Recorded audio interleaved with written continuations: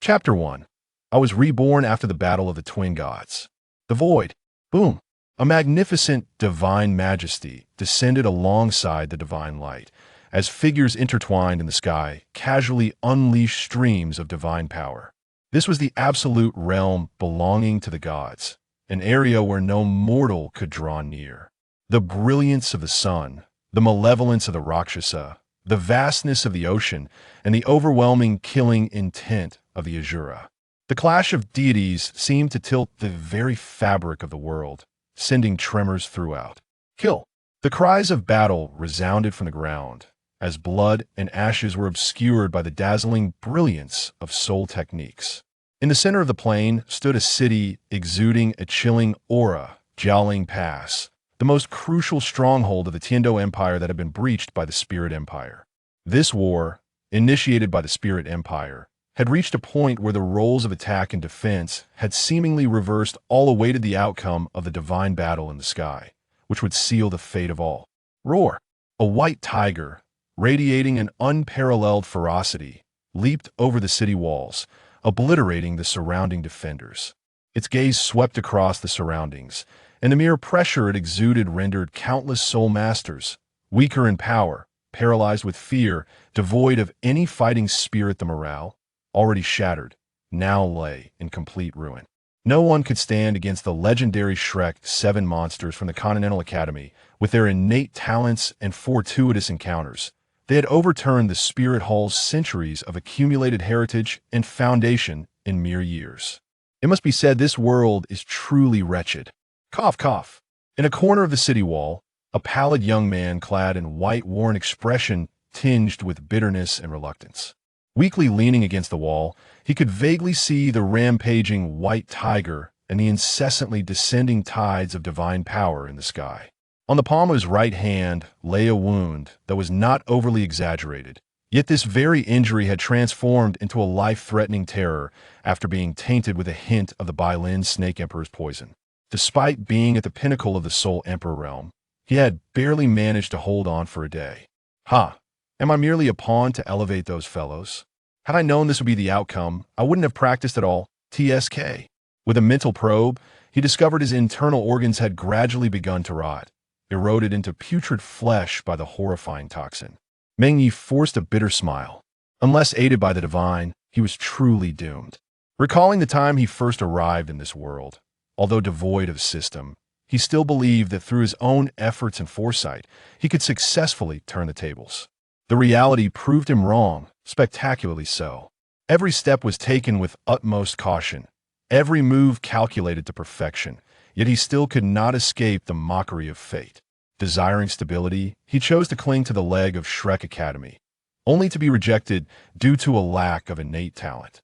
Enrolling in an ordinary academy, he found himself unable to acquire even a century-old first soul ring. Joining the Spirit Hall brought slight improvement through accumulation and effort. He finally gained recognition, but merely as a supporting character for the 3 Golden Generation members. After a tumultuous journey, friends had departed one by one, and the beloved he once cherished was now lost to silence. And now, he was on the brink of death. Very well, let this be but a dream. I just wonder if I can awaken again. The sensations of weakness and despair led Meng Ye to close his eyes, no longer wishing to witness this world. Thud, thud. Yet, despite his will having accepted the arrangement of fate, the instinct of life compelled his body to summon the soul power within. His heart beat twice, seemingly pitying this decaying corpse, and the stagnant soul power, under this surge of force, quietly broke through. However, it changed nothing. Even a soul saint could not withstand the Bailin Snake Emperor's toxin, and Meng Ye did not open his eyes. No, he could no longer open his eyes. In this fleeting moment, as he fully relinquished his resistance, spots of toxin corruption appeared on his skin, and his long hair gradually turned gray. Ding! Congratulations to the host for breaking through to Soul Saint. System activation successful. Ah, how could the illusion of death be this? His parched lips moved a few times, but alongside the onset of the Bailin snake's poison, his body now resembled that of a desiccated corpse, unable to produce a coherent syllable. Ultimately, however, He emitted 3 faint murmurs, roughly conveying the sentiment of CNM. The protagonist perishes. Detecting that the host soul had not yet perished, the system would reconstruct the host's body 2100. Reconstruction complete. Detecting a timeline error, beginning timeline correction. The void. In the sky. It seemed as if a flamboyantly styled, perverse shout echoed, causing all things in the world to fall into stillness. The sky, the land, the ocean, the space, and time. The entire universe plunged into silence at that moment, with only a corpse, shrouded by an invisible law, lingering on the river of time. Then, this corpse began to swim upstream against the current of time. Everything around began to reverse. The shattered earth, the surging waves, the blinding divine light. All things began to revert before this immense power. No life could shake the force of time. Not even the gods. In the year 2637 of the Douluo calendar, on the eastern coast of the Tiando Empire, within the territory of the Salical Duchy, as a duchy with a high degree of autonomy, even possessing its own independent laws, it nominally still belonged to the Tiando Empire, yet in reality, it could be considered semi-independent. Only a name remained. In the capital of Salical stood a spirit hall, the official institution of the Soul Master community, with branches established in major cities. Depending on their hierarchy, these halls could also be seen as a reflection of a city's prosperity. Another symbol was the Grand Soul Arena. Buzz, they've awakened. My goodness, what kind of martial soul is this? Hey, little brother, wait up. Don't leave. We haven't tested your soul power, yet the spirit hall needs talents like you. A tiny figure dashed out of the spirit hall, then fled towards the city outskirts without looking back. His mind was in chaos. He had only just grasped his current predicament, but Meng Ye did not wish to dwell on it any longer. He had truly returned to this day. Ha ha ha ha ha. Allowing the wild winds to whip his coarse cloth garments, the rebellious light in his eyes reignited. Filled with boundless fighting spirit and hope, he rediscovered the feeling he once had. Having shed the decaying body, Meng Ye now felt an unprecedented sense of ease and exhilaration. He ran freely across a grassy field, unrestrained, basking in the sunlight and the gentle breeze, releasing the pent-up frustrations and grievances within. Finally, he lay contentedly on the grass, a passing rabbit darting by. "Ah, how refreshing!" he exclaimed, expelling the last remnants of stale air from his lungs. "Host, please remain calm. This system may be invincible, but you are Nota, at least not yet." "Invincible? Then pray tell, why did you only just appear now?" His youthful face bore a hint of unwarranted weariness and tranquility. He had lived 2 lives. In his first life, he passed away quietly, devoid of any waves. Nothing worth mentioning, it was the life of an ordinary person. In his second life, he was fortunate, although not grandiose. He found meaning in life and sacrificed everything for Idioth, talent, even life itself. There were some regrets, but none he could not accept. The system refused to answer this question. Clearly, the system was not omnipotent, and Meng Ye did not expect it to be all-knowing. Yet he was grateful for the chance to be reborn. At the very least, it was not too late. Chapter 2. The system has failed. Currently, some functionalities of the system remain unlocked. The reconstruction of the host's body and talents, as well as the resetting of the timeline, requires significant energy and necessitates a state of dormancy. Speak plainly. Meng Ye lay on the grass, reluctant to rise. The long-standing fatigue and repression made him feel as though, despite having only lived around 20 years in his 2 lifetimes, his mentality had already surpassed 50. Both his psyche and soul age were influenced by his physical age. In simple terms, his physical condition from his last life likely surpassed 50. Even if he had not perished in the battle of the twin gods, he probably would not have lived beyond 50. The system could assist the host only to this extent. The future path depended on your own prowess. Good luck. Meng Ye fell silent for a moment, ultimately asking, "You truly are a system, shouldn't you be all-powerful?" "Host, do you have any idea how much energy it takes to reverse time and causality?" He shook his head in confusion. "Probably, it should be a lot, right? If converted into energy, it would require the equivalent of 50 divine kings sacrificed, or 10 primordial gods perishing at the void's end, to reverse the entire world's time and causality by a mere second. So, how long will you need to remain dormant? The system's response echoed in his mind.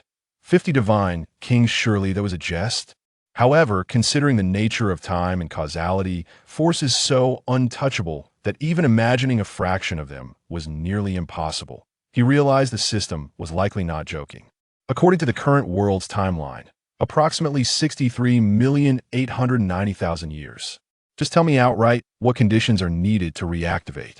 Meng Ye rubbed his temples. 60 million years. Would he even reach divinity by then? Though gods claim to be immortal, in truth, they cannot hope to exist as long as the universe itself. Sacrifice requires the host to offer a high purity of energy to the system, as the system originates from a higher dimension. It necessitates contact with the essence of this world. The host need only sacrifice a singular being of primordial essence. For instance, what exactly is a primordial being? Meng Ye felt utterly perplexed. Divine kings and creation gods would suffice. Now he understood. Yet, this only added to his headache. Perhaps it was better if he had remained uninformed. Are ordinary deities not sufficient? As soon as the words left his mouth, Meng Ye nearly choked on them. Regardless of how mediocre an ordinary deity might be, they were still deities. Though he had been reborn, the notion of slaying a god seemed exceedingly fanciful. It was futile. The system had already reshaped the host's body and talents, urging him to strive to offer a divine king as a sacrifice. The system would not let the host down. The countdown to hibernation commenced. 10, 9, 8, 7, 6, 5, 4, 3, 2, 1. As the countdown reached its conclusion, Meng Ye fixed his gaze upon the clouds in the sky, his eyes devoid of sorrow or joy. Only then did he fully digest and organize his current predicament. First, he had truly been reborn, and the system had manifested, yet everything seemed to remain largely unchanged. In his previous life, had it not been for certain circumstances, he might have genuinely validated the renowned theory of Yu Xiaojing. There are no useless martial souls. With a natural soul power of level 5, he had not entered Shrek Academy. Instead, he had climbed from the depths of the Spirit Hall through sheer determination, even surpassing the Shrek's 7 monsters at one point. However, fate did not favor him, and a sudden upheaval shattered his life. A gentle breeze swept past, and a familiar silhouette in his mind seemed to merge gradually with the clouds above. Minutes later, Meng Ye rose and returned to Salik City, lost in contemplation. He continued to murmur to himself. Dual martial souls. The talent is indeed vastly improved compared to before, and this martial soul is actually... I found it, right here. Before he could finish pondering, several figures clad in Spirit Hall uniforms approached swiftly. Most appeared to be middle-aged, with the only elder among them walking at the rear. Judging by the badge on his chest, the elder was a soul emperor. According to the standards of the Spirit Hall, only a soul emperor could preside over the main hall. Child, we have finally located you. Meng Ye recognized the elder, but the elder likely did not recognize him. He stared at the elder in confusion. Yet, those around him looked on with eager anticipation, as though they were beholding a rare treasure. They surrounded him, seemingly fearful that he might escape. Child, do not be afraid. We are from the Spirit Hall. I wish to invite you to join us and nurture you into a formidable soul master. The elder's countenance was kind, though his hair was grayed and his face lined with wrinkles. His eyes sparkled with vitality. Very well, I shall join the Spirit Hall, Meng Ye replied without hesitation, nodding in agreement. This elder had been close to him in his previous life. Perhaps he could even be considered his guide. Without the system, Meng Ye realized that the web novels he had once read were nothing more than useless scraps of paper, hardly worth the trouble. This had led him to take many detours in his previous life. It was this elder before him who had pointed him in the right direction, enabling him to become a true theoretical master, rather than a mere purveyor of Yu Xiaojing's largely fanciful theories. Regrettably, he had not been afforded the opportunity to shine before war erupted, and all came to an abrupt end. Excellent. I shall ensure that you become the most exceptional soul master. The elder, though somewhat perplexed, nodded affirmatively. The others from the spirit hall were equally astonished, having been startled by Meng Ye's previous reckless escapade. To unleash such potent soul power upon awakening one's martial soul was virtually unheard of. Although his soul power had yet to be tested, it had already drawn the attention of the elder presiding over the spirit hall, who hurriedly led the others in pursuit. "I'm called Lei Xingyang, please follow me." True to his name, Lei Xingyang was upright and incorruptible, earning him the nickname Old Thunder Monster. Most refer to him as a hall master or a senior instructor within the spirit hall, which he bore without concern. Though his long robe obscured his physique, beneath it lay the form of a muscular behemoth. Meng Ye was among the few who knew that Lei Xingyang was not merely a soul emperor, he was, in fact, a soul sage. The mobilization of so many from the spirit hall naturally attracted attention, though most merely came to observe the spectacle. Among the crowd, a fleeting figure glanced at Meng Ye with curiosity before swiftly departing. Upon entering the spirit hall, Meng Ye, guided by Lei Xingyang, arrived at his quartersa, secluded courtyard. "That vacant room shall be yours, by the way. I almost forgot to test your soul power, although that rascal son, Hao, mentioned your exceptional talent. We should still verify it." As he spoke, Lei Xingyang drew a luminous arc from his waist, producing a crystal ball for testing soul power. He extended it towards Meng Ye, saying, "Place your hand upon it, rest assured. Having brought you back, I shall honor my word." Nodding, Meng Ye placed his hand atop the crystal. He was acutely aware that the elder before him would never wish him harm. Moreover, the elder's words were not mere platitudes. Having made such a promise, he would undoubtedly strive to cultivate Meng Ye, even if his talent were mediocre. Buzz! A surge of radiant soul power erupted, quickly enveloping the surrounding space. The overwhelming waves of energy causing even Lei Xingyang's expression to shift. "What this is?" Stunned and momentarily speechless, he had never encountered such a phenomenon. Yet the astonishment in his eyes was laced with a hint of exhilaration, suggesting he was not entirely unfamiliar with the situation. Chapter 3. The First Soul Ring, Thunder Beast. Exceptional martial soul. Absolutely exceptional martial soul. Lei Xingyang confidently affirmed Meng Ye's talent, his eyes gleaming with fervor as they regarded the seemingly radiant figure before him. The essence of the martial soul was the self. This was his martial soul, and it could rightly be deemed the most potent of innate martial souls. Moreover, perhaps due to the system's reconstruction of his body, the potential of this physical form differed from that of ordinary soul masters. His innate soul power seemed to overflow. "Old Lei, what constitutes an exceptional martial soul?" Meng Ye inquired, feigning ignorance. It was reminiscent of his first encounter with Lei Xingyang, when he had approached with a sense of arrogance and disdain toward this world. Though he posed the question, a hint of mockery tinged his tone. This time, however, he was already aware of the answer, yet he approached the inquiry with sincere earnestness. "A top-tier martial soul, allow me to explain. In the realm of soul masters, martial souls are generally classified into 3 tiers, further divided into tool martial souls and beast martial souls. Tool martial souls manifest in the form of objects, while beast martial souls are embodied through the spirit of beasts. Understanding these distinctions is sufficient for now." Evidently, Lei Xingyang possessed considerable knowledge of martial souls and held unique insights. In Meng Ye's view, Lei Xingyang may not have been particularly renowned, yet his depth of understanding regarding martial souls was unparalleled.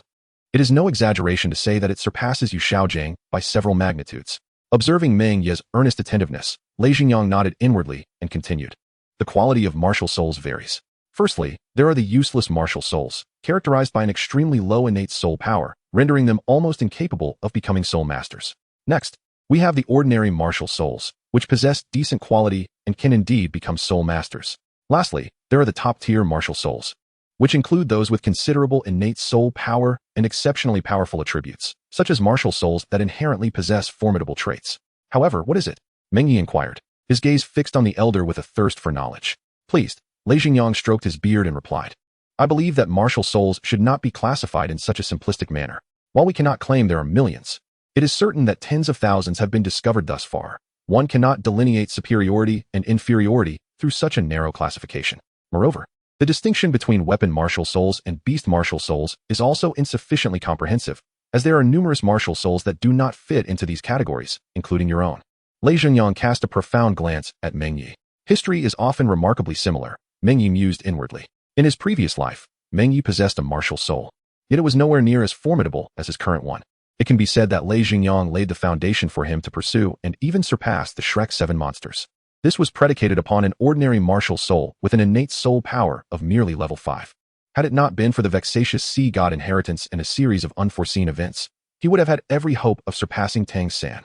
At that time, Lei Zhengyang immediately recognized his martial soul and generously shared his research and insights with him. Despite the decades that separated them, they became both mentor and friend. For a considerable period, Lei Zhengyang served as Meng Ye's guiding light. Your martial soul is quite unique. It does not fall under the categories of weapon or beast martial souls. I prefer to categorize talent into two distinct parts, Lei Zhengyang said, stroking his beard, his eyes sparkling with wisdom. Martial souls and soul masters. The essence of the lifelong research he devoted himself to was conveyed to Meng Ye in an exceptionally clear and straightforward manner, just as it had been before. Lei Zhengyang was neither a powerful soul master nor a theoretical master in the traditional sense. At least, he was not merely a dreamer of theory. He dedicated his life to practically proving his hypotheses. The potency of a martial soul is but one aspect, in my view.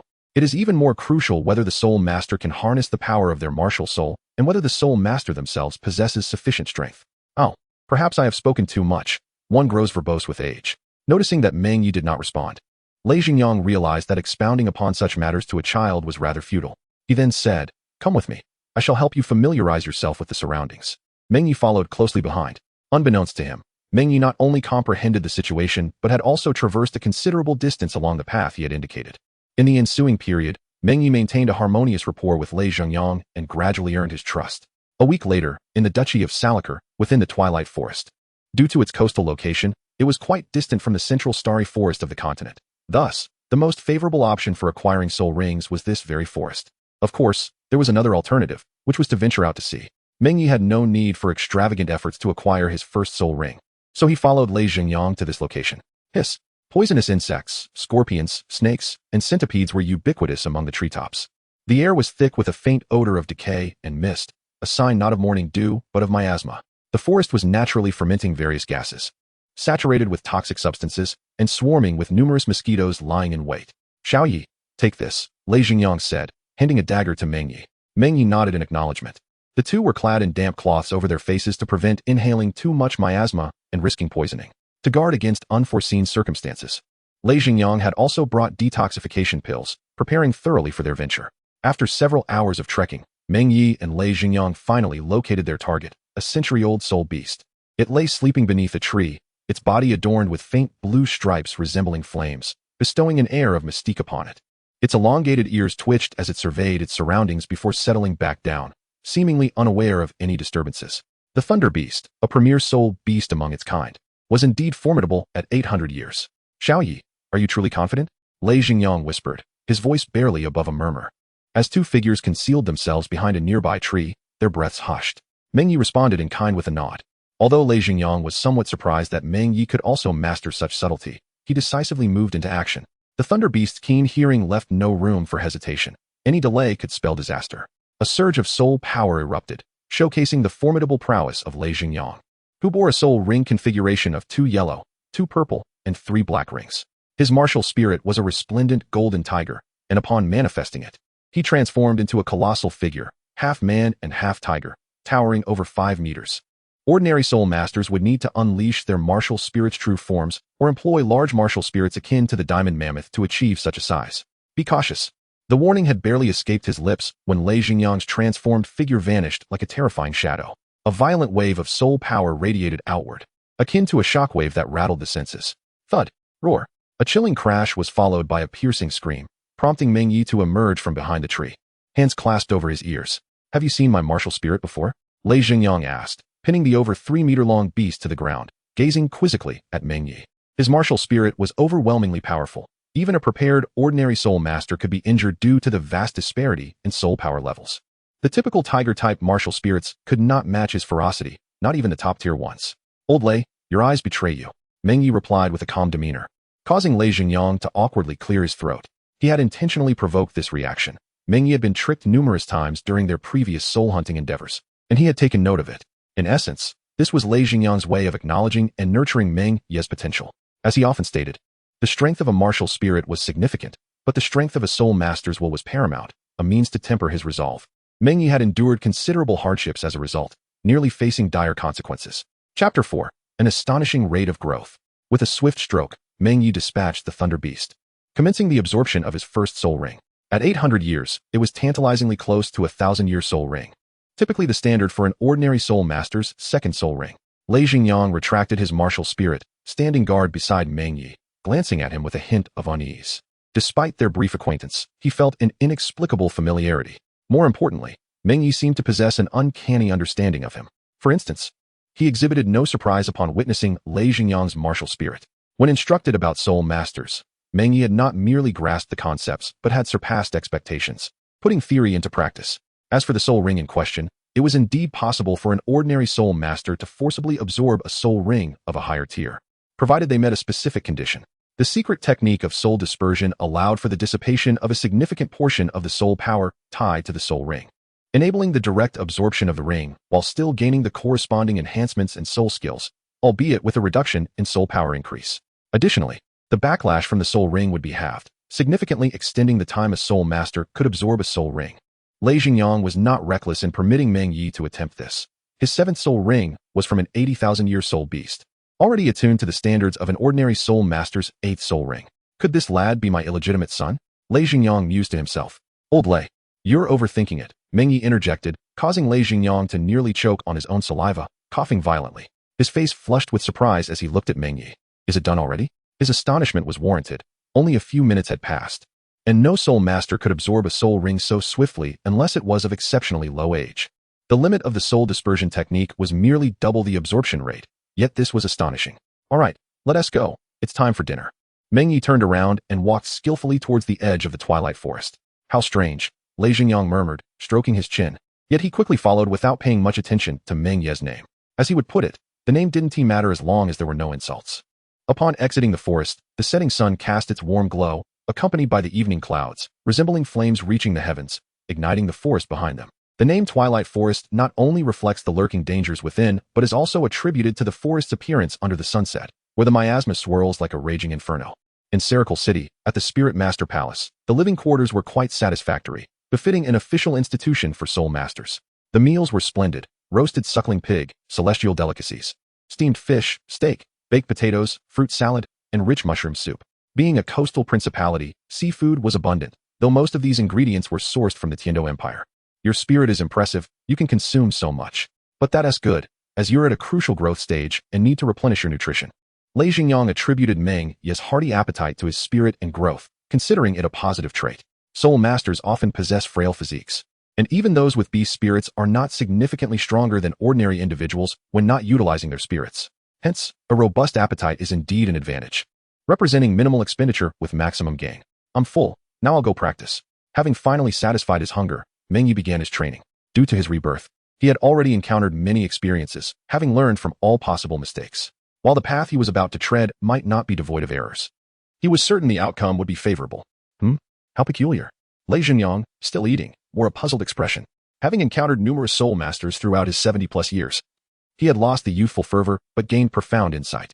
Soul masters are human too. Regardless of their innate talent, the playful nature of children is innate, driven by an insatiable curiosity about the world that cannot be easily restrained. Rarely do newly awakened soul masters manage to suppress this instinct, and doing so may lead to character flaws such as indifference or introversion. After meditating for a significant duration, Meng Ye opened his eyes, a distinct spark of electricity flickering within them. The Thunder Beast, a top-tier spirit beast, possessed formidable lightning attributes, ranking among the finest of its kind. Aside from its extraordinary attributes, there are few stronger spirit beasts or spirits, comparable to the blue electric Tyrannosaurus. Gazing at the toys scattered across the table, Meng Ye blinked. The outside world had darkened, indicating that night had fallen, and he realized he had been meditating for quite some time. What is this? He wondered, scratching his head. Although Meng Ye is but a child, he exhibits little interest in toys. It is true that one's physical age can significantly influence psychological age. However, having lived 2 lives, he possesses the ability to transcend such instincts. The following day, Meng Ye discarded the pile of toys into a corner and was taken by Lei Xingyang to Seracle Academy. From today onward, You shall commence your studies here. When you reach the age of 12, I shall send you to the Spirit City, Lei Jingyang said, patting Meng Ye's back and gently nudging him towards the academy's entrance. As an institution established by the principality, this primary academy is, of course, incomparable to the Royal Academy of Tiandou. In fact, there exists no basis for comparison at all. Meng Ye nodded slightly and stepped inside, not expecting this place to grant him any form of graduation certificate. In his previous 2 lives, he had never taken his studies seriously. He skipped past the Junior Soul Master Academy entirely, and the Advanced Soul Master Academy was merely the Wuhuan Temple Academy, where he spent most of his time idling away. Fortunately, this world did not demand profound knowledge. That was merely a hobby. What truly mattered was the cultivation of soul power. As long as one possessed sufficient soul power, even a fool could command respect as a formidable fool. Why is this child not crying or making a fuss? Lei Jingyang pondered, resting his chin on his hand, and murmured to himself while observing Meng Ye's retreating figure, I wonder if he likes the toys I gifted him. Suddenly, Meng Ye, who had walked several dozen meters away, came to a halt. If you like them, don't send any more. His voice carried back to Lei Jingyang, deepening the latter's confusion. In his view, regardless of how mature one appeared, a child remained a child, and it was unreasonable to overcome one's nature. Meng Ye found himself in a predicament, as Lei Jingyang had once treated him with utmost familiarity in his previous life. However, when he encountered difficulties, he was unjustly implicated and imprisoned. The subsequent events remained a mystery to him. In the days that followed, Meng Ye made a point to appear at the academy, occasionally tormenting the younger students, before discreetly slipping away to seek out a place for cultivation. Upon returning to the spirit hall at night, aside from mealtimes, he devoted nearly all his hours to rigorous training. Under the relentless grind of day and night, time gradually passed. In the first year, Meng Ye successfully broke through to the rank of Great Soul Master, yet he did not acquire a soul ring. The second year unfolded in a similar manner. It was not until the third year that, after obtaining his second soul ring, he astonishingly ascended to the 28th level of soul power. His rate of growth was nothing short of extraordinary, leaving Lei Jingyang scratching his head in bewilderment, even losing a few strands of hair in the process. Unlike most soul masters who relied solely on cultivation levels to ascertain talent, he possessed his own insights. He even speculated that Meng Ye's situation might be a result of his potential being excessively stimulated, prompting him to seek out numerous rare treasures to bolster his progress. Meng Ye, however, remained utterly unconcerned, dedicating himself to his cultivation with remarkable speed of progress. Chapter 5. Academy Exchange in the Duchy of Serical. There exists a Junior Soul Master Academy. The institution boasts a commendable size, primarily due to its students being predominantly scions of nearby nobility or soul master families. It enjoys a relatively esteemed reputation within the neighboring provinces. The principal has initiated contact with several surrounding academies for the purpose of academic exchange, which essentially serves to facilitate connections among the higher echelons of the academy. Although this academy's background does not possess the imperial stature of the Tiandou Royal Academy, the Duke nonetheless holds it in considerable regard. Meng Ye, have you heard? It seems that disciples from other academies will be visiting soon. Within a classroom, Meng Ye, who seldom made an appearance, was approached by a chubby boy. The other students either avoided him or gazed at him with admiration. Yes, I have heard, Meng Ye replied, nodding. The chubby boy, known as Wang Shuo, was no ordinary individual. He bore a trace of royal blood, albeit from a collateral line, thus receiving little attention. Nevertheless, he wielded considerable influence within the academy as long as his antics did not reach the ears of the Duke. On the very first day of Meng Ye's arrival, he encountered the boy and promptly taught him a lesson, which rendered the lad more compliant. Most of these spirited youngsters, destined to become soul masters, exhibit a precocious maturity, thus refrain from lodging complaints. A mere beating is trivial. However, seeking retribution after a loss would be far too embarrassing. This clever boy, possessing a semblance of principle, recognized his inability to retaliate and instead chose to follow Meng Ye.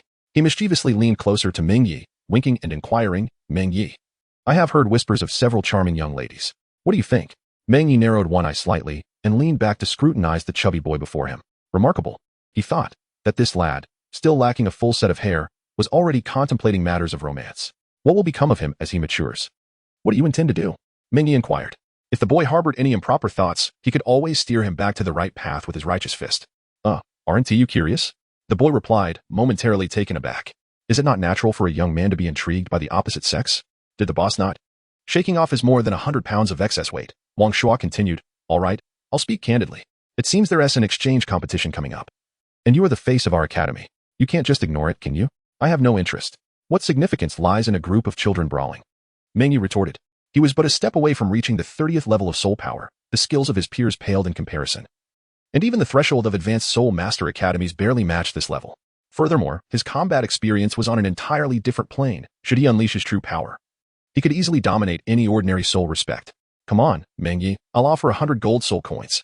Just consider it a favor. Wang Shuo pleaded with a look of desperation.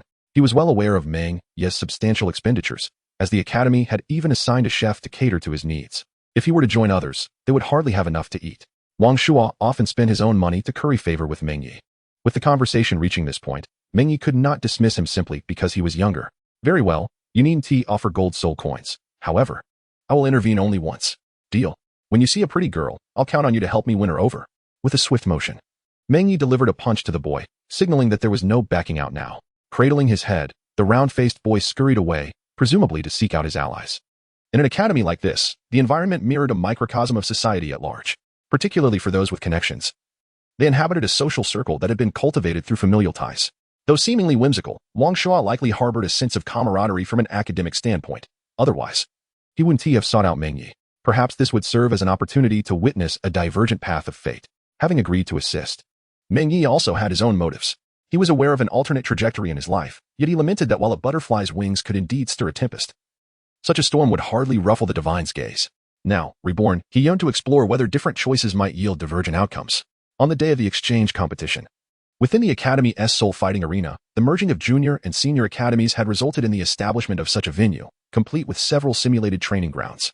What brings you here? Meng Ye approached the audience section, eyeing the elderly man before him. I heard tales of this academy hosting an exchange competition. Since you were participating, I thought I would come to observe. What of it? Lei Xingyang, clad in simple cloth attire and not donning the soul master robe of the spirit hall, remained unrecognized by the onlookers. Within the Salakar Principality, he was indeed among the few formidable figures, and with his status as the head of the spirit hall, even the duke dared not underestimate him. Merely an exchange competition. Nothing more. Meng Ye was at a loss for words. He certainly couldn't admit to feeling embarrassed. It was akin to the nervousness one experienced during parent-teacher conferences or school sports events, when the awareness of one's parents watching instilled a certain tension. Meng Ye was not truly shy. Rather, he felt a subtle tension in the air. No worries, just exercise discretion and avoid making a scene, Lei Zhongyang reassured him, mistakenly assuming Meng Ye was concerned about the potential repercussions for others. Just take a look at your own worth. What audacity. A middle-aged man seated nearby interjected with a scornful remark. The two turned their attention towards him, but Meng Ye merely cast a fleeting glance before dismissing him. He was merely a soul king. Not wishing to continue this pointless banter with Lei Xingyang, he turned and departed. The Fire Academy? It seems I must have a chat with that fellow, Huawuji, he pondered. Lei Xingyang observed the stranger, seemingly recognizing his identity. The man was taken aback, not expecting that the other would know his academy's dean, and cautiously inquired, May I ask who you are? In the realm of soul masters, there exists an unwritten rule. Never provoke a soul master whose power exceeds your own, for there are no explicit laws prohibiting murder. The decision to engage in combat lies solely with the strong and their often tenuous moral compass. Lei Zhongyang. Empty. A faint aura of soul power accompanied by a terrifying mental pressure enveloped the space, instantly leaving the man immobilized and dazed. Lei Zhongyang was a pure beast martial soul. A formidable soul sage, whose soul power had yet to reach its pinnacle, but his strength was undeniably at the apex of soul sages. Meng Ye turned his gaze towards the audience, and aside from the dean, who possessed a soul power comparable to Lei Xingyang, it seemed he was the only one who sensed the overwhelming pressure of that soul energy. Is it nearly complete? That secret technique in this era. Methods to develop spiritual power remain unexplored, rendering spiritual-type martial souls exceptionally challenging, even formidable. A prime example is the remnant dream martial soul. A mere soul saint yet possessing a reputation that even titled Douluos dare not provoke. In truth, it merely preys on those unacquainted with spiritual attacks due to their lack of training in spiritual power. However, Lei Xingyang was an exception. His spiritual power was formidable. Meng Ye, boss, you finally made it. I've been anxious. In the waiting area, Wang Shuo rushed over excitedly upon spotting Meng Ye. If you're in a hurry, turn right as you exit, Meng Ye replied, pushing him aside and gesturing behind him. No, boss. We've already lost 2 rounds. If we lose again, it would be utterly humiliating, Wang Shuo exclaimed, clinging to Meng Ye's arm and pulling him toward the arena. We cannot afford another loss. All our hopes rest on you. Boss. In the battle, the opponent undoubtedly faced defeat. The opposing team comprised mostly soul masters, with only one grand soul master, who had merely graduated from a primary soul master academy and was a few years older than Meng Ye. The final match, a straightforward victory, brought Meng Ye to contemplate whether such a trivial choice would alter the larger trajectory when an unexpected turn of events occurred. As Meng Ye and his companions exited the academy after the exchange competition, they were confronted. Is it you who bullies my younger classmates? A tall, red-haired girl blocked their path, prompting those around to step aside. The 2 soul rings adorning her signified that she had surpassed level 25 in soul power, indicating a formidable presence. Meng Ye swiftly discerned her precise cultivation level at level 28, her age approximately 14, and her martial soul of the fire attribute. While ordinary soul masters would require repeated tests or even bone assessments to determine such information, Meng Ye arrived at this conclusion within mere seconds, without any external aids. Chapter 6. The Dual Boss. She is from the Blaze Academy, reputedly a prestigious institution. Look at me. Wang Shuo recognized the identity of his opponent. Just as Meng Ye was lost in thought, he strode forward. With a finger raised and chest puffed out, he adopted an imposing stance and declared, "Indeed. I am your boss, Meng Ye. What will you do about it?" Suddenly, before he could finish, he felt a grip seize the back of his neck. The searing heat and the acrid scent of singed hair nearly causing him to lose control. A deep crimson flame phantom flashed before his eyes with such speed that he could barely discern its form, yet it exuded an unmistakable aura of danger. "Goodness, you nearly scared me to death." Wang Shuo gasped, clutching his chest, beads of cold sweat trickling down as he stared at the defiant girl across from him. He had only intended to provoke her casually, but her immediate retaliation felt excessively fierce. Even when he typically bullied others, it was merely a display of strength. He never dared to strike with true intent. He was acutely aware of his own limitations. Provoking someone beyond his means could lead to dire consequences. His noble status meant little in the presence of high-ranking soul masters. Even emperors of the two great empires showed deference to titled Douluos. She is indeed formidable. The defiant girl raised a finger, summoning a deep crimson fire shadow behind her, accompanied by 2 yellow soul rings. She looked at Meng Ye and said, "If you can defeat me, we shall consider this matter settled. Otherwise, kneel and bow your head, and I shall let you go." Was this request a tad excessive? Meng Ye sighed inwardly. It seemed she was a young bull unafraid of tigers. This was merely a lack of proper upbringing. It was evident she had never been disciplined. Arrogance was acceptable, but such unbridled hubris posed a significant problem. While she might currently sail smoothly, future setbacks could spell her downfall. The world is never short of geniuses. What it lacks is geniuses who harbor a reverent respect for the world. Enough of this nonsense. Release your martial soul. As the girl spoke, she waved her hand again, unleashing a soul skill, a ring of fiery red flames that expanded outward. Clearly, this was a control-type soul skill. Typically, strong offensive skills would not disperse in such a manner, rendering them ineffective. Just as the flames were about to engulf them, Meng Ye pushed Wang Shuo aside and advanced instead of retreating. He slightly clenched his fist, and a barely perceptible white airstream coalesced around his right hand, which he then drove into the fiery ring. Boom! The sky exploded in a dazzling display of flames, akin to fireworks. Yet the temperature of these flames was far beyond that of mere pyrotechnics. Pain shot through his hand, causing Meng Ye to furrow his brow. He rarely engaged in combat. Not because he lacked the ability, but because it was unnecessary. He did not require practical combat experience. Additionally, this body was still in a rapid developmental phase. An injury could easily lead to bone misalignment, leaving hidden damage. How is this possible? The tall girl was taken aback. Her talent was indeed remarkable. Otherwise, she would not be so willful and unreasonable. Though her soul skill was of a control nature, this single move made it exceedingly difficult for soul masters of the same level to approach her, let alone withstand a direct assault. Gritting her teeth, she glared fiercely at Meng Ye and demanded, "What is your soul power level?" Meng Ye remained silent. The extent of his soul power was known only to Lei Xingyang, and he preferred to keep it that way, limiting its disclosure to a select few. "Shall we leave it at that?" he stated, standing his ground. He wished to avoid unnecessary complications, considering this matter trivial and not worth the trouble. However, to his surprise, the headstrong young woman appeared even more incensed. With a swift motion, she unleashed her first soul skill, summoning the fiery shadow behind her to charge forward at an astonishing speed. Meng Ye would naturally not allow her to strike at will. Feigning weakness was merely a tactic, not the ultimate goal, since a gentle approach proved ineffective.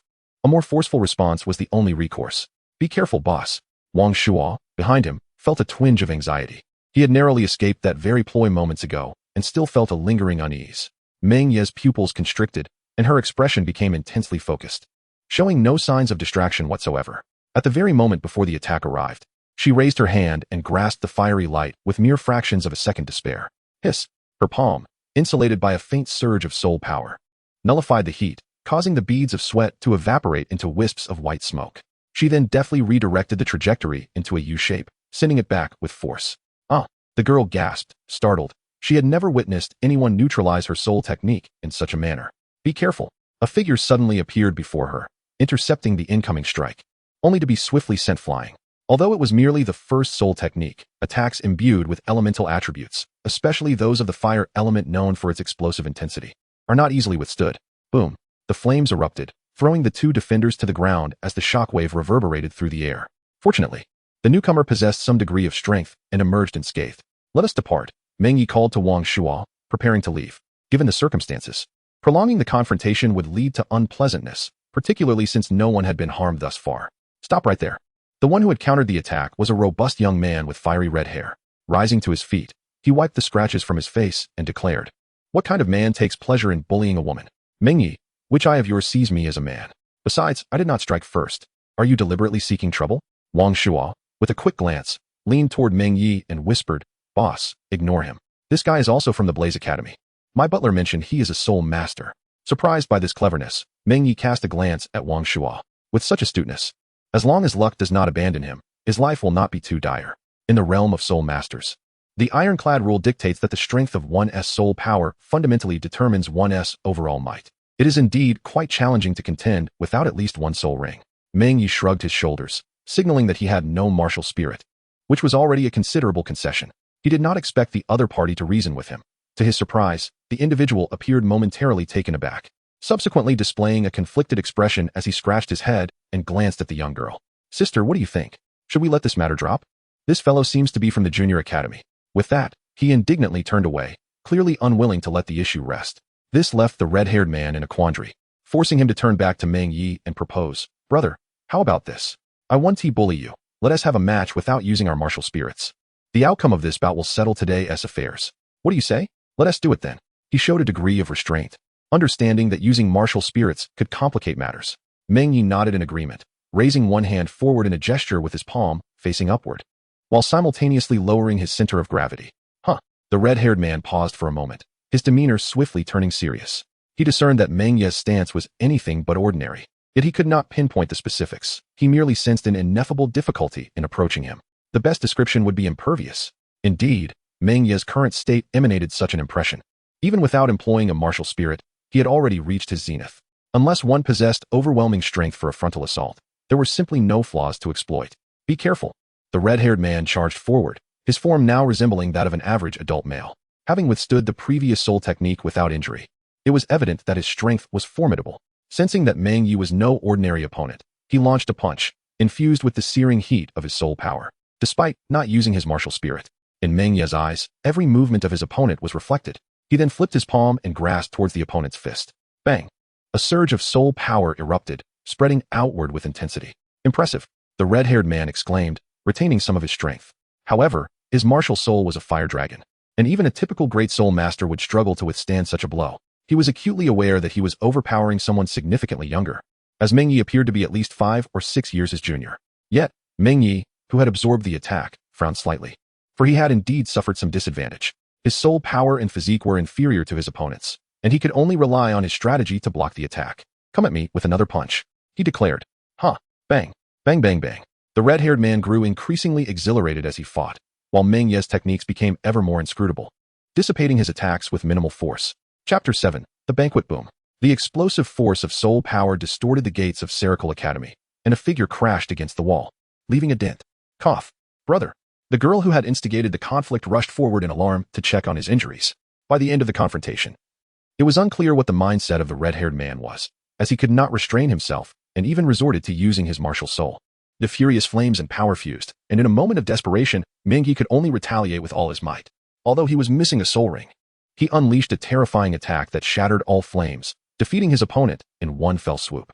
Panting slightly, Meng Ye withdrew his martial soul, having won. But his expression was anything but pleasant. His strength had been revealed, but what troubled him more was the discomfort in his right hand, at the tender age of 8. His bones had yet to fully develop. He had originally intended to navigate this period of growth quietly, avoiding conflicts. "Wow, Meng Ye boss, you were incredible. You're my idol." Wang Shuo, sensing the shift in the atmosphere, rushed over to Meng Ye with an excited expression. Pushing aside that chubby face, Meng Ye glanced at the increasing crowd and wished to depart quickly. "I'll be heading back now. Please grant me an extended leave." Boss, are you all right?" Wang Shuo finally registered the situation, looking at Meng Ye with concern. The emotions of children are the purest, regardless of their nature. "I'm fine." Shaking his head, Meng Ye turned to leave. "Wait." The defeated red-haired man, now regaining his composure with his sister's support, stood up, his eyes ablaze as he looked at Meng Ye. "I am Wu Shuang.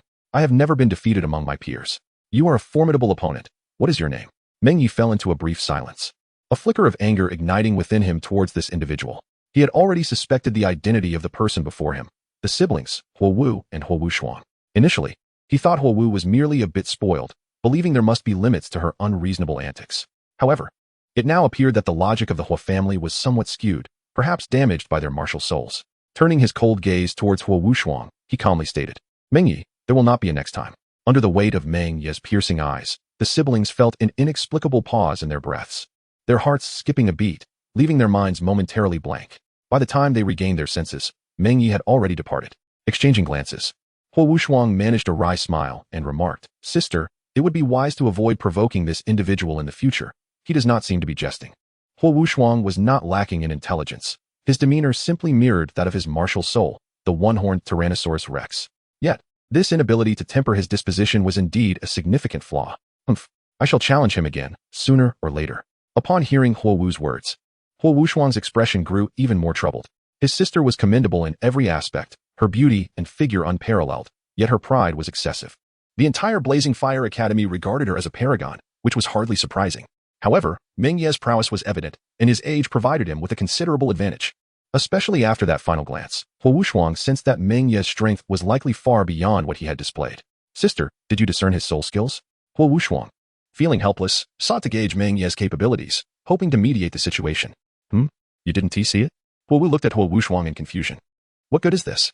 After all that, we still have no idea what his soul skills are. He revealed all his trump cards. Upon returning to the martial soul hall, Meng Ye felt the peculiar stares of others upon him, yet he dismissed them, as most regarded him as Lei Xingyang's disciple. Once back at his quarters, he found Lei Xingyang busy with some concoction over a small furnace. You're back, Lei Xingyang greeted, completely unfazed by Meng Ye's presence as a child. A nod acknowledged the greeting, and Meng Ye proceeded to his room to rest momentarily. Come over and drink this potion. It will aid your injuries. Lei Xingyang gestured towards the steaming furnace nearby.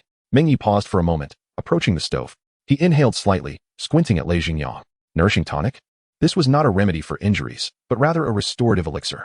Generally speaking, one should not consume tonics immediately after sustaining injuries. One should replenish what is deficient and balance what is excessive. Not every situation warrants the consumption of medicine. At times, abstaining from medication may be the wisest choice. Lei Xingyang nodded, wrapping the medicinal liquid from the stone mortar in a piece of gauze to create an ointment. This will be beneficial for you. Drink it. Indeed, it would be beneficial, but downing this potion would surely ensure a sleepless night ahead. Meng Ye said little more, directly pouring the medicine into his mouth. A warm sensation surged throughout his body, quickly dissipating and merging within. Subsequently, Lei Xingyang meticulously examined Meng Ye's right hand. Soul masters, especially those of advanced age, possess a modicum of knowledge regarding pharmacology. After all, when one's soul power stagnates, it is only natural to cultivate certain interests. He was the type to elevate a mere hobby into a vocation. Well, it won't hinder the formation of your bones. I've prepared a medicinal bath for you. After soaking, apply this ointment, and in a couple of days, you shall be fully restored. He placed the ointment on the stone table nearby. The courtyard was small, just the two of them residing there. Yet it radiated a profound sense of security. Nodding slightly, Meng Ye pursed his lips. It would be disingenuous to claim he was not moved. Lei Xingyang had always been present. Otherwise, during the scuffle at the Serical Academy's entrance, it would have undoubtedly attracted a multitude of onlookers. Not to mention, how could the senior members of the Qihua Academy possibly remain indifferent while witnessing their disciples being so ruthlessly beaten? This was not merely a matter of injury. It was a question of the Academy's prestige and face. However, it seemed that those individuals, including the senior officials of Serical Academy, had likely been deterred by Lei Xingyang. By the way, I've also prepared a celebration feast for you. Remember to join us for a meal after soaking for half an hour. Lei Xingyang gestured towards the outside. Meng Ye. The moment of emotion abruptly ceased, and it is no wonder that others regarded him with peculiar gazes. It seemed that the entirety of the Serical Spirit Hall was aware of that wretched exchange competition. Lei Xingyang had always treated him well. Yet his kindness often veered in the wrong direction or became excessive. For instance, noticing Meng Ye's relentless training, he would bring back an array of toys. Observing his fervent research into various soul beasts, he even emptied half of the Serical Duchy's library and requested a batch of books from the Spirit City.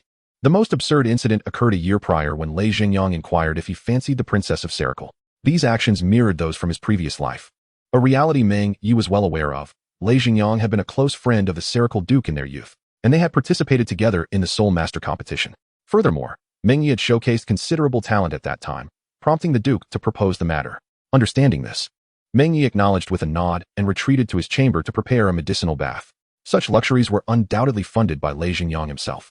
Despite his position as the Hall Master, he was not lacking in wealth, yet many precious items were rare and elusive, likely procured from the Duke. Half an hour later, as dusk descended, Meng Ye arrived at the banquet hall, which was quite expansive. Cheers! The crowd raised their glasses in celebration. To Meng Ye's surprise, Wang Shuo was also present, accompanied by numerous nobles. Boss, my father has come as well.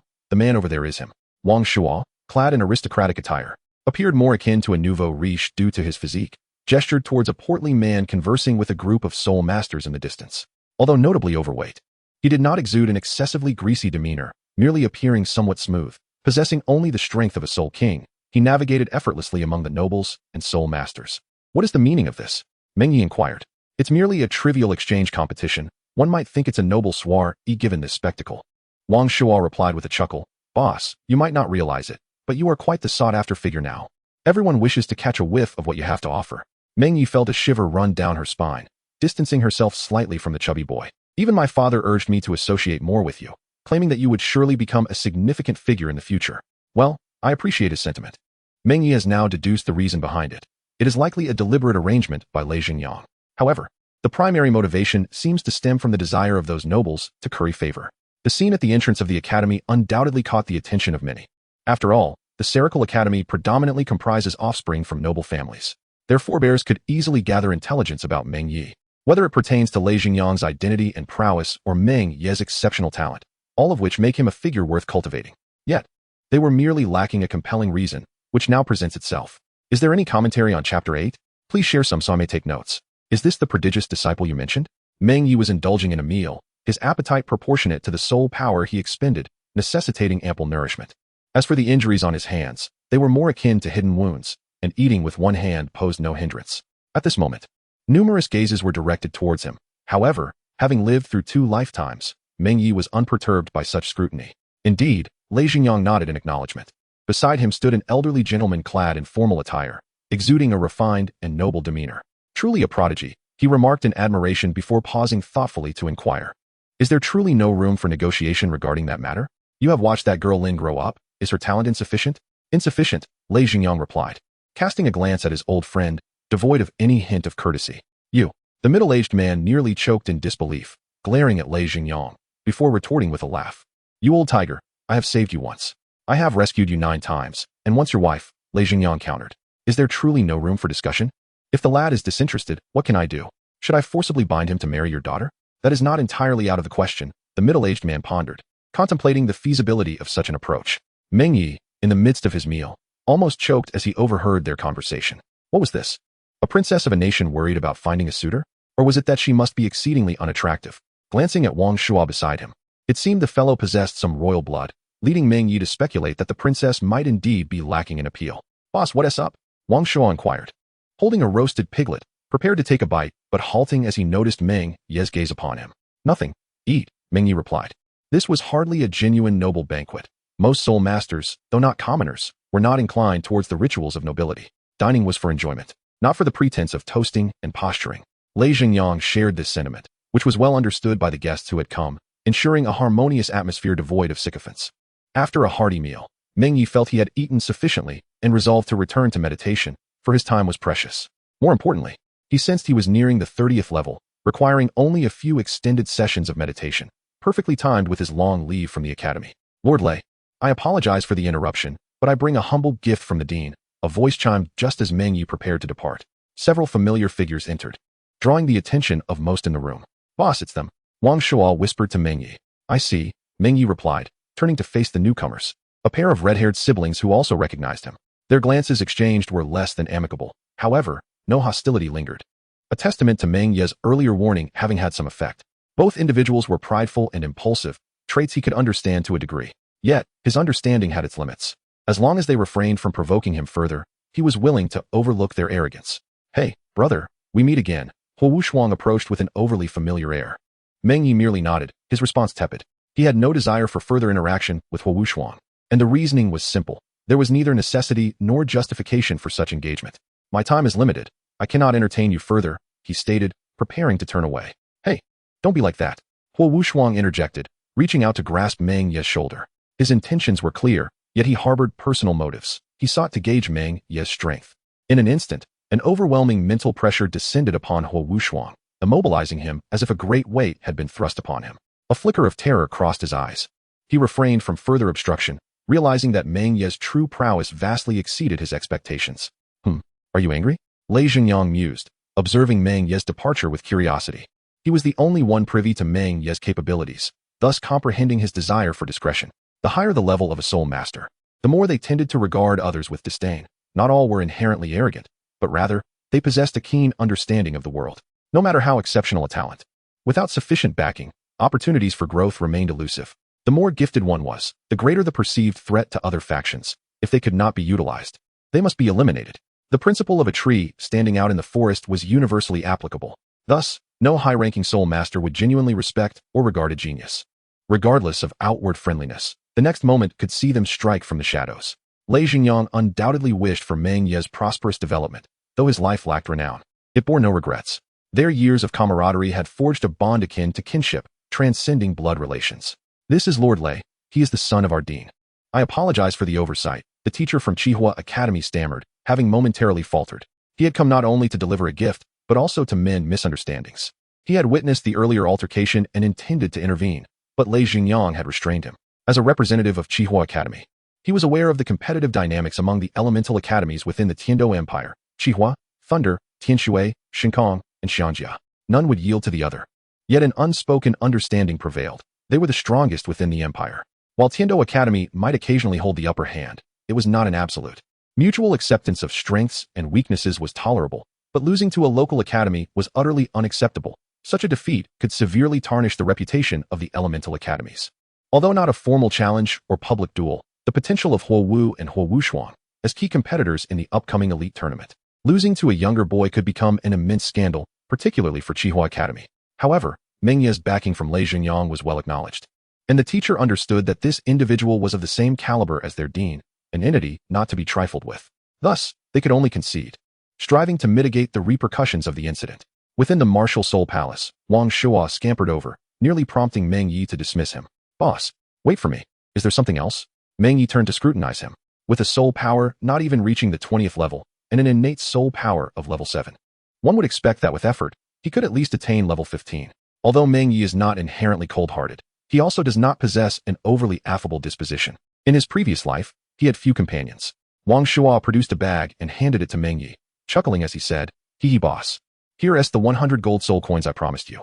Weighing the bag in his hands, Meng Ye looked at him and suddenly remarked, "You've made quite a bit. Haven to you? No, just a few hundred gold soul coins. All thanks to you, boss, hee. A few hundred gold soul coins is no insignificant amount.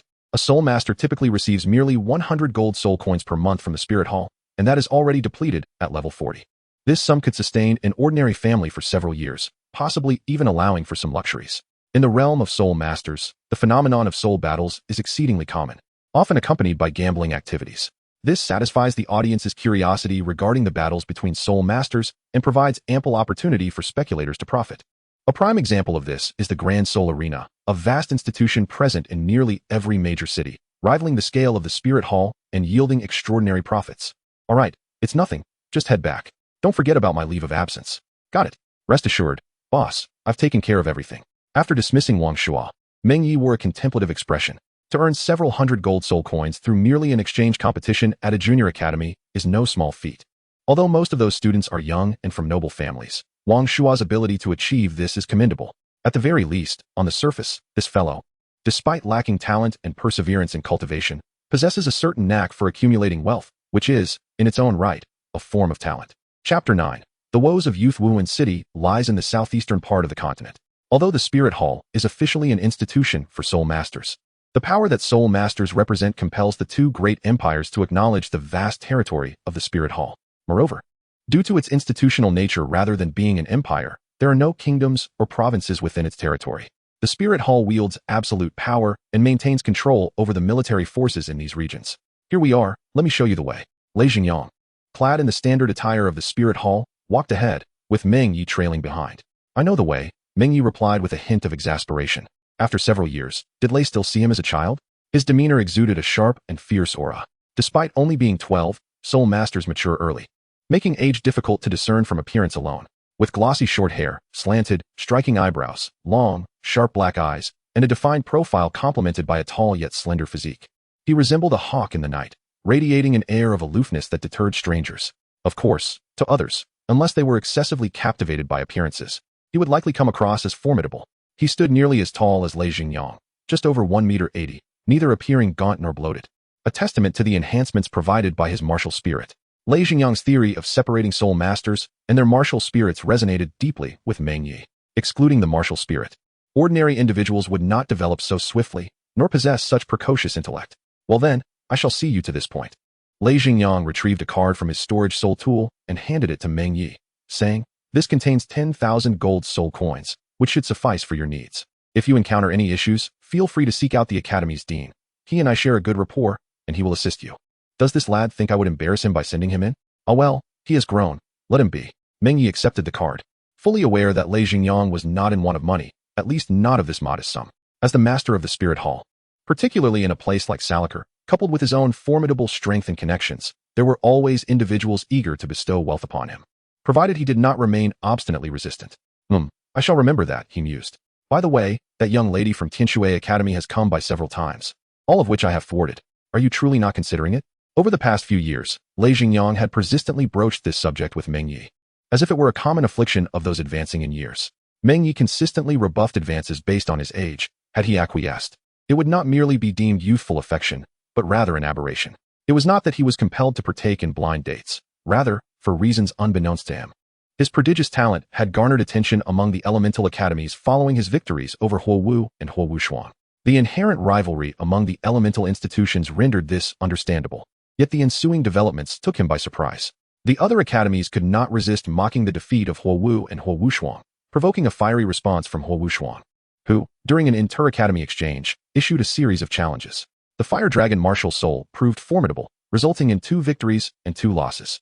The Blaze Academy possessed an elemental advantage over the Heavenly Water Academy, particularly in individual combat, where they subdued the Shui Yueter sisters. Following this, the Elephant Armor Academy faced Huowushuang, whose robust defense and strength were not enough to overcome him. The formidable Feng Xiaodian and Yu Tianxin from the Divine Wind Academy and Thunder Academy, respectively, subsequently triumphed over Huowushuang, yet they acknowledged his prowess. Thus, all 4 elemental academies became acquainted with Huowushuang, and by extension, with Meng Ye. The Elephant Armor Academy and Heavenly Water Academy, humiliated by Huowushuang's taunts, sought to indirectly demonstrate their strength by confronting Meng Ye. However, Meng Ye remained elusive, preoccupied with other matters. Eventually, exasperated by their persistence, he resorted to breaking Hui Yanli's arm as a form of reprimand. The Heavenly Water Academy's advantage lay in their martial soul fusion techniques, making individual confrontations a daunting challenge. Yet, unbeknownst to him, Shui Yuerer, an ardent admirer of beauty, frequently sought Meng Ye under the guise of sparring after her defeat. Ultimately, Meng Ye found it necessary to bar her at the door, opting to avoid the academy altogether. However, unbeknownst to him, even the headmaster of the Heavenly Water Academy was swayed by Shui Yuerer, a formidable soul Douluo. Lei Xingyang found himself at a loss, ultimately compelling Meng Ye to engage in a conversation with her. The outcome could be succinctly summarized. They were incompatible. Although it was a harsh reality, Meng Ye harbored no desire for inexplicable entanglements, preferring to endure a brief pain rather than a prolonged one. "Do not disturb my path," he declared resolutely before striding towards the gates of the martial soul city, turning back to add, "Do not claim I am here." Youth is indeed a blessing. Lei Xingyang mused, shaking his head. He genuinely wished for Meng Ye to encounter a woman with whom he could share true affection, although it was somewhat premature. Who among the young has not indulged in folly? In the realm of soul masters, apart from certain prestigious families, it is exceptionally challenging for powerful martial souls to be inherited. The fundamental reason lies in the paradox inherent in this pursuit. To cultivate to profound depths, undivided focus is paramount. Unencumbered youth ensures vigorous advancement in one's cultivation. As soul power ascends, so too does age, raising questions about the capacity to seek companionship at such a stage. Even if one finds a partner, the likelihood of a lasting union is fraught with obstacles, including experience, age, status, and affiliations. Is there a direct and audacious pursuit? Such occurrences are not unheard of.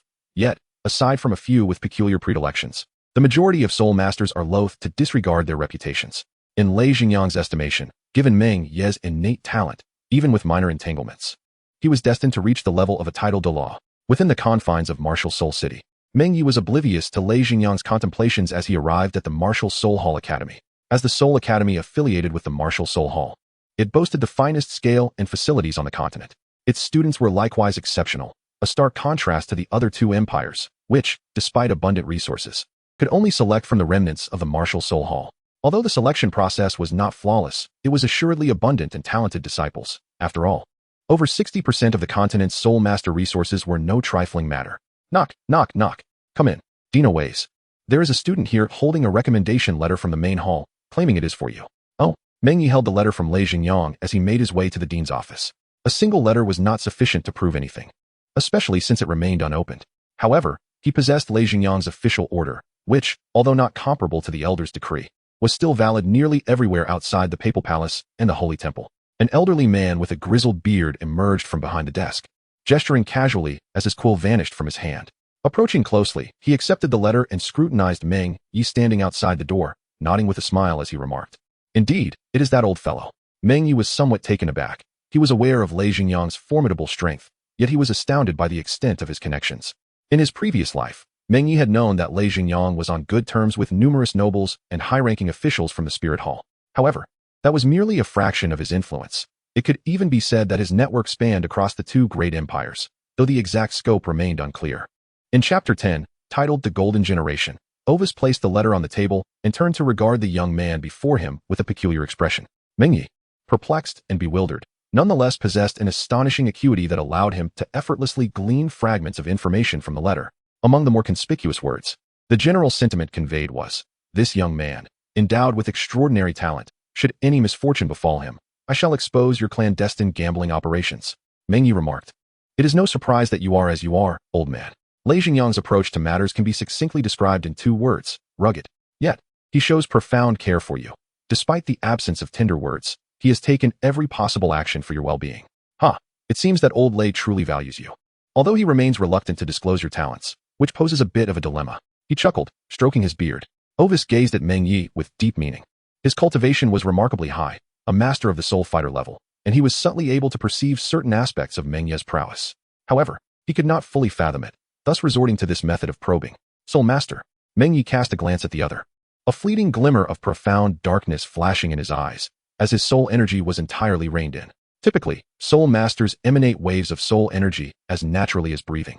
Those of greater cultivation can discern one's level of mastery through these fluctuations. However, Meng Ye possessed the remarkable ability to completely conceal or disguise this aura. Oh, Aowei's eyes brightened, revealing a hint of eagerness. Yet, he quickly regained his composure, hesitating as he remarked, although he comes highly recommended by old Lei, but Meng Ye naturally understood his intentions. The Wuhuan Temple Academy represented the Wuhuan Temple itself, and should any instance of underhanded entry come to light, even the dean would find it challenging to account for it to the Pope's Hall. 3 soul rings flashed by, and Ovis found his words stifled. A flicker of astonishment and uncertainty dancing across his features before he finally exhaled deeply. "Very well, I shall facilitate your enrollment. Shortly, someone will escort you to your dormitory." With a nod of affirmation, Meng Ye realized his objective of successful enrollment was nearly fulfilled, and now he could focus on furthering his studies here. Although there were still matters to attend to. Accompanied by a teacher to the dormitory and classroom, his gaze wandered throughout the surroundings, despite the passage of many years. His memory remained sharp, evoking a sense of familiarity with everything around him. "Here we are. Feel free to choose any seat," the teacher instructed. Nodding in acknowledgement, Meng Ye stepped into the classroom. The architectural style of the Wuhuan Temple Academy was remarkably simple, yet exuded an air of grandeur. Even a mere classroom could effortlessly accommodate over 100 individuals. Upon entering, he naturally attracted numerous glances. However, in a prestigious Soul Master Academy, particularly one as esteemed as the Wuhuan Temple Academy, there was no customary introduction process.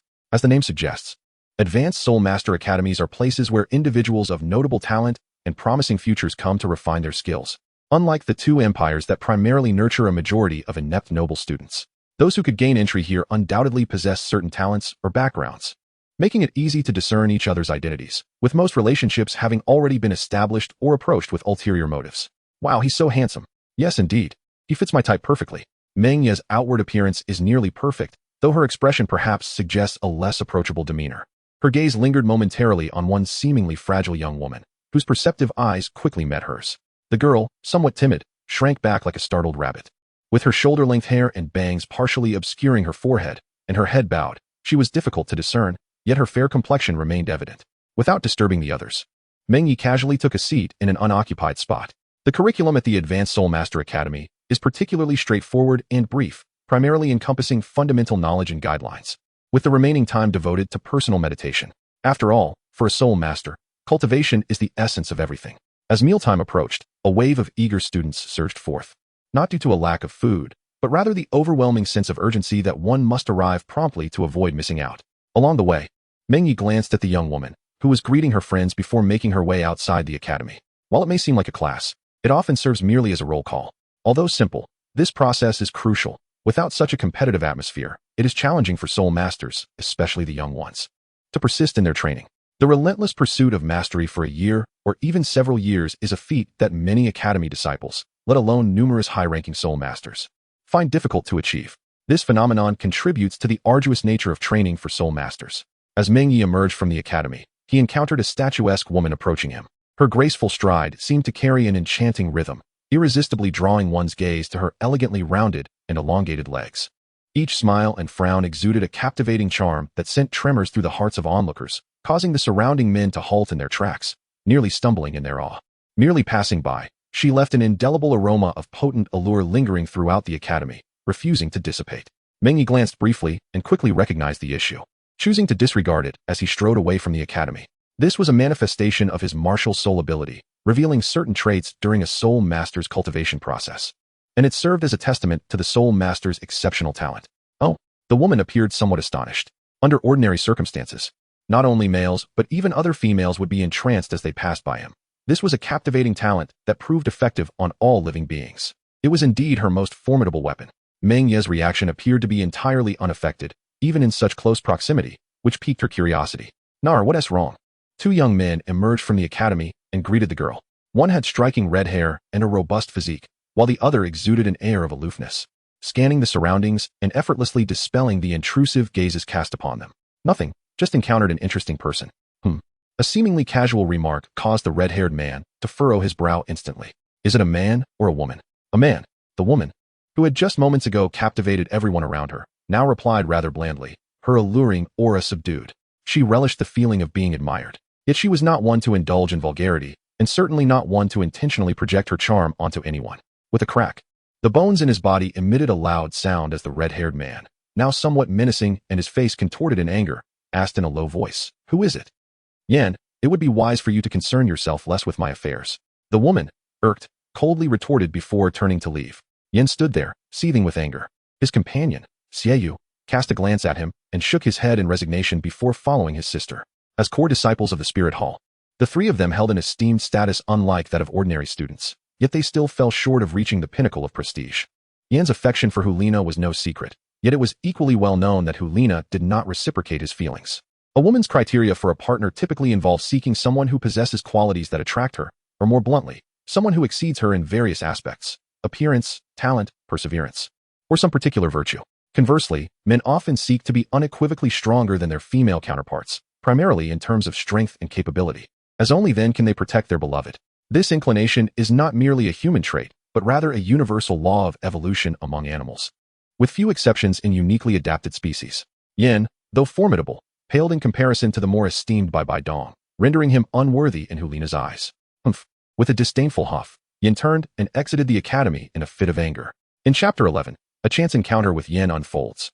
Within a tavern in Spirit City, Meng Ye sat alone, indulging in a lavish feast meant for at least 10 people, though it appeared as though he were entertaining guests. On the second floor, in a private room, the girl he had been observing was present. "You, yet again, tormenting your mother," remarked a perfectly poised woman, gracefully tapping the forehead of the girl before her. A fond expression illuminated her fair face as the girl, eyes closed, leaned in with a playful demeanor, secretly peeping at the delectable dishes laid before her. Her cute, mischievous appearance was endearing, albeit tinged with a hint of fragility. Before her were exquisite dishes, rich with aroma and enticing in color. "But the academy is too crowded. I get scared going alone," she murmured timidly, casting a pitiful glance at her mother. Much like a little kitten. "Weren't you just saying you made some good friends? Spend more time with them. It might help you change your demeanor," her mother suggested gently, ruffling her daughter's hair with a hint of exasperation. "That may be so, but I'm still frightened," she replied, her delicate fingers tapping nervously. "Fine, just eat quickly. You mustn't go hungry," the mother sighed resignedly, beginning to serve her beloved daughter. Though she operated a tavern in Spirit City, her daughter's ongoing reticence was a matter of concern. It would not do for her to remain so withdrawn. How would she ever find a suitable suitor in the future? Lost in her worries, the sight of her blissfully content daughter softened her heart. Knock, knock, knock. After a brief pause, a figure entered, a middle-aged man, impeccably dressed, yet carrying an air of grace. My precious daughter, what troubles you? Are you struggling to adjust to the academy?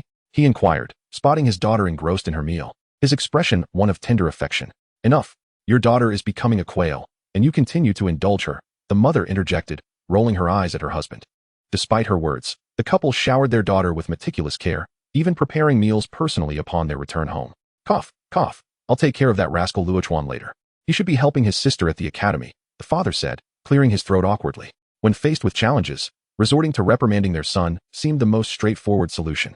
As the young girl savored the delicious food in the presence of her loving parents, she was likely to live a carefree life, unburdened by worries. For many years to come, after finishing a sumptuous meal, Meng Ye stepped out of the tavern under the watchful gaze of a terrified attendant. As he strolled along the street, a sense of relief washed over him. Indeed, the Soul Sage and Soul Emperor had concealed their true powers. It seemed my suspicions were correct. In his previous life, his beloved was none other than that girl, Luo Xian, a woman he found impossible to forget.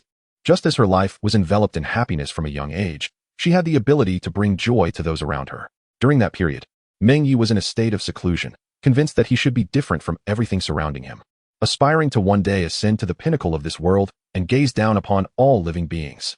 Although his talent, environment, and fortuitous encounters constrained him, he never wavered in his resolve. Yet, enduring prolonged adversity inevitably left him feeling weary and powerless. It was Luo Xian's presence that helped him weather those dark times, illuminating his life in an irreplaceable manner. However, she vanished abruptly, and it felt as though his world had collapsed. Titles such as Douluo and divine status lost all significance. He searched day and night, relentlessly seeking information at any cost, akin to a lone wolf racing through a stormy night. Even as he exhausted his last ounce of strength, he could not find that glimmer of hope. Ultimately, he faltered and fell. Yet he was not entirely empty-handed. Luo Xian's parents were his sole lead. In his past life, his talent was inferior to what it is now, allowing him only to sense that this couple was extraordinary. However, he remained oblivious to their true strength or background. Now he understood. One was a soul sage and the other a soul emperor, with one specializing in the culinary arts. They could not possibly be inconspicuous. Conservatively speaking, they were likely under 40 years of age, and even in this soul master city, they belonged to the ranks of geniuses. A pair that would incite envy among soul masters. How could they lack connections? Yet, in his previous life, Meng Ye had not reached that level. The conclusion was simple. He was too weak. The yearning for power ignited within him, for he wished to uncover the truth of those years, though he had no desire to rekindle past affections. Over the years, he gradually came to realize that while emotions may be intoxicating, they also come with risks and responsibilities. Without sufficient strength, it is best to refrain from such entanglements. Meng Ye possesses his own convictions and holds disdain for harming others to satisfy personal desires. Thus, he dedicates himself entirely to cultivation. His presence here is merely to resolve the doubts lingering in his heart. Yan, who has offended you? After leaving the academy, Yan encountered several teammates, all distinguished individuals selected to represent the Spirit Hall Academy. Although they do not enjoy the same attention from the Pope's Hall as Yan and his companions, their talents are nonetheless remarkable, earmarked as the future pillars of the Spirit Hall. In particular, a man named Su Yu, who wields the resplendent golden scepter spirit, has garnered the attention of Yan and his companions. Apart from his supportive capabilities, he possesses formidable healing powers, making him exceptionally valuable to the proud Golden Generation trio. Yan cast a sidelong glance at Su Yu, who had unwittingly touched a sensitive subject, prompting the latter to sheepishly retract his head. Yet, Yan continued. Has any man recently appeared around Nog? Impossible. Boss, don't jest. Who doesn't he know that Miss Naur is a disciple of His Holiness the Pope? Who would dare? Su Yu replied, his brow slick with cold sweat. His response was hardly astute. It risked offending all three of them, leaving him in a precarious position. However, he was left with little choice. Both Xie Yu and Hulaina looked down on him, while Yan merely regarded him as a tool, necessitating a battle spirit master as a support. It was not strictly a matter of friendship or partnership, at the very least. There needed to be a mutual exchange of benefits. For instance, at this moment, you are to keep an eye on Nar. If any suspicious individuals appear, inform me immediately, Yan commanded with a cold snort. His dissatisfaction with Su Yu was evident. He harbored feelings for Hulaina and refrained from being overly assertive precisely because she was the Pope's disciple. Though he too was a talented individual favored by the Pope, there existed a distinction. A disciple of the Pope is groomed as a successor, while he is merely trained as an elder. What elder would dare covet the Pope's favor? Such folly would be courting death. Su Yu watched Yan apprehensively. Although he wished to curry favor, offending Hulaina in the process would be counterproductive. Let them remain silent forever. Yan glared at Su Yu, his expression darkening. You cannot even handle this simple task, yet expect to receive my protection? I will do my best, Su Yu replied, feeling cornered. As for the specifics of his actions, he could only assess the situation as it unfolded. At that moment, Meng Ye approached. Yan, already in a foul mood, felt an instinctual aversion to Meng Ye upon first glance, perhaps due to jealousy. Although tall, Meng Ye lacked Yan's robust physique and somewhat ostentatious appearance, instead exuding an air of proud solitude reminiscent of an eagle. Who is he? Can ordinary students leave the academy at this hour? Yan directed his inquiry towards Suyu, pointing at Meng Ye. It seems he is a new student this year. Today is a free activity day. Typically, these disciples are required to attend classes, but there are few genuinely useful lessons offered. After all, for soul masters, cultivation is paramount. Meditation has long been taught, and secret techniques are reserved for core disciples or those from prestigious families, leaving ordinary disciples without access. Members of the Spirit Hall's representative team, however, are exceptions. They are not required to attend classes, as long as they maintain their cultivation. Chapter 12. The inexhaustible strength. Meng Ye had never encountered Yan. Yet he could discern his cultivation level at a glance, which allowed him to infer his identity. A fleeting glimmer appeared in his eyes. Through the soul force inadvertently emanating from the soul master, he could ascertain his approximate level of cultivation, with a margin of error not exceeding that of a single soul ring. This was a skill imparted to him by Lei Jingyang. Yet perceiving soul force to such a degree, and penetrating certain barriers to discern cultivation, required a different esoteric method. You come here. Yin suddenly pointed a finger at Meng Ye's direction, his demeanor arrogant and domineering. As a core disciple, he possessed privileges that surpassed those of ordinary students. However, such privileges were more honorary than practical, and his arrogance stemmed from the fundamental law among soul masters: strength reigns supreme. Casting a cursory glance at Yan, Meng Ye remained indifferent, showing no inclination to stop or approach. The street was wide, and he was certainly not obstructing Yan's path. Moreover, even if he were to block it, it would be up to Yan to yield. After all, he was merely a soul master. Stop! Yan, witnessing this, felt a surge of anger rising within him, and his formidable soul force began to manifest. With a cultivation level of 48, he possessed the dual attributes of fire and earth as a flame Lord Martial soul. Such prowess, within the realm of advanced soul master academies, truly placed him at the pinnacle of his generation. He immediately strode forward, his hand reaching back to grasp Meng Ye's shoulder. However, a bizarre scene unfolded, causing Yan to question his very existence. Despite accelerating his pace, he found himself perpetually a half-step behind Meng Ye. As he reached out to grab, his hand met only air. With another glance, he noticed Meng Ye had once again gained a half-step advantage. Confounded, Yan refused to relent and raised his hand once more to seize him. Again, he grasped nothing but emptiness. Do you dare to toy with me? One misstep might be excusable, two missteps could not be attributed to him. The pride of a genius forbade him from acknowledging his repeated failures. Even if he did, it must be transformed into something else. In a fit of rage, his soul force surged dramatically, the flickers of fire and earthy hues enveloping his entire being.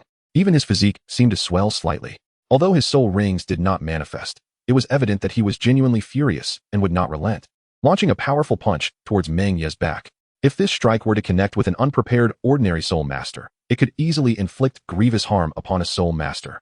Yan, Suyu and others, alarmed, hurriedly cautioned him. Striking in the streets of martial Soul City could yield severe consequences. Not even core disciples, let alone elders, could disregard the ramifications. In a sanctuary where nearly all were soul masters, if left unchecked, a riot could pose a significant threat. At this moment, Meng Ye finally came to a halt, turning to cast a profound glance at Yan. A roar, akin to that of a terrifying behemoth, reverberated through his mind like thunder, instantly draining Yan of all his soul power, leaving him frozen in place, utterly motionless. Not only that, but his eyes appeared vacant, as if he had lost his soul, only regaining awareness after a brief moment. A mental assault. Although it was merely a rudimentary form of mental attack, the disparity in spiritual power was at least 2 tiers apart. Thus, it was commendable that Yan remained standing. It would not be so easy next time. The corners of Meng Ye's mouth twitched slightly, and his voice resonated clearly in Yan's ears. He opted for a subtle warning, refraining from publicly embarrassing Yan. There was no need to slap his face or humiliate him in their first encounter. Moreover, doing so would position him squarely in opposition to Yan. Meng Ye adhered to the principle that there should be no living enemies. One should either avoid becoming an enemy or face death. Hence, unless absolutely necessary, he would refrain from using excessive force. Of course, should it come to that, he would not hold back. Having completed this, Meng Ye turned and departed, intent on his cultivation, for the advancement of a soul master is not achieved overnight, but requires years of diligent effort. Suyu and the others hastily approached Yan, who had just regained his composure. Boss, it's fortunate you held back, otherwise, things could have escalated dramatically. Yan cast a fierce glare at them, feeling both aggrieved and furious. Yet he could only nod in acknowledgement. He understood that Meng Ye had spared him some dignity, and more importantly, he realized the terrifying extent of Meng Ye's power. With this awareness, coupled with the preservation of his face, Ye no longer harbored intentions of picking a fight. The flames of his anger seemed to be doused by a bucket of cold water. Investigate his identity, he instructed, glancing at the direction Meng Ye had departed. Suyu responded with an eager assurance, rest assured, boss, I will uncover the truth. This is a trivial matter, merely a student's identity check. Wait, Yin called out to him, continuing, do not provoke him, simply gather the intelligence. He was clearly aware of Suyu and the others' tendencies. It was commonplace for them to bully ordinary folks or lower-year disciples, which the academy typically overlooked unless it was excessively egregious. However, the crux of such matters lies in discerning whom one can provoke and whom one cannot. Understood, Suyu said, though puzzled, he refrained from questioning further, hastening to resolve the matter at hand, lest Yin conjure up more troublesome issues for him. Yin stood there with a darkened expression, feeling a twinge of confusion. When had such a formidable individual appeared in the Spirit Hall city? Simultaneously, he felt a sense of urgency, while he possessed confidence. He was acutely aware of the existence of greater powers beyond his own. The path of soul master cultivation is one of progression or regression. Should one cultivate too slowly, they risk being surpassed and replaced. In the heart of Spirit Hall city, within the papal palace revered by all soul masters as a sanctum, the Pope's presence loomed.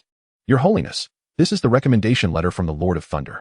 The esteemed Principal Owis of the Spirit Hall Academy arrived. Though he held the title of principal, he was simultaneously a cardinal of the Spirit Hall. It was imperative to report such routine affairs, as every year, numerous prodigies were recommended from various branches, sub-branches, and main halls of the Spirit Hall. There were even several recommended from the holy palaces of the two great empires, which was a blatant bid to attract talent away from them. Unless one's talent was extraordinarily exceptional, such recommendations seldom garnered significant attention. For Spirit Hall City was not lacking in prodigies, at least not in the average ones. The recommendation letters from the main hall were inherently scarce, and more crucially, Lei Xingyang's identity was particularly unique. The noble figure seated upon the throne in the grand hall perused the envelope before him, quickly finishing its contents. Soul Master? At the age of 12, quite impressive, he remarked, nodding in satisfaction. Bibi Dong would never disdain an influx of talent into the Spirit Hall, to be precise. While the Spirit Hall was not short of talent, it was indeed in dire need of top-tier prodigies. Having only Hu Laina and her companions was far from sufficient. Teacher. Hu Laina entered the hall and greeted the principal. Laina, you've come. Bibi Dong rarely displayed a smile, but it graced her features now, before she quickly adopted a more serious demeanor. Why are you here instead of focusing on your cultivation? Despite being her most cherished disciple, Bibi Dong did not wish for Hu Laina to become complacent due to her honors. I came to see you after finishing my cultivation for the day. Hu Laina intelligently tailored her words to please Bibi Dong. For various reasons, Bibi Dong had no family by her side. Thus, Hu Laina was not merely valued for her talent, but perhaps also due to a touch of personal affection. You indeed. Bibi Dong merely shook her head slightly, indicating no reproach. Your Holiness, I shall take my leave, as there are many matters to attend to at the academy. Owis interjected, realizing his presence was somewhat superfluous, bowing as he spoke. Go on. Bibi Dong waved him off, leaving only the master and disciple in the grand hall. She approached Hu Laina, stowing her staff into the soul-guiding device, and gently ruffled Hu Laina's hair. Chapter 13. Hu Laina's probe speak. What is on your mind? Bibi Dong inquired, a hint of indulgence in her tone. She regarded this disciple as a daughter, while her true biological daughter remained unacknowledged due to certain circumstances. Hu Laina, tilting her head slightly, revealed an expression of satisfaction. Teacher, I have broken through to the next level of soul power. Oh, Bibi Dong's eyes brightened. At this stage, each breakthrough was significantly faster than those occurring post 20 years of age. This was regarded as the golden age for soul masters, yet each level remained critically important. The intervals between breakthroughs could provide clearer insights into one's talent. Whether they progressed quickly, slowly, or at an accelerating or decelerating rate could serve as direct indicators of their potential and diligence. Well done. Do you desire any rewards? Bibi Dong praised. Hu Laina wished solely to please her teacher, asking for nothing in return. Oh, you dear girl, Bibi Dong smiled once more, reflecting the very reason for her affection towards Hu Laina. Teacher, what is this? Hu Laina, having garnered Bibi Dong's favor, noticed the envelope in her hand with curiosity. Since she was being groomed as a successor, Bibi Dong would not conceal anything from her, stating plainly, a disciple who has attained the rank of soul master at the age of 12. In the future, they should be able to keep pace with you. In the records of the Spirit Hall, it was rare, though not unheard of, for a soul master to emerge at 12 years of age. With only a handful of such cases, among the current generation of young disciples, not even Hu Laina and her companions met this standard. Potentially the only exception was Qian Renshua, who possessed innate soul power at level 20. Had she not squandered her cultivation, beginning with level 40 at 12 years would have been entirely normal. Is that not more formidable than us? Hulaina expressed her surprise, as a figure swiftly materialized in her mind, given that there were few individuals she could recall. That cannot be said. It depends on future developments. If they can break through to Soul Sovereign by the age of 15, they should surpass you by a margin. Otherwise, it remains uncertain. Bibi Dong withdrew her hand and smiled as she spoke. In the grand scheme of her existence, the concept of genius held little significance. It was appreciated, yet not irreplaceable. Take, for instance, the Golden Generation. They epitomized the prestige of the Spirit Hall, thus enjoying a unique status. From Bibi Dong's perspective, when it came to innate talent, aside from Hulaina, who was her disciple, the other two individuals were not indispensable. Talents were abundant in the Spirit City, and many aspired to attain such a position. May I inquire who your disciple is? Hulaina eventually asked, her curiosity piqued. Bibi Dong chuckled lightly, dismissing the query with ease. His name is Meng Ye. If you are interested, you might consider bringing him under your wing. With your capabilities, it should pose no challenge. There are certain lessons I must begin to impart to you. Thank you, esteemed teacher, Hulaina replied. As the pontiff, Bibi Dong wielded absolute authority over the papal hall, instilling a profound sense of caution even in the likes of Douluo. Although her strength was the foundation of her power, the art of governance and personnel management was equally essential. Otherwise, when Qian Xuanji perished, her strength alone would not have sufficed to command the elders, nor could she have achieved her current stature. One of the reasons Hulaina was favored was her unique talent. The ability of allure was particularly effective in influencing the mind, categorized as a mental assault, and during this era, there was yet to be an effective countermeasure against it. Meanwhile, at the Spirit Hall Academy, Meng Ye continued his training as usual. His reserved demeanor and striking appearance earned him the moniker of the cold-faced god among some of the female students. In the prime of their youth, brimming with vitality and exuberance, few could maintain the discipline required for monotonous training. Meng Ye undoubtedly exists as an unconventional figure, attracting considerable attention and prompting many to regard him as a devoted practitioner of cultivation. I would like to invite you to dinner. May I inquire if you are available? Gazing at the demurely beautiful girl before him, Meng Ye's expression remained remarkably serene, to the point of evoking a sense of unease. I apologize, but I have some matters to attend to. Within the span of a mere week, this was not the first such encounter. Occasionally, there would be one or two letters left at his seat. While being popular is indeed a positive aspect, he perceived it merely as a waste of time. As he departed, the girl let out a sigh of resignation and returned to the classroom. It seems futile. Evidently, the idol does not favor appearances alone. How delightful. A slightly plump girl exclaimed, covering her cheeks in rapture. I believe perhaps I am not pretty enough. What did you say? No, Xiaoyu. That wasn't my intention. Ah, this is infuriating. I feel so resentful. This is my first confession. Speaking of beauty, a few girls engaged in discussion turned their attention to the corner, where one was soundly asleep, perhaps too deeply to notice the gazes directed toward her. Occasionally, she would break into a blissful smile, eliciting quiet laughter. Luo Xian must be the most beautiful girl in our class, though she remains somewhat mysterious. It's unclear if she has someone she admires. Oh, do you think? The spark of gossip ignited, rapidly transforming into a blazing fire, gaining momentum with an unmistakable fervor. Meng Ye initially intended to act as discreetly as possible, yet his distinctive and unconventional style inadvertently drew the attention of many. This, in turn, attracted individuals with hostile intentions or ulterior motives, leaving him somewhat helpless even when he recognized their presence. Such circumstances left him feeling quite disheartened, often hindering his ability to concentrate during meditation. Ultimately, he was compelled to spend a considerable sum to access the Academy's advanced simulation zone for his meditative practices. This zone resembled a miniature forest, its air imbued with an abundance of elemental energy, greatly enhancing the meditative experience. However, it was not open to the public or even to the vast majority of students. Meng Ye had to part with 1,000 gold soul coins to secure a month's rental. Within the advanced simulation zone, he sat cross-legged at the edge of a serene lake, surrounded by a mesmerizing array of vibrant lights. With a hum, he extended his spiritual energy outward, forcefully drawing in the surrounding elemental energy and converting it into soul power to accelerate his cultivation. Typically, ordinary soul masters merely relied on hastening the flow of their soul power, continuously refining their inner energy to absorb the elemental forces of the world around them. Meng Ye, however, employed a dual approach, stirring the elemental forces of the universe with his mental prowess, drawing them into his being. Consequently, his meditative efficiency surged nearly exponentially. Suddenly, a beast imbued with a faint hint of thunder materialized behind Meng Ye without warning, emitting a low growl as it gazed intently at the thicket ahead. Who goes there? In the next instant, Meng Ye opened his eyes, and the formidable creature suffused with terrifying thunder vanished into thin air. Crackle. Although the spiritual energy dissipated, the ferocious lightning serpents scattered, sending ripples across the surface of the lake. Is it possible you could detect my presence? A captivating woman emerged, her fragrance wafting through the air.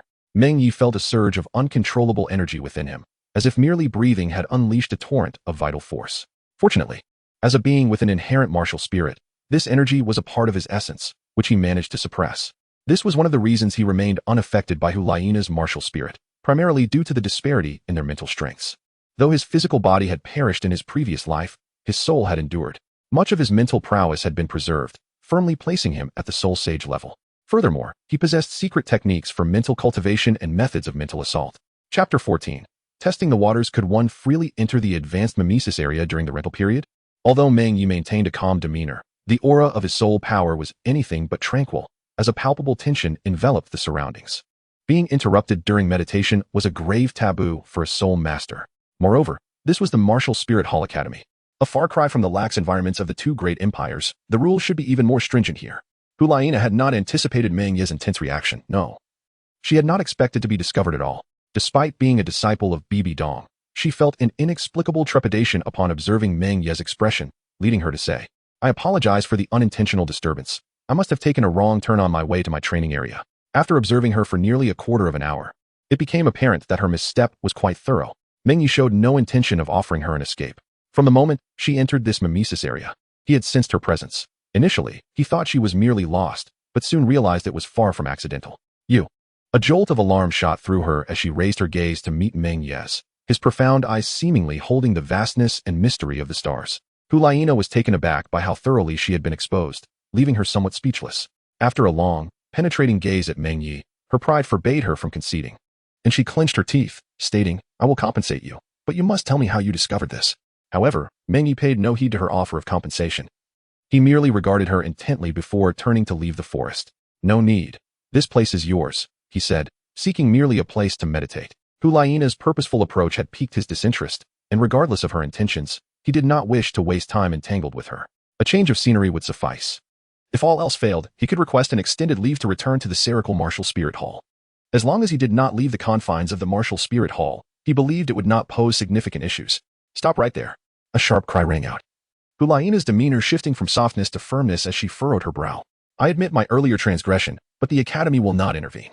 To be direct, I wish to know about your martial spirit and cultivation level. Allow me to reintroduce myself. I am Hulaiina, wielder of the Fox Spirit Martial Spirit. At level 48 in the Control-type Battle Spirit Sect, the self-detonation of soul power and martial spirit was a customary greeting among soul masters. A necessary procedure before engaging in battle. After all, a battle was not merely a fight to the death. The fundamental martial spirit and cultivation level must remain within reasonable limits. If it were not for the battle, this would also serve as mutual acknowledgement. For no title Douluo would voluntarily disclose their soul power and martial spirit to an ordinary individual.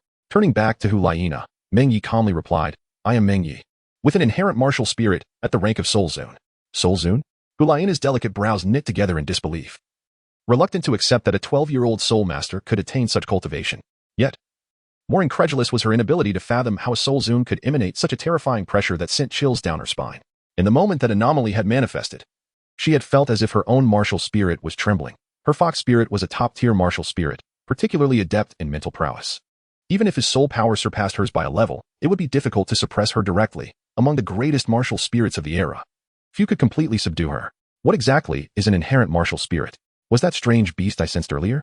It could not be. Meng Ye thought as he bid her farewell. Continuing the conversation would not resolve any misunderstandings, as they were not yet acquainted well enough. The concept of an inherent martial spirit in this era might be more akin to a mutated branch of beast martial spirits rather than a distinct classification. As for that anomaly, it was a result of his mental cultivation technique, specifically the visualization method. By visualizing objects he had encountered, he could materialize them in his mind, progressing from vague outlines to intricate details, culminating in every minute aspect. Each step demanded an immense expenditure of mental effort and time, yet the enhancements were remarkably profound. The most direct manifestation was that upon completing the final step, his mental strength would undergo a qualitative transformation, becoming tangible and formless. Mental attacks would materialize and could even be projected outward. If the object of visualization was an aggressive entity, weapon, or fierce beast, it could transform directly into a means of mental assault. In his previous life, Meng Ye had reached this stage before breaking through to the soul sage level. Unfortunately, it had come too late. Nevertheless, it had equipped him with the means to contend with typical soul sages. Of course, he could not achieve this now, as his cultivation limited his mental output. Until Meng Ye departed, Hulaiina did not attempt to hinder him, as there was no justification to continue doing so.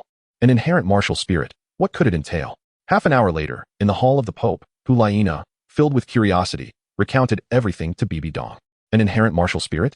Although Bibi Dong had never encountered such a concept, as one of the strongest beings of the age, she could infer much from it.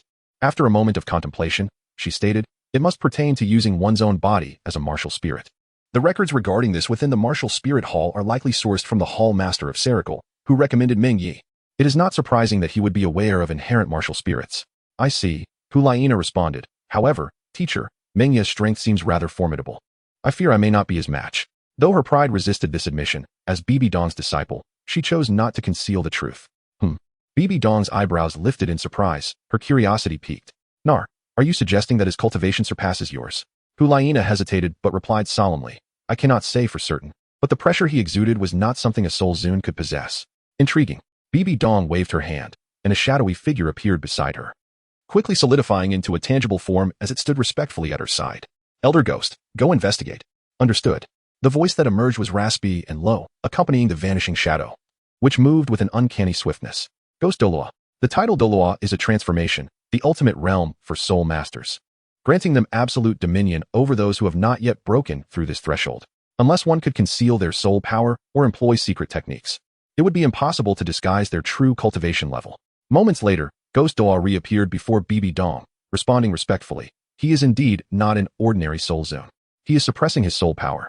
His age is not an issue, but his soul power is overflowing significantly, making it impossible to ascertain his true cultivation unless we acquire a fourth soul ring. Furthermore, upon hearing the preceding words, Bibi Dong's eyes sparkled with increasing brilliance, indicating that Meng Ye's innate talent far exceeded everyone's expectations.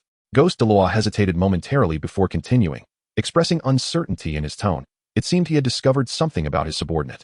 However, this very uncertainty brought him immense shock. Who was he? A titled Douluo, an elder of the Spirit Hall, possessing an impressive cultivation level of 95. Furthermore, with the spectral nature of his martial spirit, it was nearly impossible for an ordinary soul master, even one of the Douluo rank, to detect his scrutiny. Intriguing, indeed. It appeared that Lei Xingyang had concealed much, warranting discretion in their actions. Yes, he concluded, and after issuing his commands to Ghost Douluo, Bibi Dong turned her gaze towards Hulaina, saying, Nair, you have done well. If possible, continue to investigate his background, but do not force yourself. I understand, Master. Hulaina responded.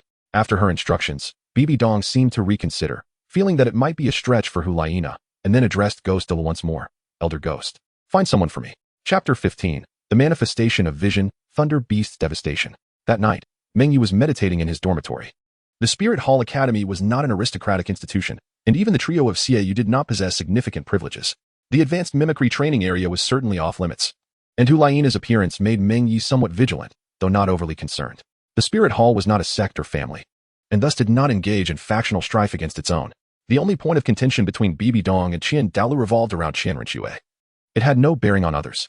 The former sought to unify the continent and achieve greatness, while Qian Douluo was solely focused on attaining divine status. Upon realizing the futility of his own aspirations, he vested his hopes in Qian Renxue, naturally unwilling to permit Bibi Dong to harm her. This was why he acquiesced to her plan to infiltrate the Heaven Do Empire, rather than seeking a bloodless conquest of the Heaven Do Empire. It was more a matter of Qian Daoliu's desire to protect her. Suddenly, Meng Ye, deep in meditation, opened his eyes and scanned his surroundings. In the darkness of night, a distinct fluctuation of soul power flickered, subtle yet undeniably present.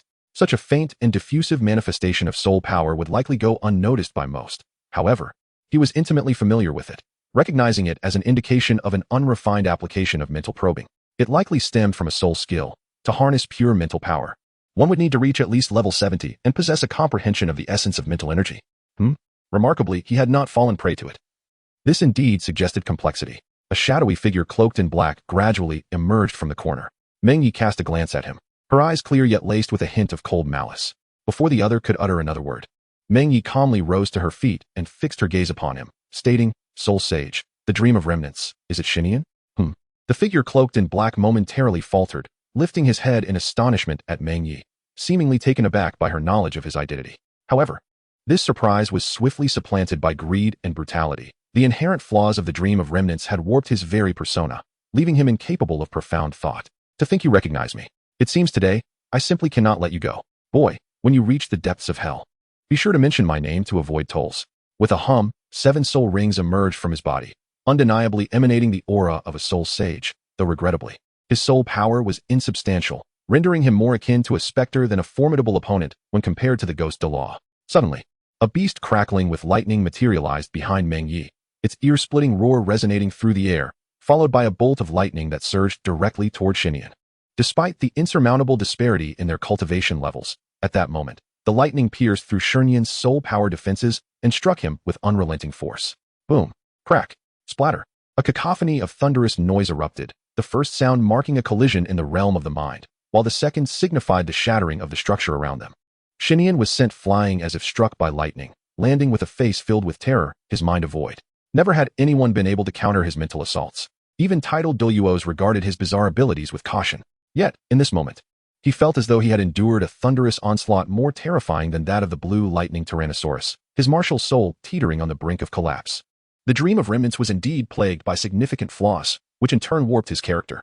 His method of cultivation involved deriving pleasure from tormenting others to death, an approach reminiscent of the nefarious martial souls of later generations. Because of this, Xinyan had become notorious within the spirit master community. A low growl accompanied by the rumble of thunder and heavy footsteps echoed forth as Meng Ye stepped through the breach, advancing towards Xinyan, who was paralyzed with fear. The young figure before him resembling the harbinger of death.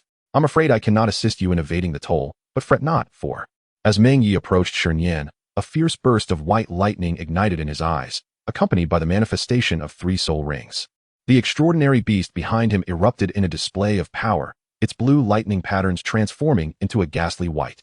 The aura of destruction hung heavily. Yet it was tethered to a fragile mental force, achieving a sublime fusion of rigidity and softness. With a resounding roar, the phantom of the lightning beast lunged directly at Xinyan. In his agonized cries, the destructive force of the mental energy gradually tore apart his mental sea, followed by his martial soul, and ultimately, his very soul. You shall not find respite in the depths of hell. Gazing apathetically at the charred remains before him, the terror etched onto Xinyan's face seemed eternally frozen, never to dissipate. Witnessing this scene, a flicker of emotion stirred within Meng Ye. In a past life, he had encountered Xinyan, bearing a significant grudge against him. At that time, he had yet to mature, lacking any semblance of talent when he crossed paths with Xinyan, though he had narrowly escaped with his life. The impact of that encounter left an indelible mark upon him, likely contributing to the bottleneck in his cultivation later on. Regrettably, he had never been afforded the opportunity for revenge. Now, standing once more before his former adversary, despite the outcome being entirely reversed this time, the essence of hatred requires no extensive justification. In pursuit of this vendetta, he even forcefully mobilized his unstable mental energy to ensure Xinyan's demise. Though both possessed the mental prowess of a soul sage, Meng Ye's control and mastery far surpassed that of Xinyan, making the act of killing him a trivial endeavor. Conversely, against a typical soul sage, he might have found himself at a disadvantage, as Xinyan's martial soul bore inherent flaws, which in turn affected his mental sea. He was adept at mental assaults, yet he was also most vulnerable to them. With Meng Ye's mental attack techniques reaching a significant level of mastery, Xinyan's arrival was nothing short of a death wish. What transpired here? Swiftly, the teachers from the Spirit Hall Academy and the Spirit Hall's overseers rushed to the scene. Such a terrifying commotion was utterly unbefitting of this place, which stood as the foundation for the Spirit Hall's future for decades to come, fortified by a formidable protective force. With more than 10 soul sages among the faculty and over 5 soul Douluos, the gravity of the situation was palpable. Should any mishaps occur, resulting in casualties among the students, they would undoubtedly face repercussions from the Papal Hall. Meng Ye effortlessly extracted the head spirit bone from Xinyan and stored it within his spatial spirit tool, subsequently blending into the surrounding shadows. This was merely a simple application of mental prowess. Conjuring a thunder beast directly was, in comparison, a far more straightforward task. However, he was soon discovered. As he approached the academy's entrance, Meng Ye revealed himself, not by choice, but because someone awaited him, cloaked in a black robe. Even his face seemed to be shrouded by an ethereal mist, exuding an aura of terror and formidable soul power, markedly different from Xinyan's similar, sinister martial soul techniques. Having been cultivated through rigorous training, it became evident that dark and necromantic martial souls need not be inherently flimsy or inscrutable. With sufficiently stable soul power, they too could emanate an overwhelming sense of dominance. Humph, quite impressive, young one, to have dealt with Xinyan. It seems I have underestimated you, the figure mused. Flattery aside, the backlash from the dreaming soul martial soul led to a fortunate victory. Meng Ye harbored no illusions of luck. The title Douluo before him, a formidable being who had reached the pinnacle of 95 levels, left him with no room for struggle, none whatsoever. Yet, he understood that his opponent would never resort to killing him. The ghost Douluo was not akin to Xinyan, and every action he took left a trace. Much like the chrysanthemum Douluo, their mere presence signified the will of Bibi Dong. The ghost Douluo furrowed his brow, initially contemplating whether he could seize some advantage. Perhaps that coveted spirit bone. Although sent by Bibi Dong, Meng Ye's strength and composure rendered him uncertain, compelling him to abandon his intentions. "Follow me," he beckoned. Following the ghost Douluo to the hall of the Pope, Meng Ye had visited this place in his previous life, though his experience had been far from pleasant. The world feasts upon the ordinary, a truth that resonated deeply. Upon entering, he greeted, "I pay my respects to your holiness, the Pope." After encountering Bibi Dong, Meng Ye had managed to stabilize his soul power and emotions, ensuring he would not lose control from the exertion of mental force. The ghost Douluo appeared silently beside Bibi Dong, whispering something inaudible to Meng Ye, even from less than 50 meters away. The disparity in their cultivation levels rendered any soul skill or technique futile in bridging the gap. "Shernyan is dead?" Bibi Dong raised her gaze towards Meng Ye, seemingly taken aback. Shernyan's dreaming soul martial soul held a certain notoriety within the spirit master community, albeit infamous, notoriety nonetheless attesting to his considerable strength, particularly the troublesome nature of his mental attacks. Despite Shernyan's disreputable methods, surviving to this day was no small feat. Meng Ye remained silent, fully aware that Bibi Dong must have conducted an investigation about him prior to summoning him here. Furthermore, if all went as anticipated, Shernyan was also summoned by her command. Meng Ye has lived 2 lives. How could he possibly overlook such details? The timing of the ghost Douluo's appearance and the fact that someone of this nature could directly enter the Spirit Hall Academy are all too suspicious. These various doubts intertwined suggest that this is hardly a mere coincidence. "It seems I have underestimated you. You indeed possess remarkable abilities." Ding. As Bibi Dong's words fell, a terrifying and eerie light emanated from her eyes. The once noble and imposing Pope instantly transformed into a harbinger of hell. The overwhelming aura of darkness nearly compelled Meng Ye to instinctively unleash his martial spirit. Buzz. 1 yellow and 2 purple, 3 soul rings revolved around him. Although his soul power still fell short against Bibi Dong's oppressive force, it was sufficient to prevent him from being immediately overwhelmed. Crack, crack, crack, crack. Hiss. A white mist akin to the smoke of a signal fire emanated from him, combined with his soul power just enough to keep Meng Ye from collapsing to the ground. Dual martial spirits. The ghost Douluo suddenly expressed uncertainty. The surpassing of optimal soul ring ratios, especially with consecutive rings, is nearly impossible for ordinary soul masters. While the rarity of dual martial spirits is well acknowledged in the soul master community, absorbing soul rings beyond 1's level is akin to courting death. No one can guarantee absolute success every time. It seems that Lei Xingyang has taught you quite a bit. The light in Bibi Dong's eyes dimmed, and her soul power gradually dissipated. With a gaze tinged with admiration, she looked at Meng Ye. She had learned much. Having been discovered and cultivated by the Spirit Hall since childhood, when it comes to understanding martial spirits, few on the continent could rival her. After all, in terms of experience and cultivation, she had already reached the pinnacle. "May I inquire why the Pope has summoned me?" Meng Ye also retracted his martial spirit and vitality. Feeling unwell from the recent expenditure of mental energy, there were signs of volatility in his internal energy and soul power. Not humble nor arrogant, he remained calm and composed. "Excellent." After expressing her admiration once more, Bibi Dong waved her hand, releasing a strand of soul power that entered Meng Ye's body, helping him to regulate the chaotic energy within. Simply by this means, even if Bibi Dong were not adept in the utilization of mental power, her control would likely surpass that of any ordinary peak Douluo. "I ask you, would you be willing to take me as your master?" Upon hearing this, Meng Ye furrowed his brows, for this was hardly a favorable development. In this realm, the significance of mentorship transcends the mere act of choosing a patron. It is a reciprocal bond encapsulated in the adage, "Once a teacher, forever a father." It is not an exaggeration to assert that, at times, this bond may even surpass the importance of one's biological parents, as it is fundamentally a matter of principle. To betray such a relationship is not only disgraceful, but could also result in a lifetime of infamy. Lei Xingyang had never formally accepted Meng Ye as his disciple, nor had he ever broached the subject. He had merely devoted himself to nurturing him. "You foolish boy. The Pope values you highly enough to take you on as a disciple. Why do you appear so dazed?" Douluo urged, seemingly concerned about inciting Bibi Dong's ire. Even though he was an elder of the Spirit Hall and Bibi Dong's closest confidant, he instinctively felt a pang of fear. The Death Spider Emperor and the Soul-Devouring Spider Emperor were both formidable spirit beasts, possessing terrifying dark attributes. Regardless of Bibi Dong's outwardly perfect and noble appearance, the mere presence of these 2 spirits was enough to instill dread in the hearts of many. "To my knowledge, the Pope is already in possession of a disciple. Would it not be somewhat inappropriate for me to seek him as my master now?" Meng Ye was genuinely reluctant to take on a master, and he could certainly use Lei Xingyang as an excuse. However, considering Bibi Dong's temperament, it was likely that she would drag Lei Xingyang into the matter. Yet, He also understood the potential repercussions of openly refusing Bai Dong. While it might not lead to immediate trouble, it would certainly not bode well for him in the future. Thus, he could only seek a diversion to shift the topic.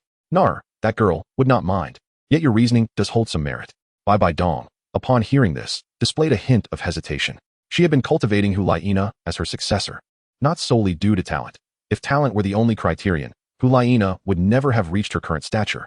While perhaps sufficient for controlling the Elder Hall, it was likely that in the future, she would need to rely on Xieyu's growth to assist her in keeping Yin in check. Unlike her, who could suppress the Elder Hall single-handedly, even instilling a sense of caution in the worship hall, Qian Douluo dared not confront her directly. By taking Meng Ye as her disciple, she also intended for him to support Hu Laiina. However, judging solely by talent, it seemed Meng Ye would surpass the trio of the Golden Generation by a significant margin. This posed a dilemma, as her desire for Hu Laiina to inherit her position was largely driven by personal motives. Very well, you shall temporarily be my registered disciple. Tomorrow, the Ghost Elder will take you to obtain your soul ring. Thank you, Master. Meng Ye is not entirely inflexible. He has made some adjustments, which is commendable given his currently limited strength. Being a registered disciple is merely a nominal relationship, lacking the intimacy of an apprentice. Thus, he is not required to visit Bibidong frequently and can continue his tranquil cultivation undisturbed. Meanwhile, Bibidong only needs to occasionally monitor his progress and has the authority to expel him from the sect at any moment. You may leave, she gestured, indicating that Meng Ye could depart. Without even a symbolic status, it is noteworthy that Hu Laiina can navigate this place freely, even possessing a token of the elders, marking a distinct difference.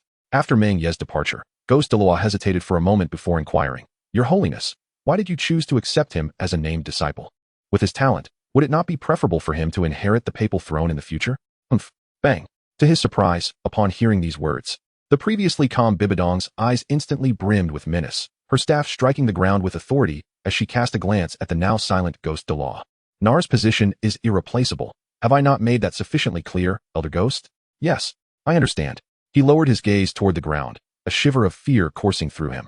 Even as a titled Douluo, he found himself unable to lift his head, the chilling pressure emanating from Bibidong far surpassing what he had felt in front of Meng Ye. This was the true terror of Bibidong's power. Once enraged, even a titled Douluo would tremble in her presence. Moments later, Ghost Douluo emerged from the papal palace, feeling as if he had been granted a reprieve. Approaching him was a slender figure clad in a golden-threaded white robe. Oh dear. Little Mei Mei has once again carelessly provoked the Holy Emperor, the newcomer remarked, raising an elegant finger with a soft voice. In the entire spirit hall, the only individual who could freely enter this space, possessing a similar reputation to Ghost Douluo, was another titled Douluo, Juhuada, Yuguan. Humph. Go die? Ghost Douluo, in a foul mood, had no desire to engage with this Juhua Guan and turned to leave. The following day, he was to accompany Meng Ye on a soul-hunting expedition, and there were affairs within the Spirit Hall Academy that required his attention. Little Mei Mei truly is indifferent to others. Chapter 17. Soul Hunting the next day. Upon arriving at the Academy's entrance, Meng Ye spotted Ghost Douluo's figure. During the day, Ghost Douluo's all-black attire was exceedingly conspicuous. Fortunately, there were not many who recognized him. Only a few high-level soul masters, sensing his terrifying aura, kept their distance. Elder Ghost, Meng Ye cupped his hands in salute. As one of the elders, ordinary soul masters would kneel in his presence. There's no need for such formalities. I despise this pretense. Just wait here. Others will be joining us. Ghost Douluo's voice seemed to be disguised, carrying a slight rasp. Meng Ye paused, wondering who else could be involved. The trio of the Golden Generation should not have made any breakthroughs. In fact, at this stage, they are likely to be ensnared in a bottleneck of considerable size. Meng Ye has contemplated the passage of time. Although the three individuals appear to have reached level 48, it will take at least another year for them to ascend to level 50, if not longer. The cultivation speed of soul masters is never uniform, influenced by a myriad of factors. Age, innate talent, fortuitous encounters, and even one's mental state play pivotal roles. The title of Douluo serves as the most extreme example. Without the right opportunities and mindset, it is quite common to remain stagnant at the same level for several years, even decades. Conversely, when fortune and mental clarity align, one may leap from Soul Sage directly to title Douluo within a few years. This is why Meng Ye is determined to minimize external influences. Holding on to aspirations is not necessarily detrimental and can indeed serve as a catalyst, yet the absence of such obsessions can hardly be considered a negative. Elder Ghost, I apologize for the wait. As Meng Ye turned his gaze, he noticed the elderly Aoes approaching, accompanied by several teachers and disciples, totaling around 10 individuals. Realizing the significance of the scene before him, Meng Ye understood that a collective soul-hunting endeavor would undoubtedly enhance safety. Hence, many chose to employ soul masters for protection. The Soul Master Academy would organize teams for soul hunting, and the Spirit Hall would do likewise, boasting a formidable array of high-ranking soul masters for escort. Among them were 3 soul saints and 2 soul emperors. Additionally, there was the ghost Douluo, though it remained unclear how he consented to join the expedition given his temperament. It seemed this journey would extend for quite some time. The larger the group, the slower their pace, an unavoidable reality unless every member possessed substantial soul power. No matter. Let us depart, Ghost Douluo succinctly stated before turning away. AOEs provided brief instructions, and several teachers promptly ushered their students to follow, with Meng Ye trailing behind. However, he was particularly intrigued by the presence of a few familiar figures within the soul hunting team. Although he was aware that it was likely mere coincidence, the inclusion of Luo Xian piqued his interest. Moreover, 3 disciples from a soul master family, Lu Yu, Lu Ji, and Lu Ming, were also present, making a total of 5 individuals, 4 of whom he recognized. This serendipity left him somewhat astonished, as these were among the few he had known in his previous life. The trio hailed from the same family, possessing light attribute martial souls, which could be considered as originating from the same source, yielding a complementary effect. Their synergy was akin to that of the Tian Shui Academy, yet their martial souls exhibited a higher degree of compatibility, nearly rivaling the martial soul fusion technique. In Meng Ye's eyes, if their soul power were to increase even slightly, their collective strength could surpass that of the Golden Generation trio.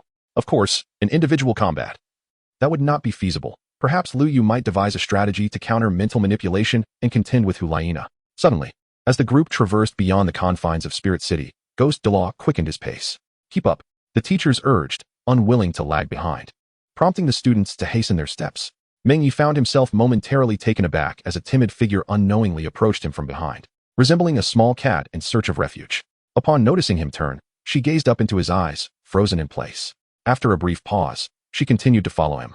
And although Meng Ye wished to shake her off, he found his heart reluctant to comply. Some memories are not easily forgotten.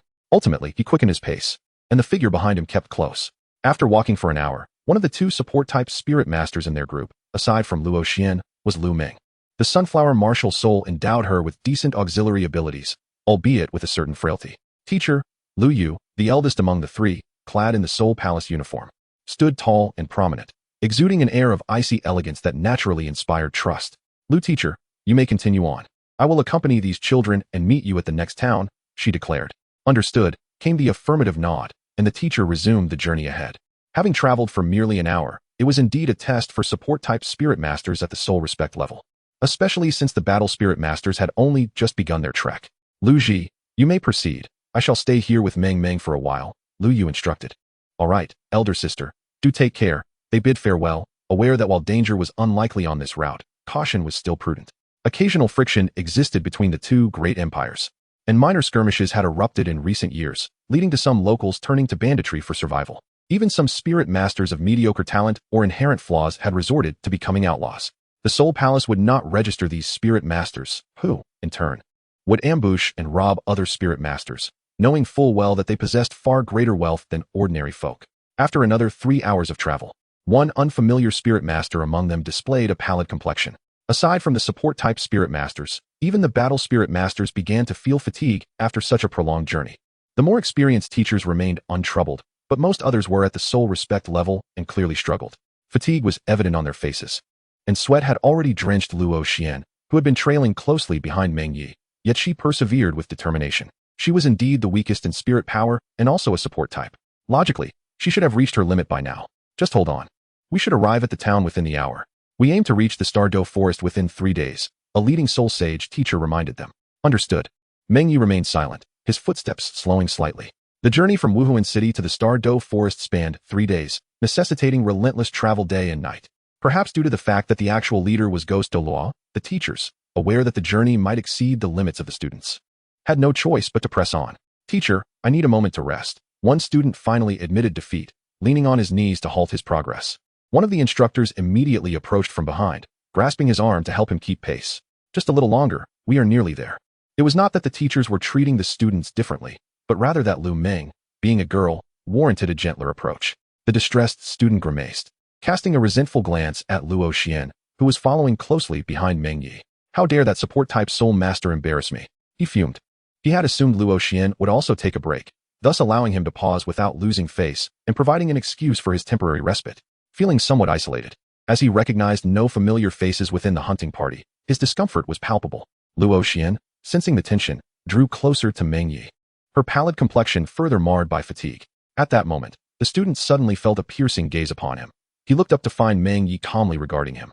For reasons unknown, his heart skipped a beat, and he promptly averted his gaze, unable to bear the intensity of the moment. Chapter 18. The clever Lu Meng. The cities surrounding Wuhuan City were now over 100 miles away, and after half a day's arduous travel, the group was undeniably exhausted. Stopping to rest temporarily would allow others to acclimatize, which would prove beneficial for the journey ahead. Phew, I'm utterly drained. Had I known, I wouldn't have ventured out with the academy for soul hunting. Inside the inn, Lu Yu accompanied Lu Meng, who was pouting in displeasure at Lu Yu's words. What nonsense. With the academy's teachers assisting, acquiring soul rings will be quite safe. But the elders of our family will also aid us in obtaining soul rings, Lu Meng retorted. It is because the elders dote on you that you cannot remain sheltered within the family forever. You must venture out and gain experience, Lu Yu replied, shaking her head in exasperation. Despite her sister's many admirable qualities, she had been spoiled by the family and could not endure hardship. As soul masters, even support-type ones, if they expected to coast through life without effort, their futures would be bleak. In a typical family or noble setting, this might not be a grave concern. As long as they did not provoke the wrong individuals, a peaceful life could be maintained. Yet their family did not permit such complacency, especially in these turbulent times within the soul master community. Let us go eat something. Among those who joined us on this soul hunting trip, one individual stands out. It would be worthwhile to get to know them, should the opportunity arise. With that, Lu Yu picked up the storage soul guide from the table and exited the room. Wait for me, sister, Lu Meng exclaimed, but in her haste, she accidentally knocked over the basin of water, scrambling to put on her shoes. As she stepped out of the room, the water on the floor had nearly evaporated, leaving an unusual heat lingering in the air. Although the inn offered meals, those coming from Wuhuan Academy were not in want of money and preferred dining at a more upscale restaurant. The teachers occupied one table, while the unnamed student sat with Lu Ji at another. It was not that Lu Ji was unsociable. It was quite normal for teachers and students to separate, given the lack of common topics and the potential for losing decorum. However, they dared not approach Meng Ye's table. What particular dietary restrictions could Ghost Elder have? Meng Ye glanced at the menu before looking across at Ghost Douluo seated opposite him. While the journey had not been overly taxing, the heat was indeed oppressive. Did Ghost Douluo not find his dark robe unbearably warm? No matter, he replied, nodding as he handed the menu to a nearby waiter. That will suffice. Please bring me 2 portions of your top 10 signature dishes, along with a serving of elbow meat. Certainly. The waiter stammered, taken aback, unsure if he had misheard. However, upon observing the attire of Meng Ye and his companions, along with the insignia denoting their identity and rank from the Wuhuan Palace, he dared not show any lack of respect, and promptly relayed the order to the kitchen. I cannot consume that much, Ghost Douluo commented, unsure if he was bored or genuinely intrigued by Meng Ye. You misunderstand. That is my order, Meng Ye clarified. Ghost Douluo raised an eyebrow. Isn't that more than sufficient for 10 individuals? Soul masters were known for their hearty appetites, particularly those with powerful martial spirits, who naturally required more sustenance. Meng Ye belonged to the entity martial soul, and his mastery over vital energy had reached an extraordinary level. Naturally, he consumed more. A method developed in collaboration with Lei Jingyang. Similar to visualization techniques, this was a method of refining vital energy. The benefits were evident. Their physiques were exceptionally robust. And at advanced stages, it could even lead to transformations of their martial souls. However, the downside was a significant appetite, which often left them feeling hungry. Luo Xian felt some trepidation towards the Ghost Douluo, yet sensed an odd disconnect, which led her to sit beside Meng Ye almost by chance. Before long, the dishes arrived. And Meng Ye was not one to waste food. He began to eat immediately. The Ghost Douluo sampled a bit as well, seemingly more intrigued by Meng Ye's capacity for consumption. Luo Xian remained quiet, her head lowered and hands folded on her jade-like legs, feeling more timid in this unfamiliar setting. In her heart, she longed for her mother's cooking, thinking, I'm so hungry. Your dishes are served, esteemed guest. Please enjoy, the server said, wiping the sweat from his brow. Although he did not recognize the guests, he felt an inexplicable chill as he passed by the Ghost Douluo. Meng Ye merely nodded, not intending to engage in pleasantries with the Ghost Douluo. He had no expectation that the Ghost Douluo would treat him. Why should he have any reservations about spending his own money? Glancing at Luo Xian, he sighed inwardly and said, Go ahead and eat. Is it really okay? The little girl seemed entranced by the dish pushed towards her by Meng Ye, her bright eyes sparkling as they gazed at him. In her innocence, she appeared oblivious to the fact that Meng Ye had ordered her favorite food and almost let her thoughts slip. Realizing his oversight, Meng Ye nodded in response and continued to eat in silence. Wow, what a feast. At that moment, Lu Yu and Lu Meng entered, scanning the room until the younger girl noticed Luo Xian and promptly approached. As for her brother, she chose to ignore him, who was huddled in a corner with another man. Meng, do not be rude. Lu Yu, maintaining her composure, grasped her younger sister and respectfully greeted the Ghost Douluo. Disciple pays respects to the elder. Oh, is she from the Lu family? Quite impressive, the ghost Douluo remarked. Two ethereal blue lights flickering beneath his dark robe as he regarded Lu Yu, seemingly perceiving her martial soul and cultivation level, recognizing her lineage, which served as a hallmark of certain soul master families. Forgive my rudeness, Lu Yu bowed again. Though etiquette may not hold much significance, it was a gesture of respect that could not go amiss. She intended to lead her sister to another table, but the little girl was quite unruly, squirming in her grasp. Ah, big sister, stop fooling around. Lu Yu shot her sister a stern glance, acutely aware of the ghost Douluo's identity. Haha, it's fine. Please, sit down, the ghost Douluo interrupted, and although Lu Yu felt a surge of anxiety, she managed to maintain an outward calm. My apologies. Thank you, elder grandfather. Lu Meng, blissfully unaware of the ghost Douluo's identity, adeptly seized the moment to ingratiate herself. Her sweet smile and delightful voice nearly melted the ghost Douluo's heart, eliciting an even more pronounced chuckle from him. Little girl, call me ghost grandfather. I am not an elder, he replied. Okay, ghost grandfather, she obediently nodded. Her demeanor was such that it would evoke a protective instinct in anyone who encountered her, and she was far from merely adorable. While she endeavored to charm the ghost Douluo, she was also aware of the need for moderation, thus refraining from overly familiar behavior. Instead, she glanced at Meng Ye, recalling her sister's comments about his exceptional nature, even though he appeared somewhat aloof. With a twinkle in her eye, she turned her attention to Luo Xian, believing that when one person is difficult to approach, the best strategy is to engage with those beside them. Hello? My name is Lu Meng. Luo Xian, caught off guard while savoring her dish, felt her cheeks flush. Surprised by the friendly overture, she hastily composed herself and replied timidly, Hello? I am Luo Xian. Yes, Luo Xian, you are so beautiful. May I sit beside you? She nodded in agreement, not refusing. However, as the conversation progressed, Luo Xian became noticeably more reserved, even feeling a hint of embarrassment while eating. Lu Meng continued to engage her in cheerful conversation, creating a pleasant atmosphere. Meng, remember not to speak while eating, Liu reminded, and the little girl finally quieted down, although she still chatted intermittently. Had she possessed this much energy earlier? She likely would not have needed to rest along the way.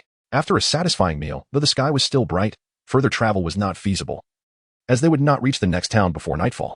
There was no urgency in hunting souls, thus, after several instructors from the Martial Soul Hall consulted the ghost Douluo, they ultimately decided to rest for a day at Lu Meng's pleading. The ghost Douluo nodded in agreement, and the others dared not object. I am so full. Luo Xian, you ate so much.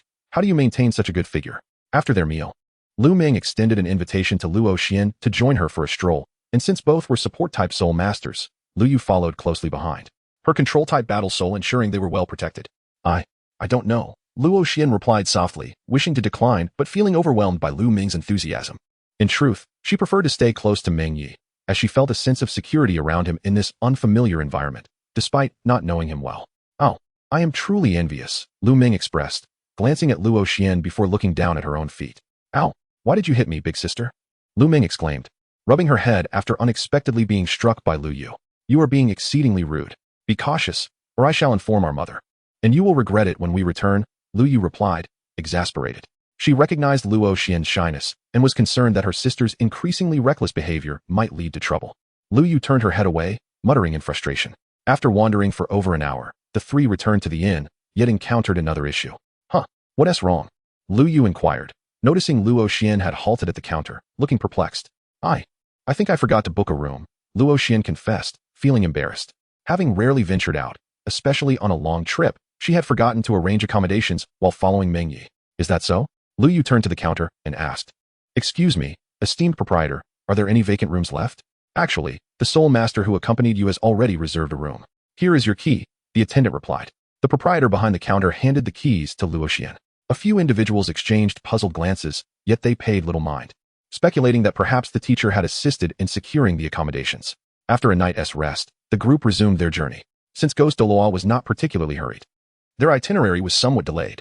This, however, offered the travelers a sense of relief, as reaching the Star Do forest within 3 days would be quite taxing, even for soul masters. Consequently, they hired several horse-drawn carriages, anticipating their arrival within a week, which was already considered swift, as a typical journey could span a fortnight. Along the way, they occasionally encountered some ill-fated souls, though most were swiftly dealt with. Lu Meng proved to be quite endearing, forging amiable bonds with nearly everyone and often eliciting laughter from Ghost Douluo himself. Finally, after several days, they arrived at the quaint town on the outskirts of the Star Do forest, where the horses were taken to the relay station. We finally arrived. I'm utterly exhausted, Lu Meng exclaimed, stretching her youthful, vibrant form, her fatigue evident. Indeed, we are slightly behind schedule. Yet we should still have ample time to enter the forest. Elder, the leading soul saint is named Gao Cheng, a formidable soul master of the bear martial spirit, boasting a soul power level of 74. Even without Ghost Douluo's presence, he would have brought these students to hunt for souls, as acquiring soul rings is an indispensable step in a soul masteress training. However, given that they were venturing into the Stardow forest, Dean Ovis was acquainted with Ghost Douluo and, upon learning that he was guiding Meng Ye on a soul-hunting expedition, naturally hoped for his leadership, ensuring greater safety. Since we are all weary, a brief respite would not be amiss, Ghost Douluo remarked, having enjoyed an easier journey, particularly due to Lu Ming's delightful company. Yes, Shurcheng replied, cautious not to say too much. With 2 hours until dusk, they could enter the forest within 30 minutes. It was prudent to estimate a few days of stay within, as hunting for souls is often a matter of fortune. Should luck be unkind, they would have to make do with whatever was available. A night's rest here would be inconsequential, for ultimately, it all hinged on luck. Shurcheng was primarily concerned about Ghost Douluo's potential impatience. Hooray, long live Grandpa Ghost. Others were somewhat fatigued, yet Lu Ming, who had incessantly lamented her exhaustion, suddenly sprang up, exhibiting no signs of weariness. While long journeys may not physically tire one when utilizing transportation, the psychological toll is unavoidable. Even several teachers at the Emperor Spirit level exhibited signs of fatigue, not to mention the others. Meng Ye appeared to be the most energetic among them, showing little indication of tiredness, with Luoxian surprisingly in the best condition. Luoxian, let us go shopping. I spotted some stunning garments over there. I think I'll pass. Come on, just accompany me. Very well then. The two set off to explore the shops, while the others sought a nearby inn for temporary lodging. Meng Ye headed toward a herbal shop, as the towns surrounding the Stardow forest offered a plethora of precious materials from soul beasts. Many soul masters, unwilling to join the spirit hall and lacking connections, opted to form mercenary groups, undertaking various tasks or gathering soul beast materials and rare treasures for sale. Among these items were not a few extraordinary treasures with unique effects, albeit with a low probability of acquisition. In recent years, Meng Ye encountered a rare treasure, a millennium-grade natural resource, which elevated his soul power by 2 levels. Such items often rely heavily on luck.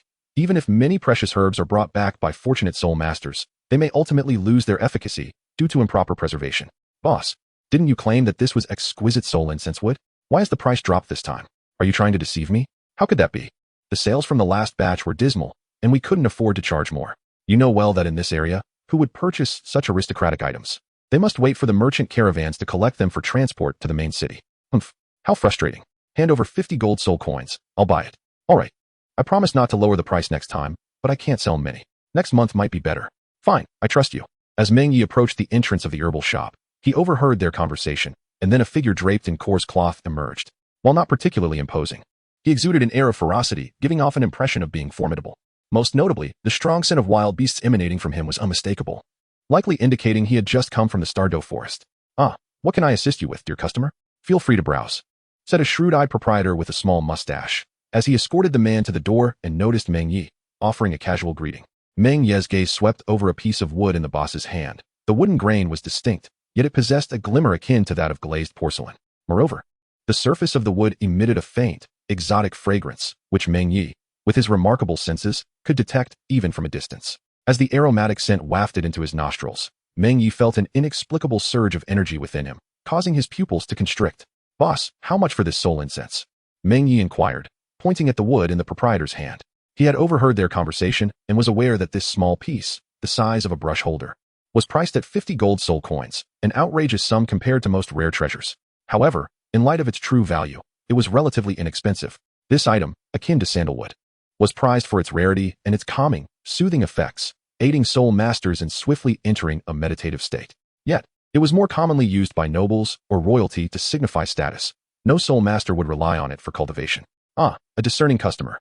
The proprietor was taken aback by Meng Ye's immediate interest in the soul incense wood and, without hesitation, placed it before him, boasting, this soul incense wood has just arrived.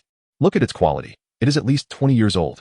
If you're satisfied, I can offer it to you at the cost price of 500. The boss raised his hand, fingers splayed. 100. Meng Ye gazed at him with an impassive expression. The value of this item, if consigned to an auction house, could fetch thousands. However, it must be noted that there must be a buyer, and the distance to the nearest main city is considerable, a factor that must be included in the transportation costs. Selling locally would only yield a mere 50 gold soul coins, and the old fellow could easily turn around and sell it for 10 times that amount. To call this robbery would be a mild understatement. Even outright theft would hardly dare to be so brazen. Chapter 20. Intelligence acquired. A stroll. Ah, splendid. Today marks the grand opening. Allow me, old boy, to count you as a friend. Now, let us settle the payment. The proprietor chuckled wryly, fully aware that Meng Ye had likely overheard his earlier remarks, and thus opted for a direct transaction. In an instant, the 50 gold soul coins exchanged hands, and he had already made a substantial profit. With the transaction complete, Meng Ye effortlessly acquired the soul incense wood, scarcely glancing back as he swiftly pursued the individual who had just departed. Ah, esteemed guest, do take a moment to see if there is anything else you require. The shopkeeper was momentarily taken aback, having seldom encountered such a forthright customer. He pondered whether he might procure further profit. No need. Meng Ye, disinterested in further entangling himself, deemed the soul incense wood to be of notable significance. He wished to ascertain its origin. As for acquiring it at twice the price, such an arrangement could be deemed mutually beneficial. The proprietor was satisfied with the prospect of profit. A few minutes later, Meng Ye caught up with the middle-aged man and, after inquiring, he was promptly informed of the location where the soul incense wood had been discovered. Specifically, it lay within a marsh where the wood had been submerged. However, it seemed that formidable soul beasts resided within, deterring any approach to the center. Thus, he could only procure this fragment from the periphery. Thank you. This is your reward. Meng Ye casually offered the other party 2 gold soul coins as a token of gratitude for the information. Polite of you, little brother. If you have any more questions, feel free to seek me out. My name is Li Si, and I live just ahead. Having received the coins without effort, Li Si was quite pleased. With a slight nod, Meng Ye refrained from further conversation and made his way back. This journey to the Star Dough Forest not only aimed to gather soul rings, but also to seek the source of the soul fragrance wood. Although this substance could be classified as soul fragrance wood, perhaps a more fitting name would be 10,000-year soul fragrance. This item inherently possesses the ability to soothe and calm the spirit. However, its preservation for millennia suggests only one possibility: consumed by a soul beast. It remains undigested until the soul beast is slain. Over time, the soul power is gradually absorbed by the soul fragrance wood, a process that must endure for several years. Moreover, it must be a soul beast of at least 10,000 years. Otherwise, the soul power of ordinary soul beasts would dissipate swiftly with the soul ring, leading to the wood's rapid decay. To genuinely achieve the 10,000-year classification, the process must be repeated multiple times. Such exquisite soul fragrance wood is truly a treasure of nature. Soul masters cannot directly absorb the soul power from soul beasts unless they possess an evil martial spirit. Yet, this 10,000-year soul fragrance wood can. It accelerates the soul power condensation speed by at least 30%, which translates to an approximate enhancement of 2 levels in soul power for Meng Ye over a period of 6 months. Should he acquire even more, the value of this substance would become incalculable, beyond monetary measure. The fragment in his possession could easily fetch over 10,000 gold soul coins in the hands of a high-ranking soul master, and it would not be surprising if it reached several tens of thousands at an auction. Ah, Meng Ye, what a coincidence. What brings you here? On the street, Meng Ye encountered 3 girls out for a stroll. Just picking up a few things and preparing to head back, he replied, nodding to the other 2. Liu smiled slightly, holding a favorable impression of Meng Ye, while Luo Xian gazed at him with a somewhat pitiful expression, her eyes reflecting a hint of plea. Initially, Meng Ye wished to maintain a distance, but Lu Ming's cheerful disposition made it difficult to entirely evade her, unless one was inherently aloof. Would you like to join us for a stroll? Lu Ming winked at Meng Ye. Very well, although Meng Ye intended to decline. Doing so would appear overly distant or indifferent. He sought to remain low-key, not out of disdain for social interactions, but merely to avoid hindrances to his cultivation. The group then began to meander through the market. Lu Ming was thoroughly enjoying herself, finding novelty in everything despite the lack of valuable items, and she frequently purchased small trinkets or decorations. The Lu family held a respectable standing in the soul master community, and thus each of them possessed a storage soul guide. Upon seeing Meng Ye, Luo Xian instinctively drew closer to him, while Lu Yu intentionally sought his insights on cultivation, creating a harmonious atmosphere. 4th soul ring. Meng Ye, are you acquiring a 4th soul ring like us? With a nod, Meng Ye did not conceal the truth. This was not a significant matter. After all, the innate talent of a soul master holds little weight without recognition, much like the trio known as the Golden Generation. Their reputation, largely cultivated by the Spirit Hall for its own prestige, paled in comparison to the likes of Bibi Dan or Qian Renxue. I remember you and Luo Xian are in the same class, right? May I ask how old you were this year?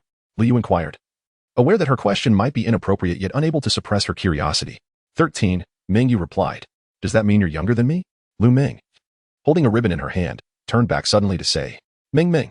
Liu shot a sharp glance at her younger sister before apologizing to Meng Ye. I apologize. My sister can be a bit impulsive. It's all right. Meng Ye waved his hand dismissively. I never expected you to be so impressive, Lu Ming remarked playfully, her eyes twinkling. And you're rather handsome too. By the way, Yuo. Before she could finish, Lu Yu swiftly slapped her hand, prompting Lu Ming to huddle defensively to the side. If you don't curb your indiscreet comments, you're bound to land in trouble, Lu Yu admonished her sister sternly. Sticking out her tongue, Lu Meng refrained from continuing her line of questioning. She had wanted to inquire if Meng Ye had a partner, but she recognized that such a topic was a bit too sensitive and pointed. Meng Ye is merely young, yet not devoid of insight.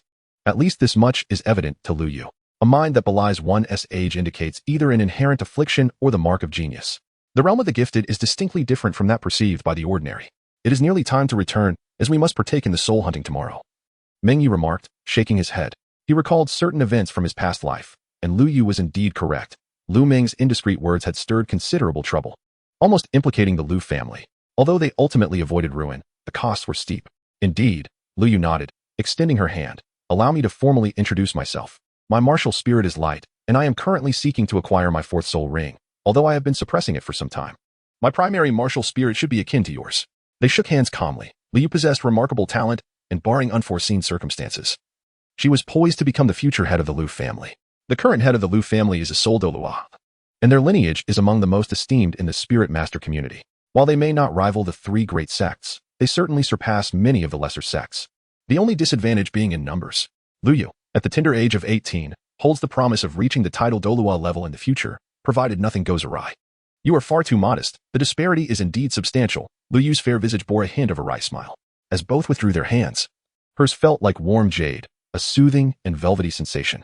An 18-year-old at level 40 is not comparable to a 17-year-old at the same level. The disparity in talent is monumental. Not to mention, they are separated by 6 years, a significant period during which soul masters experience their greatest potential. Even a mere annual increase of 3 or 4 levels could result in a gap exceeding 20 levels. This is precisely why Lu Yu is keen to engage with Meng Ye in the spirit master realm. Two types of individuals garner the most admiration, the powerful and the prodigious. The former is self-evident, while the latter possesses the potential to ascend to greatness. Chapter 21. The Thunder God Bamboo.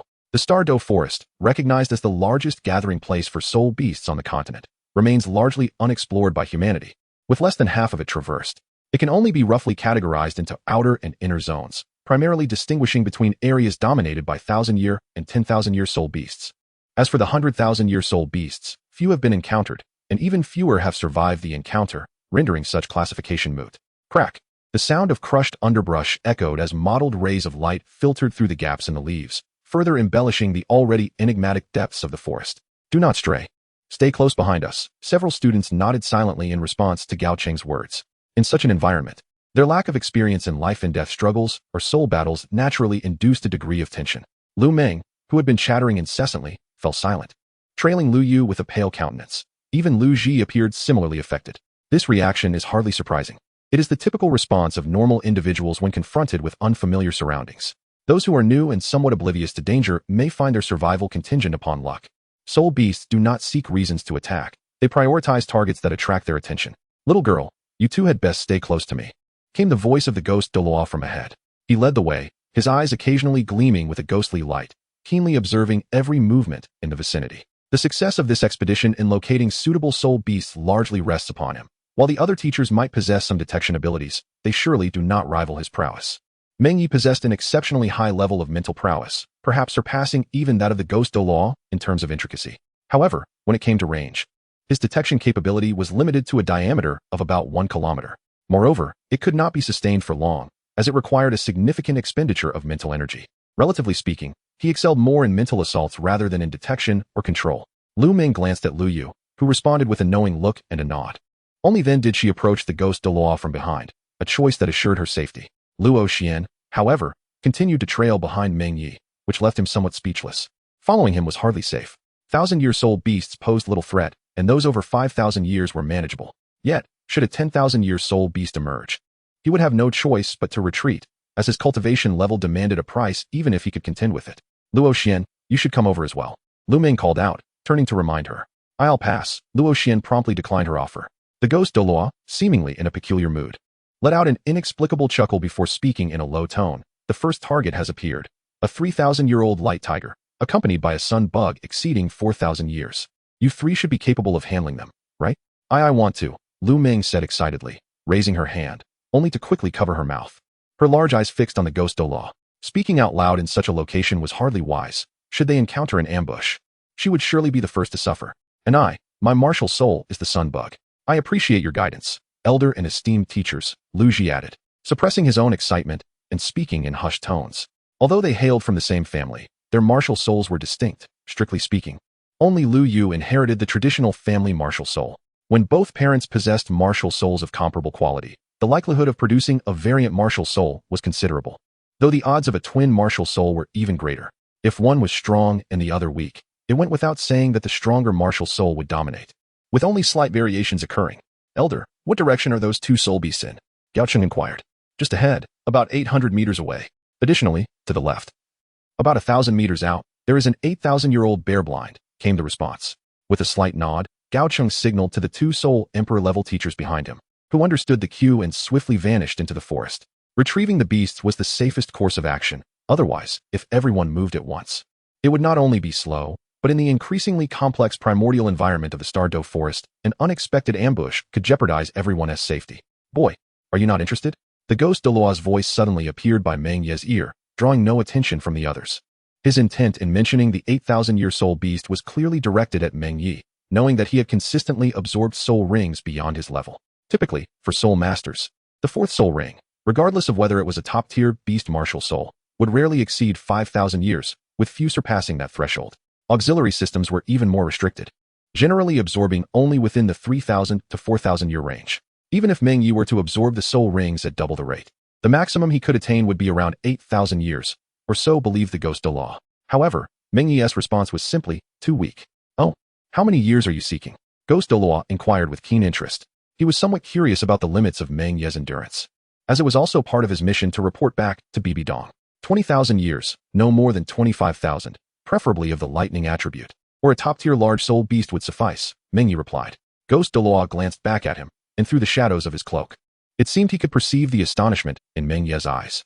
Are you certain, young man? Absolutely. Meng Ye maintained his composure as he looked at Ghost Douluo. The astonishment of Ghost Douluo was entirely understandable.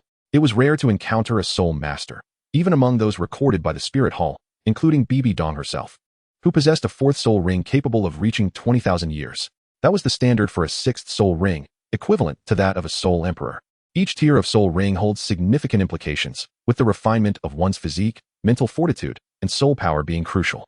In practical terms, a soul emperor wielding nearly 30% of their soul power could easily overpower a soul master at full capacity. Such is the disparity. Meng Ye found himself in a state of helplessness, as his physique was constrained by age and had yet to reach its pinnacle.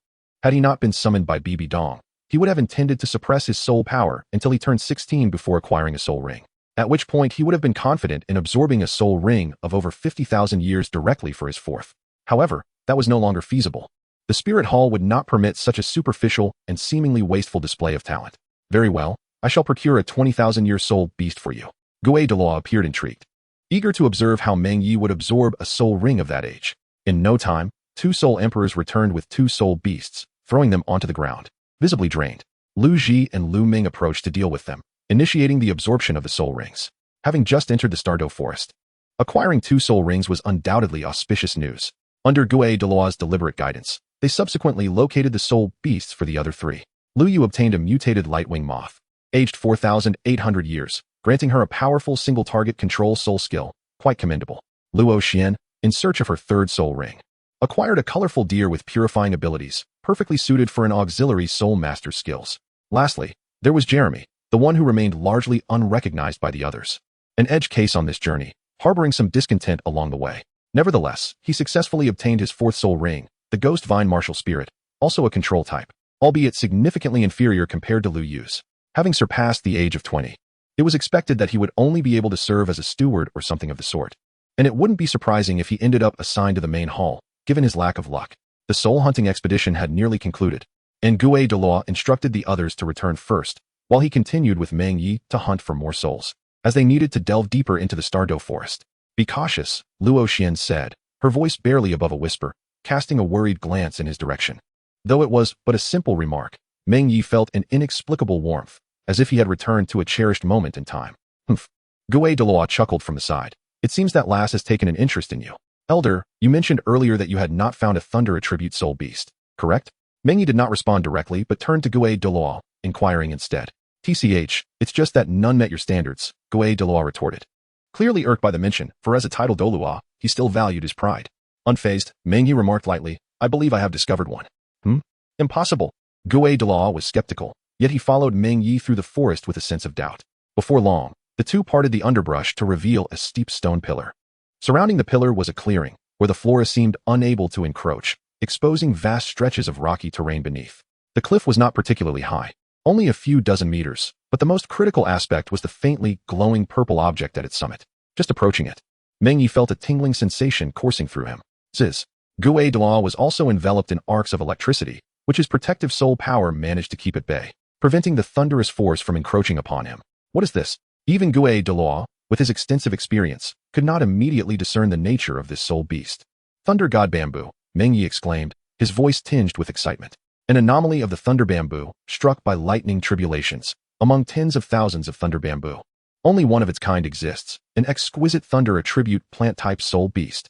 His eagerness stemmed from a simple desire to continually enhance his innate attributes, thereby achieving the utmost potential. With a highly adaptable martial spirit, Meng Ye was capable of selecting various soul skills for comprehensive development: attack, melee, area of effect, defense, control, everything except for auxiliary skills. His twin martial spirits afforded him this privilege, yet he understood that spreading himself too thin would yield no results. Thus, he chose to specialize in one or two areas. Ultimately, he selected strength and thunder attributes, and with maximum explosive power, his combat style would become exceedingly efficient and formidable. Before him, the Thunder God Bamboo represented the epitome of the soul ring he sought. He was almost certain that absorbing this ring would grant him mastery over the ultimate thunder attribute. What a tyrannical power! Such a marvel exists in this world. Douluo marveled. His astonishment did not stem from the age of the Thunder God Bamboo, which conveniently exceeded 20,000 years and held little significance for him. Instead, it was the overwhelming nature of its attributes that truly amazed him, even from a distance. It seemed capable of directly affecting his protective soul power, imparting a sensation akin to his martial spirit being suppressed. Under normal circumstances, not even a soul beast of 50,000 years could achieve such an effect. After his astonishment subsided, Douluo turned to Meng Ye and asked, "Is this the soul beast you desire? Are you certain you can absorb it?" Meng Ye, cautious not to overestimate his confidence, contemplated for a moment before replying. "I have a 60% chance. I wish to take a gamble." In truth, even if he possessed merely a 30% certainty, he would still be inclined to try, regardless of whether it took over 30,000 years. Soul beasts with ultimate attributes are exceedingly rare, aside from a few specific types. Soul beasts with such attributes are scarcer than those exceeding 100,000 years in age. Among the soul beasts known to Meng Ye, even the 10 most fearsome beasts of later generations do not possess attributes of the utmost perfection. 60%, you say? Douluo was somewhat taken aback, in his view. Even a soul emperor might struggle to absorb this soul ring. He then spoke solemnly. "Very well, should this endeavor succeed, you shall indeed be unprecedented. I shall assist you this time." He was taking a gamble, wagering on Meng Ye's success, for he could foresee that Meng Ye would inevitably achieve, if not surpass, the current pope. At that time, his position would be exceedingly secure, having already aided 2 popes. Douluo's foresight was undoubtedly sharp. With a swift motion, he transformed into a shadow and surged towards the stone pillar, soaring several meters in height, swiftly passing before the titled Douluo. Boom! Just as Douluo reached out to uproot the Thunder God Bamboo, a thunderous roar reverberated from the heavens without warning. An oppressive aura began to envelop the world. Crash! In the next moment, a bolt of heavenly lightning struck down, directly hitting Douluo. This was the true wrath of the heavens.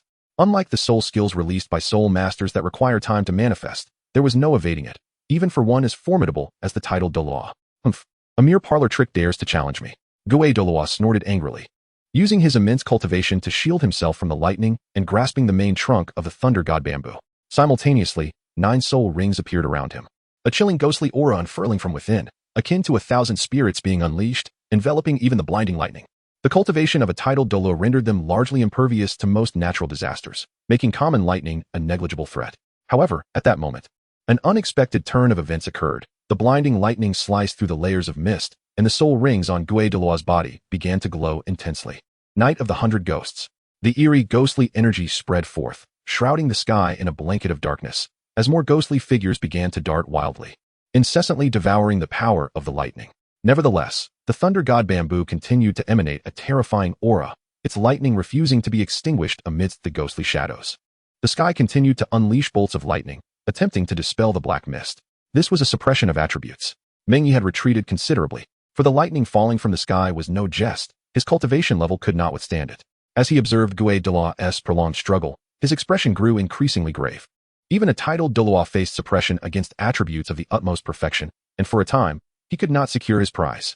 After waiting several minutes, Douluo finally managed to extract the Thunder God bamboo along with its roots, albeit in a somewhat disheveled state. Zing, zing. Even after sustaining severe damage, the Thunder God bamboo continued to emit sparks of lightning, and Douluo's body was enveloped in faint wisps of white smoke, his eyes glinting with a blood-red hue. Youngster, what exactly is this soul beast? My ghostly energy has been considerably dispersed. Douluo expressed his irritation, genuinely perplexed by the soul beast. What astonished him further was that the power of the lightning actually countered his martial soul, not merely a suppression of attributes, but a direct counter, reducing his cultivation by at least a year or two.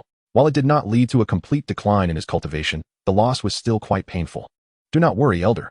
Though this lightning counters your strength, it is indeed the most formidable and pure power of the heavens, with the efficacy to refine soul power. Your martial soul is profoundly yin and lacks yang. Now, by harnessing this lightning to eliminate the dross, it will greatly benefit your future cultivation. Meng Ye stepped forward to take the Thunder God bamboo, simultaneously explaining to him, Young man, do not underestimate the cunning of this old man. Douluo, initially irate, calmed slightly upon hearing this, yet still harbored skepticism. Naturally, I would not.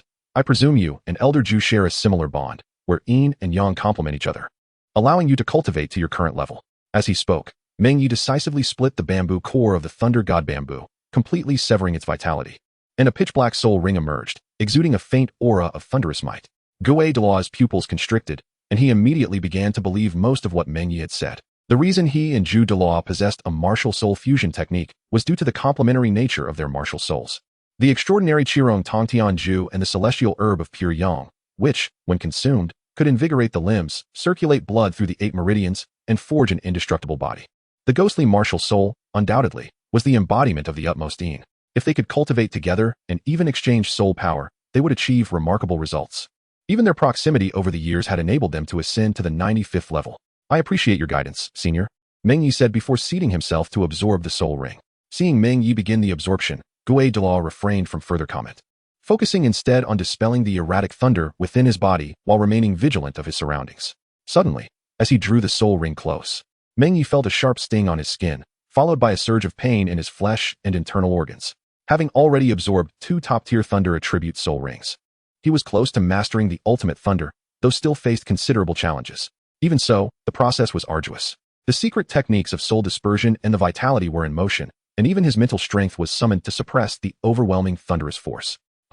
Douluo observed Meng Ye's actions with suspicion, initially tense at the sight of Meng Ye absorbing the ring. After all, this was not merely an elevation in rank, but a leap across 2 significant levels. His demeanor shifted as he noticed the soul power emanating around Meng Ye, illuminating the intricacies of the soul dispersion technique. This method, even when mastered by ordinary soul masters, could facilitate the absorption of soul rings beyond 1's level. A white mist gradually spread from within Meng Ye, rising like a signal fire. Such vigor! Exclaimed Douluo. He had previously witnessed Meng Ye unleash astonishing vitality before Bibi Dong, but given the immense pressure at that moment, he had deemed it a natural awakening of latent potential. Now, however, it appeared to be something beyond mere potential. This substantial manifestation of vitality could not be achieved solely through latent capabilities. Even power-type soul masters who have reached the soul sage level might not attain such a feat, for physical strength and vitality are distinctly different. Chapter 23, The Titan Great Ape. In the core of the Douluo forest, a realm dominated by soul beasts for millennia, the serene yet profound forest was laden with an invisible aura of peril. Beside a swamp, a baboon in search of water raised its head in vigilance, aware that dangers lurked below the mire, yet instinctively knowing that the area behind it was the least secure. However, beneath the swamp, a shadow exuded an even more terrifying aura of danger. Exhaling, the baboon resumed drinking, but in the next moment, a thunderous roar shattered the silence. A colossal creature emerged from the depths of the forest, uprooting trees in its wake. The sheer force of its presence caused tremors even in this territory ruled by various behemoths. Countless flying soul beasts scattered in panic. The dreadful aura of this ancient beast sending all creatures within a radius of several dozen miles into a frenzy. On a moving mountain, 2 distinct light sources shone like beacons, serving as both the soul illumination and the source of terror in the dense woods. The hidden predator beneath the swamp dared not reveal itself, while surrounding soul beasts attempting to quench their thirst fled in haste. Yet, many still fell victim to the chaos, crushed beneath fallen trees. This is dire. An ancient soul beast is on the prowl. We must leave. The group led by Shurcheng, initially planning to depart the Douluo forest, found themselves far from safety as the scale of the catastrophe became apparent. The throngs of soul beasts driven from the inner depths were forming a small-scale beast tide. Several soul saints and soul emperors dared not linger, hastily fleeing with their students, yet ultimately becoming ensnared in the tide of beasts. Meanwhile, another group hunting souls set up camp beneath the night sky, blissfully unaware of the impending disaster creeping ever closer. Deep within the forest, Meng Ye had completed the absorption of the soul ring, and the flickering thunderous light around him gradually subsided. With a crackle, a single dissipating thunder snake struck the ground, leaving a charred mark in fissures even on the rock beneath. The overwhelming nature of the ultimate attributes was unmistakable. The high temperatures and force associated with ordinary lightning were insufficient to instantaneously obliterate stone. It has truly succeeded. Douluo, having dispelled the thunderous energy within himself, gazed at Meng Ye in astonishment. He had prepared himself to assist, and had confirmed Meng Ye's prior assertions that thunder would benefit his cultivation. He considered returning to seek Douluo's counsel. "Elder, do you hear that sound?" Meng Ye, maintaining his composure, directed his gaze into the forest. He had faintly heard something. Though distant, the unprecedented aura of dread instilled an instinctive trepidation within him. Sound. Perhaps it is merely a soul beast. There are countless creatures in the Douluo forest, and occasional disturbances are quite normal. Douluo dismissed, having heard nothing. Nodding, Meng Ye replied, "I have discovered a location of opportunity. I wish to explore it before we return." "Opportunity? What might that be?" Douluo inquired, his gaze fixed on Meng Ye. "In the realm of soul masters, recognized treasures were scarce. If one were to categorize them, they would likely fall into two categories: soul bones and other artifacts. While not entirely absent, their actual value was indisputable. Every treasure bears a price, yet soul bones are invaluable. In black markets and auction houses, even human lives are assigned a price. This matter is better left unsaid. However, should the elder be willing to assist, I assure you, it shall not be in vain."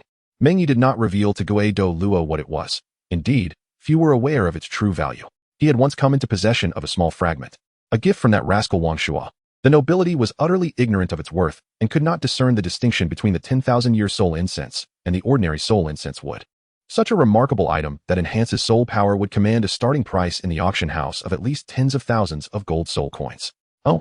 Douluo felt a flicker of curiosity and remarked, "Very well, I shall accompany you."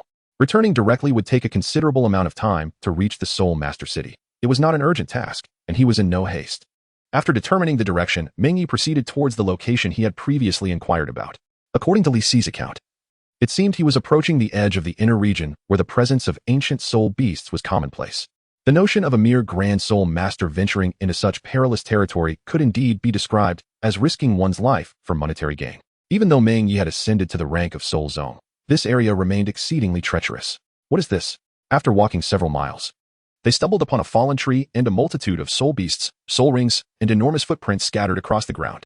The scale of destruction was such that even a ghost Douluo would be taken aback. 100,000-year soul beast. "We must flee." Without a moment's hesitation, the ghost Douluo seized Meng Ye and swiftly made their way towards the outskirts of the Douluo forest. Their speed was such that they appeared merely as a fleeting shadow, almost impossible to discern in the darkness. "Elder." Meng Ye felt a profound sense of distress. Amidst the rapid pace and the branches and leaves that occasionally slapped his face, he found himself unable to utter a single coherent word. He yearned to warn Ghost Douluo not to run in that direction, for the terrifying traces evoked a haunting memory. At this particular moment, if fortune favored them, the formidable soul beast lurking at the outskirts of the Douluo forest could only be one: the Titan giant ape. It was searching for Xiao Wu, and if all went as expected, it was likely already on its way back. Boom, boom, boom. Indeed. Ghost Douluo's swift movements soon led to the unmistakable sound of approaching footsteps. Both parties were advancing at breakneck speed, and upon colliding, Ghost Douluo looked up just in time to see a massive foot descending upon him. In a desperate bid, Ghost Douluo flung Meng Ye away while unleashing a terrifying surge of soul power. 100 Ghosts Night Walk. Specters, arise. Roar. The Titan giant ape, upon catching sight of Xiao Wu, was consumed by an overwhelming desire to find her and return her to the sky blue bull python. As Xiao Wu's adoptive mother, the two ferocious beasts considered her family, and they were naturally concerned about her decision to transform and venture into the human realm. With her return, it was only logical that the Titan giant ape would seek her out. However, the sudden appearance of Ghost Douluo incited the Titan giant ape's fury, as the latter feared that Ghost Douluo's area of effect attack might harm Xiao Wu. Without further thought, Meng Ye summoned all his vitality and unhesitatingly threw himself to the ground. Boom. In the next moment, a dreadful shockwave radiated outward, flattening everything within a diameter of several hundred meters. Ghost Douluo may not have been a power-type martial soul, but as a titled Douluo, even the aftershocks of their clash could obliterate thousand-year soul beasts. Coughing up a mouthful of blood, Meng Ye felt his mind go blank, his internal organs groaning in distress. He disregarded the pain and sprinted away, his only thought being to escape. Ghost Douluo was unlikely to perish. It was nearly impossible to kill him with physical attacks. Yet, he could not withstand many more of these aftershocks if he endured another 2. He might not even be able to flee. Roar. Beast. Do not act recklessly. The Titan giant ape's furious roar reverberated through the Douluo forest. Having escaped over 1,000 meters, Meng Ye's ears buzzed, and he inwardly cursed, damn it. The Titan giant ape was likely incensed due to Xiaowu and Ghost Douluo. Caught off guard by the charging Titan giant ape, had acted without hesitation. Now, with no common language to bridge their understanding, the conflict would only escalate. I must find a place to recuperate. After a moment's hesitation, Meng Ye assessed his internal injuries and felt a wave of despair. The injuries were not severe, but rather evenly distributed, with some fragile organs also damaged. Despite being a martial soul in his original form, he would still require several days of recovery. Continuing deeper into the Douluo forest was out of the question. Who knew if he would encounter a beast tide in such circumstances? Without Ghost Douluo, he had no choice but to flee. After nearly half an hour of relentless running, Meng Ye finally distanced himself from the battlefield. Fortunately, the surrounding soul beasts had fled from the Titan giant ape's terrifying aura. Otherwise, he would not have dared to be so reckless. Rustle, rustle, rustle. HM. A sound emerged from the bushes ahead, causing Meng Ye to narrow his gaze and extend his spiritual energy outward. Ah, it's you. It was Lu Yu and Lu Ji, accompanied by Luo Xian and a soul emperor teacher. The group appeared somewhat disheveled, suggesting they had not encountered much luck. Where's the elder? We have become separated. The teacher inquired, looking at Meng Ye. They had been hiding nearby for some time, and only emerged after the beast tide had passed. However, even Shi Cheng's group had been scattered, rendering them hesitant to act rashly. Upon seeing Meng Ye, they instinctively hoped Ghost Douluo was nearby, igniting a flicker of hope within them. Faced with the calamity of the beast tide, they could only lament their own weakness and the fragility of their survival. With no other options available, we encountered a powerful soul beast and are currently engaged in battle. Where? I shall go assist the elder, exclaimed the teacher in alarm. The elder should have already escaped. There is no need for you to go. We must leave this place first. Lu Ji glanced at the teacher. Assist? Your frail frame would hardly be enough to satiate the Titan giant ape. The teacher fell silent, feeling slightly awkward at the remark. At this moment, Liu turned to Meng Ye and asked, Meng Ye, have you seen my sister? We were separated by the beast tide. No. He shook his head slightly. The direction I came from should have no living creatures nearby. Where did you lose each other? Lu Yu fell silent, but it was Lu Ji who spoke up. After the beast tide scattered us, we lost our bearings. Given the terrain, it is quite challenging to discern our surroundings, especially in this primordial forest devoid of any signs. After pondering for a moment, Meng Ye asked, what do you intend to do? Now we have 2 choices. Either we leave the Douluo forest and regroup with Shi Cheng and the others before returning to search, which is undoubtedly the more prudent course of action. Alternatively, we could search directly, though the risks are significantly higher, albeit with a greater chance of finding her. The Douluo forest is fraught with unpredictability. A moment's carelessness could mean the difference between life and death. Yet, delaying matters further could spell disaster for a support-type soul master who might struggle to survive until their rescue arrived. I will find my sister, Lu Yu declared with determination, while Lu Ji stood resolutely beside her. As siblings, they naturally would not abandon one another. Nonsense. We must first regroup with the elders. You will all come with me. The soul emperor teacher would not allow them to act recklessly. Teacher, Meng Ye said suddenly, why not search nearby? Since we have acquired our 4th soul ring, we possess a certain degree of self-defense. Moreover, the beast tide has just passed. There should be minimal danger at this moment. I oppose this. We should leave this cursed place as quickly as possible. I do not wish to linger here for a moment longer. Jeremy, who had been trailing behind them, suddenly shouted. Eager to flee, his face was pale, and his teeth chattered in fear. Clearly, he was terrified and no longer wished to stay even for an instant. The others held no ill will towards him. It was a natural reaction. In truth, the group was merely forcing themselves to maintain composure. While the Lu siblings clung to their determination to save their sister, the teacher, recognizing the division among the group, reassured them they may have already left the forest. With Shi Cheng and the others protecting them, they should be safe.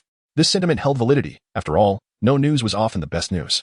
Lu Yu, however, bit her lip in frustration, her face pale as she insisted, Teacher, I wish to search. If we find nothing after half a day, then we shall leave. If you wish to search, then do so on your own. Teacher, I must leave. You know my father. He is a noble. You must take me with you. Jeremy, in a fit of desperation, grabbed the soul emperor teacher's arm. This action naturally displeased the teacher, yet it was a reflection of the truth. Nobility might not sway a soul master, especially one of the rank of soul emperor, but human sentiment certainly could. The Lu siblings could only lower their heads. Aware that they could not expect everyone to accompany them, they were determined to stay, even in the face of danger. Teacher, Meng Ye turned to his teacher, the soul emperor, and proposed, Perhaps you should lead the others out first, leaving markers along the way, while I search the vicinity for any traces. Should the others have already departed, you may return here and signal with a flare, allowing us to leave in a timely manner. What do you think? The Soul Emperor hesitated for a moment, recognizing the difficulty of the dilemma before him, and ultimately nodded in agreement. Very well, but you must not take any risks. If danger arises, you must flee at once. Do you understand? The Lu siblings felt a wave of relief wash over them and expressed their gratitude, saying, "Thank you, teacher." They also cast appreciative glances at Meng Ye, realizing he was aiding them. "You should come with me. It is perilous to remain here," the teacher said to Luo Xian. Unbeknownst to them, she had silently crept behind Meng Ye, remaining mute, her expression enigmatic, neither revealing fear nor bravery. "I want to help find people too," she insisted. After several attempts to dissuade her, it became evident that Luo Xian was resolutely determined to stay. Eventually, with a solemn expression and repeated admonitions, the teacher led Jeremy away. It was not that he wished to forcibly take anyone with him, but the urgency of the situation demanded swift action. Even a moment's hesitation could jeopardize their chances of rescue. More critically, he could not carry everyone at once. "Meng Ye, thank you." "No need for words," Meng Ye interjected. Sensing the siblings' intent, he shook his head gently and continued, "Follow me. I may be able to uncover some clues. However, I fear that if we venture deeper, the teacher may not approve. Thus, we are left with no choice but this course of action." The siblings ceased their conversation, nodded gravely, and followed him closely. Luo Xian kept pace as well, unwilling to stray far from Meng Ye.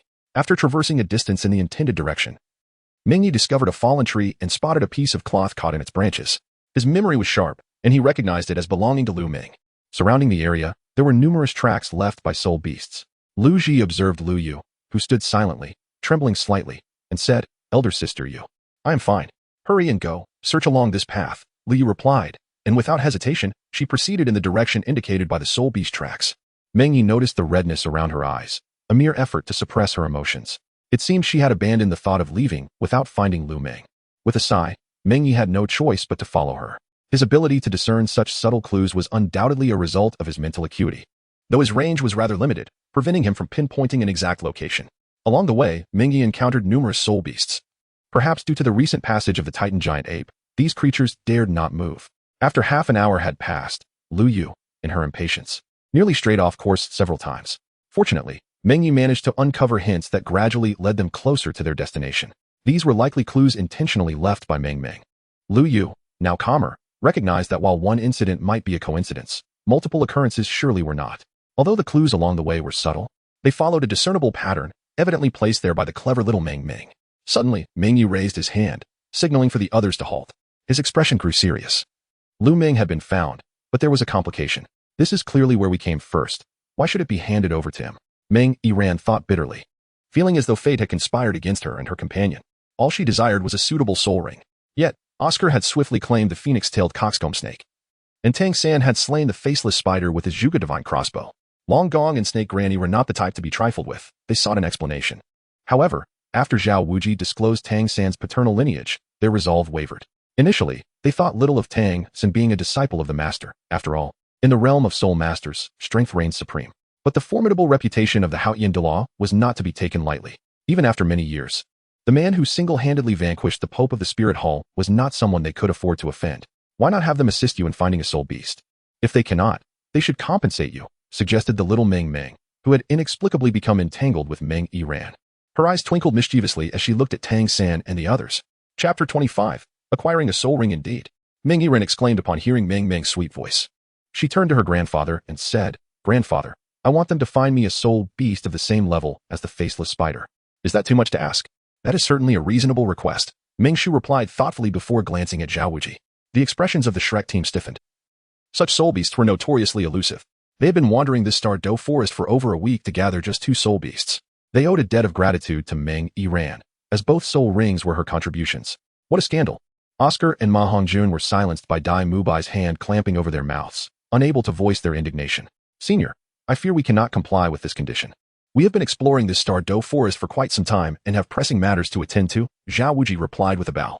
Internally, he felt bitter. Having recently engaged the Titan giant ape, using his martial soul's true form, his internal organs were considerably damaged. At this moment, he sought only a place to recuperate. Along with thoughts of the little rabbit, "Shall will. Then compensation it is. At least 100,000 gold soul coins." The mischievous little Meng Meng added. Having become quite close to Meng Ye after being picked up by Meng Shu and his wife, Her youthful innocence led her to be somewhat oblivious to the gravity of such a sum. 100,000 gold soul coins could purchase an academy or a 10,000-year soul beast. Humph. The members of Shrek Academy glared at Meng Meng, recognizing her mischief. While Zhao Wuji let out a cold snort. He did not dare disrespect Meng Shu, but what right did a mere soul master have to negotiate with him? With a pale face, Meng Meng stumbled back to Meng Ye's side. As a support-type soul master, she was naturally frail, having endured the beast tide earlier. She had sustained injuries. Were it not for her vivacious and optimistic nature, she would have already retreated to a corner to weep. Without her older sister and second brother to care for her, she had learned to be strong. Meng Ye felt a deep connection with her, treating her as a close friend. Seeing her distress, she quickly supported Meng Meng and turned to her grandfather. Grandfather, Zhao Wuji, do not be so reckless. Do you think I fear you? Meng Shu declared, striking his dragon-headed staff against the ground, releasing an imposing aura. As a soul Douluo, the disparity in soul power among high-ranking soul masters became increasingly insurmountable, leaving Zhao Wuji at a disadvantage. Senior, 100,000 gold soul coins is truly excessive, and I am unable to provide such a sum. I humbly ask for your understanding, Zhao Wuji replied, forcing himself to bow, gritting his teeth in frustration. When had the mighty immovable king ever felt so humiliated? Zhao Laoshe, Dai Mubai, and the others gritted their teeth, with the hot-headed Ma Hongjun barely containing his anger, only to be restrained by Tang San. At that moment, Tang San stepped forward and offered with a bow, esteemed seniors. While 100,000 gold soul coins is undoubtedly unfeasible, I can offer this secret manual in exchange. I believe it will meet your satisfaction. Tang San produced a manual from his storage soul tool, inscribed with the 4 characters secrets of hidden weapons.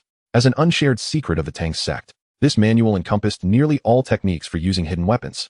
However, it lacked the core methods recorded in the Xiantian treasure record, rendering it merely second-rate. Even in Tang San's previous life, these techniques required formidable internal strength and were highly talent-dependent, making them less appealing to soul masters, who would treat them merely as hobbies. Hidden weapons? Meng Ye felt a flicker of interest. Her martial soul was rather ordinary, so she had practiced some hidden weapon techniques to compensate. She had initially intended to challenge Tang San's skills with hidden weapons, but it appeared she had underestimated him. Meng. Just then, Lu Yu and her companions emerged from the forest, and Meng Ye spotted Tang San and the others, raising an eyebrow. He had observed the surroundings beforehand and determined there was no danger, allowing Lu Yu to proceed. Should the situation have turned dire, the 4 soul masters and 1 soul grandmaster would not have been safe even with his full strength.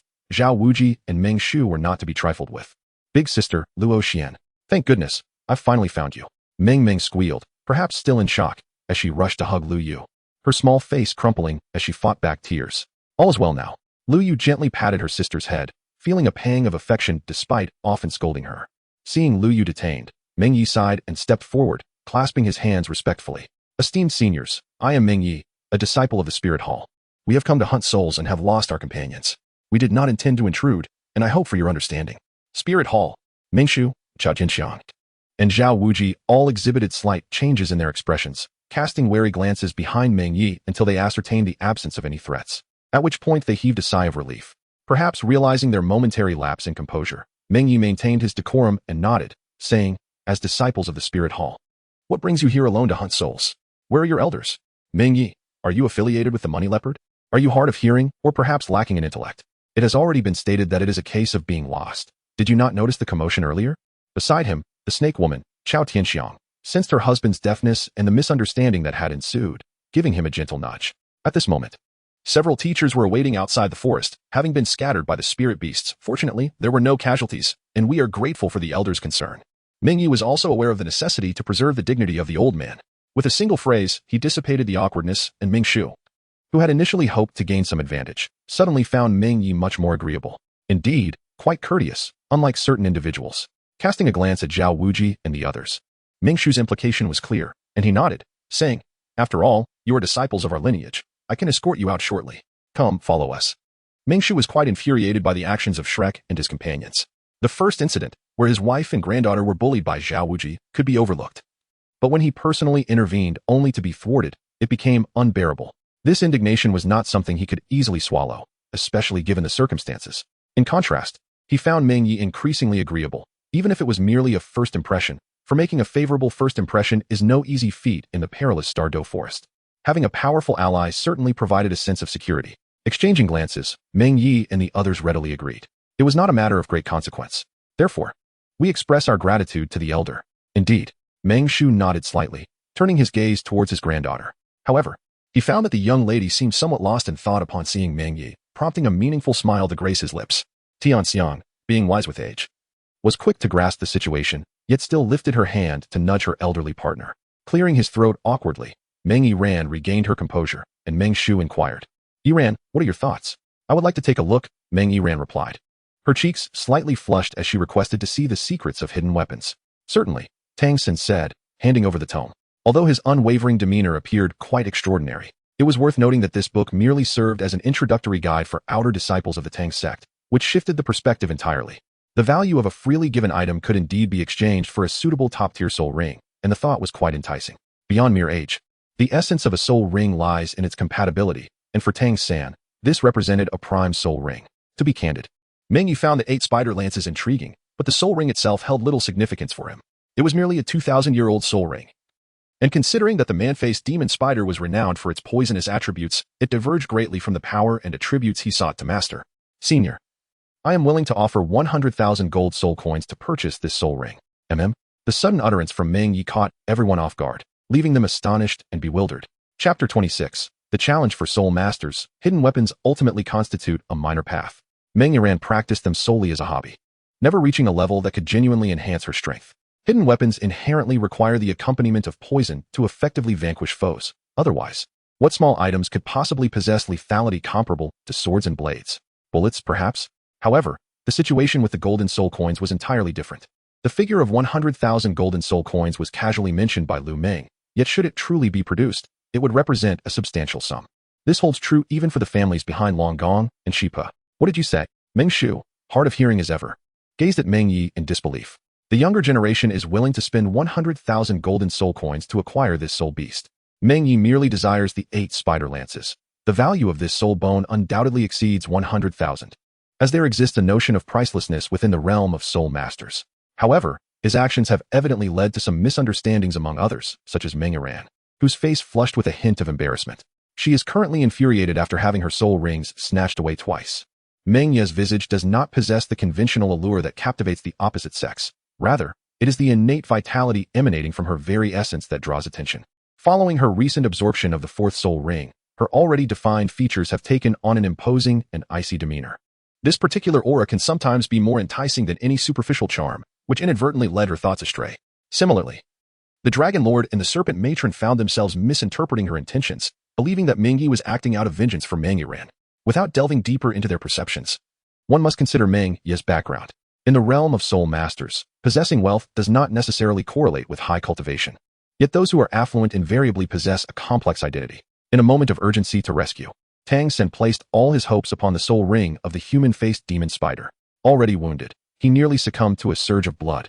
Paling as he trembled and pointed towards Meng Ye, Little San, Damu Bai and the others, witnessing his reaction, hastily approached.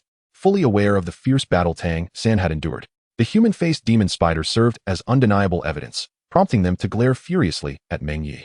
"I am unscathed," he stated, raising a hand to signal his well-being, while swiftly compelling himself to regain composure. His gaze remained cold as he addressed Meng Ye. "We bear no grudges against one another. Why must you complicate matters for me? Indeed, while this soul beast may hold no utility for me, its worth cannot simply be reduced to some inconsequential tome, can it?" A flash of arc-like brilliance flickered in Meng Ye's eyes. Despite his impassive demeanor, an aura of formidable authority emanated from him, instilling an inexplicable sense of oppressive weight among the Shrek members who met his gaze, causing their breaths to momentarily falter. This was not a mere pressure of soul power or mental force, but rather a transcendent essence, characteristic of those who have long inhabited positions of power.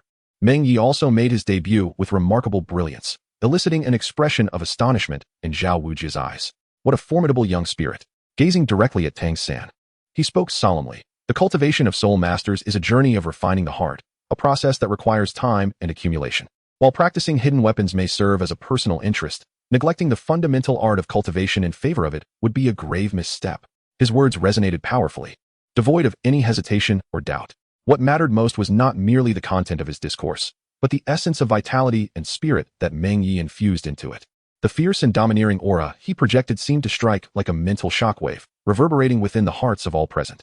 Even Zhao Wujia and Meng Shu, after their initial shock, revealed glimmers of realization. Having aged, their progress in cultivation had stagnated. In truth, beyond physical limitations, what they lacked was the youthful vigor that Meng Ye so vividly embodied. After being metaphorically enlightened by his fervent discourse, they felt their long-dormant soul power stir, leaving them utterly astounded. Meng Ye's philosophy is remarkably pure, even to the point of extremity. If one is to cultivate soul power, one should embody the essence of a soul master. In his eyes, Tang Sen does not truly epitomize a genuine soul master. Although Yu Shaojiang is lauded as a master of theory, Tang San's soul rings do not fully embrace the poison attribute, and his control capabilities are limited to a certain extent against soul masters of equivalent rank. During the soul master competition, were it not for the 2 divine herbs granting him immunity to ice and fire, the blue-silver grass's ability to absorb soul rings would have been merely average. Any soul master possessing 3 divine herbs could potentially cultivate a comparable genius. In stark contrast to the astonishment of others, Tang San's gaze was filled solely with boundless fury. He harbored a profound affection for the Tang sect, and thus, in his eyes, concealed weapons were far from a mere side practice. He would not tolerate any insult to them. Xiao San, remain calm. Dai Mubai, sensing Tang San's unusual state, was about to intervene. But Tang San evaded him with a swift movement. Ghostly shadow, mysterious steps. I challenge you, sir, to prove that the concealed weapons in my possession are not mere trifles. Under normal circumstances, Tang Sen would not act so recklessly. However, with Xiao Wu in peril, his rationality had already diminished significantly, making his loss of control somewhat understandable. He stepped forward to confront Meng Ye's imposing presence, retorting with fervor, "If I am defeated, I willingly abandon this soul beast. If I prevail, I hope you will retract your previous words." Meng Ye furrowed his brow, not out of trepidation towards Tang San, for the latter had yet to earn such regard. Rather, it was the unsettling gaze that evoked his distaste. To an outsider, it may appear neither servile nor arrogant. Yet those targeted by it could sense a chilling intensity akin to that of a venomous serpent's stare. Ignoring Tang San, he turned to Meng Shu and inquired, "What are your thoughts, esteemed elder?" Unlike Tang San, who had lost his composure, Meng Ye remained steadfast, and presently, the circumstances had unfolded precisely as he had anticipated. The ownership of the soul beast did not lie with Tang San. As long as Meng Shu remained resolute, the beast could not be claimed. Tang San's audacious challenge, wagering the soul beast, was a clear overreach. So this is the caliber of disciples from your Shrek Academy, the disciple of the master. With a glare directed at Tang San, a terrifying aura of soul power enveloped the gathering, instilling fear in all present. This was the formidable presence of a soul Douluo. Meng Shu gazed at Meng Ye and spoke directly. "If you are confident, young friend, take it upon yourself to teach this boy a lesson. Should you prevail, this soul beast shall belong to you. I shall take nothing in return, and none shall claim it. With your esteemed trust, I shall exert my utmost effort." Bowing respectfully, Meng Ye turned to face Tang San, his eyes reflecting an unwavering calm. Zhao Wujia felt a sudden tightening in his chest, unable to comprehend why Meng Shu's demeanor had shifted so abruptly. Yet, upon witnessing the look in Meng Ye's eyes, he seemed to grasp that something was amiss. Everything unfolded too abruptly, too oddly. What had initially been a contention between them, and the Dragon King and Snake Lady had inexplicably transformed into a wager involving the disciples of the Spirit Hall. The connection seemed seamlessly crafted without a flaw. "I propose that I forego my martial spirit and engage you solely with hidden weapons," Tang Sen declared, not affording Meng Ye the opportunity to respond. His palm glided over the 24-bridge Mingyuan knight at his waist, and an array of uniquely shaped hidden weapons materialized at his fingertips.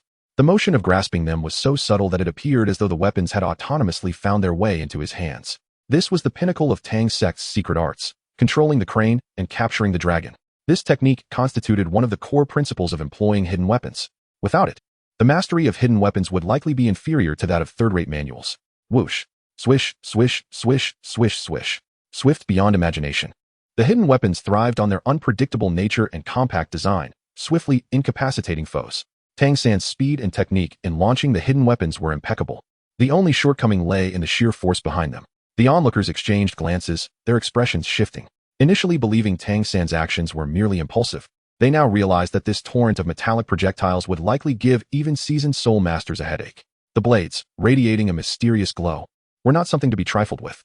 Retreat. Lu Yu and the others, positioned behind Meng Ye, reacted swiftly, hastily distancing themselves. Lu Yu seized Lu Meng but overlooked Luo Xian, who remained rooted in place. Sizzle. Meng Ye did not evade, he merely stood his ground, his body shimmering with conspicuous arcs of electricity, continuously deflecting the concealed projectiles. Hiss. Yet, amidst the relentless barrage of hidden weapons, evasion proved nearly impossible, let alone standing firm against the onslaught. After a golden hairpin pierced through his soul power defense, a subsequent hidden needle punctured Meng Ye's flesh. His expression darkened, and in the next instant, the soul rings upon him manifested. Yellow, purple, purple, black. The extraordinary configuration of soul rings, pulsating with a ghastly white lightning. was far more awe-inspiring than the metallic deluge surrounding him. Boom.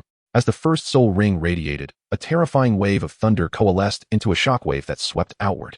Where it passed, not only were the concealed weapons completely swept away, but the more fragile ones were utterly obliterated. The first soul skill, Thunderstorm. Third brother.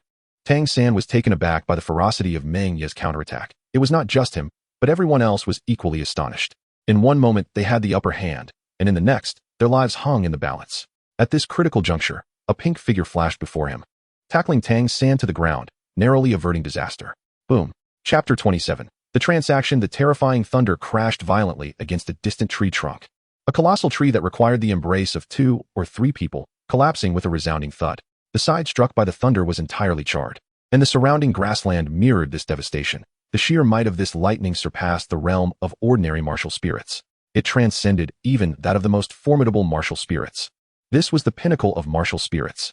Even the weakest first soul skill, merely 800 years old, unleashed a blow that left the assembled members of Shrek trembling in fear. Ma Hongjun, whose attributes were closest to the extreme, also turned pale, as the malevolent fire within him was momentarily suppressed to the point where he could barely lift his head. It was not only the Shrek group. Even Lu Yu and others witnessed Meng Ye's prowess for the first time, their spirits shaken. In their eyes, although they were also soul masters, judging by sheer strength, they feared they could not withstand that previous strike. No, they could not withstand it at all. The outcome was clear. They conceded. Meng Ye, with an expression as impassive as stone, reached towards a wound on his chest and deftly extracted a slender, twisted golden needle, no thicker than a hair. His brow furrowed slightly. While the weapon lacked significant lethality, it was utterly repulsive. Known as the Dragon Whisker Needle, it required a unique technique to infuse soul power, rendering it as hard as iron, specifically designed to penetrate protective energy barriers. For a soul master, this meant breaching their defensive soul power. Had Meng Ye utilized his martial spirit from the outset, this vile instrument would have been obliterated by a surge of thunderous might. Once embedded in flesh, it would curl and entangle within the sinews, losing its soul power and becoming nearly impossible to extract, inflicting excruciating pain as the flesh twisted grotesquely, thereby severely undermining the soul master's capacity to wield their strength. Meng Ye possesses a corporeal martial soul, capable of exerting control over flesh and blood, compelling it to manifest externally. For an ordinary soul master, encountering such a phenomenon could spell disaster, unless they resort to the drastic measure of excising the entire mass of flesh. Crack. Simultaneously, an arc of electricity surged from his being, followed by a plume of white smoke. The suppression of attributes rendered the poison ineffective against him. Cough. Spurt.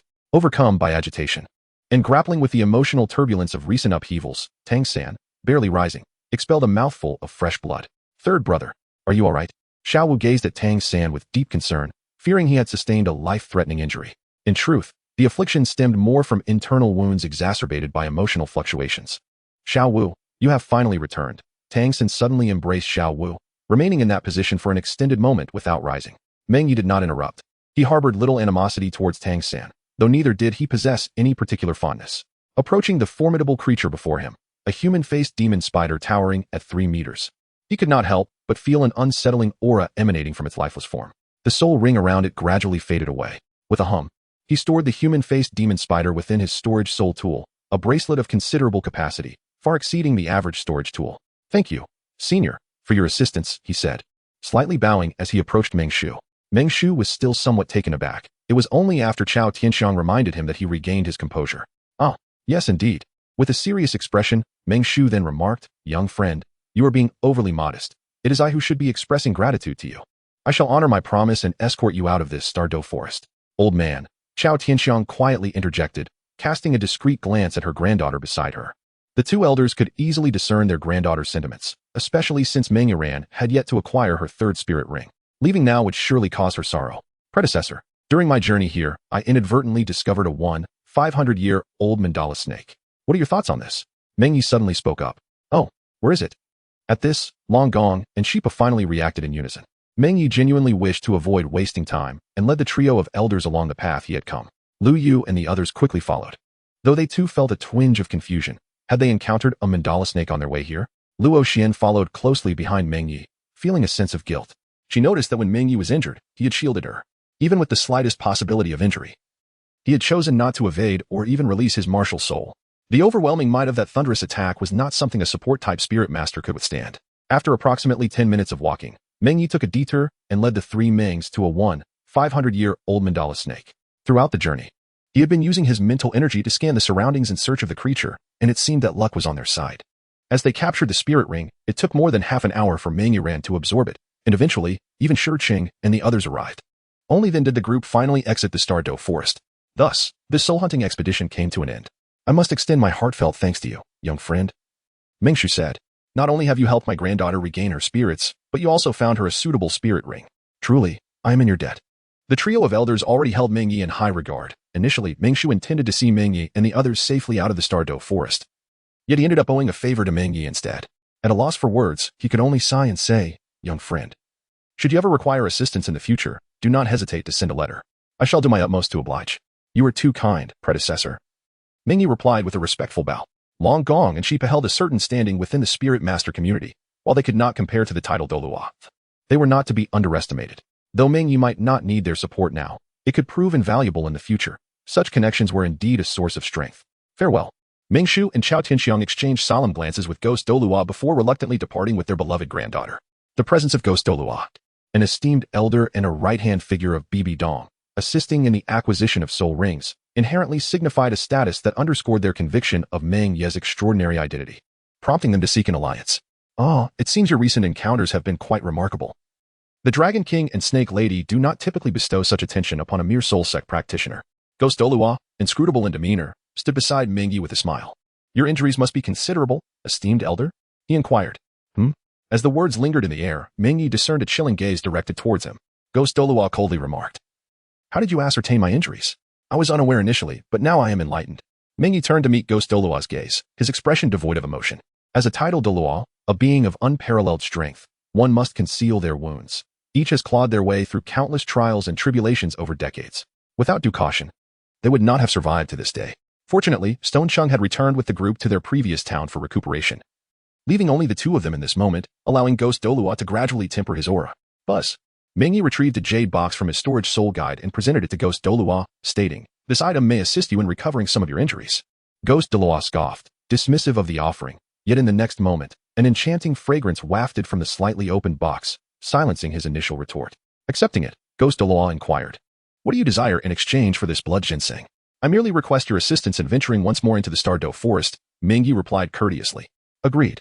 Ghost Douluo, recalling his previous encounter with the Titan giant ape, pondered briefly before consenting. Although this blood ginseng was not of the Millennium class and lacked the rarity of extraordinary treasures, it was nonetheless a potent healing herb. Given his already diminished vitality, this ginseng would facilitate a swift recovery, saving him considerable time. For Meng Ye, this blood ginseng was valuable yet not essential, as he had previously consumed a Millennium-tier ginseng that had significantly boosted his vitality and raised his soul power by 2 levels. Chapter 28, 10,000-Year Soul Fragrance. Soul Bone. Deep within the Douluo forest, under Ghost Douluo's escort, Meng Ye successfully located a marshland. With a swift motion, he extracted a piece of azure-hued wood from the mire, his eyes sparkling with delight. It was indeed 10,000-year soul fragrance, though the quantity appeared unusually abundant, despite some decay. What he observed would suffice for 4 or 5 years. With his innate talent, a 3-fold increase over 4 or 5 years could elevate his soul power by at least 10 levels. While this may seem modest, a 10-level advancement was more than adequate to bridge the innate gap between full soul power and the 6-winged angel. The distinction between top-tier martial souls and divine martial souls was palpable. Is this what you sought? Ghost Douluo stood aside, refraining from intervening, as he was oblivious to the true nature of these items, unable to discern them from ordinary soul fragrance wood. I would be immensely grateful if you could assist me in retrieving those pieces of wood. There is a soul beast below, so please exercise caution. Ghost Douluo frowned, glancing toward the area Meng Ye indicated, situated in the marsh's center, where no flight-type martial soul could approach.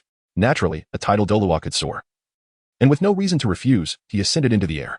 Roar. As he neared, a massive black python erupted from the swamp, its gaping maw wide enough to swallow Ghost Douluo whole. More alarming was the whirlpool forming within its jaws, which began to draw Ghost Douluo downward. Beast. Perish. Ghost Douluo, both startled and enraged, raised his hand and struck downwards. Boom. The overwhelming soul power caused the marsh's center to collapse, creating a vast pit several dozen meters in diameter, compelling Meng Ye to retreat. Swiftly, he collected the 10,000-year soul fragrance that had been dislodged, aware that even shattered remnants retained their value. These were not rare treasures, thus not overly delicate, which partially explained their obscurity. With a soft thud, Ghost Douluo landed on the shore, holding the soul beast, a robust serpent with a diameter exceeding half a meter and a length of over 20 meters. A pitch-black soul ring emerged, revealing it to be a 10,000-year soul beast. This creature appeared to be a mutated soul beast, yet the venture was worthwhile. As he spoke, Ghost Douluo skillfully removed the serpent's flesh, exposing a portion of its ebony bones, indeed, a soul bone. Congratulations, Senior, Meng Ye remarked, raising an eyebrow in surprise, yet devoid of any desire. He continued to gather the surrounding 10,000-year soul fragrance. Besides the growth-oriented external soul bones and the rare 10,000-year bones, his interest in other soul bones was minimal. It was far more beneficial to enhance his cultivation. With his level of martial soul development, attaining level 80 and acquiring a 10,000-year soul ring would not pose significant difficulty. His martial soul's potential remained vast. Are you not intrigued? Ghost Douluo cast a sidelong glance at Meng Ye, pondering how any soul master could resist the allure of a soul bone. This is your opportunity, Senior. I dare not covet it. Observing Meng Ye's impassive demeanor as he continued to collect the wood, Ghost Douluo's narrowed eyes concealed his intrigue. Such depth of character. What exactly was this young man concealing? Throughout their journey, he had sought to learn more about Meng Ye under Bibi Dong's directive, assessing his capabilities, cultivation, and temperament. Yet, even now, he felt an impenetrable shroud surrounding Meng Ye. Moreover, it seemed that Meng Ye was subtly guiding him, and for reasons unknown, this left Ghost Douluo feeling somewhat vexed. Nevertheless, the acquisition of a soul bone brought him joy, prompting him to assist Meng Ye in gathering the inaccessible 10,000-year soul fragrance. Ultimately, Meng Ye confirmed the absence of any further treasures, his storage soul guide brimming to capacity, even utilizing his reserves, before departing with a sense of fulfillment. With decades worth of 10,000-year soul fragrance secured, this expedition proved fruitful. Armed with these resources, he felt confident in elevating his status to that of a soul Douluo within a decade. Of course, this was merely foundational. Soul power alone would not suffice. Suitable soul rings and other fortuitous encounters were essential. If feasible, he even considered acquiring a few celestial herbs from Douluo, knowing that the value of such items eluded the old man, making them relatively easy to procure, albeit with some effort. As Ghost Douluo and Meng Ye departed, a colossal shadow began to rise from the marsh's depths, a terrifying aura causing the surroundings to tremble. Bubbles emerged from beneath the surface, followed by a multitude of soul beast skeletons, some far larger than the black python. Boom. The muffled rumble of thunder caught Meng Ye's attention as he stepped out of the forest, perplexing him momentarily. He merely glanced back. The Douluo forest was vast, with a humid climate, naturally conducive to rain. Occasional changes in weather were to be expected, otherwise, maintaining such a sprawling ecosystem would be untenable. Elder, you have finally returned. Shurcheng awaited outside the forest, initially having escorted others to the town for rest, but concerned by the prolonged absence of Ghost Douluo and Meng Ye. He ventured to investigate. Ghost Douluo nodded calmly, offering no further comment. Teacher Shur, are you injured? Meng Ye observed Shurcheng with surprise, certain he had not been harmed merely moments ago. Shurcheng had grown accustomed to Meng Ye's uncanny ability to perceive others' cultivation levels and more. He simply attributed it to the young man's talent. I had a slight oversight in a confrontation with an old rival, Shurcheng admitted, a hint of embarrassment in his tone. Ghost Douluo paid little mind, yet Meng Ye scrutinized him closely, a penetrating gaze that caused Shurcheng's heart to race.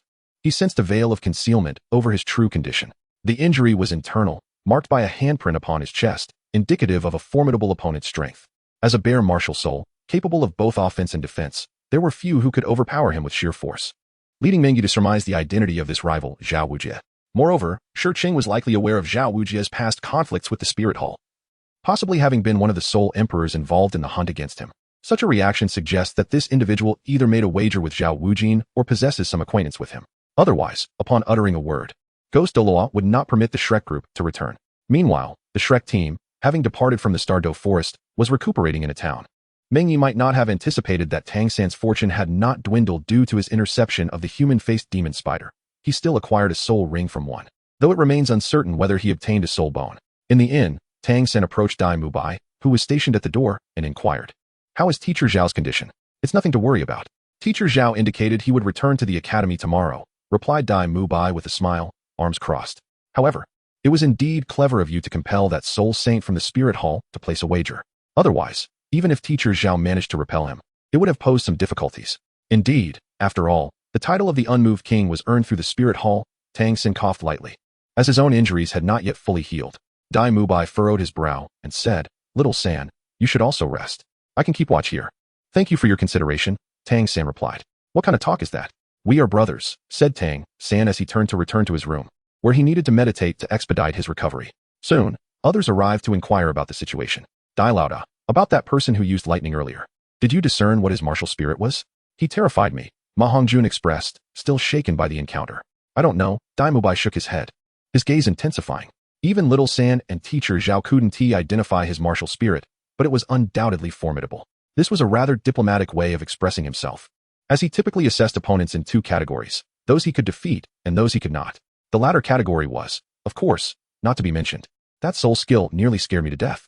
Are the geniuses of the Spirit Hall truly that powerful? Oscar remarked, a hint of pessimism in his tone. Having trained for so long, the philosophies instilled by Flanders had been somewhat muddled, yet they had also fostered an invaluable sense of fearlessness. Now, however, that confidence seemed to have been shaken. Let us not forget that fellow is likely among the strongest geniuses in the Spirit Hall, and he is probably older than us. Dai Mubai responded with a hint of annoyance. Indeed, Dai Laoda is right. I have been to the Spirit Hall, and those disciples are not as impressive as I am. Ning Rongrong chimed in, attempting to restore morale among the group. Enough of that. I am off to enjoy a grand feast. But don't forget to bring back some for us. Will do. Chapter 29. Lei Xingyang arrives him? Is there something amiss? Upon returning to the inn, Meng Ye noticed Luo Xian had come to see him. The young lady stood before him, her hands fidgeting awkwardly, unsure of where to place them. Ghost Douluo had given him a meaningful look and walked past, while Shicheng also took his leave. Meng Ye, somewhat bemused, realized at least two gazes were fixed upon him, evident even without the need for mental probing. Are you all right? Luo Xian finally summoned her courage, lifting her gaze to meet Meng Ye's eyes with concern.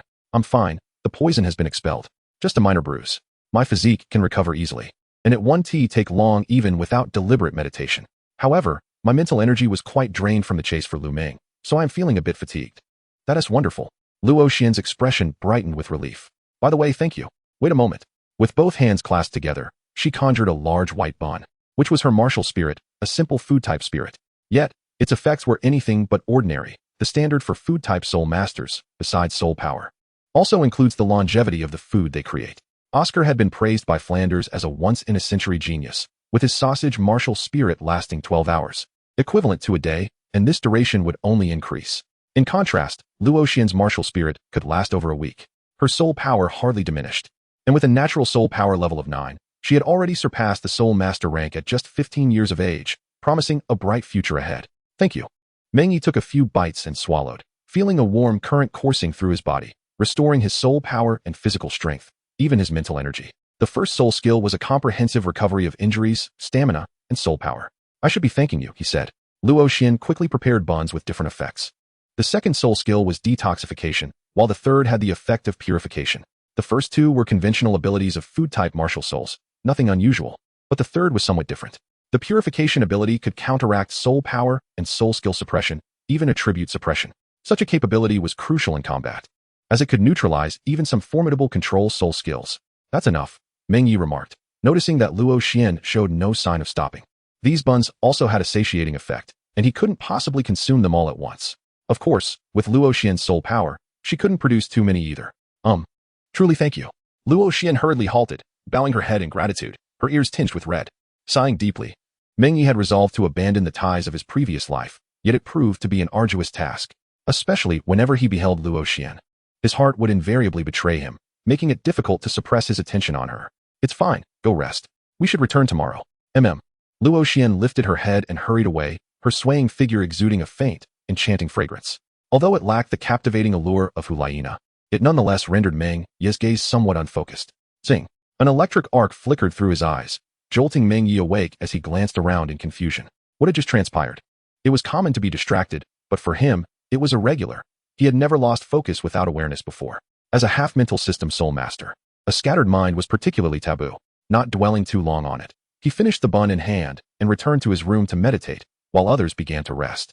The next day, the group rented a carriage and embarked on their journey back to Soul Master City. The return was notably smoother than the outward trip, and the shared experience had fostered a greater camaraderie among them, although Jeremy still kept his distance. That boom soul skill that knocked the opponent down is incredible. Inside the carriage, Lu Meng exaggeratedly spread her arms, striking a dramatic pose. With this spirited girl present, the journey was far from dull, and smiles appeared on the faces of the others. After speaking, she gazed at Meng Ye with admiration, seemingly having forgotten the near mishap from before, despite being a few years older than him. A week swiftly passed, and upon returning to Soul Master City, the group received a brief respite, with their teacher and Ghost Douluo departing. Back at the academy, Meng Ye hesitated as he looked at the storage soul guide in his hand. The 8 spider lances was a commendable external soul bone, capable of rivaling 100,000-year soul bone as it matured. However, in terms of value, it was essentially akin to a 1,000-year soul bone. holding little significance for him at present. Once he truly evolved into a soul Douluo, even 100,000-year soul bone would not be out of reach. More importantly, he realized that the 8 spider lances was not suited for him. He had no need for poison attributes, and before it fully matured, the lance was too fragile and did not align with his pursuit of strength. It had already broken several times on Tang-san. It was tasteless to consume, yet regrettable to discard. The essence of his martial soul was his strongest weapon. This external soul bone was merely supplementary. Ultimately, Meng Ye chose to relinquish it. He recalled the words of Lei Xingyang, who had informed him that as long as he continuously stimulated the potential of his martial soul, it could rival any divine weapon. If it had been an external soul bone with flight capabilities, he might have considered it, but the 8 spider lances was truly a redundant accessory for him. Nonetheless, its value remained significant, and he contemplated ways to convert it into usable resources. The best target was undoubtedly the Spirit Hall, with so many titled Douluo present. Even Bibi Dong would likely have an interest in this soul bone. However, the Spirit Hall did not possess the resources he sought, nor was he particularly interested in Bibi Dong's attention. Knock, knock, knock. In the early morning, a knock on the door roused Meng Ye from his meditation. His eyes gleamed with piercing light, leaving a faint electric arc in their wake. The room was filled with a delicate aroma. The effect of the 10,000-year soul incense was remarkable, and his soul power had increased faster than before. Of course, it could have been even quicker, but he had already evolved to an optimal state, causing a slight slowdown in his soul power enhancement. Rising to open the door, he found Lu Ji standing there. It was hard to imagine this reticent figure as a disciple from a soul master family. Typically, soul master families were considered nobility among soul masters. They might not be overly arrogant, but they should possess some extraordinary aura, like Lu Yu's calm demeanor. Is there something you need? The dean is looking for you. Thank you. I will go there now. After expressing his gratitude, Meng Ye nodded. Lu Ji also nodded in response and turned to leave. Among the 3 siblings, Lu Yu was undoubtedly the most composed and calm in the face of challenges. Lu Meng was somewhat exuberant, her vivacity bordering on excessive, reflecting a childlike temperament. Lu Ji appeared somewhat mediocre, even sullen, rarely initiating conversation. However, Meng Ye was somewhat familiar with them, having known them in his previous life. Lu Ji was not an ordinary individual. A few minutes later, Meng Ye arrived at the dean's office. After knocking and entering, he found Ovis seated at his desk, engrossed in conversation with a robust elderly man. Dean, what brings you here? Meng Ye initially intended to inquire about the matter at hand, but as he turned his gaze, he noticed the familiar figure seated before Ovis. Oh, you've arrived. It seems you are faring quite well here. Lei Xingyang turned to look at him, his eyes reflecting both satisfaction and nostalgia. Although they had lived together for 6 years, the daily passage of time made it difficult to discern any differences. However, after being apart for more than a month, he sensed a subtle yet noticeable change in Meng Ye. Well, it's not too bad. Meng Ye rarely experiences intense fluctuations of emotion, yet at this moment, he finds it somewhat difficult to suppress his feelings and strives to maintain a semblance of calm. The Pope holds him in high regard, having taken him on as a named disciple, a sign of a promising future ahead. Ovis gazes at Lei Xingyang with a smile, his tone imbued with a hint of envy. At their age, they have little to hope for, with scant prospects for breakthroughs in soul power. Their only aspiration is perhaps to witness the growth of the younger generation. In Ovis's eyes, Meng Ye undoubtedly qualifies as Lei Xingyang's disciple, even if unofficially. Indeed, this is the reality. How could he not be considered a direct disciple? Lei Xingyang furrows his brow. He is acutely aware of Meng Ye's talent. Logically, even being the Pope's direct disciple would pose no issue. The Pope can only have one direct disciple. There cannot be 2 popes, can there? Meng Ye converses with Lei Xingyang in a relaxed manner, for there is nothing unspeakable between them. He then continues with a smile, inquiring, by the way, what brings you here? Just came to see how you are faring. Meng Ye suddenly felt a twinge of regret for posing such a question. Lei Xingyang spoke with an unrestrained candor, expressing whatever came to mind without the slightest regard for others' opinions or perceptions. Have you acquired your 4th spirit ring? He inquired. Lei Xingyang continued to ask about Meng Ye's recent circumstances, appearing genuinely inclined to visit him, while Owe seemed merely to have come by for a brief greeting. Yes, I have obtained a suitable spirit ring, Meng Ye affirmed with a nod. The 4th spirit ring had indeed met his expectations. The pursuit of ultimate attributes was a crucial component of the cultivation plan he had devised for himself. He originally intended to secure it before attaining the 7th spirit ring, as this would facilitate a smoother progression in his subsequent training. Moreover, the enhancement of spirit power between levels 30 and 70 was inherently limited by the ultimate attributes. After all, maintaining such formidable power necessitated a higher quality of spirit power. His collection of 10,000-year soul incense was also aimed at alleviating this constraint. That is reassuring. Lei Xingyang replied, nodding in acknowledgement. He then produced a card from his possession and handed it to Meng Ye, stating, "This is your living allowance for the month." Meng Ye, he is not lacking in wealth. Wang Shua possesses a keen business acumen. Ever since that realization, Meng Ye has offered him several pieces of advice. Through the soul-fighting arena, the black market, and the auction house, coupled with his noble status, he has amassed a considerable fortune over the years. His previous intention to purchase the 8 spider spears for 100,000 soul coins was not mere bravado. He possesses over 200,000 soul coins, a portion of which, several tens of thousands, were provided by Lei Zhengyang as living expenses. This amount suffices for the expenditures of several smaller soul master families for over a decade. He did not decline, for Lei Zhengyang is also not in want of money. Although he may appear candid, Lei Zhengyang is far from dull-witted. The connections he holds are an invaluable asset in themselves. And there is this as well. Lei Zhengyang retrieved a jade box from his storage soul guide. Such packaging typically contains precious materials and treasures, as the jade box prevents the loss of medicinal properties. Always has also taken an interest. He is quite curious about what Lei Zhengyang has brought from Meng Ye, having known each other for many years. He is well aware of Lei Zhengyang's temperament. Either he refrains from action, or he is unequivocally generous. Let us see. Meng Ye casually opened the jade box, revealing a faint crimson glow that gradually unveiled the object within. It was a fruit the size of a cherry, emanating a soft red light, akin to a magnificent gem shimmering with brilliance. Weiss, initially unable to identify the item, soon widened his eyes in disbelief and exclaimed, "The phoenix bloodfruit. Alas, it is only 9,900 years old. It was so close to becoming a true rarity of heaven and earth." Lei Zhengyang sighed. You. Weiss exclaimed, rising to his feet, trembling as he pointed at Lei Zhengyang. "You are wasting a heavenly treasure. This item will become a genuine spiritual object in just 100 years. Although 10,000-year-old plant-type soul beasts can no longer leave their growing places, they possess a certain degree of spirituality, even intelligence, thus rightfully qualifying as extraordinary treasures of heaven and earth. To put it mildly, in 100 years, its effects will rival those of the celestial herbs found in the ice and fire duality, perhaps even surpassing them. 100 years? What use will it be in 100 years? Lei Zhengyang retorted dismissively. But Weiss was at a loss for words. His statement held truth. Soul masters typically disregard the age of rare materials, often consuming them on the spot if possible. Items circulating in the market rarely qualify as true treasures, often merely regarded as valuable medicinal herbs. It is indeed somewhat regrettable, Meng Ye lamented. Missing the mark by a mere 100 years is a pity, yet even so, this fruit can still elevate one's soul power by 3 to 4 levels. More importantly, it possesses the ability to cleanse the marrow and strengthen the foundation. He closed the jade box and stored it within his soul guide device. His philosophy largely aligned with that of Lei Zhengyang. Rather than allow this treasure to be consumed by an unknown individual a century hence, it was better to consume it himself now. Well, I should take my leave, Lei Zhengyang announced, preparing to depart. He had no pressing matters here. Unless the master of the spirit hall was dismissed or promoted, he would not typically leave. There was also no need for regular reports to the spirit hall unless in extraordinary times. Wait a moment. I have made some gains during my soul hunting trip. I should be able to summarize it by tomorrow, and it may hold some value. Meng Ye suddenly interjected. Lei Zhengyang paused, glanced at Meng Ye, and nodded in agreement. Very well, then I shall wait another day. Weiss was unaware of their conversation's content, although he knew of Lei Zhengyang's passion for studying martial souls. Many of the documents and materials within the spirit hall were provided by him. Consequently, even though Lei Zhengyang was not an elder and held only the rank of soul sage, his status within the spirit hall was quite elevated, second only to the elders. Meng Ye's interest in this matter was not surprising, and he did not inquire further.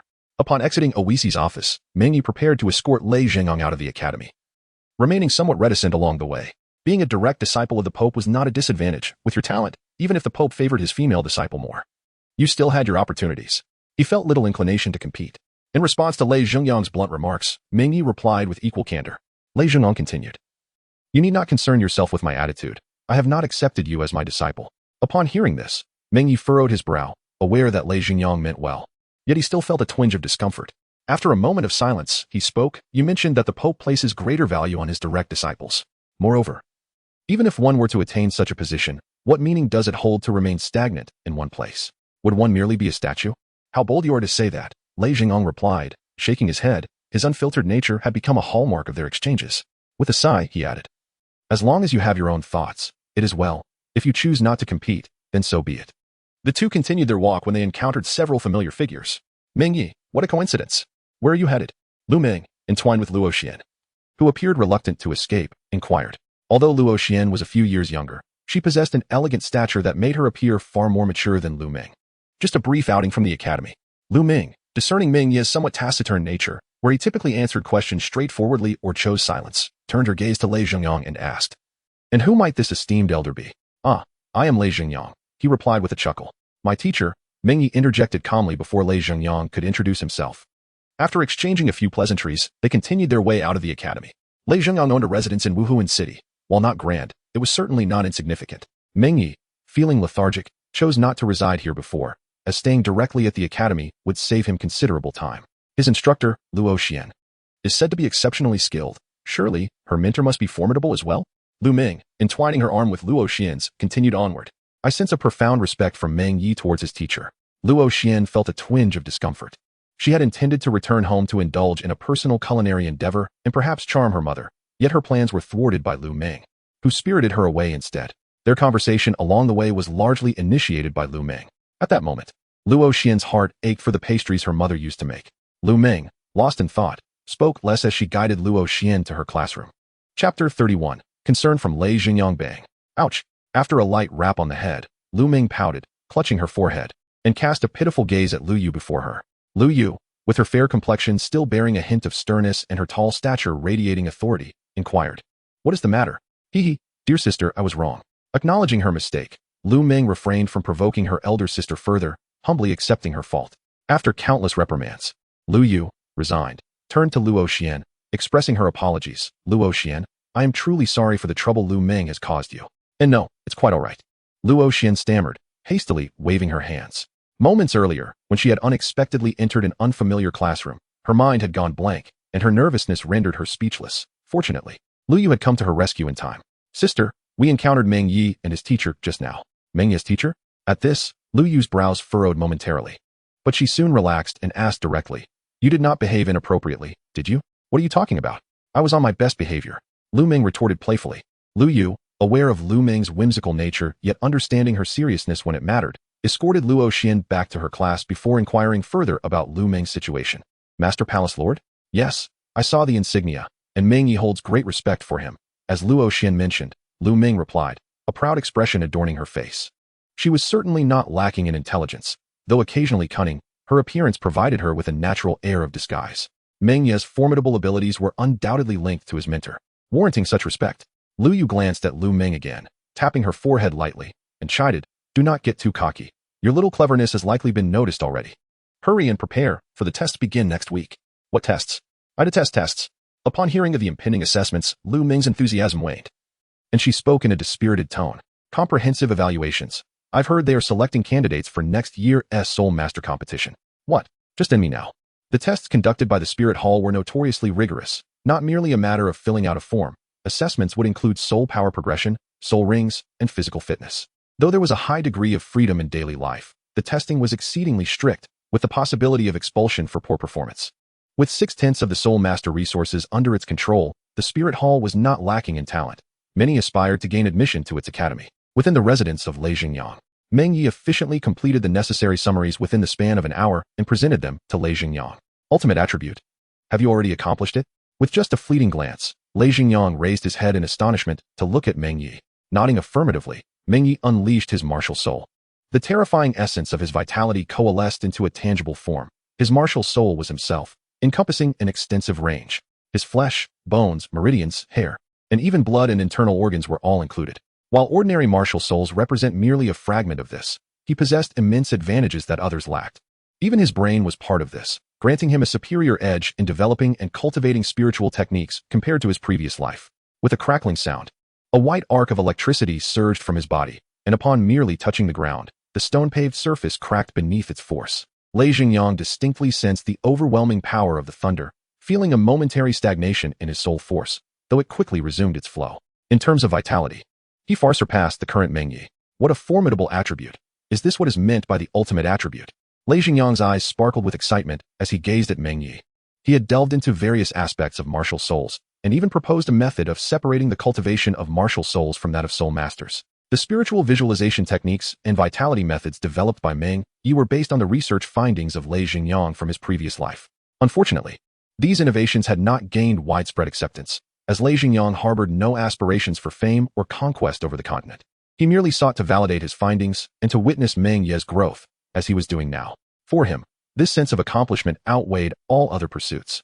While the ultimate attribute is indeed powerful, there are a few minor issues I have noted down. If you are interested, seek out similar martial souls. As for soul beasts, do not dwell on them. Meng Ye expressed his concerns. fearing that Lei Xingyang might impulsively venture into the starry forest or the depths of the far north in search of soul beasts with ultimate attributes for research. He was indeed capable of such recklessness. Not to mention the rarity of these ultimate attribute soul beasts, even if one were to find them. They would most likely encounter formidable soul beast overlords, potentially provoking terrifying soul beast clans. For instance, the ice blue emperor scorpion and the dark golden claw bear are prime examples. The encounter of Meng Ye with the thunder god bamboo was largely a matter of fortune. Indeed, I possess a sense of propriety, yet discerning the nature of this extraordinary martial soul proves to be quite challenging. Glancing at the documents in hand, Lei Xingyang nodded in agreement. Although he was determined, he was not inflexible. He could embrace risk but would refrain from courting death knowingly. With so many soul masters awakening each year, do you truly believe in the notion of a martial soul that is utterly devoid of merit, yet possesses innate full soul power? Meng Ye offered a reminder. At the foundational level of the Spirit Hall, the various divisions and branches were primarily overseen by esteemed soul masters and soul venerates, whose perspectives were rather limited. More intricate matters eluded their ability to assess talent. In truth, innate soul power is generally proportional to the quality of the martial soul. The idea of a worthless martial soul possessing innate level 10 soul power is, quite frankly, ludicrous. That is not entirely incorrect, Lei Xingyang conceded with a nod, preparing to return and take action. He held dominion over the martial soul hall of the Salakar Duchy, which equated to control over the entirety of the duchy's soul master resources. While not all, at least 90% would undoubtedly pass through his hands.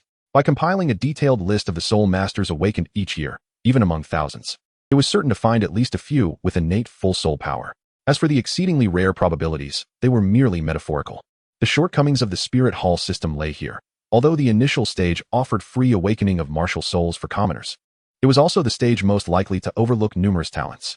By the way, that young girl named Shui Yuer seems to remain undeterred. I have heard that she has caused quite a stir at the Water Academy, Lei Xingyang remarked suddenly as he tucked away the documents. Let her be. As long as she does not cause a ruckus here. Rubbing his temples in mild irritation, Meng Ye remained indifferent. Shui Yuer was certainly not a consideration for him. At present, he was resolutely focused on elevating his cultivation, devoid of any thoughts regarding romantic entanglements. Young man, do not be so heartless. In time, you shall establish a family of your own. Might you have someone special in mind? Lei Xingyang felt that Meng Ye's relentless demeanor was untenable.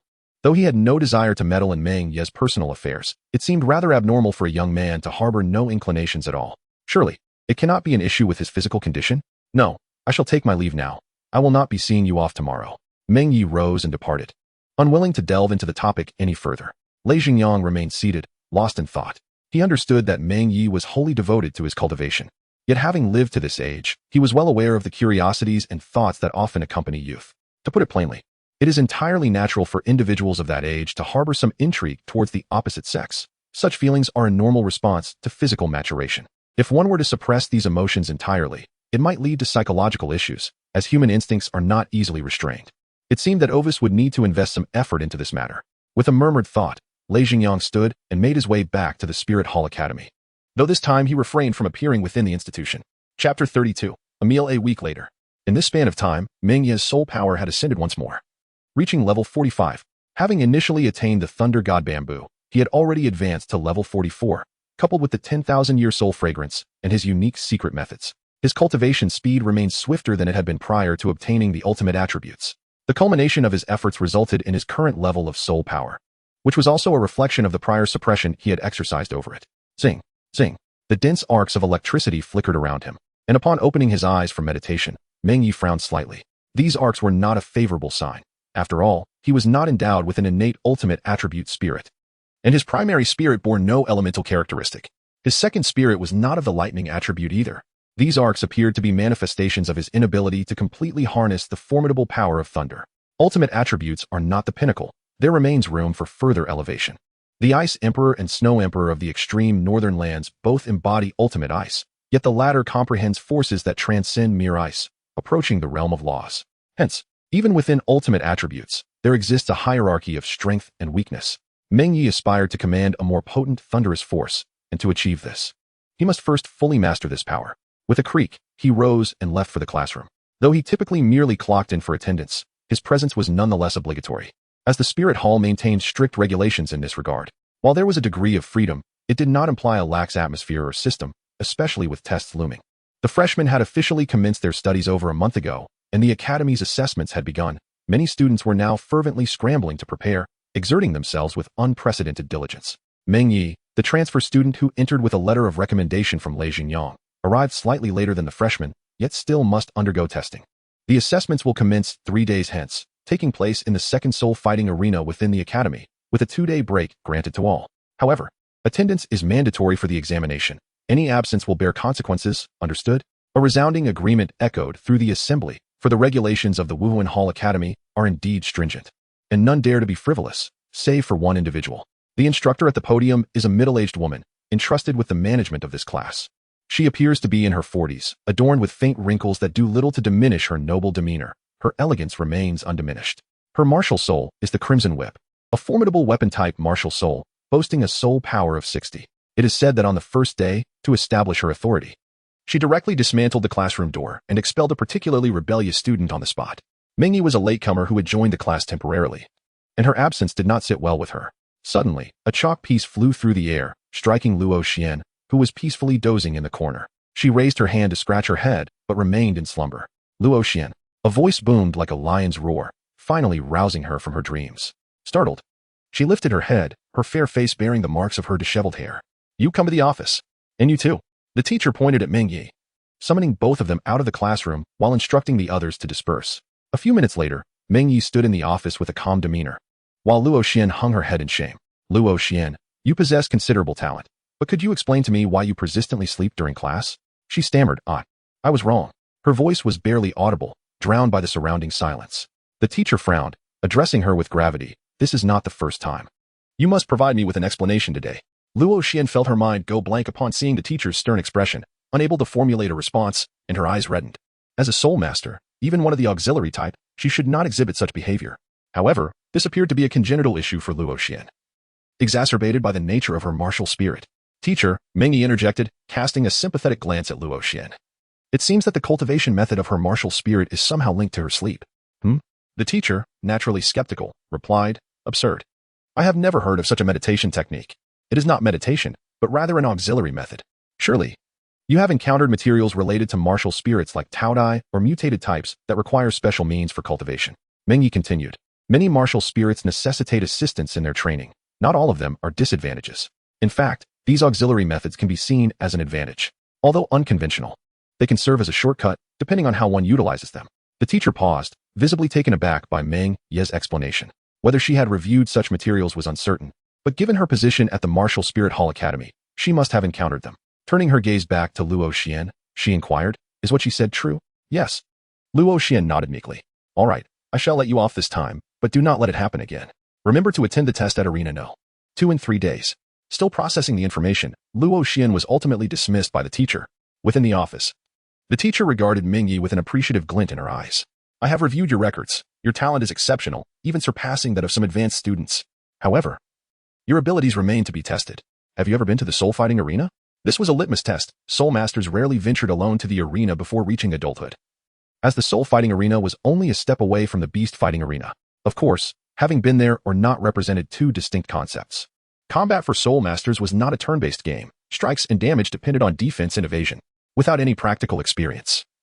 Facing a seasoned opponent could result in failure before even unleashing soul skills. Meng Ye nodded and replied, I have managed to obtain the purple gold battle soul. The purple gold battle soul from the Grand Battle Soul Arena? The teacher gazed at Meng Ye with uncertainty, almost believing he had misheard. Indeed, Meng Ye nodded, confirming that according to the rules of the soul fighting arena, this purple gold soul badge did not represent his limit. Rather, it marked the pinnacle of the soul master level. Previously, there had been a scarcity of soul masters and soul lords at the funding level, with even soul kings being rare. Initially, he had little desire to go to the arena, but in his quest to enlist Wang Shua's help in financial matters, he devoted 2 months to acquiring this badge. Subsequently, his teacher took Meng Ye back to the arena, specifically the one within the spirit hall designated for training, to assess his strength. There, he was given the task of ranking among the top 5 in the academy. Within the Spirit Hall Academy, it was universally acknowledged that Hulayina and her companions possessed the highest talent and cultivation, leaving no room for competition. However, if others were sufficiently powerful, they too could join the Spirit Hall representative team, standing on the stage coveted by soul masters across the continent, which represented both honor and an opportunity to gain fame.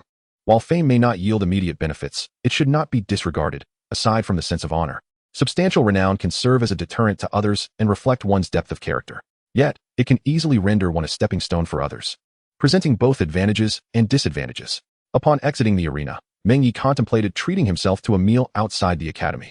Although the Spirit Hall Academy provided food, it would undoubtedly be cold by now. As he reached the academy entrance, he spotted Luo Xian waiting there. "Thank you," she said, mustering the courage to approach Meng Ye and bowing slightly. "No need for thanks. I would like to treat you to a meal. I haven't properly thank you for last time." The familiar voice awakened a deeply buried memory in his mind. The scene around him seemed to overlap with similar moments from the past, yet the figure before him remained unchanged. The shy girl smiled back at him, causing everything around to fade into the background. "I would like to treat you to a meal," he echoed instinctively. "All right," she readily agreed.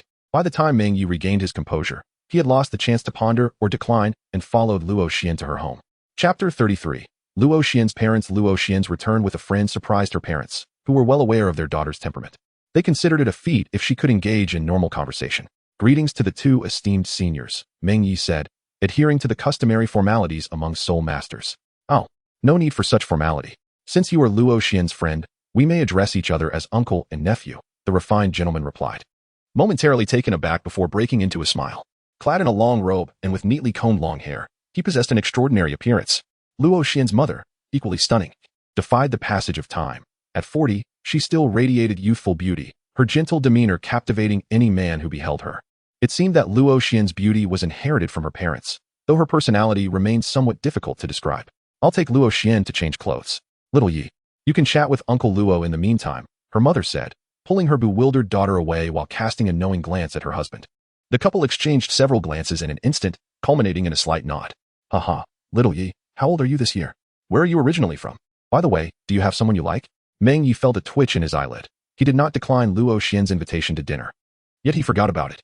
Luo Xian's father, Luo Zekin, had an ambiguous background, seemingly connected to a certain soul master family.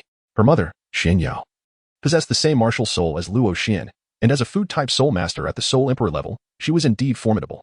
In his previous life, when Meng Ye and Luo Xian were together, their affection was palpable, to the point where they seemed on the verge of an engagement. However, as subsequent events unfolded, Meng Ye even developed a sense of animosity towards their relationship.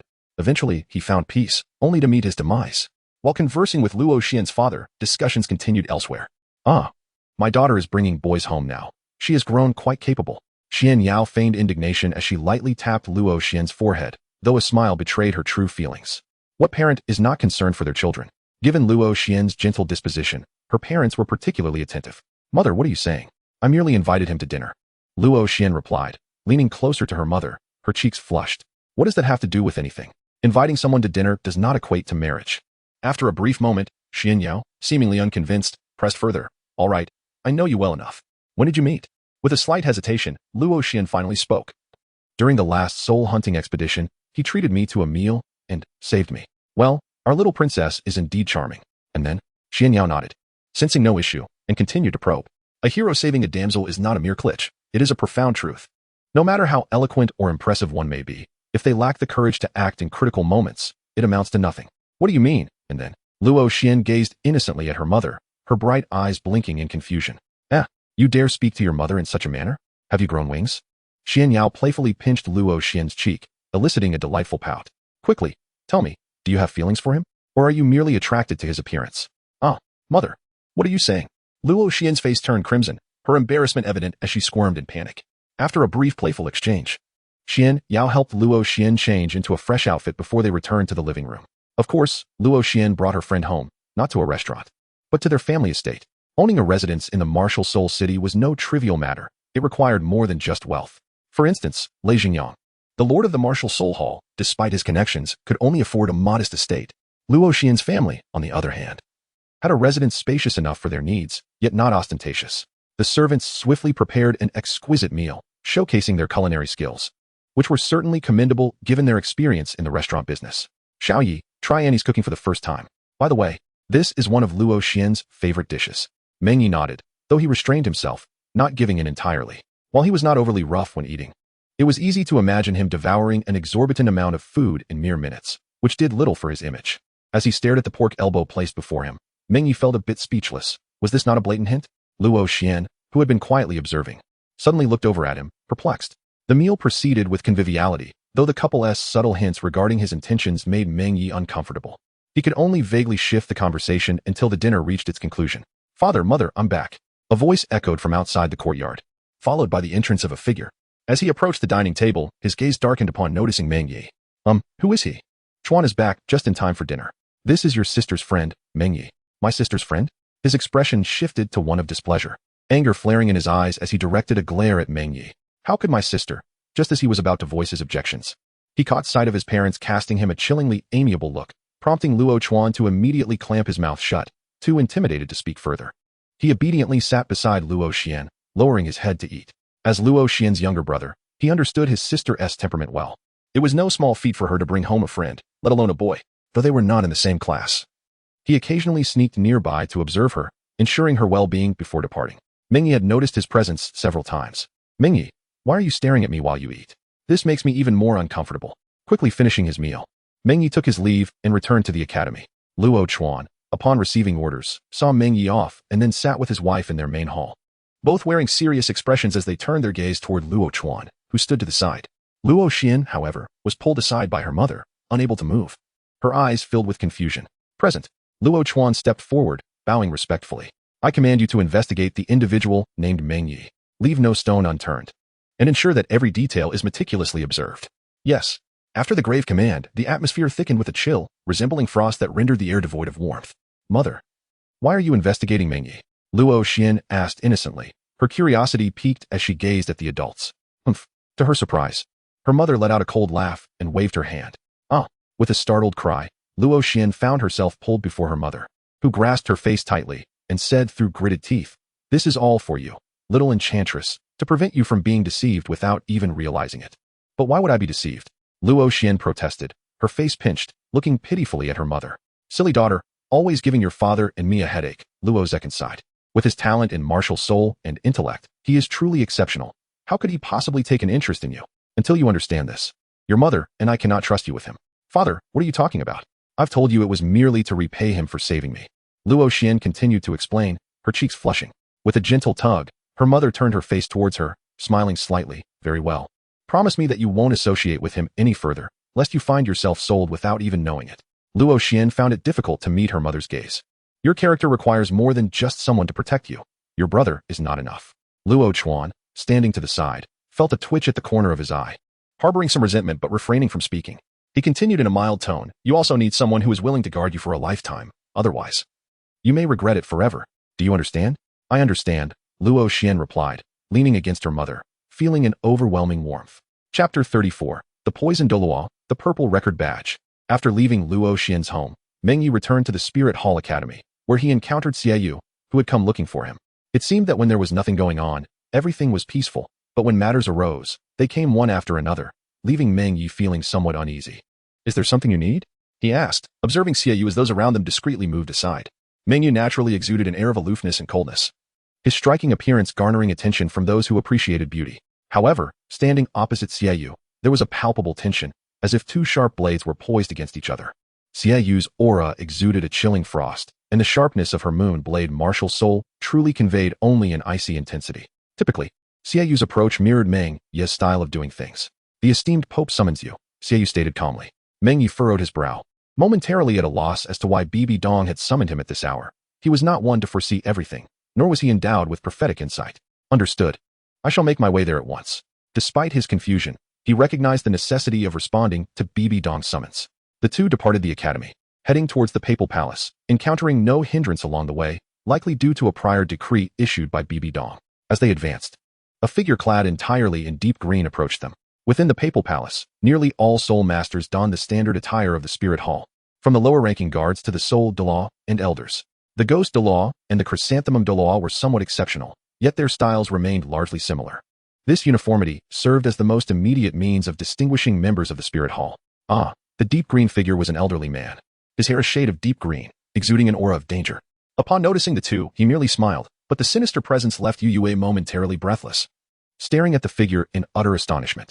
Although Meng Ye remained composed, he could sense a sudden stagnation of his vital energy within.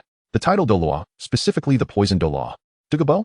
How could this old poison master be here? Meng Ye was somewhat taken aback, yet he was not intimidated by the casually emitted pressure of soul power. The sheer robustness of his vital energy rendered him impervious to any ordinary soul force. unless the attack was directed solely at him or there was a direct confrontation. The poisoned Douluo would find it difficult to contend with him. The poisoned Douluo noticed the two individuals passing by and turned to glance at Meng Ye's retreating figure. Murmuring to himself, intriguing, a slender emerald serpent emerged from his wrist, flicking its crimson tongue, gradually making its way to the ground before swiftly vanishing into the shadows. Meng Ye's reaction piqued his interest. In the realm of soul masters, he was often characterized by his capricious temperament. Douluo acted with great nonchalance. Even in the face of the formidable martial soul palace, he declined to join the Elder Hall. This individuality, while rendering him less favored among his peers in the titled Douluo rank, also commanded a certain respect that deterred others from provoking him. It was not that the poisoned Douluo was exceptionally powerful. In terms of strength, he was among the lowest in the titled Douluo hierarchy, and his poison seldom inflicted fatal harm upon his counterparts. Moreover, several top-tier assault-type soul masters could face him head-on without much difficulty. However, the unique and tyrannical trait of his emerald-scaled Serpent King's poison lay in its ability to propagate through the corpses of those who succumbed to it. Should a sufficient number of individuals perish from his poison, he alone could unleash a calamity upon the world. Meanwhile, Meng Ye and Xiaoyu arrived at the Hall of the Pope, where they encountered Bibidong. Hulaina and Yin were also present, and at that moment, Meng Ye began to surmise the purpose of Bibidong's summons. Aside from the three of them, two figures, one white and one black, stood prominently beside Bibidong. Yueguan and Guimei. "Greetings, Your Holiness," they intoned. She nodded, gesturing for them to rise. Subsequently, Bibidong stated, "I have called you here today to share some important matters. The Soul Master competition, taking place in a year, holds great significance. It pertains to the dignity of our martial soul palace. You four are the cream of our generation, bearing not only glory but also a mission. Therefore, I have but one requirement for you. Within the year, Nar and the three of you must break through to the Soul King level." Understood. The three responded in unison, their eyes alight with enthusiasm. Such an endeavor was one they would undertake regardless of Bibidong's urging. Standing at the forefront of this extraordinary era, their renown had already spread to the two great empires, even before securing victory in the Soul Master competition. Meng Ye made his entrance rather late, not initially capturing Bibidong's attention, and thus lacked the renown of the other three. However, this was only a temporary state of affairs. Once the Soul Master competition commenced, Bibidong would not conceal him any longer. This competition was less about elevating the trio's fame and more about accumulating momentum to propel the prestige of the Spirit Hall to unprecedented heights alongside them. In due course, they could harness this momentum to exert pressure on the two great empires and gradually encroach upon them. Regrettably, as per the original narrative, the emergence of Shrek disrupted the Spirit Hall's plans. The Golden Generation was exalted to great heights, only to suffer a corresponding downfall. Consequently, the authority of the Spirit Hall was also compromised, marking one of the catalysts for the soul-hunting plan. After all, if they could not be utilized for our purposes, the most prudent course of action would be to eliminate them. Furthermore, Meng Ye, I now bestow upon you the Purple Record Badge, a proclamation to the world. The previously indifferent Meng Ye suddenly froze, and he was not alone. Hulaina and the others glanced over as well. Each displayed a different expression, yet both Yin and Xiaoyu wore looks of astonished anger. They had yet to be awarded the Purple Record Badge, a symbol of the Spirit Hall's honor. It was the highest accolade, and should they successfully break through to the Soul King level, their renown and talent would merit such recognition. But why Meng Ye? Do not forget to express your gratitude to His Majesty, reminded Ghost Douluo, standing beside Bibidong. Meng Ye finally realized that a steward had approached him, holding a tray adorned with a badge, an ancient design engraved with the emblem of the Spirit Hall, the grace of His Holiness the Pope. At that moment, he still could not fathom the reason behind this gesture. Was it to incite hostility from Xiaoyu and his companions? It seemed implausible. Bibidong possessed absolute power and confidence to govern the Spirit Hall, rendering such actions unnecessary. With a wave of her hand, Bibidong addressed Xiaoyu and Yin, instructing them to return and diligently cultivate, promising that in 3 days, she would command a personal assessment for them. Although Yin felt a sense of dissatisfaction, he dared not show it, merely responding, "As you command." The two then turned and left. After they departed, Bibidong once again fixed her gaze on Meng Ye, her profound cultivation exuding an air of authority as she spoke. "Are you perplexed as to why I have bestowed upon you the purple badge? A privilege not even granted to my direct disciple Nar? His Holiness the Pope has his own considerations. I, as a disciple, am not in a position to inquire further." While Hulaina could openly address her teacher as such due to their close bond, Meng Ye felt he had yet to earn that level of recognition and was reluctant to pursue it. A hint of cold amusement flickered across Bibidong's noble visage as she continued, "I understand your reluctance to accept me as your mentor. Indeed, Lei Xingyang possesses some skill, and I do not wish to impose. Your talent warrants this honor. The Spirit Hall will not allow a true genius to languish in obscurity." Meng Ye felt a bead of cold sweat form on his brow, not from Bibidong's pressure, but from the weight of her demeanor. Truth be told, If it were merely an exchange of benefits, such as when he requested the ghost Douluo's assistance in locating soul rings and collecting 10,000-year soul herbs, including the blood ginseng and subsequent soul bones, he would have had no qualms in directly offering them to the ghost Douluo. That would have constituted a fair trade. He adhered to the principle of not owing others nor wishing to be indebted to them. If Bibi Dong were to assign him a feasible task in exchange for benefits, he would accept it without hesitation. However, receiving something without any strings attached left him somewhat at a loss. From today onward, you are to teach Nar the methods of utilizing mental energy. I will not pressure you to divulge any secret techniques. Simply instruct Nar, and that should not pose a challenge for you. Understood. Although it was somewhat troublesome, Meng Ye felt a sense of relief. He was not surprised that Bibi Dong was aware of his mental techniques. Teaching a single technique was a trivial matter. Mental cultivation was not easily mastered, as talent, perseverance, and time were all crucial. In truth, even if he were to hand over the technique to the spirit hall, it would not be a significant issue, as it was a method he developed for himself and was not suitable for everyone. Chapter 35. Meng Ye goes missing upon exiting the Pope's palace. Meng Ye distinctly sensed a gaze upon him. Unfazed, he continued on his way. Hulaina followed closely behind, having been assigned a task by Bibi Dong as well. Nar, Meng Ye is a true genius. While you possess exceptional advantages, you may find yourself slightly overshadowed by him. Approach him with humility and learn from him. Yes, Nar will not disappoint the teacher's expectations. Though somewhat unwilling, Hulaina had gleaned much from the ghost Douluo and had an inkling that she was not Meng Ye's match. This intuition stemmed from her exceptional mental prowess. Meng Ye's mental strength surpassed hers by far, making her acutely aware of the danger. As he walked back to the academy, Meng Ye's gaze fell upon a corner by the roadside, where a small green snake lay in the shadows, flicking its tongue at him. What exactly does Douluo intend?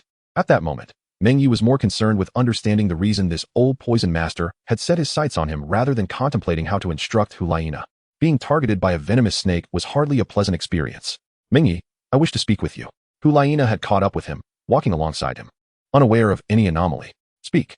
Glancing at her, Meng Ye did not refuse. Most of his focus remained on sensing his surroundings, attempting to detect Douluo's presence. Noticing Meng Ye's apparent disinterest, Hulaina frowned. Although her perception of Meng Ye was not poor, her pride prevented her from readily seeking his guidance. Yet, due to Bibi Dong's directive, she was compelled to accept reality. In matters of mental energy, even Bibi Dong could offer her limited guidance, urging her to concentrate primarily on her martial soul cultivation. However, while the fox spirit martial soul was classified as a mental type soul, it lacked purity. Regarding secret techniques for mental cultivation, I hope to exchange knowledge with you. What do you have? Meng Ye suddenly halted, turning to look at her. Hulaina, naturally charming, wore a frown that only enhanced her allure. I possess a secret technique that compresses soul power to amplify the potency of soul skills. Is it the fusion ring technique? You. How did you know? Hulaina's surprise was evident as she regarded Meng Ye with a hint of panic. If I'm not mistaken, among your peers, you have yet to encounter anyone capable of countering your charm soul skill, have you? Hulaina's most practical soul skill was indeed her charm, forming the core of her abilities. This technique constituted a form of compulsory mental control. Those with weaker mental strength could not resist it. Unlike the illusions created by Shernyan, which could potentially be escaped through strong stimuli, Hulaina's technique awakened innate desires within individuals. A sufficiently robust mental force or a slightly weaker one would still fall prey to it. This was precisely why Bibi Dong regarded Hulaina as the most promising among her peers. That is only natural. Hulaina remained oblivious to Meng Ye's underlying meaning, but nodded nonetheless. What if one closes their eyes? Can you still ensnare them? This soul skill can. Hulaina hesitated before responding, acknowledging that her soul skill could manifest its effects through scent. What if one's sense of smell is obstructed? How could one fight then? Hulaina suddenly grasped the implications, realizing she had inadvertently followed Meng Ye's line of reasoning. Indeed, if both sight and smell were hindered, a soul master would be rendered nearly ineffective in battle. However, exceptions existed. If mental strength were employed adeptly, it could substitute for other senses, effectively nullifying Hulaina's soul skill. Just because you haven't seen it doesn't mean others cannot accomplish it. Internally shaking his head, Meng Ye had initially intended to provide her with some guidance as per Bibi Dong's command, but that seemed now unlikely. With a hum, he retrieved a tome of secret techniques from his storage soul guide and handed it to Hulaina. This is the technique you seek. If you believe your talent is sufficient, you may attempt to cultivate it. However, it is advisable to have a trusted individual assist you, as there are inherent risks. Are you truly willing to part with it so easily? Hulaina hesitated, surprised that Meng Ye would share such a precious secret technique with her. This is the Pope's command. Since you are unwilling to accept my guidance, I can only proceed in this manner. With that, Meng Ye quickened his pace, continuing forward. Thus, he deemed it unnecessary to waste further time with Hulaina, as mastering this secret technique was exceedingly difficult, bordering on the insurmountable. If he were to teach him gradually, Even if Hulaina possessed talent, it would still require a considerable amount of time to learn, rendering his efforts futile. In the current situation, it is for the best. As for Bibi Dong's assertion that she would not force him to relinquish it, that is merely a diplomatic formality. He is not so oblivious to the nuances. Regardless of whether he voluntarily offers it, Bibi Dong will undoubtedly find a way to obtain it, so it is better to take the initiative, thus reaping greater benefits. Holding the method of contemplation in her hands, Hulaina gently bit her lip, her gaze gradually solidifying with determination. At worst, she could repay this favor in the future. Meng Ye was determined to locate the poisoned Douluo, and oddly enough, he noticed that the number of gazes directed at him had increased. At the other end of the street, a figure swiftly vanished. Damn it! Within the Spirit Hall Academy, Luo Chuan, just returned from outside, hurried to the dormitory and stealthily pulled his sister, Luo Xian, to a secluded spot. Sister, is it true what father and mother said? Anger filled Luo Chuan's face. How could his sister possibly like someone else? Luo Xian, who had just been asleep in the dormitory, was bewildered by her brother's sudden appearance and their parents' incessant nagging that morning. It's that jerk Meng Ye. Oh, I just saw him walking with a woman and giving her something. Blinking in realization, Luo Xian's face flushed slightly as she replied, Meng Ye treats me well. There's no need for gifts. Luo Chuan exclaimed, I must stop my sister from being deceived by that scoundrel. Father and mother will surely support me. Yes, I should inform father and let him deal with that rascal. As Luo Chuan plotted how to eliminate Meng Ye, Hulaina had returned to the academy, yet Meng Ye, who had left before her, was still absent. Curious about the visualization secret technique, Hulaina attempted it immediately, but found the instructions perplexing. With questions lingering in her mind, she sought out Meng Ye, but after multiple failed attempts, she inquired with the teachers and the principal. Not back yet. The principal, Ovis, nodded, observing Hulaina curiously. The academy steward has also reported no sightings. Previously, Xiaoyu came to me, stating that the Pope summoned Meng Ye. Thank you, principal. Since she was within the spirit city, Hulaina thought little of it, assuming Meng Ye had left for some urgent matter. The academy was quite liberal, and there were no restrictions on comings and goings. However, without Meng Ye's guidance, Hulaina could only return to her studies of the visualization method. 3 days later, the academy's assessments commenced. The absence of Meng Ye, a new student with high expectations, caught Ovis's attention and was subsequently reported to the Pope's palace. Boom. Missing. In the Pope's palace, a terrifying and oppressive aura spread, causing the ghost Douluo and chrysanthemum Douluo to kneel in fear, cold sweat trickling down their faces. Indeed, the steward at the city gate found no suspicious signs. It is presumed he went missing on his way back to the academy 3 days ago. The ghost Douluo reported the findings truthfully. However, this outcome was not what Bibi Dong desired. Her cold gaze turned deadly, a faint dark green net-like pattern flickering across her forehead. So, where was the ghost elder at that time? Gulping, the ghost Douluo dared not speak. In truth, Bibi Dong had ordered him to follow Meng Ye, driven by the desire to uncover the secret technique in his possession.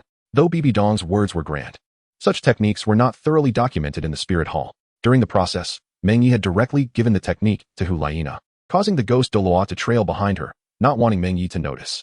This ultimately led to his failure to discern how Meng Ye had vanished. On that day, who possessed the ability to enter and exit the spirit city and silently abduct someone. Bibi Dong had not completely lost her composure. Having held a high position for many years, she could manage her anger well. It must be Douluo, the chrysanthemum Douluo interjected, revealing a slight acquaintance with him. You will take my Pope's order and personally travel to the Tiando Empire. Bring him back to me. If you cannot return him intact, then bring back Douluo. Regardless of whether he is alive or dead. Bibi Dong's chilling voice echoed through the Pope's hall. Understood. The two-titled Douluo nodded in response, their figures vanishing from the spot. After the two-titled Douluo departed, Bibi Dong lifted her gaze towards the exterior of the Pope's palace, seemingly peering through layers of barriers towards another hall situated slightly higher behind the Pope's palace. The Douluo Hall, located on Spirit Mountain, housed the tombstones of the titled Douluo who had made their mark in the Spirit Hall's history over the centuries, symbolizing the Spirit Hall itself. However, Bibi Dong was not regarding the Douluo Hall at that moment, but rather the offering hall, once considered the core of the Pope's palace. Each offering within was a titled Douluo of level 95 or above. The grand offering had been renowned across the continent for decades and remained one of the last peerless Douluo. With a six-winged angel spirit, Douluo, Bibi Dong had contemplated the possibility of the offering hall intervening to abduct Meng Ye, but being so close. She found it hard to believe anyone could achieve such a feat under her very nose. Unless Douluo acted personally, which he was unlikely to do. After years of mutual restraint, despite his superior strength, Douluo would not dare to probe Bibi Dong's limits too deeply. He would not permit any incident that could threaten the safety of Qianrenxue to occur. The Tiando Empire, situated in the northern part of the continent, was surrounded by numerous autonomous provinces and principalities. Its ruling status had significantly diminished from its peak, unable to fully control administrative and military power in these regions. Presently, the Xinhua Empire faced a similar predicament. Rather than ruling two continents, the two empires were merely the largest hegemons, with fragmented territories and a lack of successors. The decline of imperial power and eventual disintegration was merely a matter of time. East of the Tiando Imperial City, in the heart of a moderately sized hidden forest isolated by lethal toxins, lay a forbidden zone for both humans and soul beasts. Year-round, dense fog enveloped the area, exuding not the nauseating miasma, but poison. "Kid, you don't seem very afraid of me," Douluo remarked with keen interest, gazing at the young man he had brought back. Meng Ye remained remarkably calm. To be precise, he paid little heed to Douluo's demeanor, instead gazing about his surroundings. Given his martial soul, gaining entry here was no trivial matter. The toxic mists emanating from the 7 absolute flowers of the green scales outside did not particularly concern him, though a mere scratch could pose complications. While attribute suppression might offer a remedy, should the toxins spread too swiftly, he would find himself inescapably doomed. The valley was adorned with an array of exotic flora, some of which were indeed highly poisonous, yet under the nourishing embrace of abundant natural energy. It exuded an aura reminiscent of a celestial paradise. Suddenly, Douluo paused, raising his hand as a slender green serpent darted onto Meng Ye's neck, flicking its tongue at his face. The mere scent of the venomous liquid was intoxicatingly sweet, enough to send a wave of heaviness through Meng Ye's mind, underscoring the lethal nature of this creature. "Senior, do not jest. This little being possesses the capacity to end my life, and its venom is a double-edged sword." With a swift motion, he grasped the serpent's head, a spark of electricity coursing through him, rendering it momentarily unconscious. This 9-section emerald, a renowned toxin, could spell dire consequences should he inadvertently expose himself to even a trace. With a flick of his wrist, he tossed the 9-section emerald towards Douluo, who deftly caught it and tucked it into his sleeve. Douluo snorted disdainfully, a chilling aura radiating from him as he glared at Meng Ye's retreating figure, his voice laced with fury. "You possess considerable audacity. Do you truly believe I would hesitate to take your life? That is hardly the case. I have every confidence in your ability to slay me. However, I fear the price of such an action may be one you are reluctant to bear." Meng Ye advanced a couple of steps under the oppressive soul power of Douluo, only to turn and discover a chrysanthemum exuding a rich medicinal fragrance beneath a tree. The celestial-grade herb, the wondrous Tongtian chrysanthemum. In his eyes, its worth was akin to that of the autumn water dew, a treasure he was determined to acquire. Douluo, somewhat amused by his own irritation, nearly acted out of anger. Yet, he felt a flicker of curiosity at Meng Ye's repeated disregard for his oppressive aura. He inquired, "Do enlighten me, what price shall I pay? The elder should be well acquainted with such a treasure." Meng Ye produced the purple emblem. This item bore a recognition akin to that of the elder's token. Although rarer, as a titled Douluo, Douluo could not possibly be oblivious to it. "The purple emblem. You are a disciple of the Pope?" Douluo reacted as if someone had stepped on his tail, his oppressive aura dissipating in an instant. A bead of cold sweat trickled down his brow. Presently, Hulina and her companions had yet to acquire the purple emblem. This insignia, once issued, would typically be proclaimed to the world, underscoring the martial soul hall's importance and authority. To put it simply, if one were to kill a mere disciple of the martial soul hall, lacking status or standing, they might only face a bounty, with the repercussions not being too grave. However, to slay one bearing the purple emblem would be tantamount to slapping the martial soul hall in the face. Furthermore, the emblem itself represented Bibi Dong's esteem. According to the original storyline, a year later, the Golden Generation lost in the soul fighting tournament, prompting Bibi Dong to nearly order the annihilation of Shrek on the spot. It was a matter of personal vendetta, but also an effort to salvage the honor of the martial soul hall.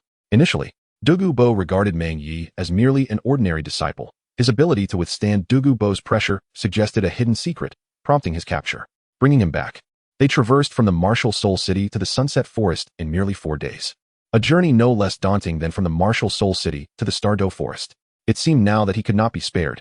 After a brief moment of contemplation, Douluo cast a venomous glare at Meng Ye, preparing to strike him down without hesitation. "Could it be that you have been addled by your own poison, elder?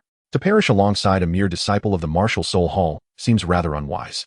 Meng Ye showed no intention of resistance. Instead, she raised her gaze towards Douluo and calmly articulated the facts. "If I let you go today, it would be tantamount to a path of certain death." Douluo retorted, "Is that so?" Meng Ye observed the gathering soul power in Douluo's hand.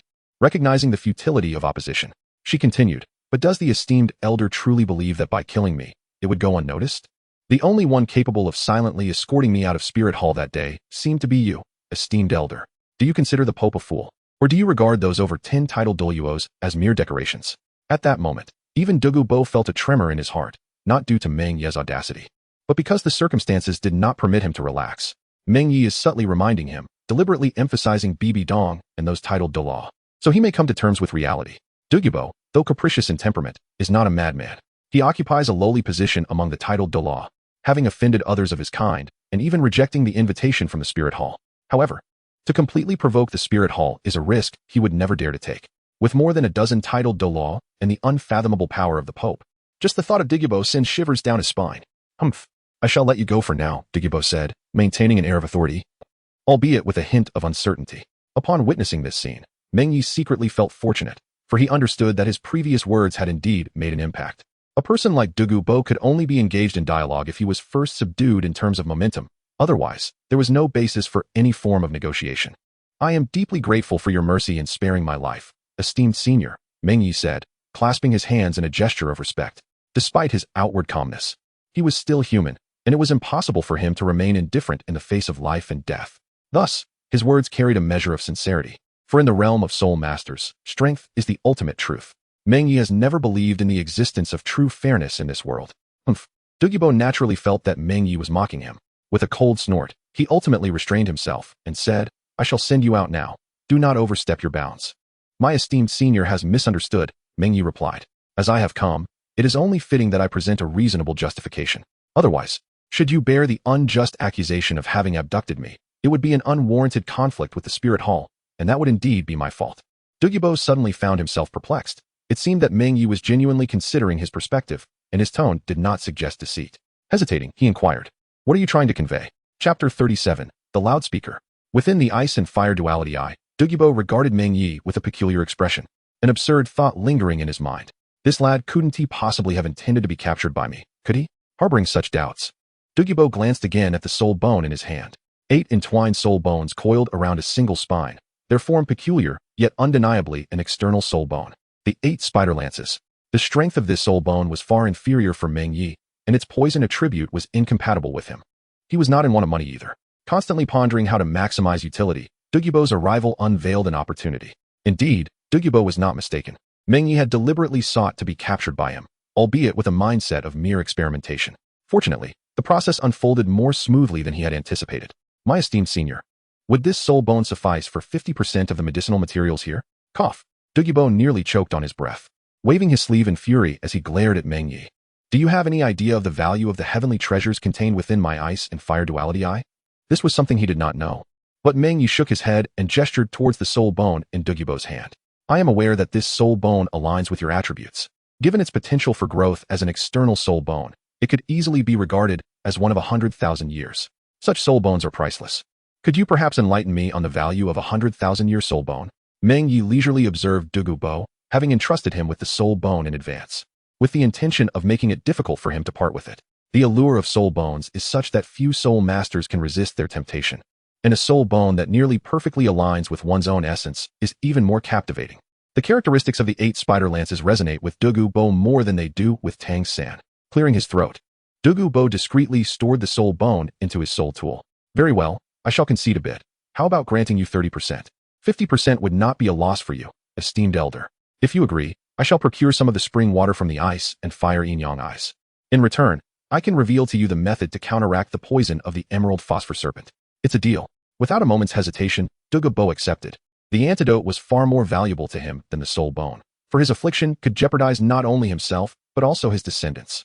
The toxins within him could only be suppressed by soul power. There was no other remedy available. Even as a titled Douluo, he could only endure for a few more years, yet he remained tormented by the venom. More critically, his granddaughter was equally affected by this poison, and it was feared that she might succumb before him. In the original narrative, Tang San's proposed solution was essentially to force out the poison rather than cure it. A feat that Meng Ye could also accomplish, though it need not involve him at all, as Douluo could manage it himself, provided he had the 8 spider lances first. Meng Ye swiftly gathered all the celestial medicinal herbs within the ice-fire yin-yang eye, leaving a portion of the roots behind, knowing they would regenerate in a few years. In addition, he collected various exotic flowers and herbs, which, while not on par with the celestial grade, still qualified as precious natural treasures. Finally, he approached the spring that contained both ice and fire. Douluo, following closely behind with a pained expression, cautioned him, be careful, lad, if you fall. I cannot rescue you. The waters of the ice-fire yin-yang eye flowed with extreme fire and ice. Even an ordinary soul master would feel a piercing chill and a deadly heat just by getting close. Douluo, curious about how Meng Ye managed to resist his oppressive aura, refrained from intervening, eager to witness how he approached the spring. Rest assured, Senior, Meng Ye replied. And without hesitation, he moved right next to the spring, bending down to reach toward the icy water. Stop! Douluo exclaimed, nearly terrified at the sight. He could not allow Meng Ye to perish here. Yet in the next moment, he halted just half a meter behind him, his face reflecting shock. To his astonishment, upon touching the icy water, Meng Ye was neither frozen by the extreme chill nor burned by the nearby fire spring. Instead, the tangible forces of ice and fire began to converge gradually into his palm, integrating into his body. This bizarre scene left Douluo momentarily speechless. He was wary of even approaching the water, as its elemental suppression would utterly dismantle the toxic energy within him. His cultivation was intricately linked to poison mastery. He merely wished to avoid death by poison, not to cripple his own abilities. This process continued for a quarter of an hour before Meng Ye finally withdrew his hand. A portion of the ice and fire from the spring seemed to be drawn out, and Meng Ye waved his hand to disperse it. This pure essence of heaven and earth resonated with his second spirit, allowing him to absorb it directly, but he knew he had reached his limit. Any further absorption would be unbearable. Thank you, Senior, he said as he turned to Douluo, seeing no signs of harm on Meng Ye. Douluo let out a sigh of relief. What exactly are you? Meng Ye explained, after integrating that soul bone. You will be able to channel the toxins within you into it, which not only neutralizes peculiar poisons, but also enhances the quality of the soul bone. Douluo paused, then began to circulate his soul power to test the claim, his expression darkening as he looked at Meng Ye. You cannot possibly be jesting with me. I possess a soul bone, and the poison within me has seeped into my very marrow. It is not so easily forced into a soul bone. I was referring to the soul bone I just provided to you. After you integrate it, you will understand, and I assure you, it will not disappoint. Meng Ye assured him. Though still skeptical, Douluo retrieved the 8 spider lance's soul bone and began the integration process, untroubled by the prospect of a sudden betrayal. He felt entirely secure in this place. Half an hour later, Douluo fully integrated the 8 spider lances, his expression shifting multiple times, evidently affected by the toxin of the green phosphor snake. As 8 sharp, crystal-like soul bones protruded from his back, he glanced behind with curiosity, satisfaction dawning upon his face as he grasped the effect of the soul bone. It could absorb soul power and toxins alike. Although not every poison could be absorbed, he had already integrated it into his body. The fusion of the man-faced demon spider and green phosphor snake toxins was indeed a formidable combination, qualifying as one of the most potent poisons in existence, and thus could absorb the lethal toxins within him. If you wish to resolve this quickly, you could use the ice fire spring to suppress some of the toxins for better results. Excellent. Ha ha ha ha. Douluo suddenly burst into laughter, liberated from the affliction that had plagued him for years. The torment of countless days and nights had finally been alleviated, and he could not contain his exuberance. This revelation was even more exhilarating than a breakthrough in cultivation. The terrifying sound of his laughter stirred a fierce wind that swept through the valley of the ice-fire Yin-Yang, causing Meng Ye to step aside. After a full minute, Douluo calmed down, his gaze still brimming with excitement. He turned to Meng Ye, solemnly clasping his hands. Young friend, I will forever remember the favor you have bestowed upon me today. Should you ever require assistance in the future, as long as it does not violate my principles, do not hesitate to ask. I will lend my utmost support. There is no need for such formality. This was merely a transaction between us. Meng Ye waved his hand dismissively, feeling he had gained more than he had given and did not wish to impose a debt upon Douluo. This is not something that can be easily repaid. Other debts can be settled with currency, but how does one quantify a favor? I act based on my mood. If I say I will do something, I will follow through. Are you looking down on my cultivation? Douluo retorted, his eyes narrowing, a hint of anger in his tone. Douluo was a man of principles. His notorious reputation was more a consequence of his soul spirit than his character. People tended to avoid him like the plague, especially since he was capable of annihilating millions in a fit of rage. I would not dare, Meng Ye replied. Choosing not to pursue the topic further, perhaps it was best to leave it as an unresolved debt, as it might prove useful in the future. Just then, 2 formidable auras surged from above the ice-fire Yin-Yang. Old poison, are you seeking death? The furious shout of Ghost Douluo echoed across the skies. The oppressive force descended like a divine judgment. A full-force assault from 2 tidal Douluo, aimed squarely at Douluo. Meng Ye grunted softly, momentarily overwhelmed but quickly regaining his composure. Douluo furrowed his brow, preparing to take action, but Meng Ye halted him. Allow me to handle this, Senior. Your intervention may lead to misunderstandings. With that, Meng Ye gathered his energy, channeling his soul power to his throat, and bellowed, Elders, you have misunderstood. Please descend for a discussion. A terrible shockwave emanated from Meng Ye, the valley's ice-fire Yin-Yang resembling a trumpet, amplifying the already formidable sound before it erupted forth. Buzz! Just as the 2 tidal Douluo, who had just arrived above the ice-fire yin-yang eye, found their footing. They were nearly thrown off balance by the force of Meng Ye's call. Exchanging bewildered glances, the two titled Douluo were left speechless. Humph. The descending ghost Douluo and chrysanthemum Douluo locked their sights on poisoned Douluo, who had already retracted his soul bone, defiantly staring back at them. Cough, cough. Meng Ye cleared his throat. This tactic had been a spur-of-the-moment idea, harmless yet effective for making a statement. Stepping forward, he addressed them. Elders, I appreciate your attention. This matter involves a slight misunderstanding. I heard that Senior Douluo has mastery over a treasure trove and thus proposed purchasing some rare herbs from him. Do you genuinely believe this old poison would be so benevolent as to sell to you? Chrysanthemum Douluo, clad in white, pointed an elegant finger at Douluo Chrysanthemum. Refrain from pointing your finger at me. Who knows if your hands are clean? Douluo quipped back, not one to back down easily. Who are you calling Chrysanthemum? You. What of it? Very well, let us see if I do not destroy your ice-fire yin-yang eye today, you wilted flower. With a sharp and commanding voice, he observed as Douluo prepared to unleash a formidable attack, his soul rings emerging in a dazzling display. Yet, it was Douluo who swiftly seized Meng Ye, lifting him into the air. Douluo pass. Dare you to ruin my sacred ground? I shall not rest until we settle this. He roared. Douluo, too, felt a surge of anger, summoning his martial soul's true form to elevate Douluo into the skies. The two titled Douluos became enmeshed in a fierce struggle, golden light radiating around them, while a poisonous mist enveloped the world, creating a scene as terrifying as a natural disaster. Douluo carried Meng Ye to a more distant location. Elder, will you not intervene? Meng Ye had no intention of putting Douluo in a precarious position, especially since he had already gained a considerable advantage. Continuing this way would undoubtedly lead to significant costs for Douluo as well. Douluo calmly remarked. It is rare for those two to meet without engaging in conflict. While it would not be difficult for me and you to subdue Douluo, the losses would outweigh the gains. Nonetheless, we must teach him a lesson to prevent others from thinking the spirit hall is easily bullied. After being reprimanded by Bibidong, both titled Douluos were left with pent-up frustration, and despite their rapid journey to this location, even they could not escape a degree of fatigue. To put it bluntly, while Douluo could tolerate it, Douluo had personal grievances with Douluo that he could not overlook. The proximity to the Tiando imperial city soon drew attention to the impending clash between the two titled Douluos, but fortunately, the battle did not last long. Old ghost, come and help me. The Pope has declared that the outcome does not matter, despite Douluo's superior spirit power. He found himself unable to subdue poison Douluo and had no choice but to call on Douluo for assistance. I shall return to report. You can entertain yourself with the old poisoner, Douluo replied disinterestedly, opting instead to take Meng Ye away. He understood that what the spirit hall required was intimidation. If they were to kill Douluo just outside the Tiando imperial city, it would likely provoke a sensitive reaction from the Tiando Empire.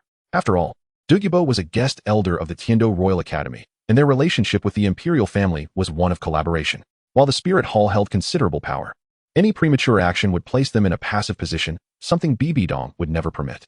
Even this time, had it not been for Douluo taking Meng Ye, which thoroughly infuriated Bibidong, she would not have issued orders to eliminate him without hesitation. Damn it, Douluo, do you truly wish for me to destroy the ice and fire yin-yang well? If you dare to touch my ice and fire yin-yang well, I shall expose your disgraceful past to the world. You're talking nonsense. You are shameless. Despite knowing that the outcome was uncertain, neither titled Douluo was willing to concede verbally, yet it was impossible to continue the fight. Within the Tiando imperial city, in the palace, the emperor received reports from scouts, indicating that it was merely a sparring match between two titled Douluos, causing no significant disaster, and thus there was no need for concern. Very well, the emperor replied. I believe we should send someone to the spirit hall to demand an explanation, as this matter involves two titled Douluos and should not be taken lightly. Stepping forward among the ministers, Prince Xue Qinghe boldly declared, Haha, then let this matter be entrusted to Qinghe. It will serve well to establish regulations for the upcoming Soul Master competition. You may lead a contingent of personal guards to the spirit hall and discuss matters with the Pope. The Snow Knight Emperor smiled upon seeing Xue Qinghe take the initiative. Most ministers were now supportive of Xue Qinghe, as the emperor still remained, but his influence over the larger picture had diminished significantly. In simple terms, he could no longer exercise the right to abolish the crown prince, unless he could present sufficient evidence to fully expose Xue Qinghe's identity and schemes before everyone. He was left powerless. Your son will comply, Xue Qinghe said with a bow before returning to his seat, contemplating his thoughts. This suited him well, as he had not returned to the spirit hall in quite some time. Years of exile, even concealing and limiting his cultivation and appearance, were all for the purpose of this treacherous plan to prove himself to his mother. Having infiltrated the Tiando Empire since childhood, he found it increasingly difficult to discern his true identity. Was he the young master of the spirit hall or the crown prince of the Tiando Empire? All right, let today's court session come to an end. I am feeling somewhat fatigued. Your Majesty, we bid you farewell. Regardless of the internal strife or external threats, the Tiando Empire remained an empire, wielding absolute military power to assert dominance over its numerous provinces and principalities, thus its authority was not to be trifled with. For instance, with the title Douluo from the Spirit Hall appearing near the Tiando Imperial City, the Tiando Empire had the right to demand an explanation from the Spirit Hall. However, whether the Spirit Hall would respond favorably or offer no concessions at all was an entirely different matter. Spirit City. 3 days had elapsed since Meng Ye and Ghost Douluo returned. Douluo had also caught up with them on the way back, and upon arriving in Wuhuan City, he proceeded to the Hall of the Pope to report to Bibidong. As long as all was well, it was prudent to maintain a distance from Douluo, whose title as the foremost poison master of the age warranted caution. Understood, the disciple replied. Bibidong nodded thoughtfully, continuing. Nana seems to have encountered some difficulties in her recent study of the secret technique you provided. Please offer her some guidance. Yes, I take my leave. However, it was likely that the situation was more complex than mere difficulties. Given Bibidong's formidable cultivation, she had probably perused that visualization technique but found no solutions, nor even a way to initiate the practice. In this era, complete spiritual techniques were non-existent, and the methods Meng Ye had developed, drawn from a lifetime of learning, were intertwined with future understandings of spiritual power. The gaps in knowledge were daunting, and without his guidance, mastering the technique would rely solely on luck. Upon returning to the academy, Meng Ye intended to check on Hu Laina's situation but unexpectedly encountered Luo Xian. The girl, who had been radiating joy as she exited, suddenly became quiet upon seeing Meng Ye. Approaching him, she exclaimed with delight, "You're back. I heard you went missing."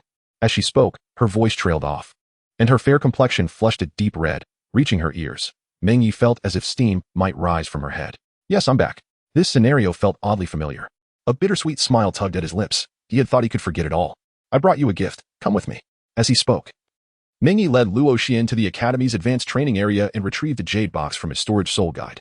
Upon opening the box, a magnificent 8-petal orchid emerged, its pristine white petals glistening like snow, untouched by dust. "It's so beautiful."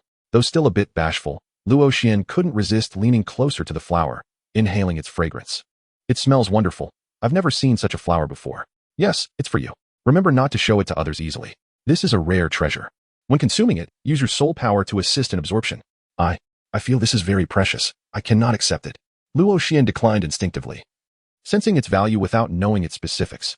Recalling her vague memory of Luo Chuan mentioning that Meng Ye would gift her something, her cheeks flushed anew. Having been drawn here in a daze, she became even more flustered, hastily murmuring, "I must return now. Goodbye." Meng Ye, upon witnessing the scene, refrained from intervening. In truth, he was not entirely lucid at the moment. The lines between memory and reality had blurred, leaving him somewhat unable to discern the genuine from the illusory. A faint, alluring fragrance wafted through the gentle breeze, causing Meng Ye to furrow his brow slightly. Chapter 39. The Reemergence of the Thunder Beast. The gift intended for Luo Xian remained unbestowed, compelling Meng Ye to continue his search for Hu Laina. The issues surrounding his mental cultivation were rather grave, and should he fail to rectify them, he could find himself in considerable trouble, with his mental fortitude still unstable. The eagerness to achieve results led him to visualize living entities, a backlash that was entirely predictable. Yet, what exactly had he envisioned? Meng Ye encountered Hu Laina outside the teaching building, where she occasionally displayed a hint of allure in her gaze, an enchanting aura that captivated those around her, spreading uncontrollably. I envisioned my own martial spirit, believing it would be considerably simpler. Exercising great restraint over my own state revealed that at least Hu Laina's mind remained relatively clear, which was a positive sign. It is best to start with something straightforward, the simpler the better, ideally beginning with a single point. Droplets of water or flickering flames would suffice, preferably avoiding any living beings. Meng Ye spoke as he lifted his hand and gently tapped Hu Laina's forehead. The contact brief yet impactful. A faint arc of electricity flickered, yet in Hu Laina's mind, it resonated like a thunderous roar, accompanied by the furious growl of a thunder beast. The indistinct, distorted image of a fox spirit she had conjured was utterly obliterated. "Am I all right?" Hu Laina snapped back to reality, the seductive glimmer in her eyes dissipating as she gazed at her hands in confusion. "Indeed," Meng Ye nodded, continuing, "in essence, this secret technique is merely challenging at the outset, yet precision is paramount. My recommendation is to first enhance your mental control through foundational methods before delving deeper." Foundational methods? Hu Laina furrowed her brow, questioning whether there truly existed basic pathways for spiritual training. Meditation has remained unchanged through the ages. Initially, everyone employs the same approach, differing only in the meridians and personal martial spirit endowments they traverse. There are no true spiritual secrets. Advancement relies solely on the natural growth of one's cultivation. The visualization technique imparted by Meng Ye has transcended the mere enhancement of mental strength further developing both offensive and defensive capabilities, even incorporating additional attributes, even millennia hence. This method would remain among the highest echelons of spiritual secrets. I previously mentioned that gradually closing off the five senses aids in mental control and perception. You may wish to experiment with this, and should you encounter any difficulties, do not hesitate to seek my counsel. Having resolved most matters, Meng Ye turned to depart. It was impossible to provide hands-on instruction, not even to Lei Xingyang, whom he had never taught in such a manner. To be precise, Lei Xingyang grasped concepts swiftly, with more than half of the techniques developed by Meng Ye being attributed to him.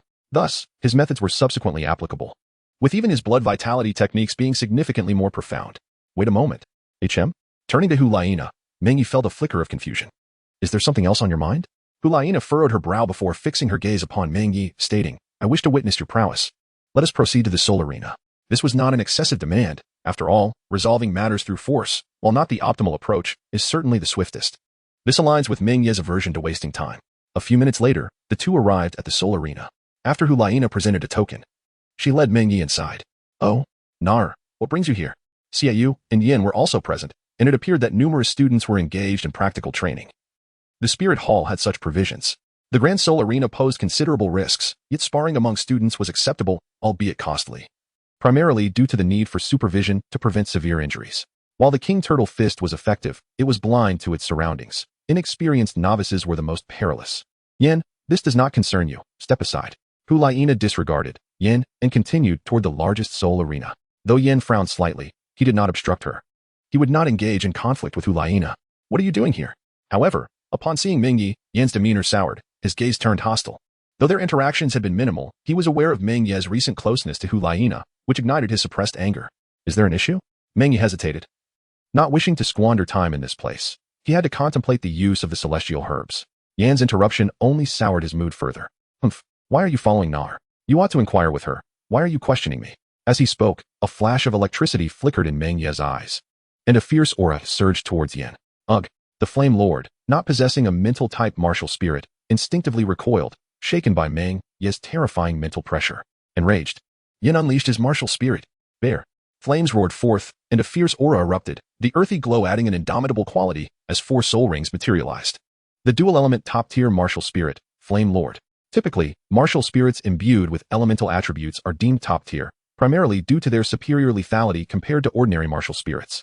Thus, the Academy's name, 5 Elements Academy, was born. In the eyes of onlookers, Yan's martial spirit was indeed formidable, wielding 2 elements simultaneously with astonishing destructive power. Humph. I challenge you, Yin declared, pointing a finger at Meng Ye. Yin, what are you doing? Cease this. Hu Laina, having waited for Meng Ye, turned back just in time to witness this scene. Yin, consumed by fury, paid no heed, his glare still fixed on Meng Ye. Very well. Addressing this together is no trouble. Meng Ye sighed, recognizing that 1 or 2 adversaries made little difference, and he approached the soul arena. A moment later, within the largest soul arena, Meng Ye and Yin stood 50 meters apart. This arena was not as grand as the Grand Soul Arena, with a modest height of about 1 meter and a diameter of roughly 100 meters, sufficient for their needs. Are you both truly set on battling? The teacher overseeing the arena regarded them with trepidation. As a genius of the Spirit Hall Academy, Yan's reputation was considerable. As for Meng Ye, while not yet widely recognized, the teacher was still aware of certain matters. The purple record badge implied that Meng Ye's value and status within the Spirit Hall had already surpassed that of both Yin and Xiaoyu. Should either of these individuals encounter misfortune, he would find himself in a precarious position. However, he was merely a soul emperor. While he could intervene in a clash between 2 top-tier soul masters, whether he could do so in a timely manner remained uncertain. Commence when ready. I appreciate your assistance. Meng Ye nodded at the teacher, eager to conserve time. Humph. Enough with the pleasantries. Bang. In a fit of rage, Yin, not waiting for the teacher to signal the start, initiated his soul skill. Torrential lava erupted from the ground beneath Meng Ye's feet without warning, the 50-meter distance notwithstanding. The power of this soul skill was undeniable, and its area of effect was unparalleled. First soul skill, Hell Lava Surge. The teacher, acting as the referee, gasped in shock. Initially believing Meng Ye had been caught off guard, the extreme heat was beyond what an ordinary soul master could withstand. However, Meng Ye emerged unscathed from behind the torrent of lava. Just before the nearly instantaneous soul skill was unleashed, he had retreated a step, deftly avoiding the onslaught. His timing was impeccable. Humph. Prepare to perish. Seeing no sign of Meng Ye activating his martial spirit, Yin became even more enraged, slamming his hands onto the ground, causing his 4th soul ring to illuminate. The lava roiled, his 5,000-year soul ring skill activated as the Flame Lord martial spirit. All of his soul skills were long-range area of effect attacks, with devastating destructive potential. Boom. Like a volcanic eruption, the spewing lava fire pillars coalesced into a molten volcano, spreading outward. Be careful. With Meng Ye's figure vanishing amid the lava, Hulaina gasped, hastily warning the others. She wished to gauge Meng Ye's strength but did not believe defeat was inevitable. At the very least, in terms of soul power, Yin held a distinct advantage. Roar.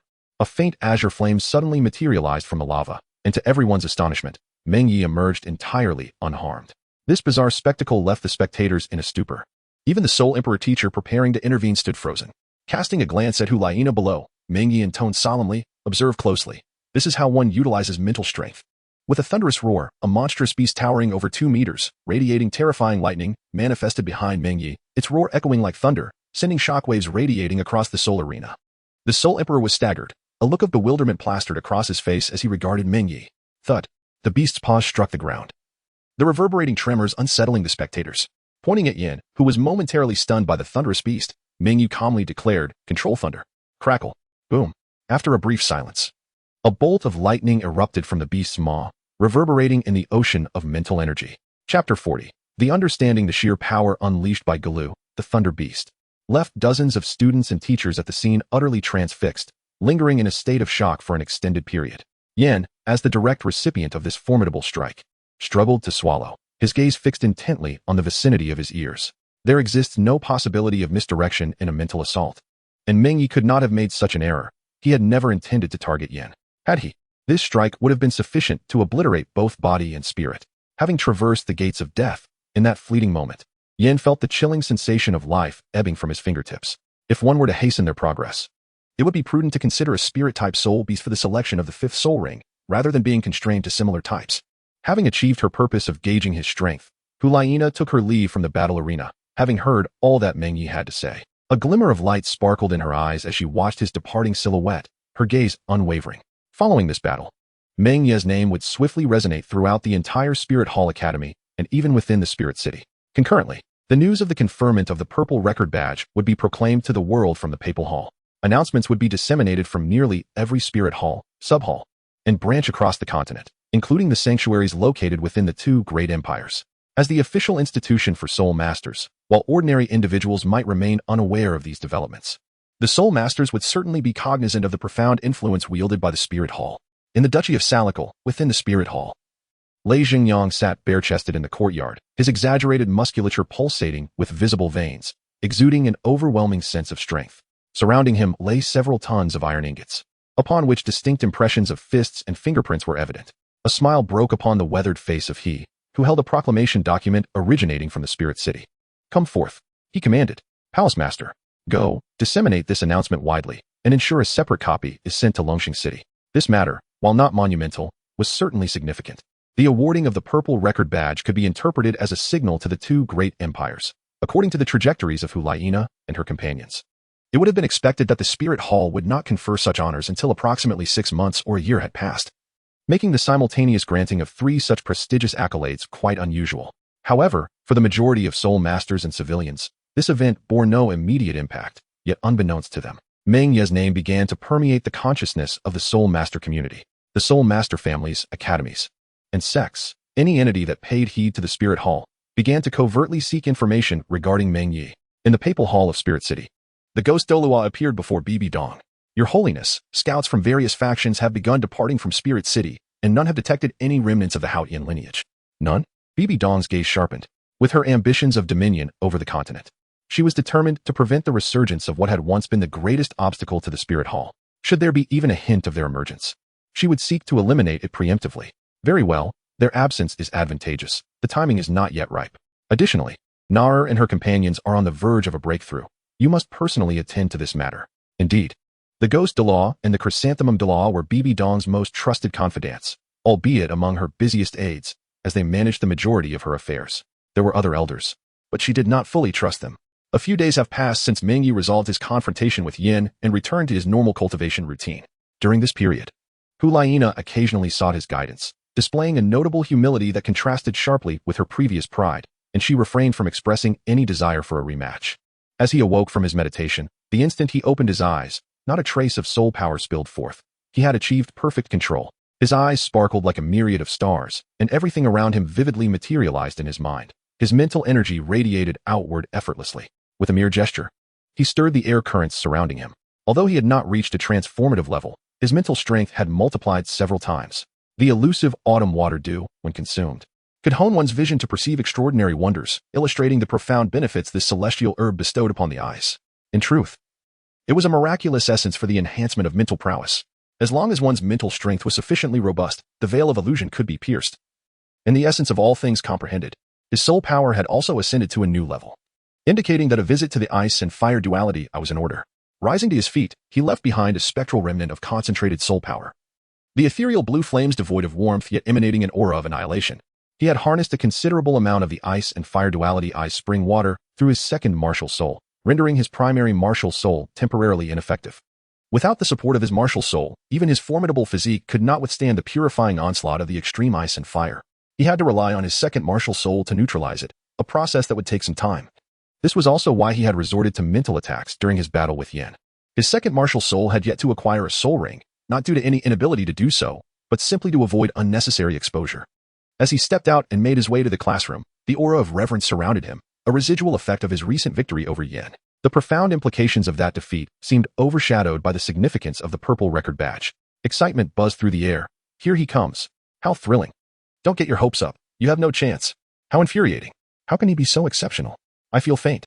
Upon entering the classroom, nearly every gaze converged upon him, causing Meng Ye to momentarily falter.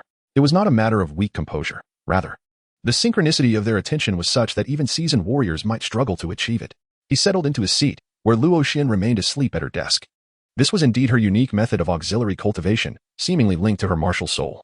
Though the specifics eluded Meng Ye, he could only attribute it to the peculiarities of her food-type martial soul. Meng Ye, someone is looking for you. Today, an unusual formal class was scheduled, reportedly conducted by the dean himself, who would elucidate the intricacies of self-created soul techniques, one of the few valuable lessons for the advanced soul masters of the academy.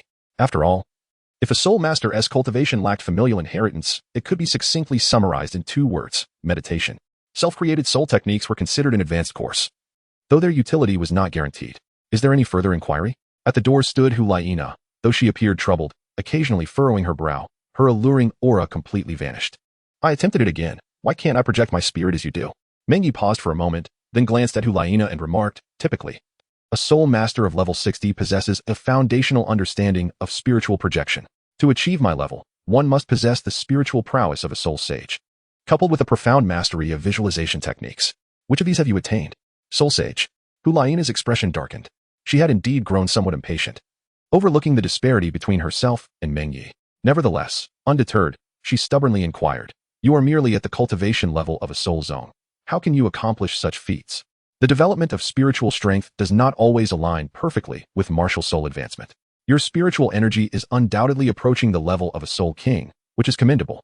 In contrast, those like Yin barely match their cultivation. Yet, I comprehend the principles involved, so why is your progression so vast? Hulaina still struggled to grasp this disparity, which had grown to an almost intolerable magnitude for her. Chapter 41. Data synchronization complete. After bidding farewell to Hulaina, Meng Ye shook his head. This was a classic case of aiming too high. It was not entirely Hulaina's fault. Meng Ye had not deceived her. For a genius soul master, it is entirely normal for spiritual strength to keep pace with cultivation. Conversely, for ordinary soul masters, spiritual energy often lags behind. Insufficient control can lead to obsession, and overcoming bottlenecks becomes exceedingly challenging. These are all manifestations of weak spiritual strength. Meng Ye was about to return to the classroom when someone stepped in ahead of him, casting a disdainful glance in his direction. Luo Chuan? How did he arrive here? Moreover, he had directly walked in, which should have been the domain of the neighboring class. However, considering Luo Chuan's personality, Meng Ye soon came to terms with it. He exhibited a striking appearance, inheriting his parents' genes, embodying an alluring blend of handsomeness and beauty, even possessing an air of otherworldliness. He was quite popular within the academy, wielding a dream-eating martial soul, akin to a specter. It was uncertain whether this trait was inherited from his father. Speaking of which, how did Meng Ye first come to know Luo Chuan? It seemed to stem from his initial visit to Luo Xian's home for dinner, which culminated in a brawl. To be precise, Luo Chuan had received a thorough thrashing, after which he had become rather subdued, though he still occasionally sought out minor troubles. Yet, time had passed, and many details had faded from memory, leaving only familiar scenes and fragmented recollections. Before long, Ovis arrived. With many people present, He did not notice that Luo Chuan from the neighboring class had rushed in, concluded the class, and then summoned Meng Ye to the office. "Dean, is there something you need?" Meng Ye inquired. "Aha, Xiaoyi, please take a seat." Ovis gestured for Meng Ye to sit. Although Meng Ye sensed a somewhat sinister undertone in Ovis's cheerful demeanor, he chose to overlook it. Once Meng Ye was seated, Ovis continued with a smile, "I am aware of your confrontation with Yin. It was Yin who initiated the trouble. The fault does not lie with you." "Dean, please speak plainly," Meng Ye replied. There was little to discuss regarding that day's events, both in terms of outcome and process. Any accountability should be directed at Yin. Thus, Meng Ye surmised what Ovis intended to address, merely his use of a secret technique. In the realm of soul masters, secret techniques are typically family heirlooms, such as the chaotic cloak hammering technique of the Haotian sect or the Seven Treasures, Glazed Pagoda's Seven-Hearted Spirit. Beyond the martial soul, these techniques are crucial for ensuring the family's enduring prosperity and are usually closely guarded secrets. Consequently, it is rare for anyone to inquire about them, as such questions are considered impolite. Ahem.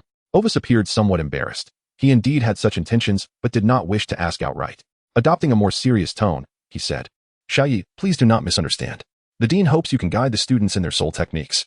With your prowess, serving as an assistant instructor would be more than sufficient. Additionally, the Academy's advanced simulated training area can be allocated to you exclusively. What do you think? Soul techniques?" After pondering briefly, Meng Ye shook his head and replied candidly, "Dean, it is not that I am unwilling. Rather, it is unnecessary." Xiaoyi, you need not be modest. I have faith in your abilities."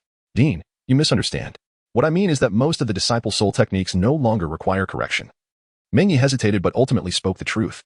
Upon hearing this, Ovis couldn't help but frown. He was somewhat perplexed by Meng Ye's statement, which seemed to carry a hint of disdain towards the Martial Soul Hall Academy, as the pinnacle of the Soul Master realm. Such words did not sit well in his ears. Meng Ye let out a soft sigh and remarked, "The dean should be aware of the distinction between limit flow and equilibrium flow, as each possesses its own advantages and disadvantages. If I am not mistaken, the Academy must be adopting a development approach that emphasizes mutual dependence in the integration of both, correct?" Ovis paused briefly but nodded in agreement, "Indeed. But that pertains to teamwork. Is there an issue with that? Early on, soul masters undoubtedly require cooperation. The synergy of soul skills among teammates gives rise to classifications of assault, control, and support. The essence of teamwork lies in the ability of diverse soul masters to collaborate, achieving an effect greater than the sum of its parts.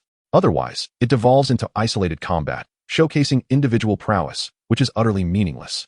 However, as one progresses to the later stages, personal strength becomes paramount.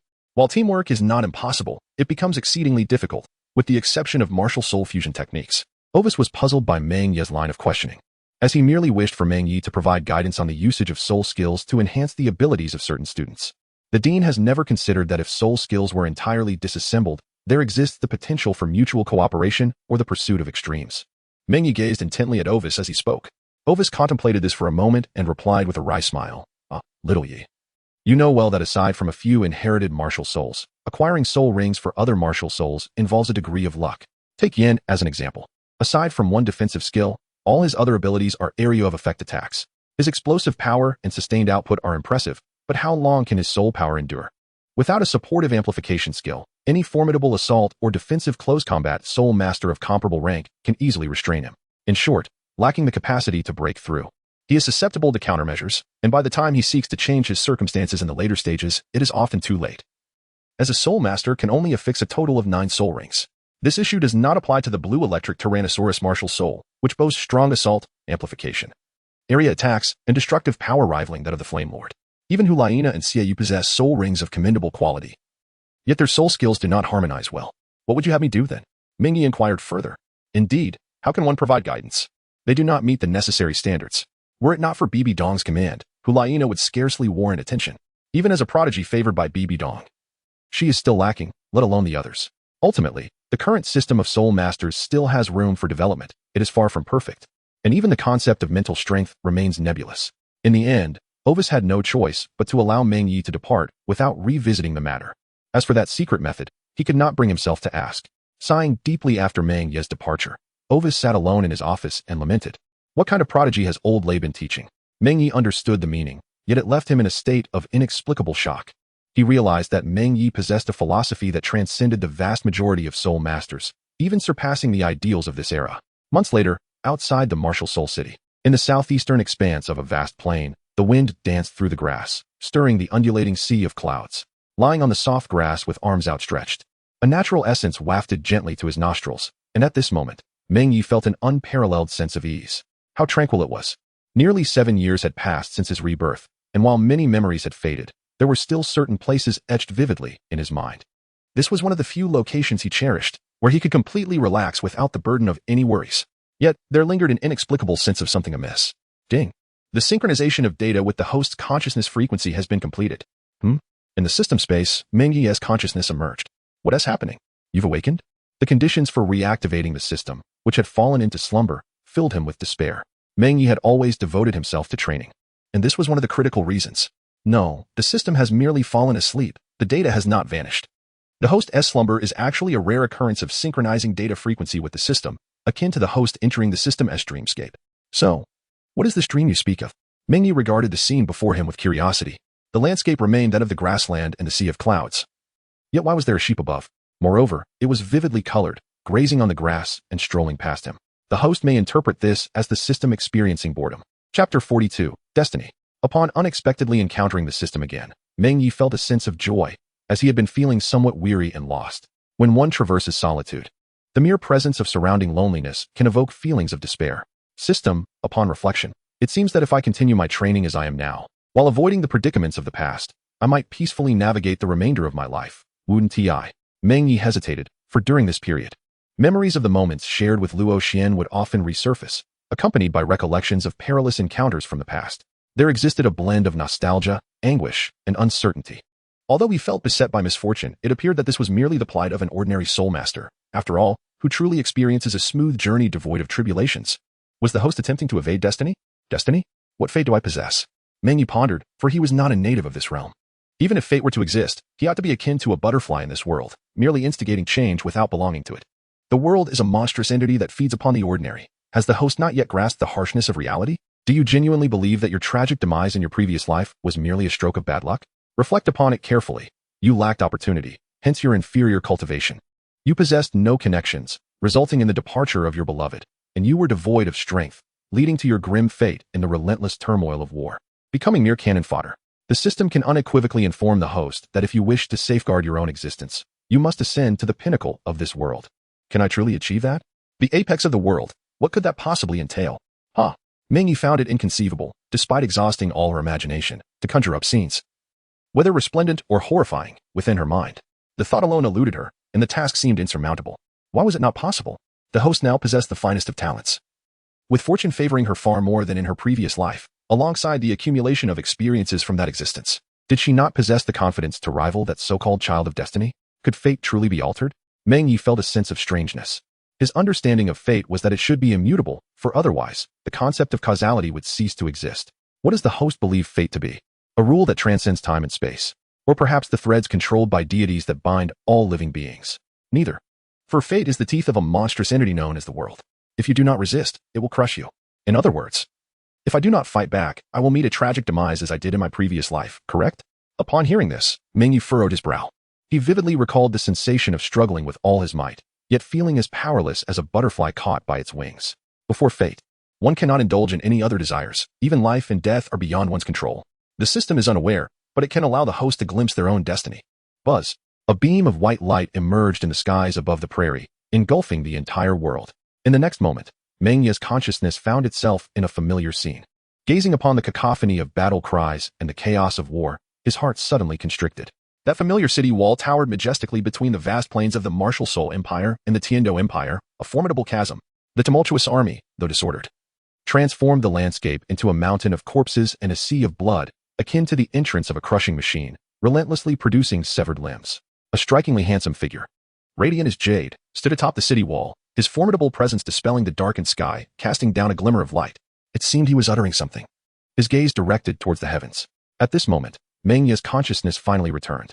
He realized he was observing this world from a third-person perspective, and the scene of the great battle was not as he had witnessed in his previous life. The Spirit Master Legion of the Spirit Empire did not array themselves outside the city like ordinary soldiers. Instead, they held fast to the city walls, relying on the innate advantages of Spirit Masters to fend off cavalry that had lost their mounts and crossbows.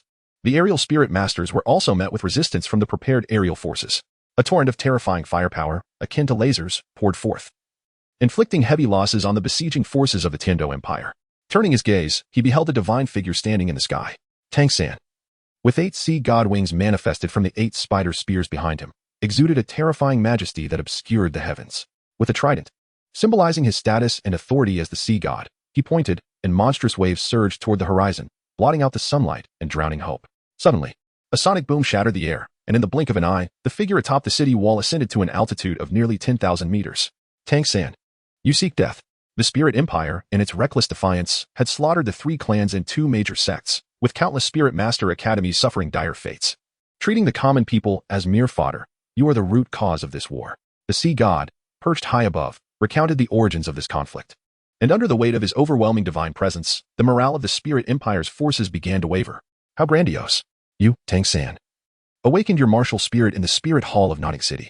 His furious gaze swept over Tang San, and with another gesture toward the battlefield below, his voice reverberated through the heavens, reaching the depths of the abyss. And you, over 90% of Spirit Masters awakened their martial spirits within my Spirit Hall. And I provided the resources for your cultivation to the 30th level. What have the 2 empires done? Governed ineffectively, carving up territories, treating lives as if they were mere livestock. Is this the fairness you seek? A chilling will temporarily still the battlefield, awakening some clarity amidst the madness wrought by the slaughter. However, in the next moment, a figure emerged from the Tiando Empire. To all soldiers of the Tiando Empire, slay 10 enemies, receive 100 gold, slay 100, receive 1,000, slay 1,000, receive 10,000. And be granted noble titles. Kill. No matter how eloquently they spoke or how just their reasoning seemed, in the face of such incentives, these individuals, mostly of humble origins, would hardly consider the greater world. As the rear army and supervisory forces roared, the bloodied remnants at the forefront continued their slow advance toward the city walls. Meanwhile, Xu Ebing, clad in golden armor, turned to the Blue Lightning King, the commander of the Tiando Spirit Master Legion. Yu Xiaojang, Master, will this not harm the harmony of heaven and earth? Xu Ebing struggled to accept this method of achieving victory at the cost of hundreds of thousands of soldiers. Your Majesty need not worry. This is a strategy to sway the hearts of men. We must not allow that pontiff to undermine our morale. Otherwise, this battle will only lead to greater sacrifice. Yu Xiaojang, though the commander of the Tiando Spirit Master Legion and not the supreme commander of the army, was Tang San's teacher, and thus his words could not be disregarded by Xu Ebing.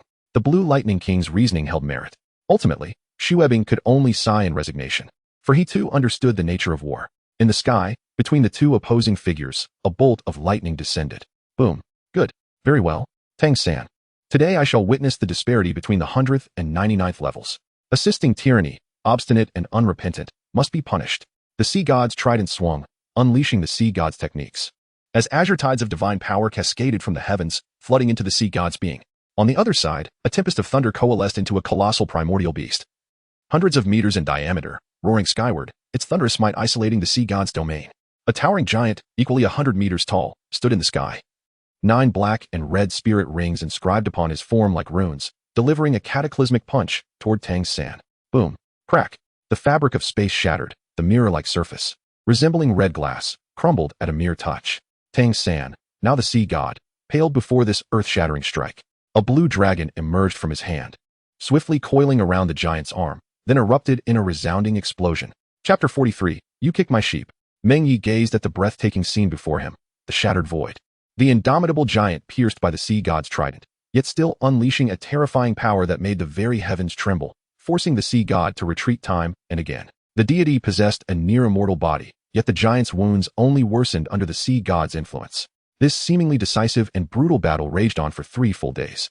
The conflict caused the sea to sink several meters, and the area beyond Jialing Pass became shrouded in thunder, remaining a forbidden zone for humanity for a millennium to come.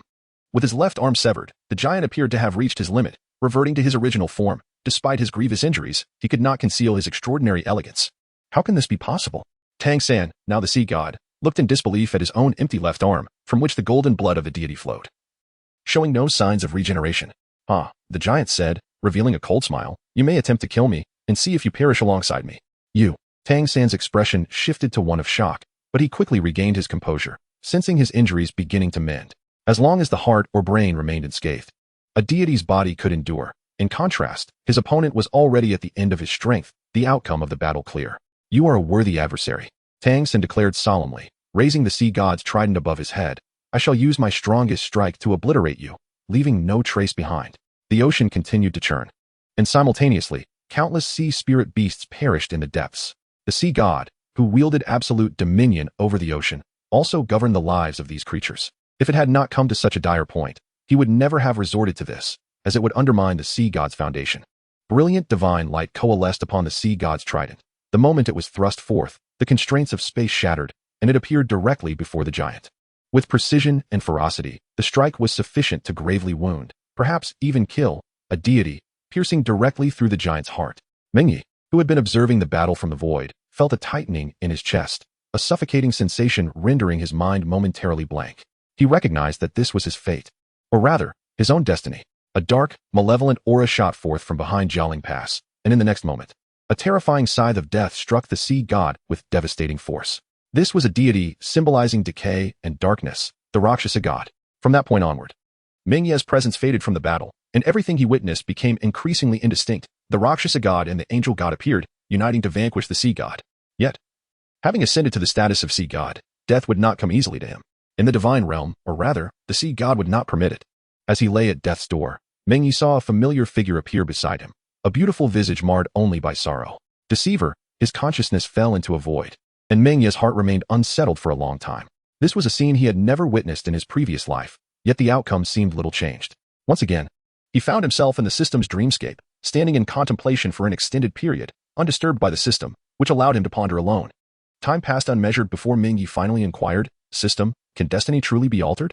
Having glimpsed his own conclusion, he recognized that the giant indeed embodied the ideal state he could envision for himself, fighting the supreme god with the prowess of a limit Douluo, ultimately only losing due to the disparity in divine body and power. Yet, the result left him with a profound sense of despair and impotence. Indeed, it can. The system's response was unequivocal, imparting a sense of enlightenment to Meng Ye, invigorating his spirit. You must have many questions, such as why you faced Tang San alone in death, and why the divine realm chose him over you. No, I can surmise part of it, although I am unsure of its accuracy.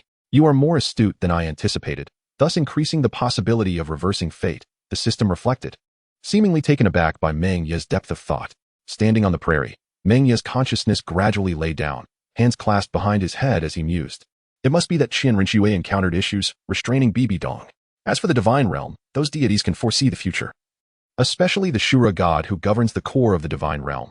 They should have even greater faith in the so-called irrevocability of fate. This was his understanding. Ignorance often breeds a lack of concern, and deities can sometimes be the most timid, fearing the unknown. They tend to adhere to the so-called trajectory of fate. Coincidentally, Meng Ye did not belong to this world. The factor coursing through his veins endowed him with the courage to contend against fate. Indeed, in the eyes of those deities, the host is but an inconsequential butterfly, even if this butterfly's tempest could obliterate their fragile divine realm. I harbor no such grand ambitions. Meng Ye felt as though the system was goading him, leaving him somewhat speechless, yet he soon smiled and added, "However, it would not hurt to try.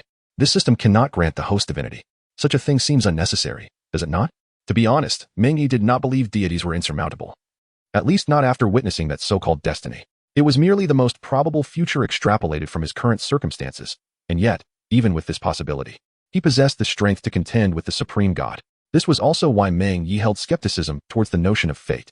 Rising to his feet, Meng Ye continued, "That is sufficient. However, this system can create some miracles for the host. If you do not require them, then so be it."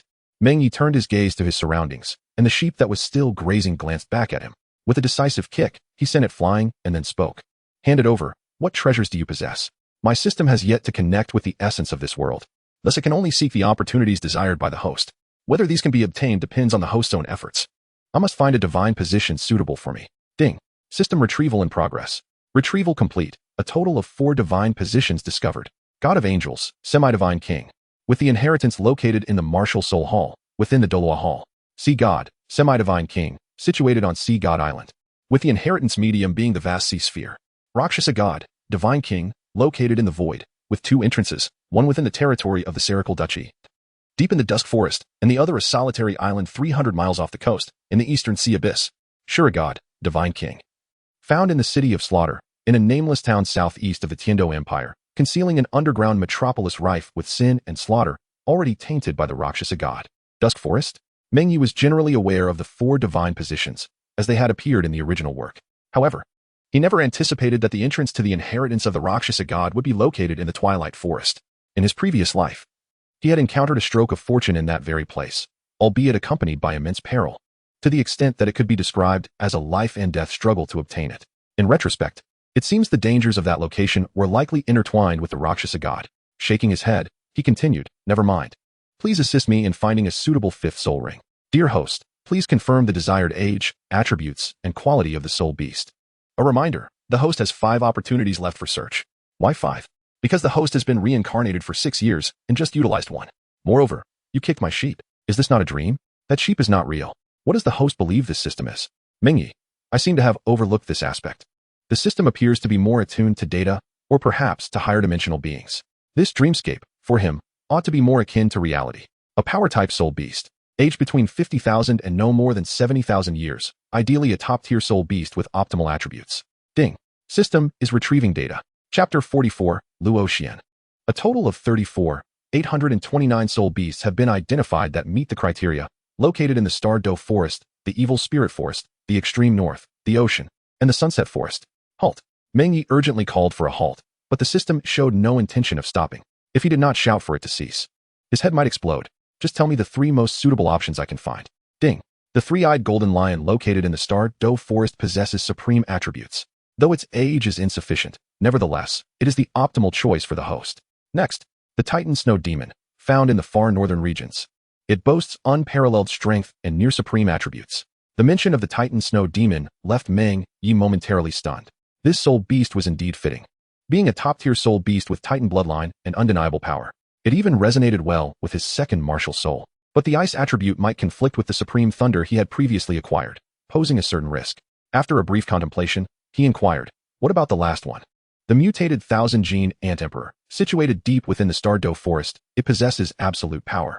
Being a 50,000-year soul beast with terrifying combat capabilities that rival those of a 100,000-year soul beast. Meng Ye's pupils constricted, and his heart raced. This was precisely the ideal soul beast he sought. The 1000-gene Ant was synonymous with power, arguably superior even to the most elite power martial souls like the Haotian Hammer or the Great Strength Gorilla. To call its strength near supreme would not be an exaggeration. He was not surprised that the mutated 1000-gene Ant Emperor could achieve supreme attributes. However, finding such a gregarious creature dwelling deep underground would have been nearly impossible without the system's guidance. That's the one. Please provide me with its location. This system will imprint the soul beast's location into the host's mind. Note, the mutation direction of this mutated soul beast is absolute power. The host is advised to proceed with caution. I understand. Meng Ye was uncertain why the system had specifically warned him, yet he remained vigilant.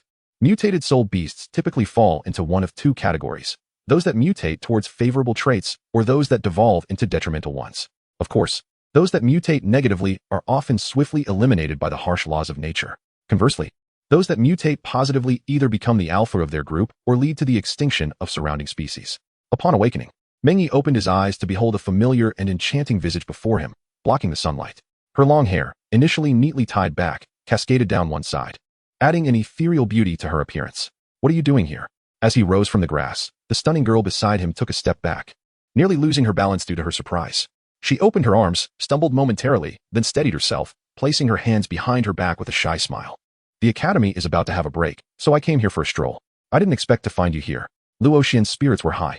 Due to her introverted nature, she had few friends. Even with those she did have, she rarely initiated conversation, making this place her secret sanctuary where she often came to unwind, lie on the grass, or run freely. Speaking of which, Meng Ye recalled why he had come here. It seemed he had wandered here randomly. However, this was indeed a place Luoxian had brought him to in his previous life. After so many years, it remained one of the few places etched in his memory. Do you enjoy coming here? Luoxian seemed taken aback by Meng Ye's question. But having known each other for a few months, they had developed a certain familiarity. For Luoxian, Meng Ye was perhaps the only person with whom she felt no aversion, at least in terms of normal interaction. After a moment's contemplation, she gracefully brushed the hem of her academy uniform and sat down. She tucked a stray lock of hair behind her ear, revealing half of her flawless facial contour. Yes, it is quite tranquil and spacious here. Moreover, sleeping here is quite comfortable, isn't it? Meng Ye added with a smile, though these conversations were not from the same moment. He remembered them well. Luoxian's heart skipped a beat as she turned to look at Meng Ye in surprise, exclaiming, "How did you know?" After her initial astonishment, she lowered her head, embarrassed. "It's not something to boast about. My mother has mentioned it numerous times. I mostly nap at the academy." Being accurately called out by Meng Ye left Luoxian feeling a bit shy. However, it was a normal reaction for her. Had it been anyone else, she would have likely fled on the spot. It was just a guess. Meng Ye hesitated, having spoken without much thought. "Is that so? Then, do you know what I like to eat? Did you also guess my martial soul?"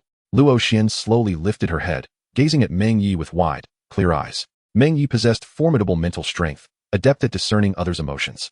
Yet at that moment, he felt as though Luo Xian could see right into his soul. Meng Ye initially believed that Luo Xian would not notice these subtleties, and even he himself had inadvertently revealed them, so he presumed they would remain undiscovered. Upon hearing this, Meng Ye offered a wry smile and remarked, "You remain as astute as ever." Luo Xian, though introverted, was not weak.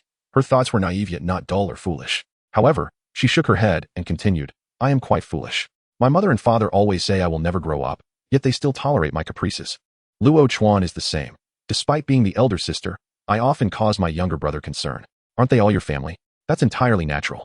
Meng Ye did not perceive any issue, rather than attributing her family's affection for Luo Xian to her character. It could be said that it was this very environment that shaped her soul. "And what about you?" Luo Xian gazed intently into Meng Ye's eyes, her genuine feelings surfacing as she said, "I am clearly so foolish. Why do you treat me so well?" A bittersweet smile emerged within me, filled with uncertainty. Meng Ye truly did not comprehend. He had long wished to relinquish this relationship, particularly since Luo Xian no longer recognized him. He believed it would be a simple endeavor. Yet, reality proved otherwise. When the figure he had spent half a lifetime attempting to seek and approach reappeared before him, a torrent of memories surged forth like an incantation. These recollections rendered him incapable of forgetting, and the more he endeavored to erase them, the clearer and more inescapable they became. A gentle breeze swept through, causing the grass to sway and bow in its wake, while his frail form gradually reclined upon the verdant ground. "I am sorry. I should not have posed such a question, but it is all right." Meng Ye reclined on the grass, finding the atmosphere truly serene. In fact, it was only after Luo Xian's arrival that he felt this place had become complete. Turning his head to glance at the exquisite figure lying beside him, he noticed that Luo Xian was asleep, a faint smile gracing her lips. A gentle hum resonated as he brushed his palm over the storage soul guide, summoning a medicinal herb into his hand. After a moment of hesitation, he decided to return it. He remained quietly by Luo Xian's side until the sun rose high in the sky, at which point she furrowed her brows and awakened, rubbing her eyes. Rising from the grass, she lazily stretched her body, her perfect curves and contours revealing that she was no mere girl. As a soul master, she exhibited an early maturity, complemented by the genes inherited from her parents, resulting in her tall and graceful figure. Meng Ye couldn't help but notice that, over the past few months, Luo Xian seemed to be nearing his height. Of course, she was also a few years older than him. "Let us head back," Luo Xian said, momentarily taken aback, her cheeks flushing as she turned to Meng Ye, nodding in agreement. All right. Chapter 45. Farewell. Upon their return to Wuhuan City, they were met at the city gates by the furious visage of Luo Chuan, who stood in the middle of the street. Passers-by instinctively distanced themselves from him. Despite the fact that most of the inhabitants of Wuhuan City were soul masters and the order was generally strict, one could never be too cautious of those who might act impulsively. Encountering such a madman was a fear shared by all, thus avoidance was the wisest course of action. "Luo Chuan, what brings you here?" Luo Xian inquired, having walked closely beside Meng Ye throughout their journey, despite the absence of overtly affectionate gestures. However, this mere scene nearly drove Luo Chuan into a frenzy. "Sister, where have you two been?" he demanded. Luo Xian, seemingly perplexed by Luo Chuan's demeanor, remained unperturbed due to their familial bond. After a moment of contemplation, she smiled and replied, "It's a secret." This response only served to infuriate Luo Chuan further, his face growing slightly purple as he glared at Meng Ye. "Meng Ye, why are you looking at me? Are you looking for a fight?"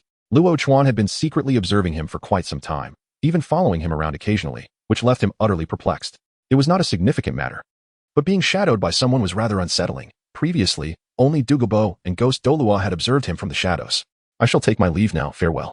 Luo Xian waved her hand in farewell to Meng Ye, then headed towards her home. At that moment, Luo Chuan cast a glance at him before following suit. "Sister, I must tell you, that fellow harbors ill intentions." "All right, I understand. I have seen him exchanging glances with that hyena multiple times." Yes, I know. You have mentioned it before." "Sister, dinner is ready. Let us hurry, or it will be cold upon our return." Luo Xian, unwilling to endure Luo Chuan's incessant chatter, dashed homeward.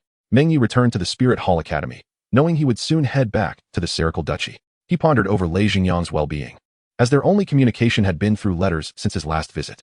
The correspondence primarily consisted of inquiries about each other's recent circumstances, along with occasional requests for living expenses.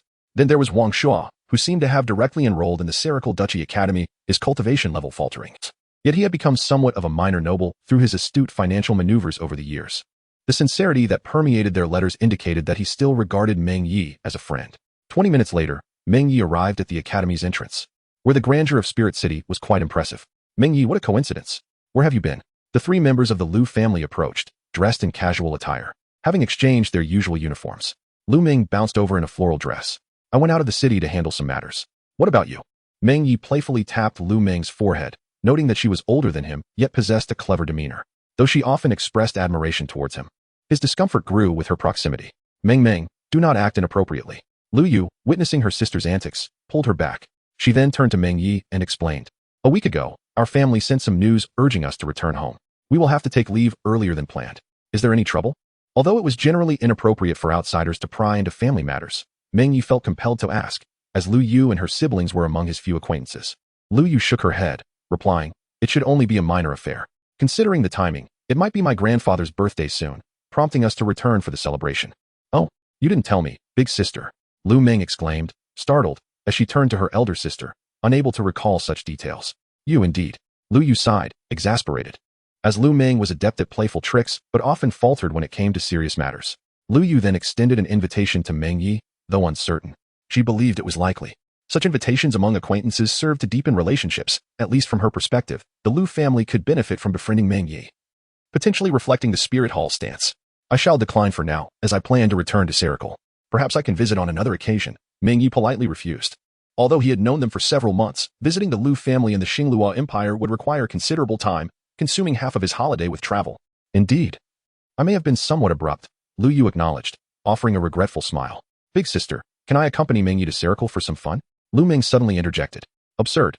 Lu Yu's expression turned stern as she glanced at Lu Meng. If you skip grandfather's birthday, I wonder if you will have the courage to return home. Moreover, you cannot burden Meng Ye. Oh, Lu Meng was accustomed to her sister's reprimands, and Meng Ye had grown used to such banter. After bidding farewell to the trio, he encountered Hulaina and the others. After several months, Hulaina had finally grasped the fundamentals of the visualization technique. Mastery of this secret method relied heavily on mental fortitude. Thus, advancing further required years of rigorous practice or an increase in soul power. Fortunately, her spirit, the fox spirit, was semi-psychic, allowing her to make commendable progress. Within a month, I shall break through to level 50. Do not lag too far behind. Yin declared with a defiant air, looking down at Meng Ye due to his height advantage. If you seek a fight, I am always ready. Meng Ye replied with an expressionless gaze. Yin was momentarily taken aback, ready to retort. Enough, Yin. If you have grievances, take them to the soul fighting arena. Do not disgrace yourself here, Hulaina interjected, unable to watch Yan's futile attempts to provoke Meng Ye after his previous defeat. Moreover, Meng Ye's assertion was grounded in truth. Among soul masters, strength was revered, and the most direct resolution to conflicts was through combat. If one was unwilling to submit, then a duel was the answer. However, Yin was uncertain about challenging Meng Ye again. Nana, my spirit seems to have waned, Yin muttered, casting an angry glance at Meng Ye before huffing and falling silent. Previously, Hulaina could not contain him, but now he dared not act recklessly in her presence. A month prior, Hulaina had decisively defeated Yin in a soul duel, establishing her position among their trio and officially becoming the captain of the Spirit Hall Academy representative team. Meng Ye serves as the vice-captain. Meng Ye, where do you plan to go during the holiday?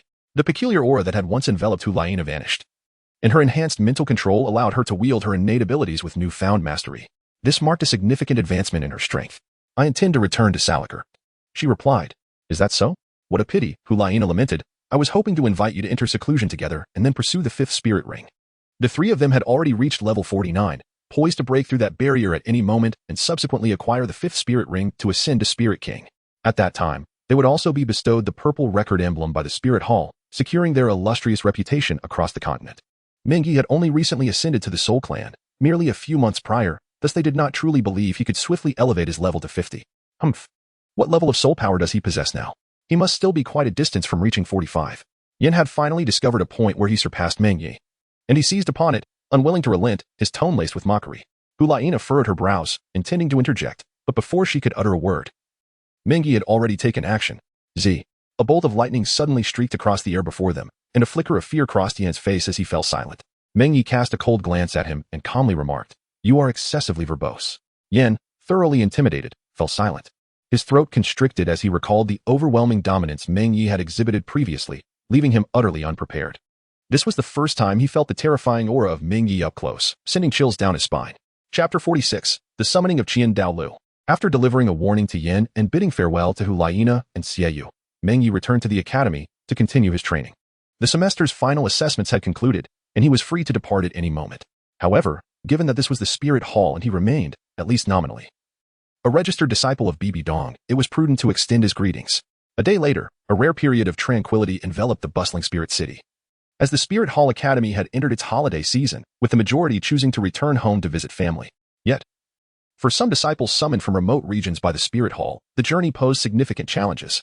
Those with less favorable circumstances might find themselves traversing half the continent, with the nearest route taking them across the entirety of the Stardew Forest. For those whose cultivation was not particularly advanced, such a return journey was less a familial visit and more an expedition. The Popes Hall. There was no harm in returning to check in, but one must remain diligent in their training. Bibi Dong gazed at Meng Ye, initially intending to encourage him to maintain his focus, but upon reflection, she realized that even as the Pope, her own diligence paled in comparison to his. She amended her statement, saying, "Very well, a little relaxation is permissible. The cultivation of soul masters requires a balance of effort and ease." "Thank you, Your Holiness," he replied. After a moment of silence, Bibi Dong sighed and said, "This time, I have instructed Ghost Douluo to escort you back and have granted you a token of the elders, which you may wield in times of necessity." Her initial motive for taking Meng Ye as her disciple had been self-serving, aimed at paving the way for Hulaina. Gradually, she realized that she had underestimated Meng Ye's worth, which resulted in his lack of recognition for the Popes Hall, her role as a nominal mentor, and even the Spirit Hall itself. Yet, even with this newfound understanding, she found herself powerless. She had little knowledge to impart to Meng Ye, and the resources she had provided were trivial compared to his displayed talent. Not only had she failed to offer timely assistance, but she had also neglected to enhance his capabilities in any meaningful way. The only significant thing Meng Ye might remember was that Ghost Douluo had aided him in acquiring a soul ring.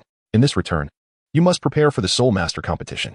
I will arrange for you to visit a place of opportunity to enhance your cultivation. Understood. Meng Ye furrowed his brow, pondering the nature of the opportunity that Bibi Dong was aware of. Could it be the City of Slaughter? That seemed improbable, as such a place could not be traversed hastily. Moreover, while the ability to manifest a domain is rare, with Meng Ye's martial spirit, the likelihood of developing his own domain upon reaching level 70 was significantly high. There was no necessity to pursue something like the domain of the God of Slaughter. As for the notion of domain stacking, it was utterly ludicrous, as if domains required no soul power at all. Suddenly, a footfall echoed from behind, a singular sound yet alarmingly close, no more than 3 steps away. How formidable! This was Meng Ye's immediate thought, recognizing that the visitor's cultivation and strength were among the most terrifying he had ever encountered. Who could it be? What brings you here? Bibi Dong's noble and exquisite visage grew cold, casting a dark gaze upon the individual behind Meng Ye. A terrifying pressure unfurled without restraint, yet it deftly bypassed Meng Ye, settling upon the newcomer. The entire hall of the Pope was instantly enveloped in a stifling atmosphere, as if the sunlight streaming through the grand entrance had been devoured, with Bibi Dong at its center, resembling a black hole that consumed everything in its vicinity. However, Meng Ye discerned that the person behind him emanated an aura that was the polar opposite of Bibi Dong, an expansive and profound light power. "Your Holiness, the Grand Elder wishes to speak with this disciple. I implore you to allow me to escort him," the newcomer stated, devoid of any semblance of respect. "Humph, audacious." Bibi Dong struck her staff with a forceful blow, her terrifying soul power surging further, overwhelming the soul power emitted by the visitor. She continued with a voice laced with fury. "When has my Hall of the Pope allowed Douluo to interfere? Return and inform him to refrain from requiring my reminders." Under the pressure exerted by Bibi Dong, the golden crocodile Douluo felt a jolt of astonishment. Years ago, Bibi Dong had been coerced by Douluo into bearing Renshua, despite her clandestine slaying of Xuanji. Douluo had ultimately seen hope for divinity in Renshua and had not troubled Bibi Dong further. It was important to note that at that time, Bibi Dong was entirely unqualified to assume the role of Pope. Although she gradually seized control of the Spirit Hall over 20 years, the Douluo Hall still held a transcendent status. The 7 great elders remained the core of the Spirit Hall, and Douluo was still the steadfast anchor, so long as he was present. The Spirit Hall could not be shaken. Yet now, the golden crocodile Douluo realized that Bibi Dong's strength had, unbeknownst to him, surpassed his own. How had she achieved this? Having not even reached the title Douluo rank 2 decades prior? Astonishment aside, the golden crocodile Douluo steeled himself and lowered his posture, clasping his hands in a gesture of respect. "Your Holiness, the Grand Elder has made considerable concessions over the years. I beseech you to also show some leniency." Bibi Dong's expression remained icy, even more so than before, as she coldly retorted, "I believe he dares not." The golden crocodile Douluo, being a powerful figure in his own right, was already seething with anger at being suppressed by Bibi Dong. He could no longer contain his fury. "Pope you." A weary sigh interrupted the golden crocodile Douluo's words, followed by a voice imbued with age and depth. "So many years have passed, and indeed, you have yet to forgive me. Douluo, how dare you?" Bibi Dong sprang to her feet, abruptly striking at the void before her. darkness unfurling in waves. Yet, Meng Ye did not lose his sight. Rather, he merely perceived a flash of golden light before the surroundings transformed. He found himself in a grand cathedral, which, compared to the magnificent solemnity of the Hall of the Pope, bore an air of solemnity and sanctity, as if every inch of the ground and walls radiated brilliance. An overwhelming and terrifying light power suffused the space, and Meng Ye's eyes flickered with astonishment, for this force approached the pinnacle of its attributes. In the heart of the cathedral stood a colossal statue of a six-winged angel, its holy sword emanating a flame-like divine radiance. Beneath the statue stood an elderly man with hair as white as snow, his hands clasped behind his back.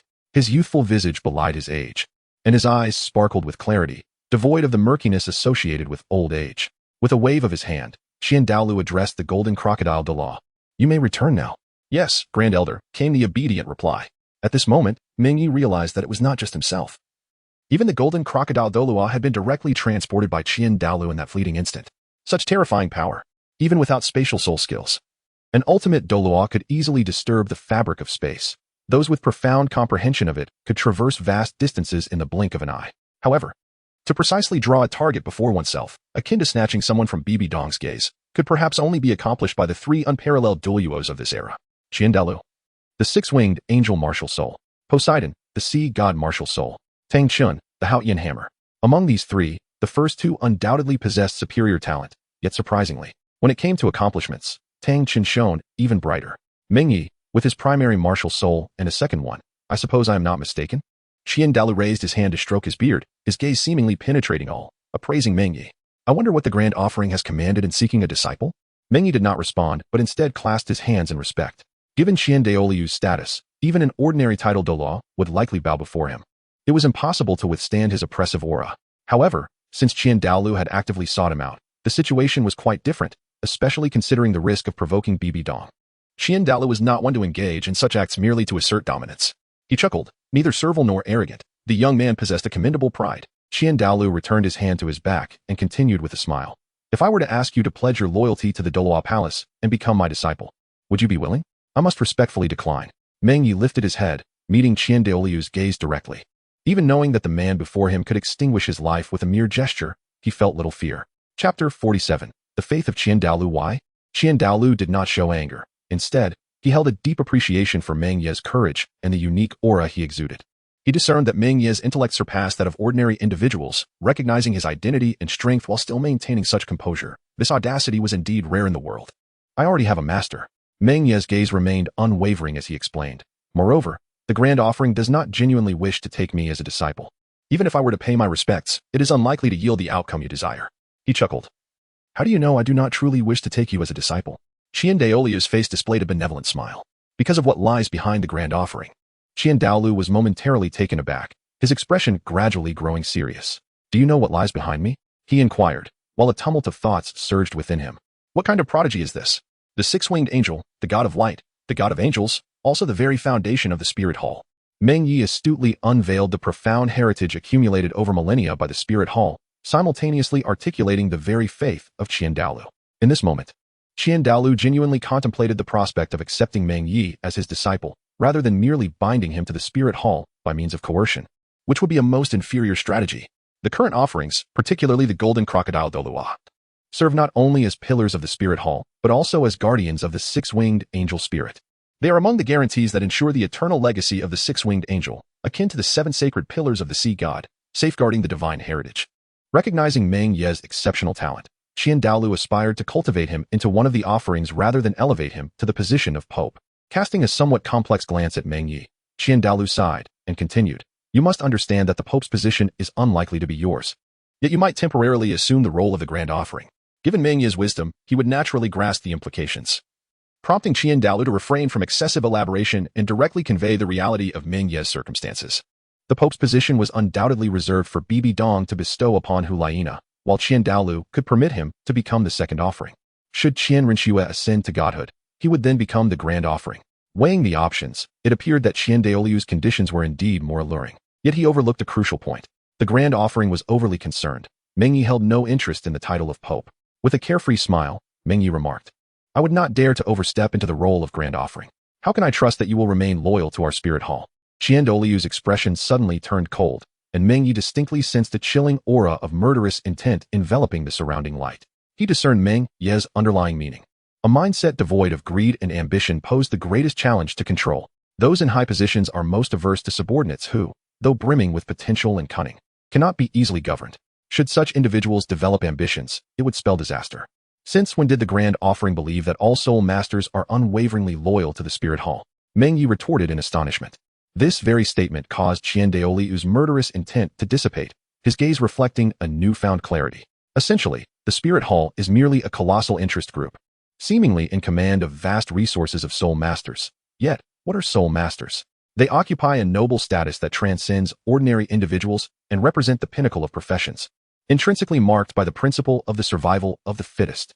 The so-called faith is nothing but nonsense. Ordinary people, having endured immense suffering and unable to effect change, are compelled to believe in the divine, while the ultimate goal of a soul master is to attain godhood.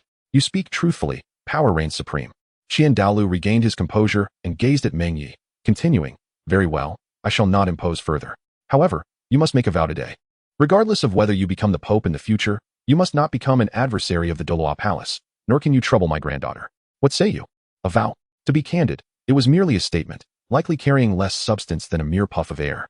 Nonetheless, Meng Ye felt a strong aversion to such matters. Furrowing his brow, he contemplated speaking, but in the next instant, an overwhelming pressure enveloped him entirely, rendering his body immobile and nearly solidifying the blood and soul power within him. Boom. Crack. Crack. The excruciating sensation of suffocation surged, blood vessels reddening in Meng Ye's eyes, his body sinking slightly, and his veins bulging in a crimson hue. Douluo's expression remained devoid of sorrow or joy, yet the terrifying aura of pressure emanated palpably. Even without the release of his martial spirit, in the presence of the legacy of the angel god, he wielded the strength of a demigod. Crack. Hiss. Suddenly, a wave of crimson energy erupted from Meng Ye, who, despite still being unable to escape the terrifying pressure, gradually straightened his posture and raised his head. A fierce expression directed at Douluo. May I inquire, esteemed grand sacrifice, about the age and cultivation of the young master? 24, with a six-winged angel martial soul. Innate soul power at level 20, having reached the realm of soul emperor, and with the potential to break through to the title Douluo level before the age of 40. Glimpsing the divine realm. Although Douluo was astonished that Meng Ye could speak within his domain, he elaborated on Rinchue's extraordinary talent in considerable detail. His intention was, of course, to diminish Meng Ye's resolve, forcing him to confront reality, yet once again, he miscalculated. A heavy metallic scent wafted from Meng Ye's mouth as he grinned wickedly at Douluo and continued, as for myself, I am nearly 13 this year. A level 49 soul master, with an innate martial soul and full innate soul power, poised to break through to the unparalleled Douluo realm before the age of 30. What? Douluo's imposing aura dissipated, his calm eyes narrowing in shock. What did you say? As Douluo suddenly withdrew his pressure, Meng Ye, already straining against almost unbearable tension, coughed up a mouthful of blood and staggered a few steps, nearly collapsing to the ground. The crimson bloodstains tainted the hallowed ground of this sacred hall, diminishing its sanctity. Loud, unrestrained laughter echoed throughout the sacred domain, a scene that Douluo likely never imagined would unfold before him.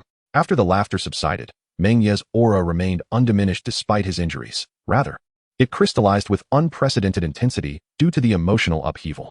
A somewhat dim barrier flickered around Meng Ye, accompanied by faint arcs of electricity. Though seemingly insignificant, it temporarily isolated this sacred domain belonging to the angels. This display caused Douluo's brow to furrow slightly. Is the grand sacrifice surprised? Meng Ye stood tall, wiping the blood from the corner of his mouth, his hair swaying as if stirred by an unseen wind, enhancing his wild and domineering presence. In fact, it should be I who is astonished. The Haotian sect's previous Haotian Douluo, Tang Hao, entered the title Douluo realm at the age of 44, leaving the world in awe. Surely the grand sacrifice has heard of another individual? Douluo remained silent, listening to Meng Ye's words with a complex expression in his eyes. Tang Chun, though little is recorded about him, was overlooked by the ignorant masses, yet he single-handedly established the Haotian sect as the preeminent sect in the world. Does the grand sacrifice believe these two Ainda can be compared? Humph, utterly laughable. Douluo waved his hand dismissively, his eyes filled with disdain. In the past, Tang Chun defeated me in a direct confrontation, a clear and indisputable defeat. Thus, even after all these years, despite knowing the location of the Haotian sect, I have adhered to the promise of my defeat and refrained from stepping foot into the mountains where the Haotian sect resides. Even when my own son was gravely injured by Tang Chen's descendants, leading to his downfall, I endured. As for Tang Hao, who had just broken through to the title Douluo level and retreated unscathed from Douluo, that was merely a farcical rumor, nothing more. Did the grand sacrifice truly believe that a titled Douluo at 40 could hope to breach the 100-level chasm? Meng Ye wore a smile that was not one of mockery. Yet at this moment it appeared exceedingly glaring in Qian Douluo's eyes.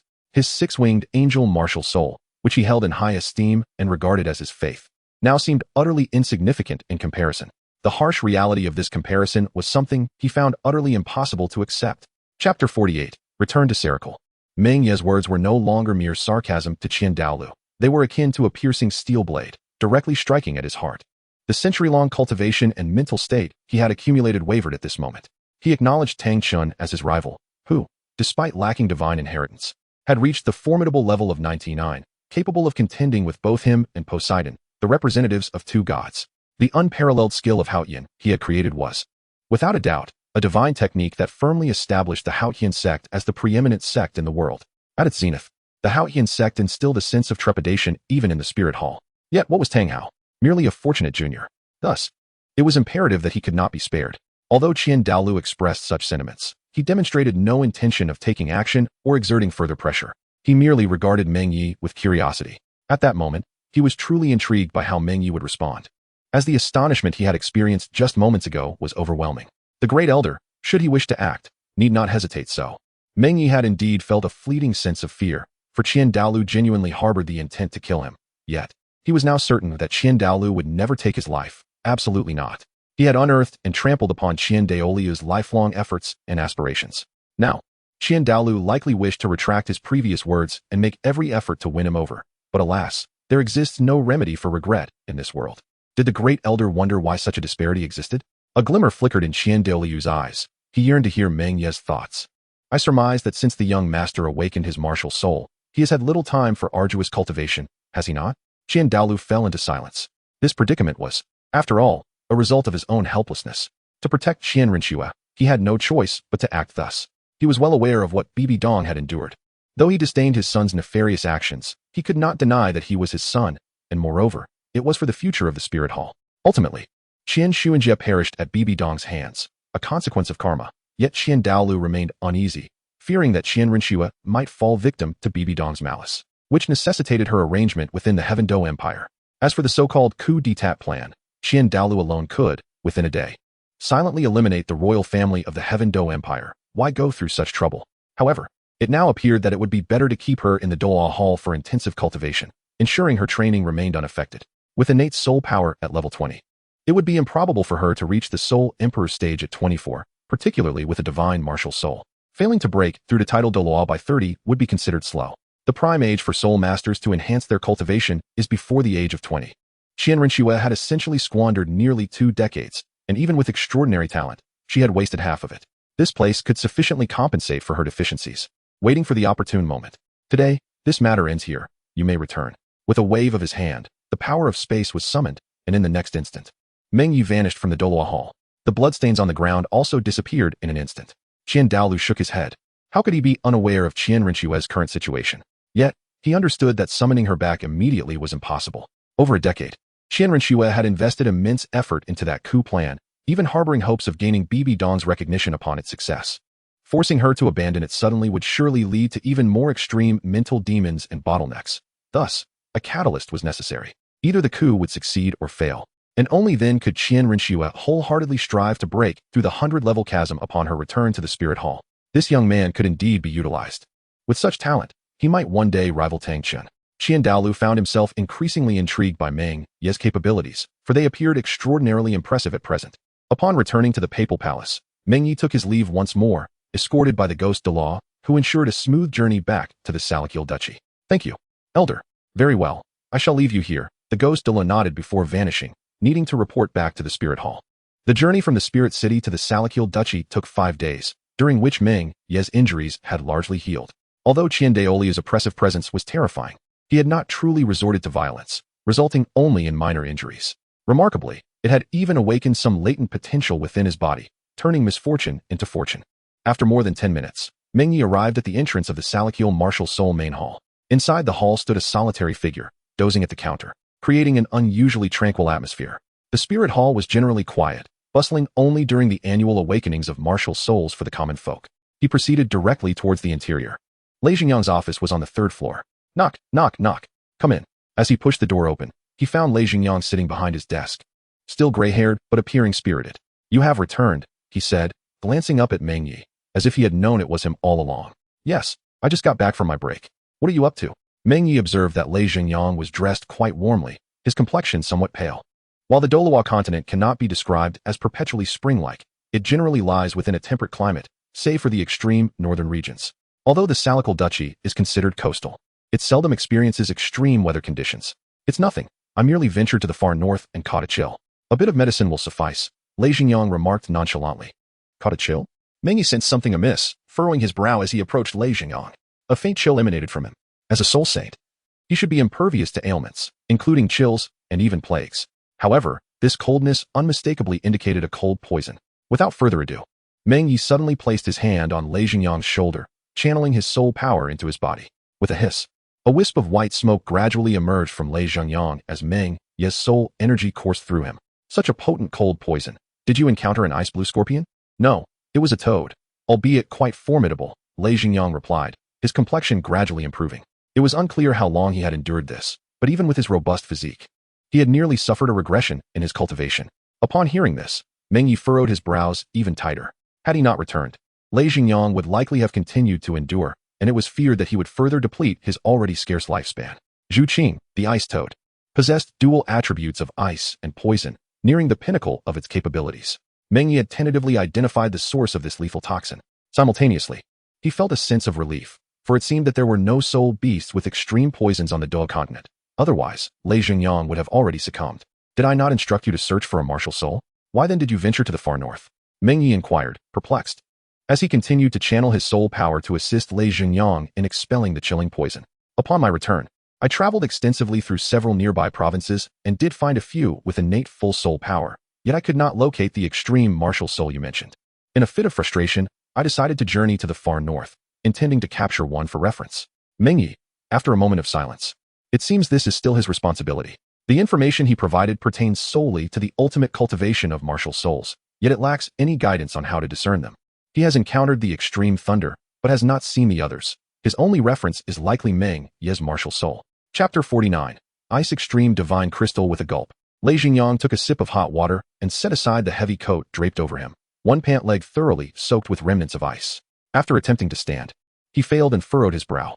The cold poison has dissipated, but it seems he had previously forced himself to suppress his injuries, relying on the muscles of his thigh while his calf had long been eroded by the cold toxin. It would be best not to move for now. Meng Ye retrieved a mystical herb from his storage soul guide. In this situation, seeking a top-tier healing soul master would be the optimal choice. The spirit hall has such individuals, but the journey back and forth would be cumbersome, and Lei Jingyang cannot afford to wait. "What is this?" Lei Jingyang inquired, eyeing the peculiar herb in Meng Ye's hand. "This is a celestial herb, the Qi Rong Tong Tianju, an exceptional treasure that should aid in your recovery." Without elaborating on its effects, Meng Ye directly handed it to Lei Jingyang, instructing him, "First consume the flower's core, then gradually ingest the petals, refining the medicinal properties with your soul power." Lei Jingyang hesitated, recognizing the rarity of the herb despite never having seen it before. However, Meng Ye remained silent, simply snapping the stem and presenting the flower to him. "The medicinal properties will dissipate quickly. If you do not consume it, it will go to waste." He afforded Lei Jingyang no opportunity for refusal. Ultimately, Lei Jingyang consumed the celestial herb, experiencing a 5-level increase in his soul power and a remarkable enhancement of his physique. With his injuries nearly mended, this herb's medicinal properties were effective for those below the 70th level, enhancing the speed of soul power cultivation for an extended period. However, it loses efficacy beyond that threshold. Each level for a soul saint requires soul power on an entirely different scale than that of lower ranks. Nevertheless, being known as the herb capable of refining an indestructible body, it indeed provided Lei Jingyang with a transformative experience. He was now just one level away from promotion. Refining the residual medicinal energy should suffice. Meng Ye noticed that Lei Jingyang had reached a bottleneck. "How has your mental strength increased so significantly?" Lei Jingyang's soul power had reached 79 levels, and he looked at Meng Ye quizzically, recalling that their last encounter did not suggest such formidable mental prowess. Before Meng Ye's emergence, he had researched numerous methods to stimulate potential, primarily for trial and error. One particularly extreme approach involved forcibly stimulating several acupoints to yield a substantial increase in soul power. Of course, the cost was steep. Lei Jingyang's talent is commendable, and had he not engaged in such reckless experimentation in his youth, reaching the rank of titled Douluo might not have been out of reach. Though soul Douluo would have been more than attainable. This is akin to a treasure that enhances mental strength, similar to what you just consumed. With one eye slightly closed, Lei Zhengyang regarded Meng Ye curiously, evidently puzzled about where he had acquired such a precious treasure. Did you raid the Spirit Hall's treasury? Not at all. The Spirit Hall does not possess these items. While it wields significant influence, its resources are limited to a few soul bones at best. The true wealth and foundation of the Spirit Hall lie in the Soul Masters, not in material accumulation. After a moment of silence, Lei Zhengyang seemed to recall something. Retrieving a jade box encased in ice from his storage soul guide. This is an item from the mouth of a certain toad, exuding a chilling aura that may resonate with your secondary martial soul. He was the only one privy to the nature of Meng Ye's second martial soul. Despite the jade box providing a barrier, Meng Ye sensed that this item was extraordinary and recognized the familiar aura of the extreme ice. He reached out and took it. Within moments, a thin layer of frost formed in Lei Zhengyang's palm, which he casually crushed. Had it not been for the cold toxin within him, even the common extreme ice would not have been capable of inflicting such severe harm, despite only being at the level of a soul saint.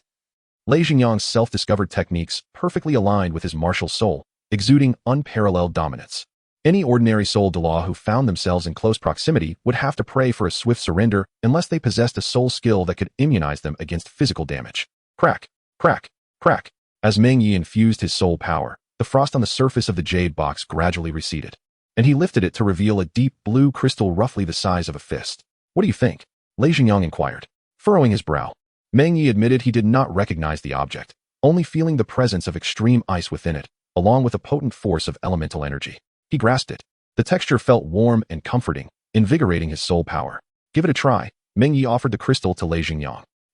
Lei Zhengyang, without suspicion, extended his hand to accept it. However, the moment Meng Ye released it, crack, crack, crack, a visible layer of ice crystals enveloped Lei Zhengyang, frosting his eyebrows and creating a somewhat comical appearance. Why is it harmless in your hands? Lei Zhengyang exclaimed, unleashing his soul power to shatter the ice shards and return the crystal to Meng Ye. I believe I understand what this is now. Meng Ye pondered thoughtfully, rubbing the crystal between his fingers, its texture still reminiscent of warm jade. This is the Ice Extreme Divine Crystal, a rather peculiar treasure that is indeed beneficial to me. Meng Ye never anticipated that Lei Zhengyang would possess such extraordinary fortune. The Ice Extreme Divine Crystal could merely be classified as a premier mineral. However, its true value lies in its association with the Eternal Ice Marrow, a rare companion mineral that has existed for eons. When imbued with an ice spirit, it can even be regarded as a living metal, significantly amplifying the potency of Ice Attribute Soul power. In the hands of an Ice Attribute Soul Master, this singular piece, if one could tame the ice spirit within, could temporarily unleash the ultimate effect of ice. It also enhances the ultimate ice, rendering it a coveted treasure in the eyes of Ice-type Soul Masters. This is splendid. Lei Zhengyang believed that if this artifact proved beneficial for Meng Ye, it would indeed be a fortuitous outcome, ensuring that the journey was not in vain. At this moment, a glimmer of light sparkled in Meng Ye's eyes as he turned to Lei Zhengyang and inquired, could you specify the exact location of the ice toad you encountered? In which direction might it be? That's rather difficult to ascertain, so please wait a moment. Lei Zhengyang rose and retrieved a map from the bookshelf behind him. He laid it on the table and gestured over it for a while. To the northwest of Tiando City, approximately 3 days' journey, passing through 3 cities, and finally arriving at a small border town. From there, venturing 50 miles deeper into the northern wilderness should bring you close. The map bore numerous markings, a testament to Lei Zhengyang's experience. When traversing unfamiliar territories, such a method significantly enhances the likelihood of survival. Do you wish to go? Lei Zhengyang glanced at Meng Ye. Not at present, Meng Ye replied, shaking his head. This distance spans the entire Tiando Empire. With my pace, even traveling day and night, it would take at least 2 weeks. Moreover, there may not be any substantial gains from the journey, so it remains merely a fleeting thought for now. Perhaps I shall explore it in the future. Then take this map, Lei Zhengyang offered, rolling it up and presenting it to Meng Ye. It contains numerous places I visited in my youth. If you are interested, you may wish to explore them later. I have also marked some perilous locations. For Lei Zhengyang, this map was far more than a mere navigational tool. It encapsulated the footprints of his decades of adventures across the continent. Meng Ye did not refuse, for this item was indeed useful to him. After so many years, there might be some discrepancies, yet the general direction would undoubtedly remain accurate. In this world, there is no GPS. Possessing a map refined through field exploration can save one from numerous detours. By the way, I heard that upon your return, your friend is waiting for you at the Wang family's estate. You should pay a visit. Is it Wang Shuo? There are not many peers that Meng Ye remembers, and Wang Shuo had always been hovering around him, making it impossible to forget. To his surprise, Lei Zhengyang shook his head. No, there is more to it than that. Meng Ye. Chapter 50. Undercurrents. The Duchy of Salakar is considered a vassal state of the Heaven Do Empire, enjoying considerable autonomy. The primary reason the Heaven Do Empire acknowledges the authority of the Duchy of Salakar is its inability to suppress the burgeoning power of not only Salakar, but also numerous provinces within the empire, each of which could be regarded as a small nation in its own right. The only drawback lies in internal issues. Once the extraneous voices are silenced, these regions could function as independent kingdoms. The Heaven Do Empire finds itself at a loss, grappling with the confrontation against the Star Luo Empire while simultaneously wary of the Spirit Hall, unable to adequately address these complications. A mere 15 minutes later, Meng Ye arrived at the Wang family's estate. The Wang family holds hereditary titles, granting them significant status within Salakar. Wang Shua's mother is the emperor's sister, thus positioning him as a royal relative. Coupled with the Wang family's control over vast resources, it would not be an exaggeration to label them as the wealthiest in Salakar. The grand estate is exceedingly opulent, enveloping a small forest, with a magnificent castle situated at its center, surrounded by a circular fountain that sparkles under the night sky. Under the guidance of the steward, Meng Ye encountered Wang Shua and a gathering of individuals. What is happening here? The atmosphere was quite lively. Aside from Wang Shua, he recognized several familiar faces among the crowd. Boss, you finally arrived. Wang Shua had grown increasingly portly over the years, resembling a bouncing ball. Approaching, he attempted to envelop Meng Ye in a bear hug, but Meng Ye raised a hand to block him, gesturing towards the gathering. What is going on? Wang Shua, dressed in a bespoke, luxurious outfit, exuded a certain noble charm as he replied with a hint of melancholy. If you hadn't returned soon, I might have been devoured by these folks. Humph, you don't want to entertain me, do you? A fiery figure strode over, radiating an astonishing heat merely by standing nearby. Years had passed, and Huo Wu's figure had developed into something as fiery as her spirit, though her temper remained equally fierce. Looking around, it was evident that while there were many present, each person was distinctly colored in their demeanor. Misunderstanding. It is my honor to have you all here. I apologize for the lack of hospitality, Wang Shua chuckled, knowing he could not afford to offend this particular lady. After exchanging pleasantries, Wang Shua leaned closer to Meng Ye and whispered, Boss, these folks come with ill intentions. I will try to keep them at bay. Casting a glance at the rotund figure, Meng Ye did not comprehend his meaning. However, upon noticing the expression in Huo Wu's eyes, he began to piece together the situation. Indeed, the newcomers were not here for mere pleasantries. Haha, Meng Ye, you finally made it. We've been waiting for you for several days. Huo Wushuang, perhaps a bit inebriated, approached laughing heartily. People gradually gathered around, subtly forming a perimeter around Meng Ye. I heard you ventured to the Spirit Hall Academy. What a pity. A towering figure, at least 2.5 meters tall, approached with a hint of fervor in his eyes. I have developed a new ultimate technique. I hear you are quite formidable. Soon after, a man in a blue outfit, brimming with combat spirit, directed an imposing gaze toward Meng Ye, exuding a powerful aura. Lastly, a slender man marked by a blue lightning emblem on his forehead approached. His elongated figure radiated an extraordinary potential even without the release of his spirit, his eyes reflecting both curiosity and a spark of battle intent, with arcs of electricity flickering momentarily. This was Yu Tianxin, the brother of Yu Tianheng from the Blue Lightning Tyrant Dragon sect, and all present were prodigies of the four elements, each possessing innate soul power in excess of 50%. Now gathered, Meng Ye could not believe they were merely convening for a trivial gathering. They had clearly awaited his arrival with purpose. Meng Ye, a blue figure suddenly dashed in from the side, causing Meng Ye to furrow his brow and sidestep to evade the oncoming rush. The newcomer stumbled, about to crash to the ground, but fortunately, at the last moment, a force grasped her shoulder, averting disaster. You mind your manners. Another figure, somewhat aloof, approached, each step illuminating the surroundings a little more. The light blue gown accentuated her perfect silhouette, capturing the attention of everyone present. Meng Ye casually adjusted the person's posture, but to his surprise, the individual seized his hand and refused to let go. He chuckled softly, realizing he had been caught. Meng Ye furrowed his brows slightly, feeling a twinge of distaste at the frivolous gestures of the other party. Yet, being a woman, he refrained from being excessively harsh. Fortunately, at that moment, Shui Binger approached, unceremoniously grasping Shui Yuer by the ear and pulling her back. Despite her frantic flailing, it was futile. Shui Binger exuded an ethereal beauty, her features so exquisitely crafted that they seemed almost surreal, evoking a dreamlike quality. After offering a slight bow and apology, she remarked, "It has been a long time." Meng Ye nodded in acknowledgement. Unlike the others, he found no offense in Shui Binger's demeanor. He then turned to the rest, inquiring, "If you have matters to discuss, please speak candidly."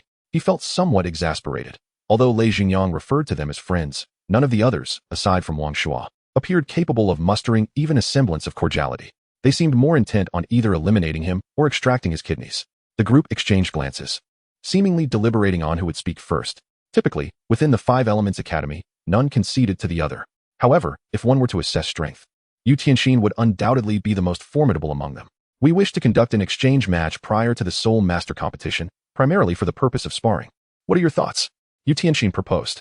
He and Feng Xiaotian hailed from Thunder Academy and Divine Wind Academy respectively, and had little prior interaction with Meng Ye. In fact, Hu Yanli still bore a grudge from the time he had been reprimanded for instigating trouble due to Huo Wushuang's provocations. The injury to his hand was trivial, yet the humiliation he suffered remained fresh in his memory. An exchange match? Meng Ye now comprehended their intentions. As a student of the Spirit Hall Academy, he would undoubtedly encounter these individuals as rivals in the Soul Master tournament. While it was not guaranteed that they would meet, it was evident that they sought to probe his capabilities in advance.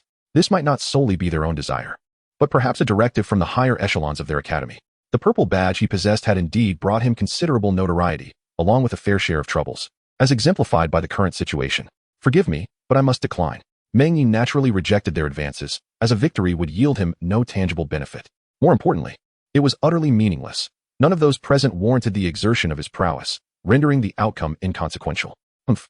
Hu Yanli crossed his arms and let out a cold snort, preparing to step forward, only to be halted by a hand. Among the crowd, a slightly older figure, Feng Xiaotian, took a step closer with a smile, saying, "Brother Meng, there is no need to rush to decline. We merely wish to witness the prowess of a genius from the Spirit Hall. Of course, if you concede, we shall not make a fuss. Let today pass as if nothing had occurred." A smile concealing a tiger's heart. This was Meng Ye's initial assessment of Feng Xiaotian. Among this group, Feng Xiaotian was the most seasoned. His talent may not have been the finest, yet he possessed considerable cunning. By leveraging their numbers and the esteemed reputation of the Five Elements Academy, his words served both to exert pressure and provoke. However, he had evidently misinterpreted Meng Ye's stance and overestimated his own standing. Why not concede yourselves? Meng Ye's indifferent gaze bore into Feng Xiaotian.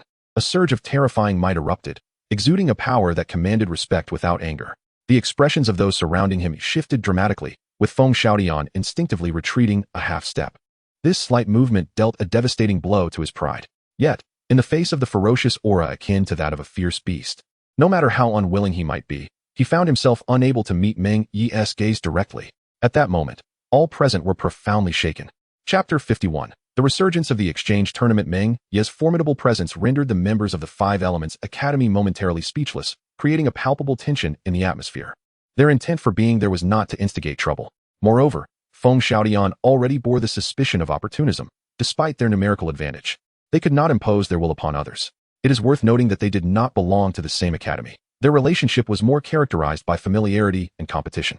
Even if they were allied, they would not dare to act so boldly, for this was not their academy, and prior to their arrival, they had been cautioned by the higher-ups or elders of their institution. Feng Xiaotian's cleverness had perhaps surpassed reasonable bounds.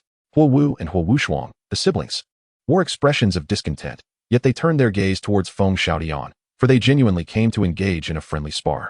Though they had previously been bested by Meng Ye, the others had also faced defeat, and they held no grievances. It was simply a matter of skill. In fact, Huo Wushuang even felt a sense of gratitude towards Meng Ye. Huo Wu's once impulsive and arrogant demeanor had undergone significant transformation, unbeknownst to him.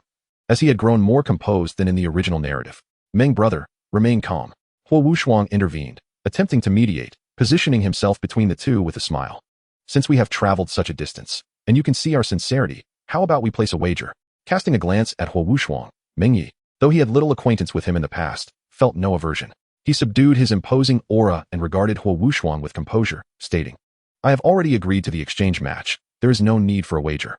He disapproved of Feng Xiaotian's demeanor. It was only reasonable to decline such an insincere proposition, yet discussions could continue. However, if they resorted to trickery, he would not hesitate to respond in kind. "Come on now. I've specifically prepared 5,000 gold soul coins for this occasion. At least let me win once," Huo Wushuang retorted, revealing a somewhat mischievous side. Clearly having come well prepared. "Do you truly believe you can defeat me?" Meng Ye sensed that Huo Wushuang was somewhat overconfident. A few years prior, he had not been a match for him, let alone now. Yet, one could not be too certain. A fierce determination ignited in Huo Wushuang's eyes, the temperature around him rising sharply as he solemnly declared, "Thanks to your influence, my cultivation has significantly advanced over the years, and my martial spirit has grown stronger as well. Indeed, had the circumstances of a few years ago persisted, it would have been Huo Wushuang and his sister Huo Wu who would provoke him now." However, he found himself rather admiring Huo Wushuang at present. Feng Xiaotian's arrogance appeared excessive to him. Impulsiveness could be excused, but pride was another matter entirely, difficult to gauge and manage. "I have a soul fighting arena nestled within the woods of my estate. If you do not mind, You are welcome to utilize it, Wang Shuo interjected, wiping the virtual sweat from his brow and stepping forward. As the host, he extended this invitation with a demeanor that accorded the guests ample respect. Earlier, when the Five Elements Academy had arrived ahead of schedule and made their intentions known, it was he who had taken the initiative to welcome them. As a nobleman endowed with considerable wealth, nurturing relationships with these promising individuals was pivotal to their enduring prosperity. In this regard, Wang Shuo could be considered a genius of a different kind. His age was comparable to Meng Ye's, and with these connections, inheriting his father's title seemed a foregone conclusion. Exchanging glances, the group followed the butler toward the forest behind the estate, while Wang Shuo whispered something in Meng Ye's ear. "Boss, do you feel confident about winning?" Casting a glance at the rotund figure beside him, Meng Ye replied, "Have you ever seen me lose?" Wang Shuo promptly jiggled the flesh on his face, responding, "That's good then. As per our usual arrangement, a 50-50 split. You ought to lose some weight," Meng Ye remarked, bemused. In his youth, Wang Shuo had merely appeared slightly chubby, even somewhat endearing. Now, however, he was rather alarming. How could such a transformation occur in just a few years? Even hormone treatments couldn't account for such a drastic change. "Boss, don't criticize me. You know how my martial spirit is." "You dare mention that? A bare martial spirit. And you thought to augment it with a support-type soul ring?" It was better left unspoken. But Meng Ye could not help but acknowledge that Wang Shuo was indeed a talent. While battle soul masters could attach support-type soul rings, the success rate was typically low. For instance, a martial spirit like a blade or sword, inherently offensive, could not effectively incorporate a soul ring like that of an emerald swan, which would merely lead to a defense breach or speed enhancement. Conversely, martial spirits with high compatibility, such as blue silvergrass, staves, or water elements, could alternate between support or battle soul master roles. Wang Shuo's face flushed with embarrassment as he sheepishly scratched his head, saying, "Boss, you know my martial spirit is mediocre, and I won't achieve much in the future, so soul rings and such are of little consequence." "Meng Ye, generally? You certainly dare to say that." Although there are elements of serendipity involved, Wang Shuo's second soul skill is, in fact, an exceptional healing ability, and despite his martial soul being bear-like, it is a unique shaman bear. His strength is not insignificant, although it may not rival purely strength-oriented martial souls when compared to top-tier beast martial souls. Such as the white tiger, he might not be significantly weaker, with defensive capabilities that may even hold an advantage. He can both deal damage and provide healing, and can also serve as a sturdy shield. His first soul skill is a battle roar that enhances the strength and speed of allies in a group. With a bit more soul power, he could stand at the back of the team, ready to charge forward as a shield and healer when the situation becomes critical. What a reassuring presence that would be. As for his cultivation talent, it is not too shabby. At 12 years old, reaching the 23rd level is sufficient to meet the standards for admission to Shrek Academy. Of course, given the peculiar combination of soul rings and martial souls he possesses, it is likely that Shrek would not accept him. As they spoke, the group arrived at the Soul Arena, which was quite expansive, measuring over 100 meters in diameter and surrounded by a circle of pools. This design was likely intended to facilitate the noble spectators' enjoyment of the battles. One misstep off the platform would result in an unfortunate plunge into the water. However, it also served as a buffer to prevent secondary injuries. Since this was merely a friendly exchange match, there was no need for excessive formality. With only a few participants, why not take turns defending the platform? Huo Wushuang proposed at that moment. "What are the rules for defending?" Hu Yanli inquired in a deep voice, eager to challenge Meng Ye and redeem himself. There were only 8 of them, and from the first challenger onward, one must not forfeit until defeated or resigned. If the champion loses, they cannot reclaim their title, but may still challenge. Huo Wushuang surveyed the others, noting their silence, and continued with a smile, "To demonstrate my sincerity, I shall be the first."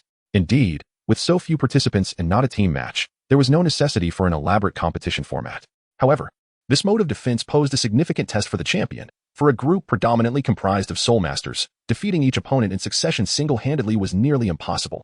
Yet, it would provide a clear assessment of the strength of the others present. Mirroring Meng Ye's earlier suspicions, the probing intent was unmistakable. Huo Wushuang had now stepped onto the soul arena, and Wang Shuo's butler, also a soul master of the soul sect, took to the stage to act as referee. Let the first challenger take the stage. This is an exchange match. Adhering to the principle of friendship above all, please keep your attacks moderated, the butler stated calmly, standing confidently in the center of the arena. After a moment of mutual glances, the nature of the exchange match became clear. None wished to be prematurely drained of their energy. Moreover, Huo Wushuang was no pushover, aside from Feng Xiaodian and Yu Tianxin. The others had no absolute confidence in defeating him. Suddenly, a flash of electricity arced through the air, startling several onlookers who instinctively turned their gazes, initially assuming it was Yu Tianxin's doing, only to find Meng Ye had appeared on the soul arena several dozen meters away. So swift, the others were taken aback. It was impossible to cover such distance in an instant. Only teleportation could achieve that. While Meng Ye could not teleport, he was capable of moving faster than their reactions. Chapter 52. Huo Wushuang's defeat. Huo Wushuang's ascent onto the stage did not align with the desires of the other members from the Five Elements Academy. After all, this exchange match was merely a pretext. The others harbored intentions of testing Meng Ye's strength, indirectly gauging the power of the Spirit Hall. With Meng Ye taking the stage ahead of time, it could be considered a fortunate twist of fate. Have you perhaps switched to an agile attack specialization? Huo Wushuang remarked, astonished. This speed was certainly beyond what their academy's agile attackers could hope to achieve. You are rather verbose. Meng Ye refrained from offering any explanations. This was merely the explosion he pursued. If one were to assert that his foundational speed was merely 3, he could, at a critical moment, unleash a staggering 30.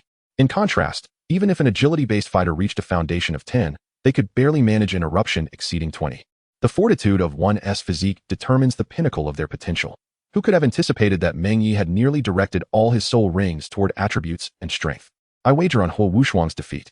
At the edge of the soul battle arena, Wang Shuo took the initiative to act as the house, striving to cultivate an atmosphere and fulfill his role as host. To everyone's surprise, the first to place a bet was Huo Wu, who wagered on Huo Wushuang's loss. Sister, you're being a bit excessive, aren't you? I am your elder brother. If you lose, you won't be anymore. Huo Wu crossed her arms, unfazed. Her mindset had matured significantly over the years, yet relinquishing the challenge against Meng Ye was out of the question. In their past, their soul power had surpassed Meng Ye's, yet they failed to progress, a loss that was understandable. However, if they were to lose again now, it would indicate their talents were inferior to his. As prodigies, if they were to be bested in their most prized attribute, their sense of pride would be utterly diminished. I too wager on Huo Wushuang's defeat. Feng Xiaodian followed Huo Wu's lead, directly betting 500 gold soul coins. As they were somewhat acquainted with the rules of the arena, I wager 1,000 gold soul coins, also on Huo Wushuang's defeat. The crowd, swayed by a herd mentality or perhaps simply seeking excitement, rallied behind the notion of Huo Wushuang's loss. As the house, Wang Shuo felt the pressure mounting. Though he had adjusted the odds to 1-to-1, fortunately, with few participants, his burden remained manageable, as this was merely for entertainment. Acknowledged or not, the conditions were proposed by him, yet Huo Wushuang cast a disgruntled glare at Meng Ye. Are both parties prepared? The steward glanced at the two. The low number of participants was one thing, but the rules must still be upheld. No problem, we can commence at any time. Meng Ye nodded in agreement. Release your martial spirits. Buzz. The brilliance of the martial spirits and the hues of the soul rings intermingled, exuding an astonishing aura. Flames and thunder clashed in the center of the arena. The spectators, who had initially been at ease observing the battle, were suddenly struck with astonishment upon witnessing Meng Ye's soul rings. Yellow, purple, black. What was going on? Although Feng Xiaodian was slightly older, he too could not comprehend the rationale behind such a soul ring configuration. A discrepancy of a few hundred years between soul rings would not pose a significant difference for a soul master, but a gap of several thousand years would create a chasm of disparity, not to mention a 10,000-year soul ring, which could signify an overwhelming power differential. Unless martial spirit superiority played a role. Such formidable thunderous energy, what kind of martial spirit is this? The ever-composed Yu Tianxin wore an expression of astonishment at this moment. He was particularly attentive to the thunderous energy emanating from Meng Ye. At the instant Meng Ye released his martial spirit's aura, his blue lightning tyrant dragon martial spirit even felt a tremor of trepidation. The battle officially commenced in the arena. Zing! An arc of electricity erupted from Huo Wushuang's shoulder, causing his expression to grow even more serious. He feigned nonchalance and laughed. What is this situation? The soul rings are one thing, but why has the martial spirit's aura changed? Zing! Snap! Meng Ye did not respond to his inquiries. Arcs of electricity had already coalesced into lightning, weaving increasingly ferocious serpents of thunder around him. Subsequently, the second spirit ring on his body burst forth with a violet glow. Startled, Huo Wushuang, without a moment's hesitation, unleashed his third spirit ability, radiating a golden-red brilliance, intensifying the heat further. However, the suppression was all too apparent. Even with the amplification of his spirit ability, he merely managed to disperse the surrounding arcs of electricity, while his spirit power remained constrained by half. Realizing that he could not afford to delay any longer, Huo Wushuang charged directly at Meng Ye. Though his speed was not particularly swift, the formidable power of the unicorn fire tyrant dragon was no jest in a head-on confrontation. Even within the Five Elements Academy, he was reputed to be second only to Feng Xiaodian in direct combat. A low, almost imperceptible dragon roar echoed, and the terrifying might further dispelled the oppressive thunder. Meng Ye nodded slightly, demonstrating a keen acumen in making such judgments even in the face of suppressed martial souls. Opting to maximize the advantages of his own spirit, a decision of considerable sagacity. However, it was still insufficient. With a resounding thud, he stamped his foot, producing a sound that reverberated as though the very ground trembled beneath him. The second soul skill, Rampage, derived from a 3,000-year-old mutated blood tiger. It augmented his strength and speed by 50%. In truth, by channeling his entire essence, the enhancements to both strength and speed could potentially double. With his defensive capabilities following suit, Huo Wushuang surged forth, covering a distance of over 10 meters. However, Meng Ye, reacting with swiftness, struck first. A bolt of lightning cleaving through the void. Ji. Hong. The collision of flames and thunder erupted in a cataclysmic explosion, engulfing the center of the soul-fighting arena in a cloud of dust, as the ferocious flames and lightning clashed violently above the haze. In the next instant, Huo Wushuang's figure was hurled from the dust, adjusting his stance upon hitting the ground, akin to a poised cheetah ready to pounce. His entire form ablaze with flickering flames intertwined with arcs of lightning. Attribute suppression. Previously, only his momentum had been stifled. Now he sensed that nearly 10% of his soul power had been constrained. There was no time to linger. The next move must determine the victor. With this thought, the fourth soul ring on Huo Wushuang illuminated. With a fierce cry, he charged forth, an unstoppable force. This, as his fourth soul ring, was an unequivocally potent single-target soul skill, and upon unleashing his martial soul and soul skill, his already exaggerated physique underwent a transformation. Fiery red scales manifested upon his body. His hands grew broad and thick, with sharp fingertips. Most significantly, a single horn erupted from his forehead, encircled by rippling golden-red flames. In the next moment, he lunged ferociously towards the stationary Meng Ye. Meng Ye squinted, feeling the force of the move. With a crackle, the surrounding lightning gradually took on a ghastly pale hue, and his muscles swelled, matching the intensity of the fire dragon martial spirit unleashed by Huo Wushuang. His formal attire stretched to its limits, revealing chiseled contours, each inch resembling a masterpiece sculpted by divine craftsmanship. A thunderous sound echoed as a distinct footprint appeared on the granite arena beneath him. In their next clash, Meng Ye summoned flickering lightning in his hand, condensing it into a devastating thunderball, the arcs of electricity within transforming predominantly to white. As the unicorn horn made contact with the thunderball, Huo Wushuang sensed imminent danger, yet it was too late to retreat. A tremendous explosion ensued, more terrifying than before, as dust spread across half the arena, which rivaled even the grandest stages of combat. Gosh, Huo Wu exclaimed in shock. Though she doubted Huo Wushuang's victory, she never anticipated the ferocity of their confrontation. With a scream, Huo Wushuang was struck by a force that sent him plummeting off the stage and into the water below. Wang Shua's servant rushed to rescue him, pulling Huo Wushuang from the depths. Despite his disheveled appearance, he did not appear grievously harmed. Only a crimson mark adorned his forehead, and his spiritual energy was greatly depleted. I concede, Huo Wushuang said, bowing respectfully towards Meng Ye. This gesture left onlookers bewildered. Huo Wu, relieved that Huo Wushuang was unharmed, remarked disdainfully, "Has your brain been rattled? Sister, shall we return now?" Huo Wushuang smiled wryly, fully aware that he had not been rendered senseless. In fact, he was acutely aware that Huo Wu stood no chance against Meng Ye. He alone understood the magnitude of Meng Ye's previous move, which had effortlessly neutralized his most potent attack, while simultaneously possessing the strength to send him flying, all the while controlling the force to avoid inflicting serious injury. This precise control was the most formidable aspect, indicative of Meng Ye's remaining power. Chapter 53. You two disgust me. With a crackle, the second round commenced. Hu Yanli struck, harboring resentment from a past encounter where his arm had been broken. Now, with his cultivation heightened, he sought revenge.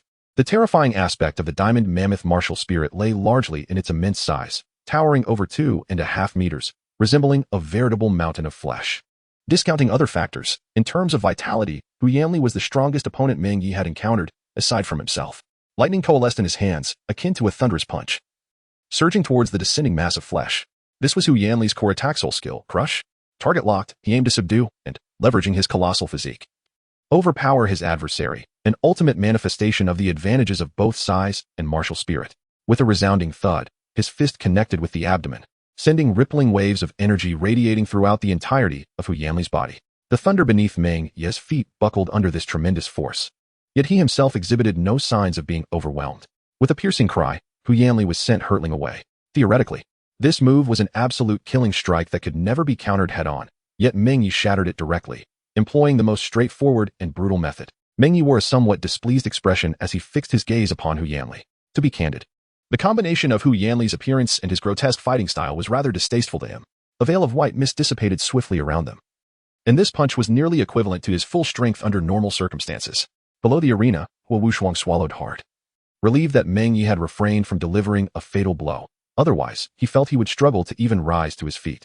Although Hu Yanli's technique was repugnant, Unraveling it proved to be a formidable challenge. The others from the Elemental Academy either attempted to maintain their distance with control-type soul skills or resorted to deploying more potent soul techniques, sacrificing greater soul power to forcibly counteract it. As for engaging him head-on, not only did they doubt their ability to succeed, but the very thought also revolted them. It seems Hu Yanli has met his match, Feng Xiaotian remarked with a gleeful chuckle. Among the group, he was the most capable of restraining Hu Yanli and also held the least regard for him. Such astonishing power. Yu Tianxin frowned as she turned her attention to Hua Wushuang. Her curiosity piqued. Hua Wushuang, did you not discern his martial soul and the nature of his soul techniques? Don't ask me. If I could comprehend it, I wouldn't have suffered such a devastating defeat. Perhaps you should inquire directly with him, Hua Wushuang retorted. Although he had lost decisively, it was impossible for him to feel entirely unperturbed. While Yu Tianxin's strength vaguely suggested she might be the foremost in the Elemental Academy, she was certainly not one to dwell on irrelevant topics. Yu Tianxin ceased her questioning and resumed observing the unfolding situation in the soul arena. It was evident that Hu Yanli was doomed to defeat. Hiss. Hu Yanli groaned in anguish, clutching his abdomen as he managed to rise. His expression twisted in pain as he confronted Meng Ye. Why do you still possess so much soul power? After battling Hua Wushuang, he had presumed that Meng Ye would have expended a considerable amount of soul energy, preparing himself to redeem his previous humiliation. However, the outcome was not as he had anticipated. That punch nearly expelled his last meal. The diamond mammoth was a premier martial soul, excelling in both strength and defense. Its layer of flesh combined with soul techniques rendered it nearly impervious to direct physical assaults, even from the blue lightning tyrant dragon. Crack. Lightning flickered at Meng Ye's fingertips. He had no intention of permitting Hu Yanli to squander any further time. This defensive strategy was not particularly advantageous for the challenger, regardless of his strength. Soul power remained finite. Were it not for the fact that he understood the intentions of these individuals were to gauge his limits, he would not have chosen to confront them sequentially. Boom. In the next instant, a terrifying spear of thunder pierced through the arena, striking Hu Yanli directly and sending him crashing into the depths of the soul arena before plummeting into the water. The sheer force of this attack had penetrated the arena itself, leaving Hua Wushuang and the others wide-eyed in astonishment.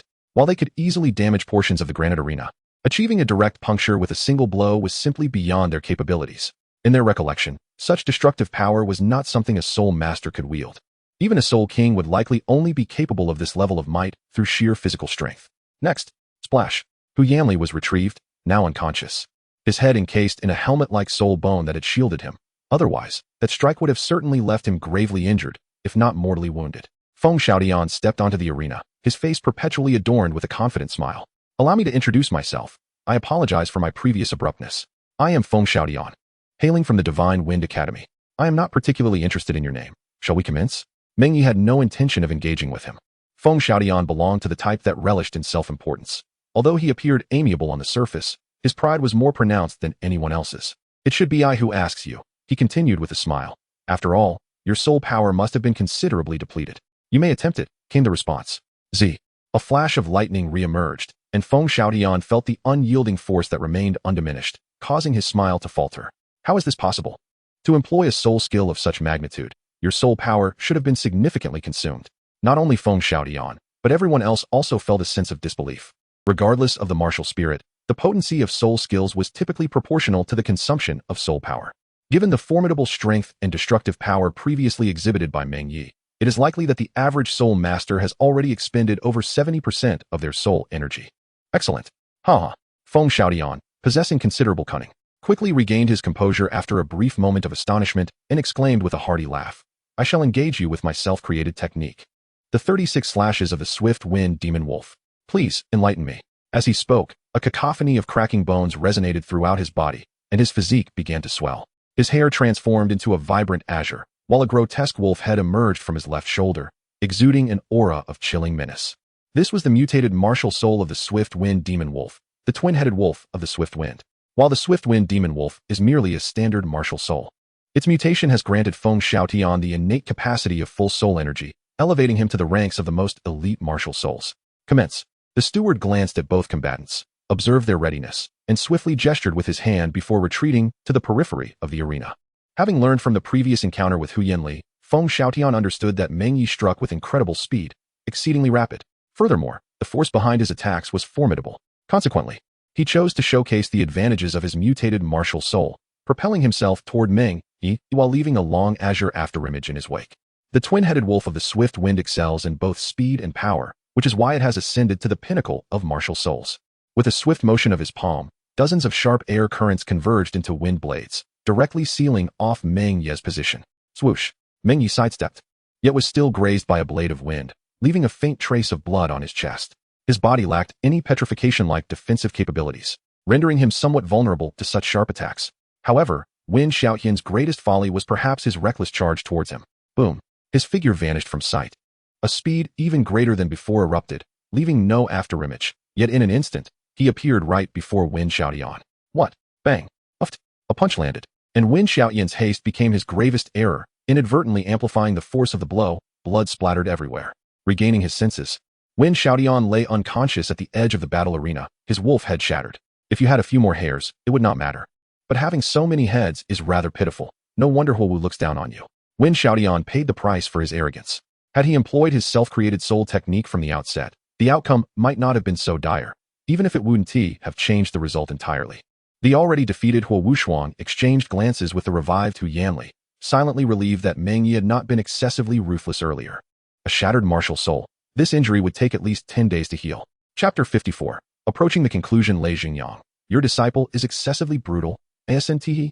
Within the castle of the Wang Shua family, several figures were intently observing the exchange competition. One middle-aged man in a blue suit looked angrily at the composed Lei Xingyang. Surrounding him were others, including a burly man with hair as white as snow, nearly 3 meters tall, resembling a small giant. However, in terms of physique, Lei Xingyang was not far behind. This is a ruthless game, and besides, your disciple was careless. Who can be blamed? Lei Xingyang cast him a glance, dismissively replying, You speak nonsense. Your disciple clearly aimed to kill. Has anyone died? Lei Xingyang dug at his ears, maintaining a nonchalant demeanor. You. The other party's chest heaved with anger, yet faced with Lei Xingyang's attitude, he found himself helpless. All right, let us continue watching. The middle-aged man in red attire glanced at his companion, halting further argument. They were not here to quarrel. The previous Soul Master competitions had largely been dominated by the Spirit Hall, and given the current might of the Spirit Hall, even if they had the ability, they dared not contest. However, it was still necessary to understand the strength of the Spirit Hall, if only to grasp the magnitude of the disparity. The battle continued. Wen Xiaotian's defeat was so decisive that the remaining few felt their confidence shaken. They did not appreciate Wen Xiaotian's arrogance, yet acknowledged his strength. Apart from Yu Tianxin, no one dared claim they could defeat Wen Xiaotian in a one-on-one match. His soul power should be running low. Yu Tianxin. Why haven't you made your move?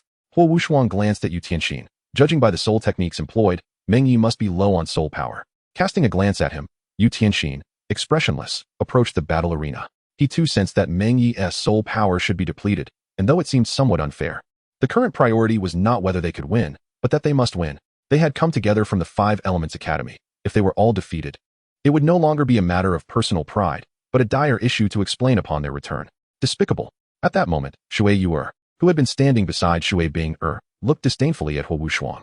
Hey, which side are you on? Our Five Elements Academy is merely in competition. But they are from the Spirit Hall. In any case, they're not on your side. Shui Yuer would not give Huowu Shuang any face. But upon catching Huowu's glare, she quickly hid behind Shui Bing Humph. Huowu cast a glance at the smiling Huowu Shuang, frowning. She spoke. Do you think that guy appears to be low on soul power? She felt that Huowu Shuang was not merely setting up Meng Ye, but was leading Yu Tianxin into a trap. Meng Ye showed no signs of significant soul power depletion, merely physical exhaustion. Hehe. ISNT this to increase your chances of victory? Just wait and see. If Yu Tianxin loses, you can seize the opportunity to defeat him. Huowu Shuang scratched his head. He was the first to be knocked out, and had a clear understanding of the gap between his and Meng Ye's strength. Seeing Hu Yanli and Wen Xiaotian fall one after another, he was shocked, but was also calculating Meng Ye's consumption. Though both were soul ancestors, the quality of their soul power might differ, yet the total amount would not vary drastically. Having won 3 consecutive matches, Meng Ye could not possibly appear so at ease. And indeed, Meng Ye's extreme attributes and superior foundations allowed him to unleash power that far surpassed his peers. Yet the consumption of his soul and physical strength was not insignificant. Taking a deep breath, he stabilized his breath. I can wait for you. Yu Tianxin wished to win, but if it was achieved through unfair means, he would still harbor misgivings. No need. This is sufficient. Meng Ye nodded at the butler. Both sides unleashed their martial souls, and the match began. Z. With the release of their martial souls, fierce lightning erupted between them, clashing violently, and the lightning snakes around Yu Tianxin were evidently suppressed. Indeed, your martial soul attributes surpass mine. Yu Tianxin gazed intensely at Meng Ye, a hint of astonishment in his eyes. He did not strike immediately but inquired, What is your martial soul? Is there a lightning martial soul stronger than the blue lightning tyrant dragon? The latter question seemed more rhetorical. The blue lightning tyrant dragon has long been acknowledged as the continent's premier beast martial soul, and it could be considered the most powerful lightning attribute martial soul. Though it may not be the absolute strongest, it is certainly one of the rare few that surpass it, firmly placing it in the top tier of martial souls. The body martial soul. What kind of martial soul is that? Yu Tianxin furrowed his brows, gazing at Meng Ye. He had never heard of such a martial soul. You will know in time. Not only Yu Tianxin, but few across the continent had ever heard of the term body martial soul. However, it would not be long before the value of such martial souls would be unveiled. Let us wait and see. Their exchange was not complicated. In fact, it was quite brief. After concluding, Yu Tianxin fully activated his martial soul. Deep blue scales adorned his arms, and his fingers transformed into claws. This form was not the most suitable for human combat. The human arm and fingers are the most flexible and efficient organs among all terrestrial beasts. If one possessed the strength and hardness comparable to dragon claws, human hands would undoubtedly outperform them. While most might find this unattainable, Meng Ye could. Bang! Crash! In their fierce collision, sparks flew as Meng Ye had yet to fully harness the power of his extreme attributes, leading to significant soul power consumption. Thus, in this moment, he was entirely reliant on his strength, confronting Yu Tianxin head-on, gripping those dragon claws tightly, resisting the sharpness with his flesh and blood. Such immense power. Yu Tianxin's fighting spirit surged as a bolt of lightning flashed in his eyes, unleashing an even stronger surge of soul power. The third soul technique, Thunder's Fury. Activated. Buzz. Meng Ye furrowed his brow. Although he wished to conserve his soul power, he soon realized that the remaining opponents appeared to be more easily dispatched. Thus, he decisively employed his second soul skill, Raging Fury. Though merely a second soul skill, its enhancement rivaled that of Yu Tianxin's third soul skill, perhaps even surpassing it. His second soul ring had reached an impressive 3,000 years, far exceeding the 2,000-year limit of the third soul ring typical of battle soul masters. The only aspect lacking was the attribute enhancement. However, this was of little consequence, for Meng Ye's lightning attribute was already superior to that of Yu Tianxin, rendering any additional amplification unnecessary. With a resounding roar that echoed through the heavens, a fierce electric light converged in the next moment into a beam shooting skyward. Blue electric divine dragon. In the final moments, Yu Tianxin had unleashed the full destructive potential of the blue electric Tyrannosaurus, a colossal dragon of lightning hurtling toward Meng Ye at point-blank range. This was the fourth soul skill of the blue electric Tyrannosaurus, Break. Faced with this attack, Meng Ye felt a stir of emotion as the lightning serpents erupting from his body transformed into a brilliant white. This extraordinary white lightning, imbued with the essence of annihilation, seemed to erase all color from the surrounding environment. While the lightning contained within Yu Tianxin's attack was ineffective against Meng Ye, the force of the soul power carried with it posed a significant threat. The majority of the soul power from the soul sect, even when used for a mere palm strike from afar, could cleave mountains and shatter stones. In a moment of critical danger, a bolt of lightning suddenly descended from the heavens, striking the center of the battle arena, and a figure was sent hurtling backward, landing in the water below. The searing heat instantly evaporated the surrounding moisture, causing clouds of steam to rise. As the dust settled on the arena, a bare-chested figure emerged, his well-defined physique exuding an intense electric energy, a domineering aura of destruction pressing forth. The spectators felt a tremor of trepidation, some even reluctant to meet his gaze. Only one person remained unfazed, Shui Yuer, gazing at Meng Ye with starry-eyed admiration, while Hislu even licked his lips in anticipation. Chapter 55. The impulsive Huo Yu Tianxin was also pulled from the water, though not in good condition. His body was permeated by overwhelming lightning. Were it not for his own blue electric Tyrannosaurus martial soul sharing the lightning attribute, he would have likely sustained severe injuries. Even so, he stood there, rigid and occasionally twitching. Having experienced this firsthand, Yu Tianxin managed to dispel some of the lightning and respectfully clasped his fists in salute to Meng Ye. Despite his defeat, Meng Ye had allowed him to witness the pinnacle of lightning attributes, revealing that the blue electric Tyrannosaurus was not the strongest. For Yu Tianxin, this insight made the encounter worthwhile. Nodding in acknowledgement, Yu Tianxin held Meng Ye in considerable esteem, appreciating both his talent and composure, qualities that were among the finest across the continent. The blue electric Tyrannosaurus martial soul could indeed reach greater heights. Yet the drawbacks of inherited martial souls were apparent. Relying on the experiences of predecessors ensured that one would not falter or become too weak. Yet it also set a cap on potential. The most typical example might be the Haotian hammer. Ever since Tang Chun, no one from the Haotian sect had cultivated to the pinnacle of the title Douluo level on their own. Turning his gaze to the others, Meng Ye calmly inquired, "Shall we continue?" At this juncture in the battle, the outcome seemed inconsequential. Ending early or declaring a draw would both be satisfactory results.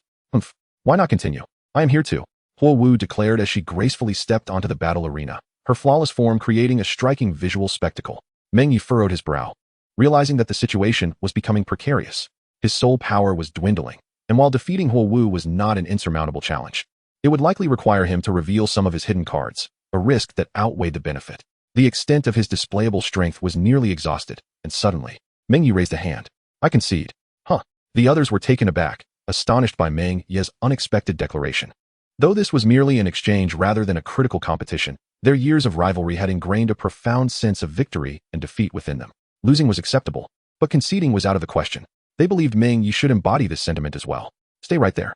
Huo Wu, incensed, halted Meng Ye, who was about to step down from the arena, her face contorted in indignation.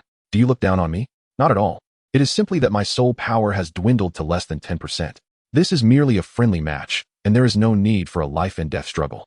Is there? Meng Ye replied, casting a backward glance at her, his brow slightly knitted. Huo Wu possessed a fierce desire to win and an intense sense of pride, traits he had long since come to recognize. Huo Wu found herself at a loss for words, unable to muster a rebuttal, for the truth remained that Meng Ye had fought for an extended period without soul power. Yet, unwilling to relent, she insisted. I can wait for you to recover your soul power. At this, Meng Ye's frown deepened. His stance was clear, and there was no need for such significance. Yet Huo Wu's demeanor suggested an intent for vengeance, which irked him somewhat. Ha, sister, I believe Meng Ye is right. You are a girl. Even if you were to win, it would not be honorable, would it? Huo Wu Shuang, sensing the gravity of the situation, quickly stepped in to mediate. He was the only one capable of doing so, as anyone else would likely exacerbate the conflict. Silence. To his surprise, Huo Wu, in a fit of anger, shot him a fierce glare, demanding he cease his words. Huo Wu Shuang recoiled slightly, retreating. This exchange elicited a sense of schadenfreude from Huyan Li and Feng Xiaotian. The latter gazing at Huo Wu with an infatuated admiration, captivated by her fierce demeanor. Huo Wu's gaze returned to Meng Ye, resolute yet glistening with a hint of moisture. It was evident she would not be satisfied without a fight. Very well. Meng Ye turned around and returned to the arena, standing in his designated position. This arena, which could be described as luxurious, now bore signs of wear and tear. However, it was still adequate for 1 or 2 matches, without hindering the performance of the Soul Masters. I shall wait for you to regain your soul power. No need. Meng Ye glanced at the steward, nodding once more to signal the commencement. Both parties unleashed their martial souls. Begin. With a resounding roar, a figure engulfed in flames suddenly appeared behind him. And in the next moment, the fiery shadow charged directly at Meng Ye with astonishing speed. Dare you insult me? Fire Dance exclaimed furiously. This first soul skill was her swiftest, and although Meng Ye had effortlessly neutralized it in the past, it did not imply its weakness. Few could withstand such velocity. Bang! To everyone's astonishment, as the fiery shadow approached, Meng Ye raised his hand and accurately grasped it within his palm. Whoosh! A plume of white smoke billowed forth, and the flames dissipated into nothingness. Do not misunderstand. I seldom harbor mundane prejudices against others. How they perceive it is beyond my control. Moreover, crack! A series of explosive sounds emanated from his bones, and in an instant, Meng Ye's form seemed to expand slightly, his height rising to nearly match that of Hu Yanli. However, this was not a mere increase in muscle mass. It appeared as though his very bones and flesh had undergone a proportional amplification, with his muscular coordination remaining entirely unchanged. As the transformation concluded, Meng Ye's deep, resonant voice echoed. At this moment, I find myself rather displeased. The spiritual secret technique of attack developed by Meng Ye is embodied in that thunder beast, while the blood vitality secret method is a continuation of Lei Jingyang's work, refined and enhanced thereafter. Meng Ye named it the war god body. As long as one's vitality and physical strength are sufficiently formidable, this technique can unleash power rivaling that of a true martial soul. It retains the most adaptable form of humanity, possessing strength and speed that can match or even surpass the true martial soul, along with formidable defensive capabilities. An overwhelming sense of pressure permeated the air. As Huo Wu stared rigidly at Meng Ye, her slender legs instinctively retreating. In truth, not just her, even those at a considerable distance, like Huo Wu Shuang and Feng Xiaodian, were rendered in a state of stupor. Sister, Douluo is so terrifying. Shui Yuer, filled with trepidation, hid behind Shui Binger, feeling an innate fear emanating from Meng Ye's presence. The aura was akin to that of a ferocious beast, instilling dread even in the hearts of the Soul Kings present. Meng Ye, Huo Wu concedes. Please show mercy, Huo Wu Shuang exclaimed urgently. At this juncture, he genuinely feared that Meng Ye might strike Huo Wu without restraint. Under normal circumstances, a single punch could nearly incapacitate Hu Yanli. Now, in this monstrous form, it seemed unlikely that he would leave anyone unscathed. I will not. To everyone's astonishment, Huo Wu released an intense blaze, which rapidly intensified, as a searing fireball began to coalesce above her head. Sister, stop now. Huo Wu Shuang rushed towards the stage. desperate to intervene and prevent Huo Wu from escalating the situation. However, a fiery ring erupted from Huo Wu, sending Huo Wuxuang flying, though he remained uninjured. The fire ring, being a control-type soul skill, lacked lethal force. With unwavering determination, Huo Wu fixed her gaze upon Meng Ye, raising her hands high as she continued to channel her soul power. With a sigh, Meng Ye suddenly appeared before Huo Wu, grasping the blazing fireball in his hand. The moment he detonated it, a brilliant explosion lit up the surroundings, sending shockwaves of heat rippling through the forest. Huo Wu was unceremoniously thrown into the nearby pool, while Meng Ye seamlessly transitioned to the stage below, reverting from his transformed state. His intention had been to dissuade Huo Wu, yet she remained undeterred, insisting on forcing his hand. To confront him using fire attributes? One could only commend her audacity. Surely you do not wish to engage in a final match? Meng Ye inquired, glancing at the Shui sisters. He donned the robe handed to him by Wang Shuo, as his trousers were nearly reduced to mere rags, and he had no desire to run about in a state of undress. Of course not. Thank you, Shui Binger replied, nodding gracefully, her demeanor poised and refined. Unlike Huo Wu, she was not impulsive and understood that Meng Ye's actions had preserved a semblance of dignity for the Five Elements Academy, making what could have been a fruitful exchange match all the more successful had Huo Wu not acted rashly. Chapter 56. Return to the Spirit Hall with the exchange match concluded. The remaining affair was a banquet. Wang Shuo, eager to celebrate Meng Ye's return, had even summoned the royal chefs from the palace. It seemed that numerous members of the royal family and nobility had caught wind of the event and made their way there. For the reputation of the Five Elements Academy was quite illustrious within the Tiando Empire. Ah, this young friend possesses extraordinary talent, truly an eye-opener for me. A middle-aged figure clad in a blue ceremonial robe approached Meng Ye. Turning to regard him, Meng Ye noted his distinguished demeanor, a soul Douluo, though his precise cultivation level eluded immediate discernment. This instinct had become second nature to Meng Ye, while others might first notice a person's face and mannerisms. He instinctively sensed the faint soul power emanating from the individual, allowing him to gauge their strength. Your praise is unwarranted. May I inquire your esteemed name? Meng Ye replied, confident that he did not recognize the individual, though the aura was somewhat familiar. I am Yu Yintian, elder of the Blue Lightning Tyrant Dragon clan, currently serving as the Dean of the Thunder Academy and the uncle of Yu Tianxin. The man revealed his identity without a hint of disdain typical of a stronger individual towards a weaker one. Ah, an elder of the Blue Lightning Tyrant Dragon clan. I am honored. Meng Ye returned the courtesy, maintaining the necessary decorum. After exchanging a few pleasantries, Meng Ye found the elder agreeable. There was no palpable enmity or aversion in their interaction. However, to his surprise, several other deans from various elemental academies subsequently approached him for brief conversations, seemingly there merely to make their presence known. This left him perplexed. He was aware that these individuals had observed the exchange match from the shadows, yet he did not expect them to harbor any particular thoughts about him. Boss, what do they mean by this? Wang Shuo inquired, equally bewildered. Coming from a hereditary noble family, his ancestors had barely achieved Soul Emperor status, and he was not well versed in the world of Soul Masters. How should I know? Do you take me for a deity? Meng Ye retorted, casting him a look of exasperation. If he possessed such insight into people's hearts, he would not be here. He could simply find a stone bridge, sit aside, and accumulate wealth effortlessly. These nobles and the higher-ups of the Soul Master Academies generally found little common ground for discussion. Nevertheless, individuals like Huo Wuxuang were among those that the nobility sought to befriend, even if only to foster a modicum of goodwill. It was evident that the prodigies from these various academies were destined for promising futures, and establishing even a slight connection would be immensely beneficial for the nobles. As for Meng Ye, whether out of self-awareness or fear of his imposing presence, they refrained from approaching him. Meng brother, thank you. Huo Wuxuang, now attired in formal wear, approached him. Meng Ye continued to eat, ignoring him. Both siblings were not to be underestimated, and it would be wise to keep a distance from them in the future. After managing the banquet, Meng Ye departed from the estate, making his way towards the spirit hall. As he walked halfway, he furrowed his brow, glancing towards a shadowy corner of the street, sensing a fluctuation of soul energy. Moments later, Lei Xingyang emerged from the shadows, looking quite refreshed, as if he had just relieved himself. Don't tell me you came here just for that, Meng Ye remarked, eyeing him peculiarly. A man has his urgent needs. Lei Xingyang replied awkwardly, clearing his throat upon being caught. Meng Ye nodded in agreement, though it was merely a short walk. One could not simply hold it in if the need arose. Just like now, Meng Ye had not felt any urgency before. But having consumed quite a bit at the banquet, coupled with the earlier whistle, he suddenly found himself in need. Where are you going? Lei Xingyang inquired curiously as Meng Ye headed towards the shadows of the street. A man has his urgent needs. 2 months passed in the blink of an eye, and Meng Ye returned to the spirit hall, with less than half a year remaining until the commencement of the Soul Master competition. Your Holiness, he addressed the Pope. In these 2 months, he had broken through a bottleneck but had yet to secure that soul ring, which had delayed his journey to the Star Doe Forest. Now, it seemed he would have to rely on the power of the spirit hall to obtain it. It appears you have not been idle during this time. That is commendable. Bibi Dong remarked, her expression revealing satisfaction. She could discern the elevation in Meng Ye's cultivation. An increase in soul power was indeed quite evident in a soul master's capabilities. With the competition approaching swiftly, upon Na-Er's emergence from closed-door training tomorrow, I shall arrange for you to enter that fateful place alongside her. You may return and await further instructions. Yes. Leaving the Pope's chamber with an outwardly calm demeanor, Meng Ye harbored a sense of uncertainty. He was now certain that the fateful place was certainly not the city of slaughter. What, then, could this opportunity be? Without pondering further, Meng Ye returned to the Spirit Hall Academy. He arrived relatively early, yet several students had already returned ahead of schedule.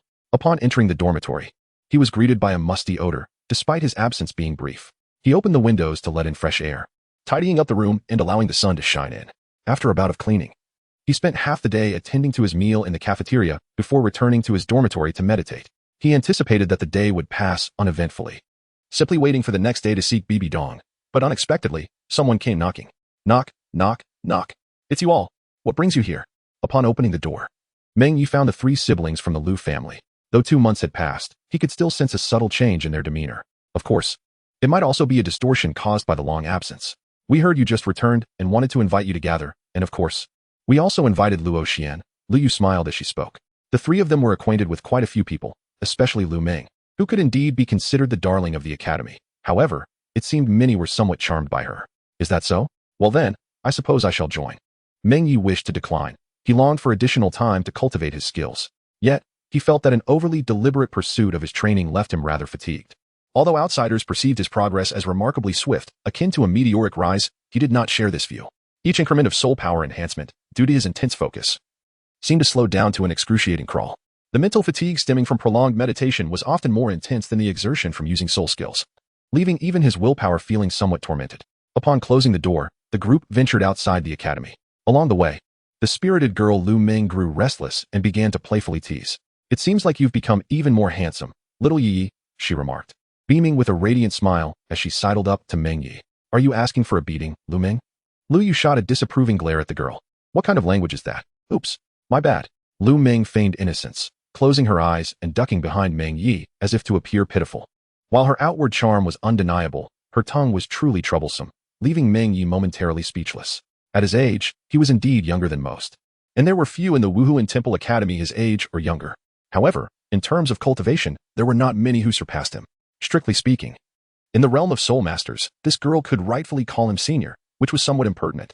I apologize for my lack of discipline, Lu Yu said to Meng Ye with a hint of regret. Humph, just like mother, Lu Meng muttered quietly from her hiding spot behind Meng Ye. Suddenly, Lu Yu lunged forward, gripping Lu Meng's ear and pulling her out from behind Meng Ye, eliciting a cry of distress. It seems the elders have spoiled you these past 2 months. If I don't discipline you today, I'm not your sister, Lu Yu said, her expression fierce. A rare sight indeed. Ah, uncle, please forgive me. Lu Ji shook his head helplessly, casting an apologetic glance at Meng Ye. Not a problem. After the farcical episode, Meng Ye and his companions arrived at the academy's entrance, where Luo Xian awaited them, evidently having come to find Meng Ye. Clad in a flowing white gown, she seemed much more cheerful and natural than before, her youthful features gradually transforming into refined lines, her smile and demeanor radiating newfound confidence. It's been a while. She greeted Meng Ye warmly. Indeed, Meng Ye replied, momentarily taken aback. He nodded, wishing to say something more, but the words eluded him. We've made reservations at a restaurant. Let us go, Lu Yu announced, leading the way, while Lu Meng, having received a reprimand, was now considerably more subdued. As they exited the academy, this scene was witnessed by Yin and Xiaoyu, who happened to be passing by. Humph. Ever since Meng Ye overshadowed me, and Bibi Dong has shown greater favor towards him, I've found Meng Ye increasingly intolerable. Now that we've reached level 50 and acquired our 5th soul ring, along with the purple record badge granted by the Pontifex Palace, we've become well known across the continent. Yin, don't complicate matters further. I know.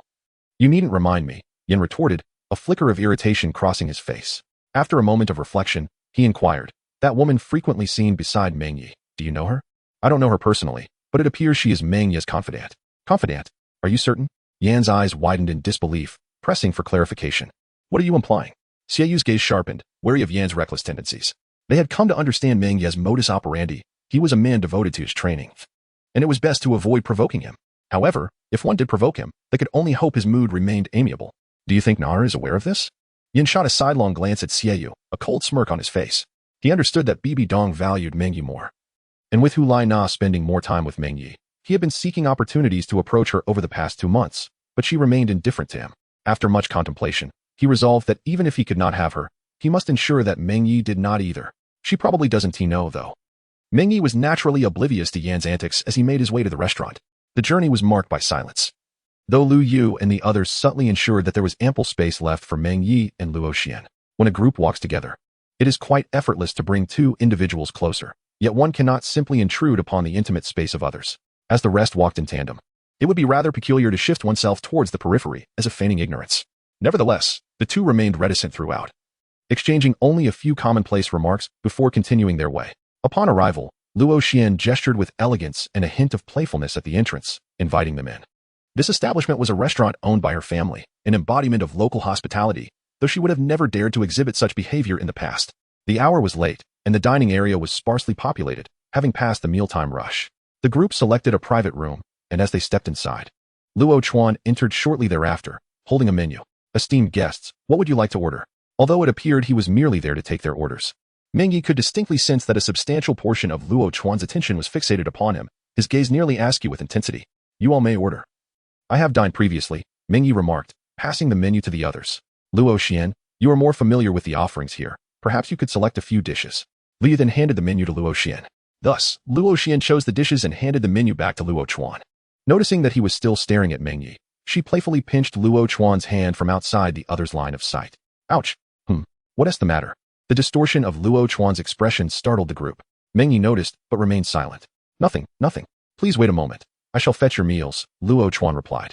Though he seemed perplexed, Lu Yu and the others were unfamiliar with Luo Chuan. Despite his superficial resemblance to Luo Xian, it was insufficient for them to draw any conclusions. In the kitchen, Luo Chuan instructed the staff to serve Meng Ye and the others, and then hastily ascended the stairs. What is wrong with you? You seem flustered. Helping out is a form of training, observed Luo Zaichun, setting down his teacup as he regarded his son. Father, I object. What are you opposing? Luo father was taken aback. Did you oppose your father's 7 wolves? With a thud, an agitated Luo Chuan slammed his palm on the table, causing tea to splash. I oppose my sister's association with that man named Meng Ye. Luo father observed the spilled tea, paused in thought, and then calmly glanced at Luo Chuan. Has your mother mentioned any unsavory habits or flaws of his? All I see are merits. He flirts with other women. Yet I have heard that it is he who pursues Meng Ye. He maintains his integrity and virtue, reminiscent of my own youthful demeanor. He is a cold-hearted man. He does not care for my sister. Men prioritize their careers. This is a commendable trait. I see no issue. But he, for my father's 7 wolves? Luo Chuan, this is perilous. Meng Ye was blissfully unaware of the commotion occurring upstairs, as he was engrossed in the lively atmosphere around him. During their meal, Lu Ming once again sought to initiate conversation. This spirited young lady could hardly contain her thoughts, readily expressing whatever came to mind until Liu intervened. Ultimately, the dinner unfolded in a harmonious manner, filled with nostalgia and friendly banter. As the gathering concluded, the group made their way towards the academy. It was then that Meng Ye spotted Yen and his companions standing at the entrance of the academy, seemingly awaiting his arrival. Why did you not mention your return? Hu Laina inquired, her brow slightly furrowed as she cast a glance at Luo Xian beside Meng Ye before stepping forward to ask. I have already visited the papal hall. Meng Ye was perplexed. The reputations of these 3 individuals had undeniably reached their zenith, and should they remain undefeated, they might very well become legends of their era. Of course, Meng Ye was included in that consideration. Now, we shall take our leave, said Lu Yu, as the trio exchanged pleasantries and departed, evidently wishing to avoid further involvement in the conversation. After all, we are teammates. It has been a long time since we last met. Shall we gather for a brief reunion? Hu Laina remarked with a smile, demonstrating an admirable control over her emotions and expressions. Casting a glance at Xie Yu and Yen beside her, the former appeared to relish the unfolding drama. Meng Ye shook his head and replied, I shall not attend. The Pope will summon me tomorrow. Though they referred to one another as teammates, within the Spirit Hall's representative team, only the 4 of them truly formed a circle. Xie Yu and Hu Laina posed no issues, yet Meng Ye found Yen rather off-putting. This individual was no child. His temperament was unyielding, and his grudges were not mere child's play. He genuinely harbored them in his heart. While harboring grievances was not inherently problematic, his penchant for retribution was indiscriminate. Very well then. Regarding that secret technique, there are certain aspects I do not comprehend. Surely, you can assist me? Hu Laina inquired, her gaze fixed intently on Meng Ye. An unusual aura enveloping the air around them. Which part? Meng Ye did not seem to mind the presence of others. It was likely that this secret technique had long since reached the hands of the elders within the papal palace. While its dissemination was certainly impossible, he remained unfazed. His secret technique was not one that could be easily cultivated. Biting her lip lightly, Hu Laina remarked, I cannot visualize living beings. That is merely a reflection of your insufficient mental prowess. You must continue your cultivation, Meng Ye replied, a strange glimmer passing through his eyes. His secret technique was not so easily mastered. It belonged to a realm of spiritual mysticism that was entirely uncharted in this era. Even if there were issues, no one would be able to discern them. Yet, I have successfully acquired my 5th spirit ring, significantly enhancing my mental capacity. That alone is still insufficient. Meng Ye stands as the unequivocal authority on this secret technique, beyond reproach. Chapter 58, Fortuity and Peril. Within the Pope's chamber, Bibi Dong gazes at the ghost Douluo beside her and inquires, Elder Ghost, how fares your practice of that secret technique? Forgive my lack of aptitude. I have yet to decipher the crux of the technique, Ghost Douluo admits, internally perplexed. He had even eavesdropped on Meng Ye's guidance to Hulaina, yet found nothing amiss. Logically, with his status as a titled Douluo, he should have made some progress merely by mimicking the technique. Stuck at the initial stage, observing the objects, right? Bibi Dong asks indifferently. Indeed, it seems I have underestimated the situation. Meng Ye must be concealing something and has likely discerned my intentions. What does your holiness wish? Though Ghost Douluo had only practiced a portion, his rank made him acutely aware of the technique's significance. Even a fragment was sufficient to enable him to initially employ the spiritual power befitting a titled Douluo, akin to a self-created spiritual attack soul skill. What do you think? Do you consider Meng Ye a fool? A mere purple emblem is hardly enough to exchange for such a precious secret technique, Bibi Dong remarks coldly. Directing a piercing gaze at Ghost Douluo, Ghost Douluo refrains from speaking further. To serve a sovereign is akin to walking with a tiger. And misjudging Bibi Dong's thoughts would be a sign of incompetence, while accurately interpreting her mind could spell doom. Very well. Allowing him to cultivate within the secret realm serves as my stance. After the soul fighting tournament, he may select a soul bone from the treasury, Bibi Dong muses. Fully aware that the incomplete secret technique provided by Meng Ye was a bargaining chip. The benefits she could offer would dictate the extent of the techniques Meng Ye would yield. As for outright theft, it was unnecessary. Meng Ye's own value, in her eyes, was not less than that of the secret technique. The following day, Meng Ye and Hulaina arrived at the Pope's hall, where they encountered Bibi Dong. Follow me, she commanded, rising from her throne and walking towards one side of it. The two exchanged puzzled glances, but complied. The Pope's hall was indeed vast. As they traversed a dimly lit corridor, Meng Ye sensed an oppressive atmosphere surrounding them, despite his understanding that they remained within the confines of the hall. At the end of the corridor, a blood-red magic circle was inscribed within the chamber, emanating an aura of foreboding. In the shadowy space, only the faint glow of candlelight illuminated the intricate patterns, casting a seductive yet sinister light. The air was thick with a sense of decay, darkness, and corruption. Step forward. This is a teleportation circle. I shall personally send you there. Bibi Dong indicated the center of the circle. Once they stepped onto it, she turned to Meng Ye and said, You must assist Naer in completing her trials and ensure her safe return. Meng Ye nodded slightly, not surprised by the outcome. If entry were so easily attainable, Hulaina would have likely ventured in long ago. Bibi Dong would not be stingy with Hulaina. This place clearly represented a confluence of opportunity and peril. With a resounding thud, Bibi Dong struck her scepter, and a brilliant light erupted from the demonic paintings on the surrounding walls. In the next instant, the two vanished amidst the blinding radiance. Naer, do not blame your teacher, Bibi Dong sighed softly before turning to depart. This was a bidirectional teleportation array, but returning from the other side came with certain stipulations. Desolate and silent, amidst a marsh of withered trees, Meng Ye and Hulaina materialized. The sky loomed dark, shrouded in ominous clouds, with only a few luminous ores and algae on the ground providing a modicum of light.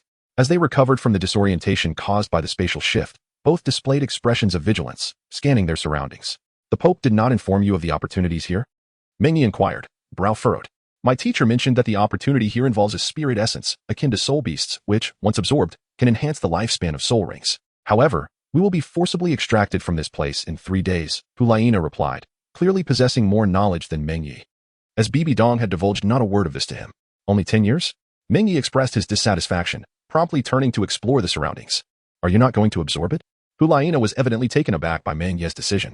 Though merely 10 years may seem insignificant, such increments could accumulate. If her second soul ring could reach a 1,000-year level, it would represent a significant enhancement. Too weak. I will search for others, if you wish to absorb it. Do so quickly. With that, Meng Ye's voice faded into the distance, swallowed by the dim marsh, obscured by a thick fog that rendered the sky invisible. Astonished, Hulaina utilized her soul power to enhance her vision, yet found herself unable to locate Meng Ye's figure. Meanwhile, Meng Ye remained oblivious to the distance that had formed between them, though he could distinctly sense Hulaina's position, even without visual confirmation. It seems an intriguing individual has arrived. A graceful silhouette flickered in the darkness of the unknown space, her every movement stirring the surrounding shadows. This talent is quite remarkable. I wonder how strong their will is. A slender hand, resembling jade, emerged from the darkness, lightly tapping the void before her, sending ripples through the air. With a swift hunt, Meng Ye discovered yet another spirit essence, only to find it still yielded a mere 10 years, leaving him somewhat disheartened, yet he refrained from absorption. He meticulously examined the environment, attempting to discern the correlation between the strength of the spirit essences and their surroundings. Every creature adapts to its habitat, and the discernible strengths and weaknesses of different areas emerged in accordance with the harshness or abundance of the environment, a truth that held even in the most adverse conditions. Commencement of the slaughter trial. Ensure your own survival and that of your companions in the next 20 minutes. Rewards will be granted based on completion. Failure will result in the erasure of one soul ring. The sudden voice echoing in his mind momentarily stunned Meng Ye, his instinct urging him not to regard it as a system notification, but to fully mobilize his mental realm. He meticulously searched every inch of the mental sea, even probing the essence of his soul, ultimately discovering a blood-red mark upon his spiritual core. Roar. Within his mental space, the thunderous roar of the nurtured thunder beast reverberated as it clawed at the mark, shattering it. Upon completion, Meng Ye expanded the domain of the thunder beast, erecting an indomitable mental barrier within his spiritual sea. Puff. In the physical realm, Meng Ye involuntarily spat out a mouthful of blood. Even the slightest impact on his spiritual core was intolerable. Yet, he was even more averse to anyone leaving remnants within his mental realm, including deities. A voice of surprise rang out, and Meng Ye's gaze swept through the void like a hawk, sensing a presence yet unable to pinpoint it. Who? With a crack, his bones emitted a resounding echo as his vital energy surged, ready to unleash his full strength at any moment. Hee, it seems you do not appreciate my gift. Very well, return to your companions. My trial remains in effect. A soft, deep, neutral voice echoed, its gentle tone caressing every inch of his skin, chilling him to the bone. What a terrifying aura of slaughter. Meng Ye bit his tongue, using the pain to steady his wavering spirit. Yet his sense of direction had entirely abandoned him. After a moment of contemplation, he set off towards the direction of Hulaina. This place was steeped in an eerie atmosphere, and it appeared that to fulfill Bibidong's task, he could not stray too far from Hulaina. Chapter 59. The Unknown Deity. Meng Ye once again sought out Hulaina, who found herself surrounded by a considerable number of spirit souls. Although their control abilities were formidable, their lethality remained rather limited. For a moment, Hulaina was ensnared, unable to escape the encircling throng. Crack. Boom. Thunder reverberated across the skies as terrifying bolts of lightning surged through the multitude of spirit souls, revealing a solitary yellow orb amidst the vast expanse of white light. Meng Ye. Hulaina was momentarily startled by the sudden assault, but her expression brightened upon recognizing him. Are you unharmed? She inquired. Though her complexion appeared far from normal, pale and drained of spirit power, yet the alluring aura in her eyes intensified, revealing signs of a descent into madness. Should anything untoward occur to Hulaina in this precarious situation, he would find it exceedingly difficult to report back to Bibidong. I just heard a voice resonating within my mind, she said, biting her lip as though wrestling with some internal struggle. It seems to be urging me to complete a trial, after which I would receive some form of reward. What trial? Meng Ye was almost certain that the entity before him was a deity, yet he remained uncertain about which one it could be. It was unlikely to be the Rakshasa god, as the aura emanating from the being differed vastly from that of Bibidong's martial soul. He found himself more inclined to believe that this was the god of slaughter he had encountered. Meanwhile, Hulaina appeared somewhat unwell, her expression betraying a struggle to articulate her thoughts, yet she refrained from speaking. Upon observing the scene, Meng Ye discerned the peculiar glimmer in Hulaina's eyes. Yet he dared not attempt to assist her in unraveling the so-called trial. While he possessed a certain degree of confidence in navigating his own mental ocean, he understood the delicate nature of another's psyche, which could not be tampered with lightly lest it lead to dire consequences, should the essence of one's spirit sustain grievous harm. The repercussions could range from amnesia or a descent into idiocy to, in the gravest scenarios, a complete mental collapse resulting in immediate demise. At that moment, a creature, seemingly constructed from fragmented remnants, began to draw nearer to the pair. Its limbs were disproportionately short, and its legs curled like those of a frog. Yet, its claws were nearly comparable in size to its entire body, exuding a menacing aura shrouded in darkness, obscuring its true form. Surrounding it, an indistinguishable substance, whether fur or something else entirely, floated ominously in the air. Meng Ye's gaze sharpened as he beheld the colossal creature before him, towering at least 7 or 8 meters high. Judging by its aura, it was comparable to a 10,000-year soul beast, though its precise strength remained indeterminate. First, he must eliminate this monstrous foe. Hulaina, too, was fully alert. Her state appeared almost frenzied, yet it seemed not to affect her clarity of mind. With a crackle, fierce lightning bolts erupted, scattering across the surroundings. As they would remain here for 3 days, Meng Ye was uncertain if there were any relatively safe locales. Thus he resolved to conserve both stamina and soul power.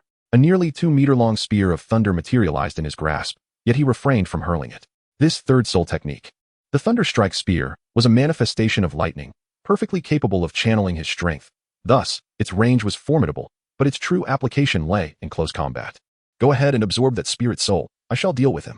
Then, you can switch with me, Meng Ye instructed, gesturing toward the yellow spirit soul. This entity was evidently akin to a soul ring, although the mechanism behind enhancing the soul ring's age was unclear. As long as there were no adverse effects, it sufficed. Hulayina nodded in agreement and proceeded toward it.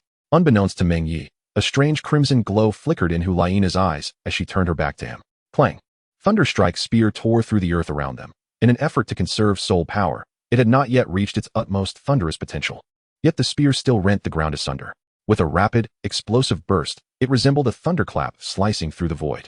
The creature roared in fury, having only been pushed back a few dozen meters, its uniquely shaped legs clinging to the ground as if magnetized, refusing to topple. The lightning that surged into its body failed to impede its movements. Instead, it charged toward Meng Ye in a frenzied assault.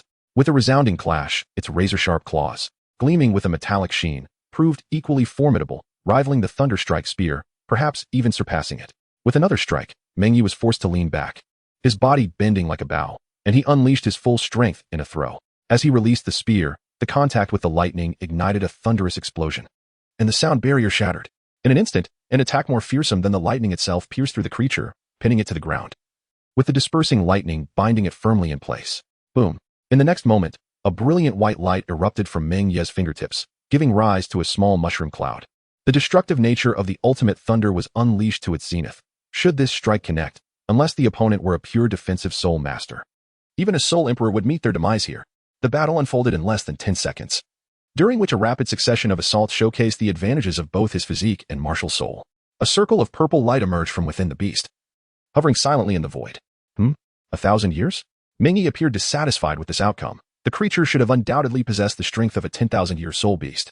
Approaching the spirit soul, he refrained from absorption, instead using his soul power to draw it closer. To his surprise, the soul ring generated by the spirit soul automatically fused into his being. Zzz! Lightning flickered, and Meng Ye's martial soul was unleashed once more. Subsequently, the color of the yellow first soul ring began to deepen, ultimately transforming into a rich purple hue. The soul ring underwent a metamorphosis. Meng Ye furrowed his brow, yet his unease compelled him to utilize his first soul skill. With a crackle, a bolt of lightning coalesced in his hand, though he refrained from infusing excessive soul power. Its potency was indeed greater than before. He cast it forth casually. A thunderous boom reverberated, and a shockwave of lightning surged outward, obliterating the surrounding withered trees and concealed spirits. With an approximate 30% enhancement, Meng Ye meticulously sensed the effects of his soul skill and the augmentations bestowed by his soul ring. Both had undeniably improved, alleviating his concerns slightly. Returning to Hulayina's side, he noted that the surroundings remained shrouded in darkness, the only sources of illumination being the enigmatic luminescent algae and minerals on the island. Hulayina continued her absorption, while Meng Ye resumed his exploration of the mysterious space. Amidst the silence of the dark expanse, two figures emerged from the rippling waves of the void. It appeared that an intriguing individual had arrived, fierce and domineering. One of them, an alluring being seemingly crafted to tempt others into decadence, spoke in a voice that was both soft and intoxicating. How delightful. Quite impressive, though it is regrettable that the will to kill is not resolute enough. The other voice, deep yet somewhat hoarse, was androgynous, making it difficult to discern its gender. With arms crossed, one could ascertain its femininity, were it not for the sharply defined, sculpted muscles adorning its form. Do not be so brutal. Such violence is rather tedious. Now, let us discuss the outcome. What has Bibi Dong sent our way? Queried the first figure, one of her personal disciples, rather mediocre, yet suitable for my trial. Alas, the embodiment of allure shook its head, evidently dissatisfied. The dual martial soul has declined my trial. It possesses remarkable talent. The figure cloaked in darkness began to materialize further, gazing in astonishment at the others. What does this signify? Can mortals truly refuse our trials? The embodiment of allure chuckled. Quite ruthless indeed. The figure suffused with the essence of slaughter elaborated, to directly attack one's own spiritual essence is audacious. Should he dare to tamper with his own soul, he would render himself utterly incapacitated. Corruption, your trial shall proceed. Observe that mortal from the shadows. Very well. As chapter 60 approached, Hulayina awakened, and Meng Ye gleaned from the voices within her mind the nature of their location. The East Sea Abyss, the Gate of Hell, and the Land of Corruption, all names attributed to this realm, steeped in ancient heritage. While Hulayina relayed her mental information to Meng Ye, she remained reticent about the specifics of her trial. The East Sea Abyss rendered Meng Ye contemplative, recognizing that the other names were merely variations. He now comprehended who wielded dominion over this land. the Rakshasa god. The system had previously assisted him in identifying various divine positions, and the legacy of the Rakshasa god resonated most profoundly in his memory. This deity was the most enigmatic in the original narrative, having never made an appearance nor revealed the location of their legacy, yet boasting an illustrious record in battle. Once, the Rakshasa god had contended for the title of god-king against the Asura god, and although ultimately unsuccessful, it seemed the Asura god was not without difficulty. The supposed dominance of the Asura god over the Rakshasa god was merely a matter of rank suppression. The domain of slaughter still bore the essence of the Asura god, yet it too was being eroded by the influence of the Rakshasa god, indicating that even Bibi Dong, though having inherited divine status, was not equivalent to the Rakshasa god. The Rakshasa god, sea god, and angel god were not primordial deities of the divine realm. None of these entities, having ascended to divinity through faith or unique means, were to be underestimated. Each wielded extraordinary artifacts, capable of standing toe-to-toe with a god-king. Let us proceed and explore this realm. Meng Ye refrained from further inquiring about Hulaina's trials. This Rakshasa deity had long since departed from the divine realm, otherwise, it would not dare to challenge the Asura god. The method of inheritance likely differed from that of the divine realm, yet it could be confidently asserted that it would not fall upon him or Hulaina. Bibi Dong should have completed more than half of her trials by now. Hulaina nodded, though her state showed no signs of improvement. Rather, the unusual allure in her eyes became increasingly pronounced. Over the course of 2 consecutive days, the occasionally appearing spirits were not particularly formidable. Even when present, they merely contributed to a modest enhancement of a century's worth of cultivation. Meng Ye had completely ascended to the 3rd spirit ring, a level of 9,000 years. With just another 1,000 years, he would attain the coveted 10,000-year spirit ring, a significant leap from the 1,000-year counterpart. This could be considered a transformation of profound magnitude. While exploring the surroundings, Hulaina suddenly came to a halt. Noticing her pause, Meng Ye, who was ahead, turned to inquire about the situation, only to unexpectedly succumb to a gradual unconsciousness. A warning bell rang in his heart, but it was too late, and he collapsed helplessly onto the ground. The trial of downfall, to entice one's companion into corruption within 2 days. Failure to pass the trial would result in a penalty of a 5-level decrease in cultivation and the forfeiture of a spirit ring. With a sorrowful expression, Hulaina felt a trickle of blood at the corner of her mouth, her heart engulfed in despair.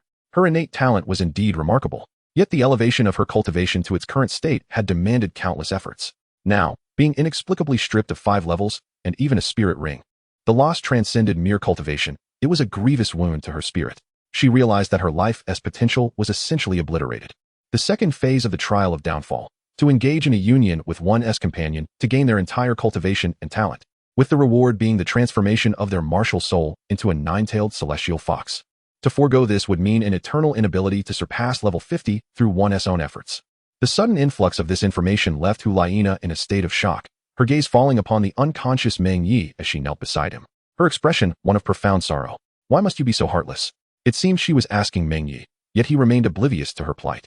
The divine held absolute dominion over mortals. Unless one approached the formidable threshold of 100 levels, it was impossible for mortals to contend against the laws of existence. Leaning in, her face nearly brushing against his, Hulaina's pallid complexion flushed with a faint hue. A glimmer of tenderness sparkled in her eyes as she whispered softly, "Do you know, I truly wish you would glance my way more often. Yet, as a disciple of the Pope, I cannot betray the immense sacrifices my mentor has made for me, so I strive to convince myself. Yet, witnessing your repeated displays of talent and the admiration you garner from my teacher brings me a measure of joy. I, Hulaina, detest men who are weaker than myself. But why cannot you be a bit more assertive, a bit more proactive?" At this juncture, Hulaina thought of Luo Xian. A wave of bitterness rising from within her as she confessed, "She is indeed beautiful, and I find myself envious of her. However, you belong to me." If only for this moment.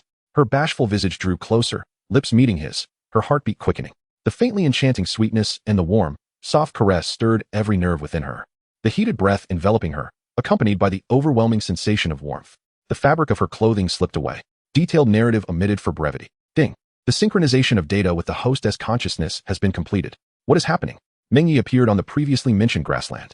Although aware that this place is considered the internal space of the system, it is indistinguishable from the real world. "Host, your kidneys are about to be harvested." Meng Ye? The first words I heard upon arriving here were this, and Meng Ye's expression darkened. He pressed on with further inquiries. "What on earth is happening? How did I end up here?" The sheep was once again grazing, although its nature was unclear. Meng Ye dismissed it as merely a quirk of the system, so he paid it no mind. "Oh, this time it was I who brought you here." Meng Ye was momentarily taken aback, then spoke darkly. "You better have a good reason. Do not misunderstand. This system has indeed saved you. In this realm, even deities cannot harm your soul. As for the physical body, well, let us get to the point. Meng Ye was unwilling to squander time. The place he found himself in was far from secure. The Rakshasa deity possesses 3 incarnations: death, slaughter, and corruption, each representing a fragment of the Rakshas's divine consciousness, effectively serving as avatars, though each incarnation holds a divine position. How is that possible? Can a single deity attain multiple divine positions? Upon hearing this, Meng Ye furrowed his brows. If that were the case, how could the Rakshasa god possibly be defeated by the Asura god? Couldn't they simply practice creating multiple avatars? If they couldn't win in a one-on-one confrontation, couldn't they resort to a collective assault? That seemed implausible. The host was overthinking. The Rakshasa god had seized the divine position in a fit of rage after being vanquished by the Asura, having merely perfected the art of avatar creation. Nonetheless, this technique was indeed formidable. Unfortunately, the Rakshasa's actions had also incensed the other 2 divine kings, leaving their divine souls nearly dissipated, and their true forms still in a state of slumber. What relevance does this have to my current situation? Meng Ye still failed to grasp the crux of what the system was conveying. Of course, it is pertinent. The host is currently too feeble, unable to even catch a glimpse of one of the avatars. That avatar of slaughter seemed to hold you in high regard, yet you declined her trial. Now, it appears that the fallen avatar intends to claim your life force. Meng Ye's expression darkened significantly as he inquired, "What impact does this have on me?" The system, in response, expressed uncertainty, stating that it had drawn the host into this predicament to avert unforeseen consequences. Even if she were to indeed claim your life force, you would remain unaffected. Upon hearing this, Meng Ye let out a sigh of relief. These avatars of the Rakshasa god were indeed deities he could not hope to contend with, yet a simmering anger continued to churn within him. There's no need for the host to be angry. You will not suffer any loss, the system reassured. The sheep, too, raised its head in agreement, and then, bang.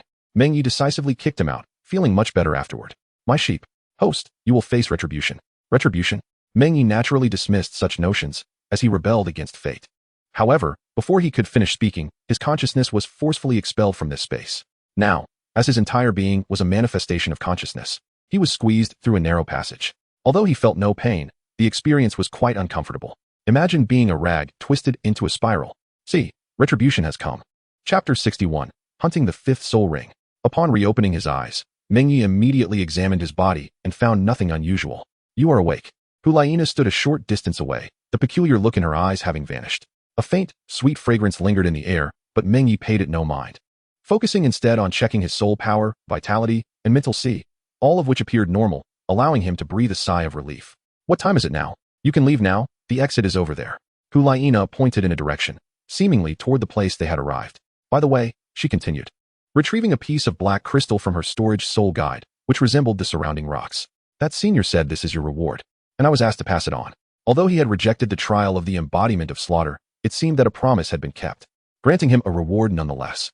Upon receiving the crystal, a piece of information entered his mind, devoid of any spiritual imprint. Reward: enhancement of a soul ring by 5,000 years. Though it did not meet his expectations, Meng Ye wished to leave this place promptly and had no desire to return. He absorbed the reward and walked toward the exit.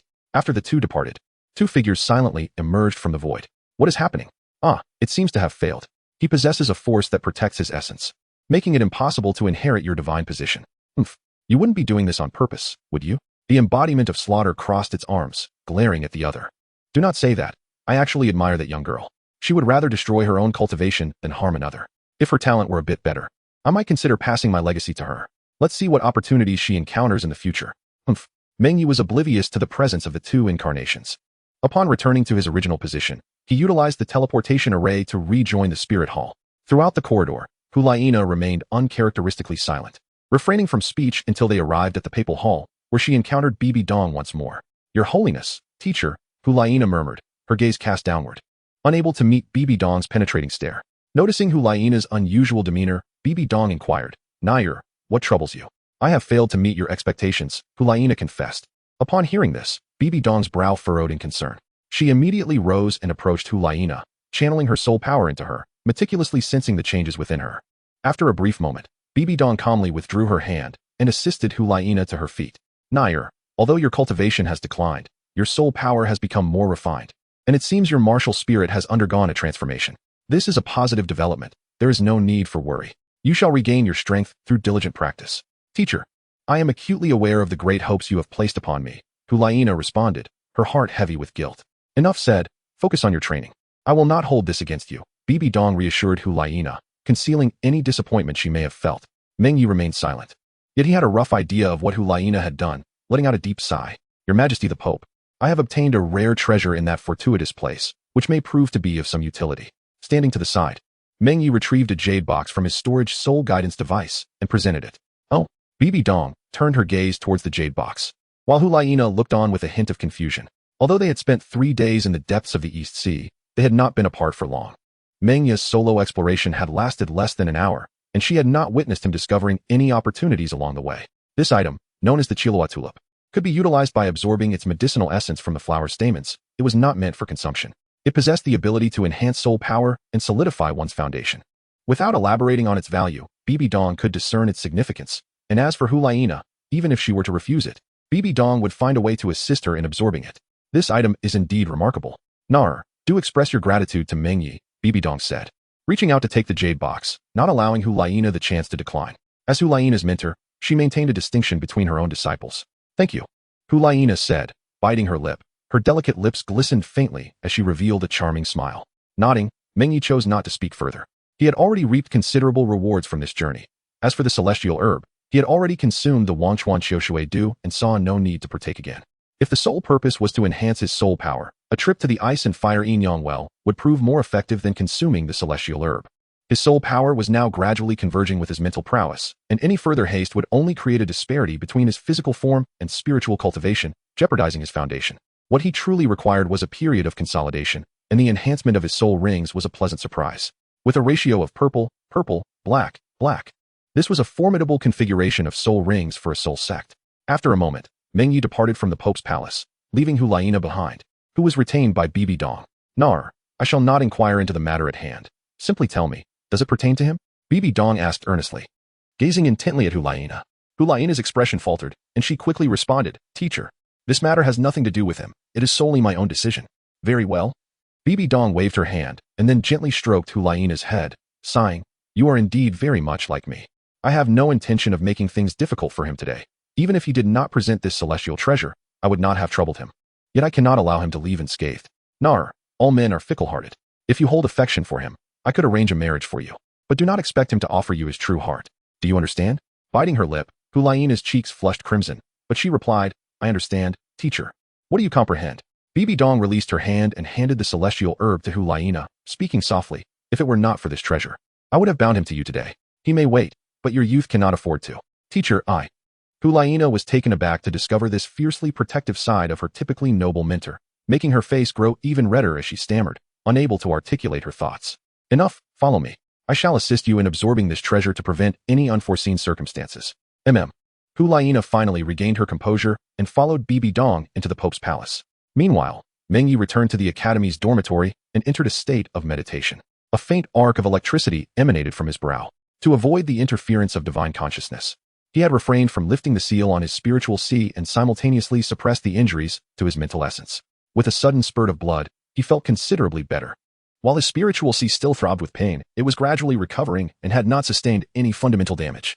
He meditated until the following day, feeling a slight enhancement in his mental prowess and cultivation, confirming that no hidden dangers lingered. He returned to the Pope's palace once more and encountered Bibi Dong. The 5th soul ring?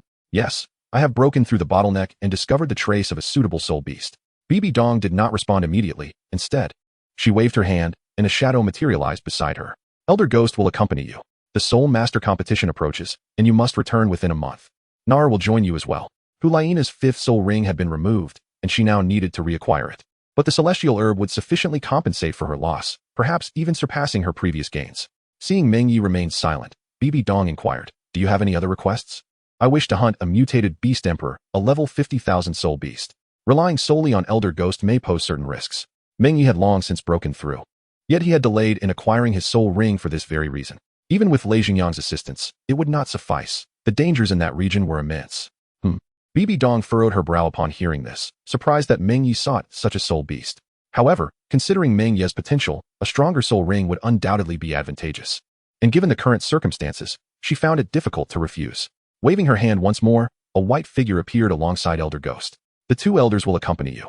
Thank you, Your Majesty the Pope. This was an unspoken agreement. Both Bibi Dong and Meng Ye understood its implications. Meng Ye's value lies in his innate talent and secret techniques, and now perhaps also in Hulayina, making it impossible for Bibi Dong to refuse his terms. Even if he wished to hunt a 10,000-year soul beast, Bibi Dong would likely acquiesce. Chapter 62. A Perilous Soul Hunt. As they embarked on their journey to the Star Doe Forest, the group, all possessing formidable cultivation, moved with remarkable speed. Bibi Dong had estimated a month's time, but with Hulayina's addition, a slight delay would be permissible. Thank you for your assistance earlier, Meng Ye. Not at all.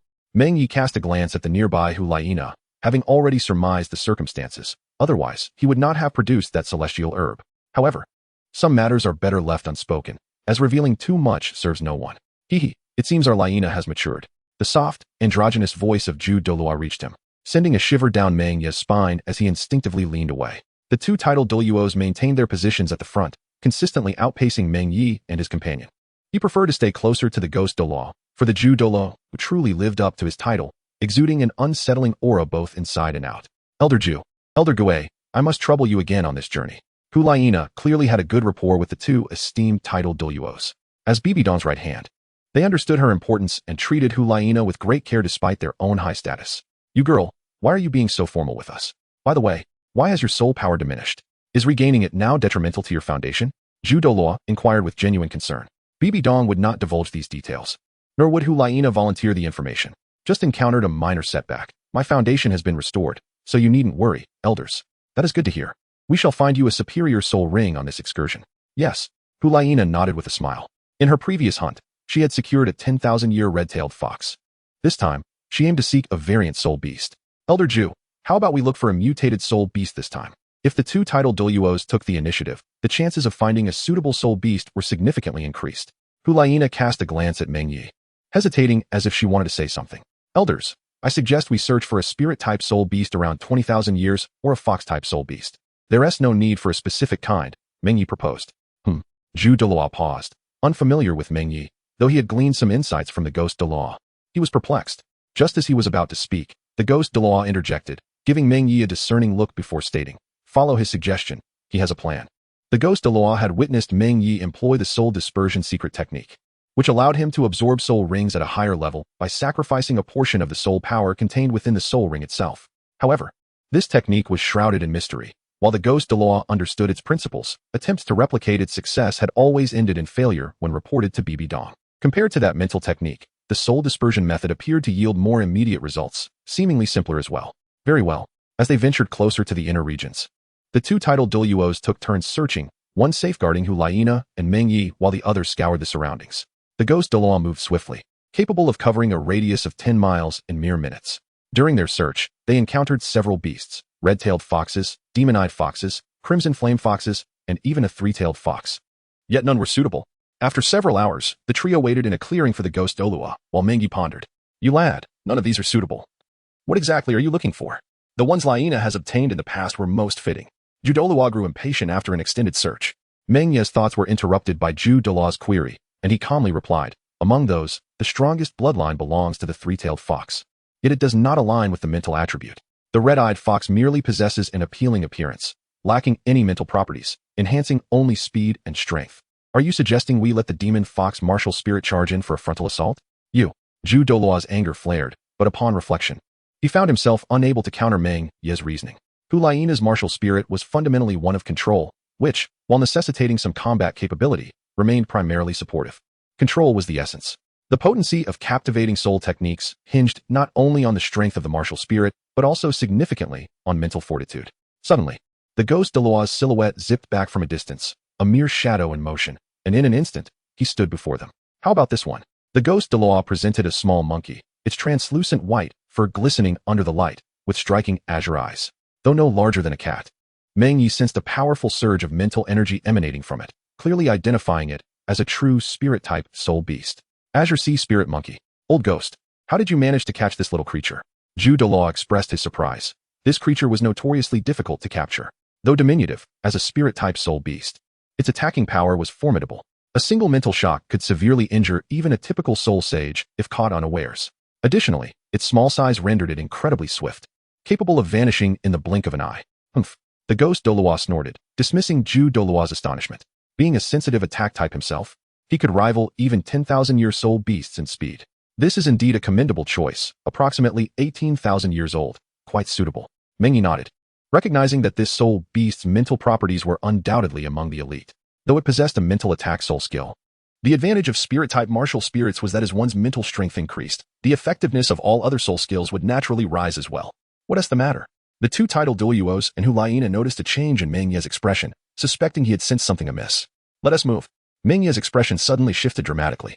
With a startled exclamation, he seized Hulaina and sprinted towards the edge of the forest. In the next moment, a thunderous roar reverberated, startling even the ghost Douluo and the chrysanthemum Douluo, who were momentarily frozen in place. The ferocious sound was so overwhelming that it nearly caused the blue sea spirit monkey in ghost Douluo's grasp to slip away. Where did that beast come from?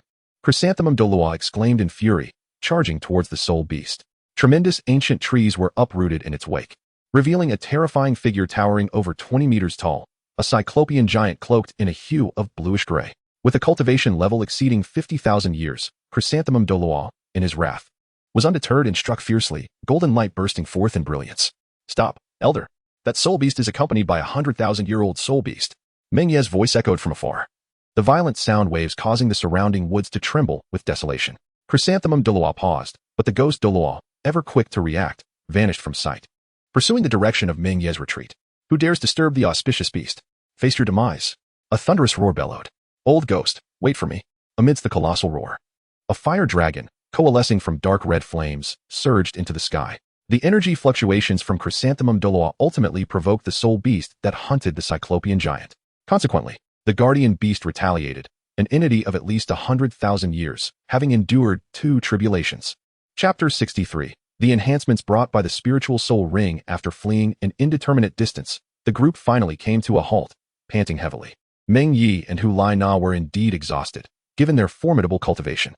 However, to describe their state as disheveled, one could not overlook the sight of Zhu Douluo, whose pristine white attire was now charred and clinging to his form. His hair was tousled, appearing somewhat wild, and even after escaping peril, he continued to breathe heavily. Still shaken, Hulaina and Meng Ye sat beneath a tree. The former, belatedly aware, noticed Meng Ye grasping her hand, her cheeks flushing, yet she remained silent. Young man, what on earth was that monstrous creature? Zhu Douluo's mind was in a whirl. Had it not been for the extraordinary qualities of the Qirong Tong Tianju, he might not have escaped at all. Soul beasts over 100,000 years old are often referred to as ferocious beasts by elders. Yet that particular beast was not the crux of the matter. What do you mean? Gue Douluo, hearing the term ferocious beast for the first time, inquired with curiosity. Elder Zhu must have seen that a one-eyed giant was not alone. There was also a golden soul beast behind it, correct? Are you referring to that lion-like creature? Could it possibly be the pup of the three-headed hound? Zhu Douluo was seething with anger, having narrowly avoided grievous injury from the hellhound's flames. Thus his words were laced with agitation. Yes, that is indeed it, although it is not the offspring of the three-headed hound, but rather the target it is sworn to protect. Fortunately, no harm befell it. Otherwise, the Stardow forest would surely succumb to a tide of beasts, Meng Ye interjected, noting the nonchalance of the two titled Douluos. A tide of beasts sweeping across the entire continent. Gulp. At that moment, even the two titled Douluos found themselves momentarily breathless. They were typically unconcerned about ordinary beast tides, as they seldom affected vast areas, causing havoc mainly in towns near the Stardow forest. However, the thought of a tide sweeping across the entire continent rendered them uneasy, imagining countless creatures residing in the depths of the Stardow forest surging forth. Even the profound foundation of the spirit hall sent chills down their spines. Others might not comprehend, but they were acutely aware of the untold horrors lurking within the unexplored regions of the Stardow forest. 10,000-year soul beasts, ferocious beasts. Considering the vastness of the Stardow forest, even a conservative estimate of over 100 would not be far-fetched. Young man, do not frighten this old man. That was merely a soul beast under 10,000 years. What capabilities could it possibly possess? Zhu Douluo remained skeptical. Does the elder truly believe that a soul beast less than 10,000 years could pursue and hunt a 50,000-year soul beast? The other party did not dare to resist, especially with a ferocious beast lurking in the shadows. Meng Ye stood up and cast a lingering glance at Zhu Douluo, saying, "That is the essence of the Stardow forest. Even the master of this forest must protect it. Do you still believe I am jesting?" Only then did Zhu Douluo fully believe, recalling how he nearly unleashed his ninth spirit skill, his face paling at the thought. Had he faltered in that moment, it is likely they would have met their end here today. "Senior, I request that soul beast." Meng Ye's breathing steadied as he approached Ghost Douluo to claim the Azure Ocean Spirit Monkey. "Be cautious. This little creature is quite swift," Ghost Douluo warned. "For if it were to flee, capturing it would prove difficult." Understood. With a swift motion, he received the Azure Ocean Spirit Monkey, which suddenly erupted with 2 beams of blue light from its eyes, shooting directly into Meng Ye's own. "Meng Ye!" Hulaina exclaimed in alarm, rushing to his side. However, She soon discovered that Meng Ye remained unchanged. He simply unleashed a surge of lightning, rendering the Azure Ocean spirit monkey unconscious. This clever little creature, weighing less than 20 pounds, was mostly intellect. Realizing it could not contend with the elder, it had been waiting for an opportune moment to escape through a mental assault. Meng Ye explained, then handed the Azure Ocean spirit monkey over to Douluo. Only spirit beasts personally slain allow for the absorption of their soul rings. The mental shock he had just endured posed no issue for him, but for Douluo, it was a different matter. Thank you. It's nothing. Responding calmly, Meng Ye settled down to meditate. Douluo gazed at him with a complex expression, ultimately sighing softly as she began to prepare for the absorption of the soul ring. Generally, spirit masters would not casually absorb soul rings. Aside from rituals of purification, they certainly would not do so in a poor state. With insufficient mental strength, a deteriorated condition could lead to backlash from the soul ring, a common occurrence. Old ghost, what is the situation with this young man? Douluo pondered. Feeling as though his years of experience had been rendered insignificant, his wisdom and experience feeling overshadowed. Humph, Ghost Douluo scoffed, glancing at Douluo. Enough chatter. This lad is a prodigy, beyond the scope of conventional understanding. I shall check if that fierce beast has pursued us. You remain here to guard. Understood. Ghost Douluo departed once more. He should have noticed sooner, but who could have anticipated that the three-eyed golden lion would chase after the one-eyed giant? They had no time to react, while Meng Ye's early awareness stemmed from his caution, utilizing mental detection. After about 10 minutes, Douluo had fully restored her soul power and physical strength, setting about to absorb the soul ring. Yet, upon gazing at the 18,000-year-old soul ring before her, uncertainty crept in. This was far beyond her limits. Typically, the upper limit for a spirit master's fifth soul ring is around 12,000 years. Even for powerful assault-type spirit beasts, 18,000 years exceeded the limit by 50, making absorption quite challenging. I shall impart to you a secret technique for spirit absorption. A simple method that, once mastered, allows for the ease of absorbing soul rings beyond your limits. Meng Ye had approached unnoticed. With a flick of his fingertip, he transmitted a message directly into Douluo's mental sea. Biting her lip, Douluo nodded. No longer hesitating, she commenced the absorption of the soul ring. The process was not without its difficulties. Douluo's understanding and application of the technique were superficial, as she was merely learning on the spot, and midway, she encountered some danger due to backlash. Ziz. Meng Ye placed his hand gently upon Douluo's shoulder, an act not intended to take advantage of her. For disturbing the process of soul ring absorption would be quite inappropriate. However, shortly thereafter, a surge of soul power was drawn forth, intertwining with his own essence. By maintaining a steadfast focus, he understood that the loss of a soul ring and corporeal form would not endure long, as the backlash from the spirit of a 10,000-year soul beast would be fleeting. After offering a brief reminder, Douluo gradually regained her composure. Eventually, after nearly an hour had elapsed, she successfully absorbed the soul ring. Nana, how does the soul skill manifest? Inquired Douluo, displaying a hint of concern. It is a mental shock, yet I perceive that other soul skills have also experienced enhancement, Douluo responded, casting a look of astonishment toward Meng Ye. She had not anticipated such a profound improvement from the mental soul ring. Having previously acquired a fifth soul ring, she could distinctly discern the differences. This new ring provided a comprehensive augmentation compared to the last. Although a portion of her soul power had dissipated, the higher age of the soul ring compensated significantly for the loss. More importantly, it conferred upon her a potent single-target soul skill, vastly amplifying her explosive potential while simultaneously enhancing the control abilities of her other soul rings. In terms of results, it appeared to exceed the efficacy of her previous soul ring by more than double. Level 54. It seems that Herb has bestowed upon you considerable enhancement. Although Meng Ye anticipated that the exquisite Kira tulip would be suitable for Douluo, he was astonished by the extent of its enhancement. She had originally been at level 52, but after a drop of 5 levels, she found herself at level 47. The singular Kira tulip elevated her back to level 50. And even after accounting for the spirit ring of the Azure Sea spirit monkey, she had effectively increased her rank by more than 5 levels. This represented a significant leap between Spirit Sect and Spirit King, not merely the Spirit Master level. Thank you, Douluo expressed, somewhat at a loss for how to convey her gratitude. She wished to draw closer to Meng Ye, yet found herself uncertain in his presence. With a gentle lift of her beautiful visage, she gazed into Meng Ye's eyes and said, My martial soul has undergone a transformation. My teacher has emphasized that the metamorphosis of the martial soul is of greater significance than the enhancement of spirit power. And thus I wish to extend my heartfelt thanks to you. Time is of the essence. Let us strive to exit the forest today. Meng Ye evaded slightly. From the distance he had just been, he could even perceive a faint fragrance. Chapter 64. The Mysterious Titan Ant Emperor Kid. Your soul dispersal secret technique possesses an extraordinary essence. How about I exchange a piece of soul bone with you? Rest assured, I promise to assist you in 3 endeavors. You shall not suffer any loss. Douluo was intrigued by Meng Ye's secret technique. The soul dispersal secret technique holds immense significance for soul masters. Although he could not employ it himself, his curiosity remained unabated. On the journey to the domain of the Titan Ant Emperor, he proactively proposed an exchange with Meng Ye. You Guan, has your mind been scorched by that soul beast? Before Meng Ye could utter a word, Douluo took the initiative to speak. Regardless of Meng Ye's response, he stood to lose in this matter. Having previously established a slight rapport with Meng Ye, he naturally could not stand idly by. A soul bone, with Meng Ye's exceptional talents, was merely a delightful embellishment, one that he might even dismiss.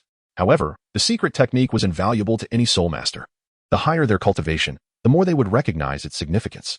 As a title Douluo, they were acutely aware of the benefits of enhancing each soul ring. And it was imperative that they ensure each soul ring could be absorbed at an advanced level, making the attainment of level 95 a certainty. Historically, fewer than half of the title Douluo had achieved this ratio. Within the Spirit Hall, only Bibi Dong, Douluo, and Douluo, along with 7 other venerable elders, had surpassed the 95 level mark. The remaining elders had all been stalled beneath this threshold. To exchange a mere soul bone for a treasure capable of sustaining a soul master family for thousands, even tens of thousands of years, or to alter the very fabric of the soul master world, was a bold claim indeed from Douluo. Douluo, already irked by Douluo's earlier retreat, retorted angrily, "You old ghost, spare me your nonsense. I solemnly vow that I shall never disclose this matter. Then shall I assist in digging up your grave?" He shot back, revealing his intent to exploit the situation. The title Douluo of the Spirit Hall were interred upon the sacred mountain of Douluo Hall, and Douluo was clearly attempting to engage in some covert maneuvering. What do the deceased care for oaths? Are you truly intent on opposing me? Your shamelessness knows no bounds. As the two continued their heated exchange, Meng Ye interjected, "Elders, we have arrived." Before them lay a vast chasm, exceeding 10 meters in width, flanked by rocky thorns that bore the remnants of some soul beasts. The chasm extended for over 1,000 meters, revealing it to be a perilous location where a misstep could lead to a shattering fall. "You sure this is where the soul beast you seek resides?" Douluo, no longer fixated on their previous argument, cast a dubious glance towards Meng Ye. Meng Ye nodded affirmatively. The coordinates in his mind were provided by the system, leaving no room for error. Approximately 500 meters below lay a subterranean cavern, home to a mutated ant king, aged 50,000 years. This area had penetrated deep into the Douluo forest, and to avoid any mishaps, he requested the 2 elders to act swiftly and subdue the beast. Exchanging glances, Douluo and Douluo nodded in agreement. "How do we lure it out?" Douluo inquired. "Descending to capture it would not be an easy task, even for us." Indeed, it was not merely difficult. Meng Ye was almost certain that even the 2 title Douluo would be unable to lay a finger on it. This mutated ant king possessed strength rivaling that of a 100,000-year soul beast, and given the advantageous environment, he doubted whether the 2 title Douluo could escape unharmed. Simply find a slightly larger soul beast and toss it down. The scent of blood will coax it out. Those corpses clinging to the rocky walls did not leap down by themselves, at least not all of them. They are the ant king's prey. Since it does not venture out to hunt, we shall draw it out. Should we fail, I have a backup plan. Without delay, Douluo acted, seizing a 1,000-year-old brown bear soul beast and hurling it into the chasm, the blood spilling forth. As they waited, the tension in the air grew palpable. Having learned from their prior encounter, each member of the party felt a sense of trepidation, uncertain of what perilous creature might lurk ahead. Suddenly, a sound resonated from below, jolting the others at the chasm's edge. The 2 title Douluo emitted faint fluctuations of soul power, poised for action. Directly beneath, 300 meters down, a pair of eyes glimmering with a faint soul power sheen surged toward Meng Ye, its spiritual perception fully engaged. Moments later, it roared, "Attack!" with a rush. Douluo was the first to respond, expanding a layer of pale golden soul power, establishing a barrier around them. Meng Ye observed as the 3rd soul ring illuminated. The specifics of the soul skill unknown, but he surmised it possessed both defensive and controlling properties. Ghost Shadow Earth Trap.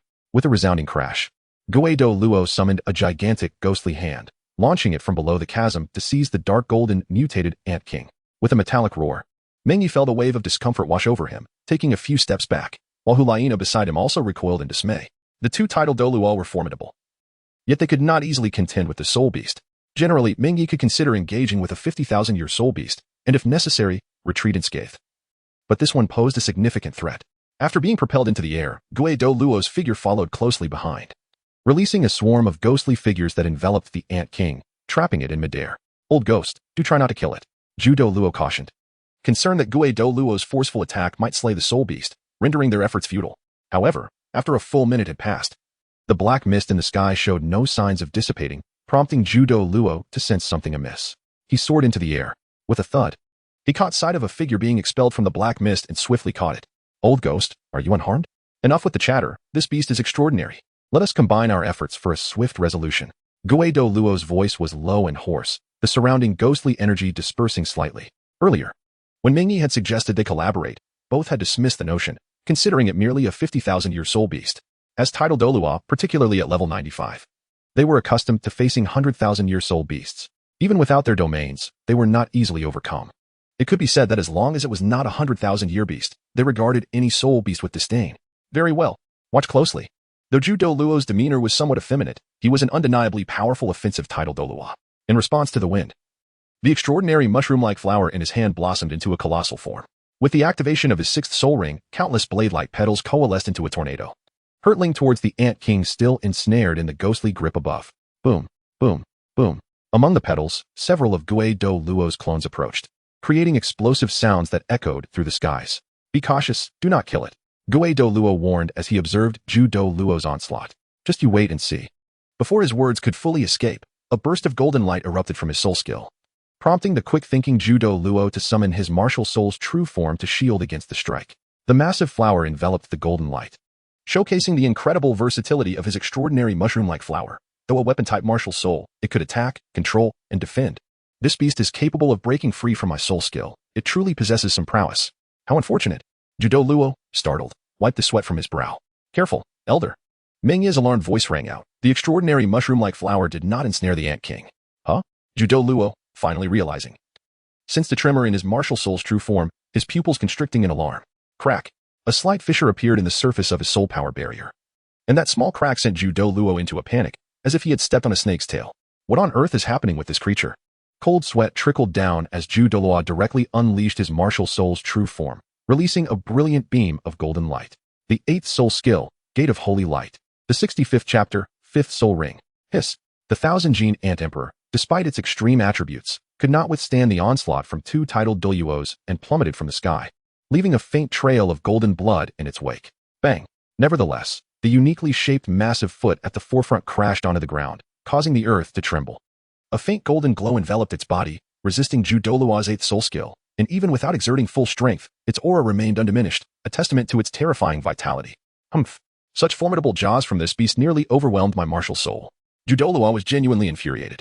The two titled Douluos surrounded the 1,000-gene Ant Emperor, leaving it no chance to escape, as the ground itself was shrouded by Douluo's barrier. Thank you, esteemed seniors. Meng Ye approached the two titled Douluos, intending to eliminate the soul beast. Hiss. Sensing Meng Ye's murderous intent, the 1,000-gene Ant Emperor erupted with even greater soul power, causing the golden light to surge. Insolence. Ghost Douluo struck again, a massive ghostly hand descending to suppress the 1,000-gene Ant Emperor, yet it could not completely subdue it, merely confining it in place. Although not a power-type martial soul, Ghost Douluo's cultivation was undeniably that of a titled Douluo. With such a strike, an ordinary soul sage would kneel, and even a soul Douluo would be constrained. However, this soul beast was merely held in place, supported by its 4 pairs of legs against the weight of Ghost Douluo's enormous hand. It seems this creature needs a bit of leg work. Douluo's gaze turned icy as he unleashed his martial soul once more. They believed his strength could rival that of a pure power soul Douluo. Yet soul masters lacked such formidable defense and vitality, even in martial soul form, it was insufficient. Hiss. Clang. Several blade-like petals swept through, severing the 1,000-gene Ant Emperor's legs. But when they struck its front legs, they were halted by a surge of golden light. Hiss. The more grievously injured the 1,000-gene Ant Emperor became, the fiercer its ferocity grew, emitting a more chilling roar. Yet all was coming to an end, with such severe wounds. Escape from the two titled Douluos was no longer an option. Zizz. Clang. A thunderous spear shot forth, piercing through the 1,000-gene Ant Emperor's weak point, relieving it of its suffering, as a pitch-black soul ring materialized. Ghost Douluo retracted his soul skill. Although its combat power was comparable to that of a 100,000-year soul beast, it did not mean it was one. Lacking a domain and pure strength, it was destined to differ from a true 100,000-year soul beast. Enduring the relentless assault from the two titled Douluos and surviving until now was indeed remarkable. Young man, this soul ring is not easy to absorb. You must think carefully. Douluo and Ghost Douluo initially assumed it was merely around 50,000 years in age, and knowing Meng Ye possessed secret methods, they had no reservations. However, having personally verified the situation, they realized this was no ordinary 50,000-year soul beast, while the soul power might suggest so. The strength of the soul ring was likely far beyond that. Absorbing beyond one's level, especially with such a vast discrepancy, posed risks that could not be overstated. For an ordinary soul master, it would be a certain death. Moreover, should any unforeseen incidents arise, prolonging the process would be unwise. They were deep within the Douluo forest, a perilous place for both humans and soul beasts. Thank you. Meng Ye bowed with a confident smile and said, since you two elders are assisting me so, how could I possibly fail? Excellent. Douluo's eyes lit up, appreciating Meng Ye's words. And he replied directly, just focus on absorption. Even if 100,000-year soul beast were to appear today, I shall ensure your safety. Although Douluo coveted Meng Ye's secret methods, he knew he could not utilize them himself, and thus was not overly fixated. Instead, he admired Meng Ye's conduct throughout this journey, decisive, wise, calm, and possessing an understanding of seizing opportunities, devoid of the arrogance typical of youth. Although he lacked some of the youthful vigor, it was a blessing. In this world, the price of impulsiveness could be dire. Crack. Meng Ye Panchi settled down. His spirit power maintained at its peak state, and he decided to directly invoke the blood essence secret technique, causing his form to grow immensely. Like a diminutive giant, he began to absorb the soul ring. This approach served two purposes, to expedite the absorption process and to contend with the fact that this soul ring indeed surpassed his limits. The crux lay in the formidable attribute of ultimate power, a quality he had already encountered. Technically speaking, this could not be classified as an attribute, as it was difficult to define. After all, the strengths of elemental attributes could manifest in tangible suppression effects, while the nature of this power attribute was much harder to discern. Even the Haotian hammer, renowned as the strongest weapon spirit and the most powerful strength-type spirit, could not reach ultimate power without utilizing the Haotian sect's ultimate techniques to enhance its strength. However, unlike elemental attributes, power attributes had the advantage of not conflicting with the ultimate thunder he had already mastered, with no points of contention between the two. A chilling aura of blood essence emanated from him, gradually enveloping the surroundings in a heavy mist tinged with crimson. It subtly formed a barrier, the heat and pressure twisting the void around him. Is this the materialization of blood essence? Douluo glanced at Ghost Douluo, astonished. They had seen much and were well versed. Having encountered the terrifying oppression of Bibi Dong and Qian Douluo, who possessed innate domains that purified all with divine light, or the tangible killing intent arising from overwhelming murderous aura. Yet, they had never witnessed blood essence being directly released into the external environment. They were certain this was neither spirit power nor mental energy. This young man had learned some peculiar secret techniques from an unknown source, his physique akin to that of a soul beast. He had previously suggested that they cultivate together, and Douluo finally understood why the old ghost had suddenly taken the initiative to seek him out for training.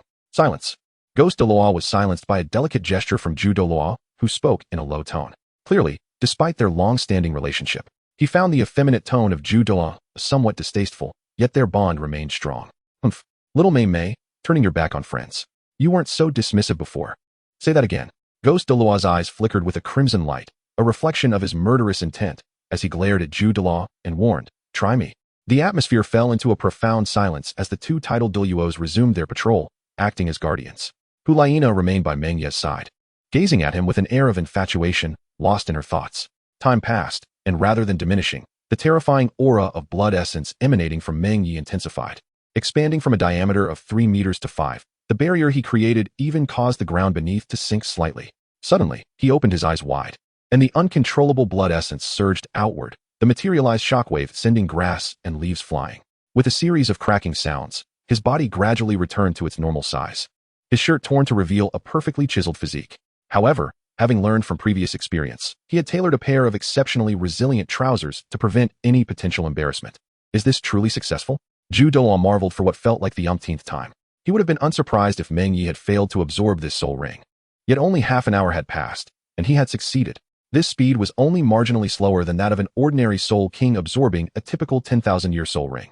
Well done, let's go. Retrieving a change of clothes from his storage soul guide, the group set forth from the Douluo forest. Shortly after their departure, a golden soul beast, following the scent, arrived at the location. Chapter 66, returning to the normal trajectory. Sniff, sniff. It seemed to detect a familiar scent. The resplendent golden beast emitted a low growl, its fur bristling. Rue beast, those humans should have vacated the area by now. You should return for the time being. I will summon some soul beasts to capture them for you to deal with. Having lived carefree in the depths of the Douluo forest for thousands of years, the three-eyed golden lion was filled with rage at the sudden attack that had nearly costed its life. I will tear those humans apart with my own hands. The voice that emerged from the three-eyed golden lion was youthful yet strikingly clear. If not for the murderous tone, one might mistake it for that of a little princess. Rue beast, among those humans was a titled Douluo who attacked you, and besides, they likely lacked the courage to return here. Although the Red King was a formidable beast, It now had to serve as a protector for the three-eyed golden lion. Hearing its words, he felt helpless. If it were a pursuit, he was confident he could catch up to Douluo and even hold him back, but he did not dare to leave the three-eyed golden lion's side. If anything went wrong, Emperor Tian would flay him alive. I have memorized their scents and their fated trajectories. They will inevitably return here. One of those humans must die. The third eye atop the three-eyed golden lion's head glowed with a strange light. The reason the three-eyed golden lion was regarded as the emperor of Rue beasts was not only due to its ability to double the growth rate of surrounding soul beasts, but also because it could enhance the chances of a 100,000-year soul beast breaking through its bottleneck. This third eye was said to harbor the power of destiny, the key that Emperor Tian deemed crucial to the fortunes of the Stardow Forest. After Meng Ye and his companions departed from the Stardow Forest, they spent several days returning to the Spirit Hall in Wuhan City. It can be said that Meng Ye is truly a walking treasure. After Meng Ye's brief visit, he returned to the academy. His presence felt more like a routine obligation rather than a prolonged stay. Indeed, thus far, the power he has displayed far exceeds that of his peers. It is conservatively estimated that even an average soul emperor would be no match for him. The ghost Douluo conveyed the situation to Bibi Dong with utmost honesty.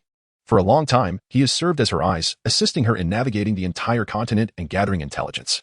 Meng Ye once remarked to Lei Jingyang that the Pope is confined within the papal hall, unable to venture beyond its confines. Though spoken in jest, it is nonetheless a truth. Bibi Dong would not, and indeed could not, easily leave this place. Which is precisely why the presence of Ghost Douluo and Chrysanthemum Douluo is essential. The Soul Emperor? It is likely more than that, she mused. Casting a glance at Ghost Douluo. From the beginning, Ghost Douluo had never witnessed Meng Ye unleash his full power, or rather, he had never been afforded the opportunity. Whether faced with an opponent too formidable or too feeble, one cannot assess a person's strength accurately, especially since Meng Ye's capabilities span such a vast range, making judgment all the more difficult. There is no need to focus on him deliberately. Maintaining the status quo will suffice. Since he has assisted Nar in acquiring a suitable soul ring and imparted the equally precious secret technique to her, Bibi Dong glanced at the silent Hulaina and smiled. After all, he is also my disciple. Indeed, the two titled Douluos exchanged glances, grasping the underlying message from Bibi Dong. She was subtly advising them to be mindful of their subsequent actions. Previously, Bibi Dong regarded Meng Ye merely as a clever, ordinary disciple, difficult to control and without any means of constraint, thus she did not fully recognize him. Now, with Hulaina's connection, although unspoken, Bibi Dong chose to trust her judgment. Teacher, I shall return now, Nar said. Yes, Nar. With the Soul Master competition approaching, you all need to synchronize and prepare well. Bibi Dong replied. Nar understood. After departing the papal hall, Hulaina returned to the academy with a bright smile, feeling quite elated. This visit not only restored her cultivation, but also led to an enhancement. Her martial soul underwent a transformation, evolving from the demon fox into the true celestial fox martial soul. However, Hulaina's joy was short-lived. Upon returning to the academy, she discovered that Meng Ye had gone to the dining hall with Luo Xian and the three members of the Lu family. Her previously light steps slowed. She stretched out her hand, and although the distance was not great, she found herself unable to utter a sound. Meng Ye, did you go soul hunting? Meng. Be mindful of your manners. You are not a child anymore, Liu gently chided, restraining the overly excited Lu Meng. The young girl squirmed like a cat, unwilling to settle down. Yes, Meng Ye nodded. He had coincidentally encountered them upon returning to the academy. Lu Meng had come to invite Luo Xian for a meal. Typically, Luo Xian refrained from dining at the academy due to the crowds, and she was hesitant to go alone, prompting Lu Meng to suggest finding her. On their way, they fortuitously encountered Meng Ye, who had just returned and had not yet eaten, so he decided to join them for a meal. Meng Ye, does this mean you have acquired your fifth soul ring? Lu Yu, initially unaware of this detail, widened his eyes in astonishment. Having assumed Lu Meng was merely asking casually, only to discover the truth behind her inquiry. You just returned, but how did Meng find out? Meng Ye found it rather peculiar. This young girl was certainly not lacking in intelligence, yet it was unlikely that she could fathom such matters. At most, she merely possessed a touch of cleverness. Luo Xian mentioned it to me, you know. Lu Meng grinned, flashing a victory sign, her expression brimming with pride. Meng Ye turned to gaze at Luo Xian, who responded with a serene smile, her graceful demeanor untouched by any blemish, enhancing her already stunning beauty. I cannot fathom the reason, but it seems I can faintly perceive the essence of your soul. A subtle flush adorned her exquisite features, adding an intoxicating allure to her breathtaking visage. Meng Ye found himself momentarily entranced. Oh. However, the delightful ambience was abruptly shattered by Lu Meng's exclamation. The group continued their journey to the dining hall, which was not overly crowded, as it was nearing mealtime. The culinary offerings at the Wuhuan Hall Academy were indeed commendable. Each dish was meticulously prepared, with hygiene and surroundings well up to standard, and the variety of dishes was impressive. Additionally, there were options for freshly made items. So the group ordered enough to satisfy their appetites. Luo Xian sat beside Meng Ye, her cheeks flushed with a rosy hue and a smile gracing her lips as she savored her beloved pork knuckle. Meng Ye believed that it was purely a matter of heightened sensitivity, combined with their occasional encounters, which enabled Luo Xian to discern his soul power cultivation, a detail he did not take to heart, just as he had demonstrated, as long as the disparity in cultivation levels was not vast, or through certain special means. He could effortlessly perceive the cultivation of other soul masters. This was a matter of experience and established patterns, all of which were traceable. Subsequently, he found himself with little to occupy his time, returning to the rhythm of his previous training, further developing his secret techniques, and occasionally communicating with Lei Xingyang through letters. This was, indeed, his most ideal state. As for the future, he preferred not to dwell on such matters. Have you heard? Senior Hulaina seems to be causing quite a stir at the soul arena. How could she speak like that? You mustn't speak ill of my goddess. But aren't you a girl? So what if I am a girl?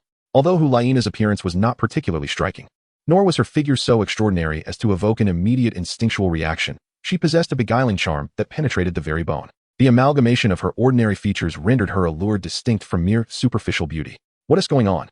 I heard that Senior Laina's cultivation has surged recently, overpowering both Yin and Xiaoyu, and in a fit of displeasure, she even pummeled Xiaoyu. The students gossiping nearby were taken aback and became more excited. The surrounding conversations of this nature were intermittent, and since the cafeteria was not particularly crowded, Meng Ye and his companions overheard them. They paid little attention. An increase in strength and a desire to test, it was a normal reaction, or so Meng Ye believed. Chapter 67. The Gossip of Ovis Clang. Meng Ye emerged victorious. Nearly a month had passed since their return from the soul hunting expedition, and the 7 representatives of the Spirit Hall team had long been determined, without a doubt. The trio of Hulaina was included, with Meng Ye as the vice-captain. However, his unique strength and principles often left others feeling somewhat out of place. Simply put, Meng Ye had never considered collaborating with others, and in this regard, Hulaina and her companions were no different. Even if Meng Ye did not participate, he would merely select 4 to fill the ranks. Currently, he had chosen the 3 strongest soul masters, which still amounted to mere numbers. Apart from an auxiliary soul master named Suyu, who possessed a level 48 golden staff martial soul, the other 2 were deemed insignificant in Meng Ye's eyes. Furthermore, there was no synergy among the 4 of them, let alone any possibility of cooperation. 3 offensive types and 1 control type did not constitute a balanced team composition. In terms of strength, Meng Ye stood undisputed as the strongest. Hardly anyone could withstand a strike from him. Hulaina followed, capable of launching mental assaults that could incapacitate Yin and Xiaoyu within moments. Consequently, Xiaoyu and Yin now found themselves in an awkward position, having shifted from being on par with Hulaina to being relegated to the 2nd tier. Why? Why are you completely immune to my mental attacks? A voice, a blend of both masculine and feminine tones, echoed as an ethereal figure stood within the arena. Beside them lay a section of the arena, obliterated by a lightning spear, accounting for nearly a tenth of the entire arena, with charred crevices leading down toward the audience, leaving a deep pit in its wake. Upon returning from the EC Abyss, his 3rd soul skill had transformed into a Millennium Soul skill, significantly amplifying its power. But this increase pertained to intensity and the force of thunder. This terrifying might was a result of Meng Ye's lack of control. The enhancement provided by that Power Soul ring was immense, with its augmentations. His casually thrown spear could likely slay soul beasts over 5,000 years old from 100 meters away. Your mental fortitude is insufficient, as I mentioned before. Mental strength requires time to accumulate. Relying on martial soul fusion techniques is somewhat misguided. Meng Ye lightly shook his head, critiquing the martial soul fusion technique. The technique, Demon Charm, combined the physical assault of the Moon Blade with Hulaina's mental attack, concealed within the mists as a peculiar killer. Regrettably, Xiaoyu's mental strength was too weak, while Hulaina, after the metamorphosis of her martial soul, had indeed acquired commendable physical attack capabilities, yet it did not alter much. Considering this, the martial soul fusion technique now offered little value aside from increased soul power consumption. It merely combined the strengths of both parties, resulting in a performance of 1-1. 5-2. 5, which was not the expected outcome of a martial soul fusion technique. Ideally, it should yield 1-1-2. The demon charm fell silent, and soon, amidst a flash of red light, it separated back into Hulaina and Xiaoyu. Xiaoyu bore a hint of reluctance. While Hulaina appeared much more composed, she had never anticipated the possibility of defeating Meng Ye. Meng Ye, come here for a moment. Ovis appeared at the edge of the arena, beckoning Meng Ye. Descending from the arena, Meng Ye approached Ovis and inquired, "Director, is there something you need?" Having finished this match, he was already preparing to return to his training. Engaging with these individuals seemed devoid of significance, not that there weren't stronger opponents. But the instructors present, including Soul Emperors, were easily overwhelmed by him, while there were a few Soul Saints. They were unwilling to spar with Meng Ye due to the vast disparity in their cultivation levels. Winning would be expected, and losing would be too humiliating. Hee, feeling tired. Are we? Ovis chuckled, offering a fruit akin to a watermelon, filled with juice and sweetness. Not tired, director. Is there something you need? Although Meng Ye was puzzled, he accepted the offering, realizing he was indeed a bit parched. It concerns the matter I mentioned earlier. Meng Ye silently handed the fruit back. Always cleared his throat and said, Ahem, the dean has given it due consideration, and the committee of the academy has unanimously decided to reject it. Meng Ye blinked, quietly awaiting the continuation. Only then did Ovis proceed to the crux of the matter, stating, however, we still hope you can assume the responsibilities of the vice-captain for the academy's representative team. He took a hearty bite of the succulent, vibrant red melon flesh, juice cascading down as he genuinely felt a bit parched. Ovis remained unfazed, simply regarding Meng Ye with a smile, patiently awaiting his response. Meng Ye was certainly not merely indulging in idle gossip. Instead, he was contemplating the implications of Owase's words. Indeed, he was the vice-captain. Yet it appeared that Hulaina held the position of captain. Moreover, he had previously doubted that Hulaina and her companions would consider the team's synergy, as it seemed they each operated independently, while the others followed suit. Their overwhelming cultivation alone was sufficient to instill despair in the representatives of other academies. What does the dean intend for me to do? Meng Ye inquired after wiping the corners of his mouth post-consumption of the gossip. The dean is well aware of your capabilities. Your understanding of martial souls is unparalleled. Thus, the dean hopes you can select some disciples to bolster the academy's representative team or serve as reserves for the preparatory squad. What do you think? Owais revealed a cunning smile. This task is hardly one befitting a vice-captain. At most, I would remove those who do not meet expectations and invite those I find favorable. The ultimate decisions rest with the academy's higher-ups. Then I shall replace Su Yu and his companions entirely, Meng Ye asserted decisively. Owais was momentarily taken aback by Meng Ye's resoluteness, questioning, is such a swift decision truly appropriate? They are the best disciples in terms of cultivation and talent aside from you. Does the dean believe there is any synergy among them? Meng Ye replied, to which Owais slightly shook his head. Aside from Su Yu's minimal supportive role, the others contribute little more than mere embellishment. Do you think they can achieve victory against the Blue Lightning Tyrant Dragon or the Netherworld White Tiger while fighting independently? They would merely serve as fodder, Meng Ye remarked. Owais fell silent, a bitter smile crossing his face as he continued to shake his head. The continent's most recognized beast martial soul, in terms of soul strength. Neither Yin nor Xie Yu could stand up to the Blue Lightning Tyrant Dragon of the same level, particularly with Yin in close combat. The White Tiger martial soul could easily contend evenly with him. As for Xie Yu, he, too, lacked any glaring weaknesses. Su Yu is still commendable, at the very least. He can assist you for. The dean must have heard of the Seven Treasures Glazed Tile School's Seven-Hearted Heart.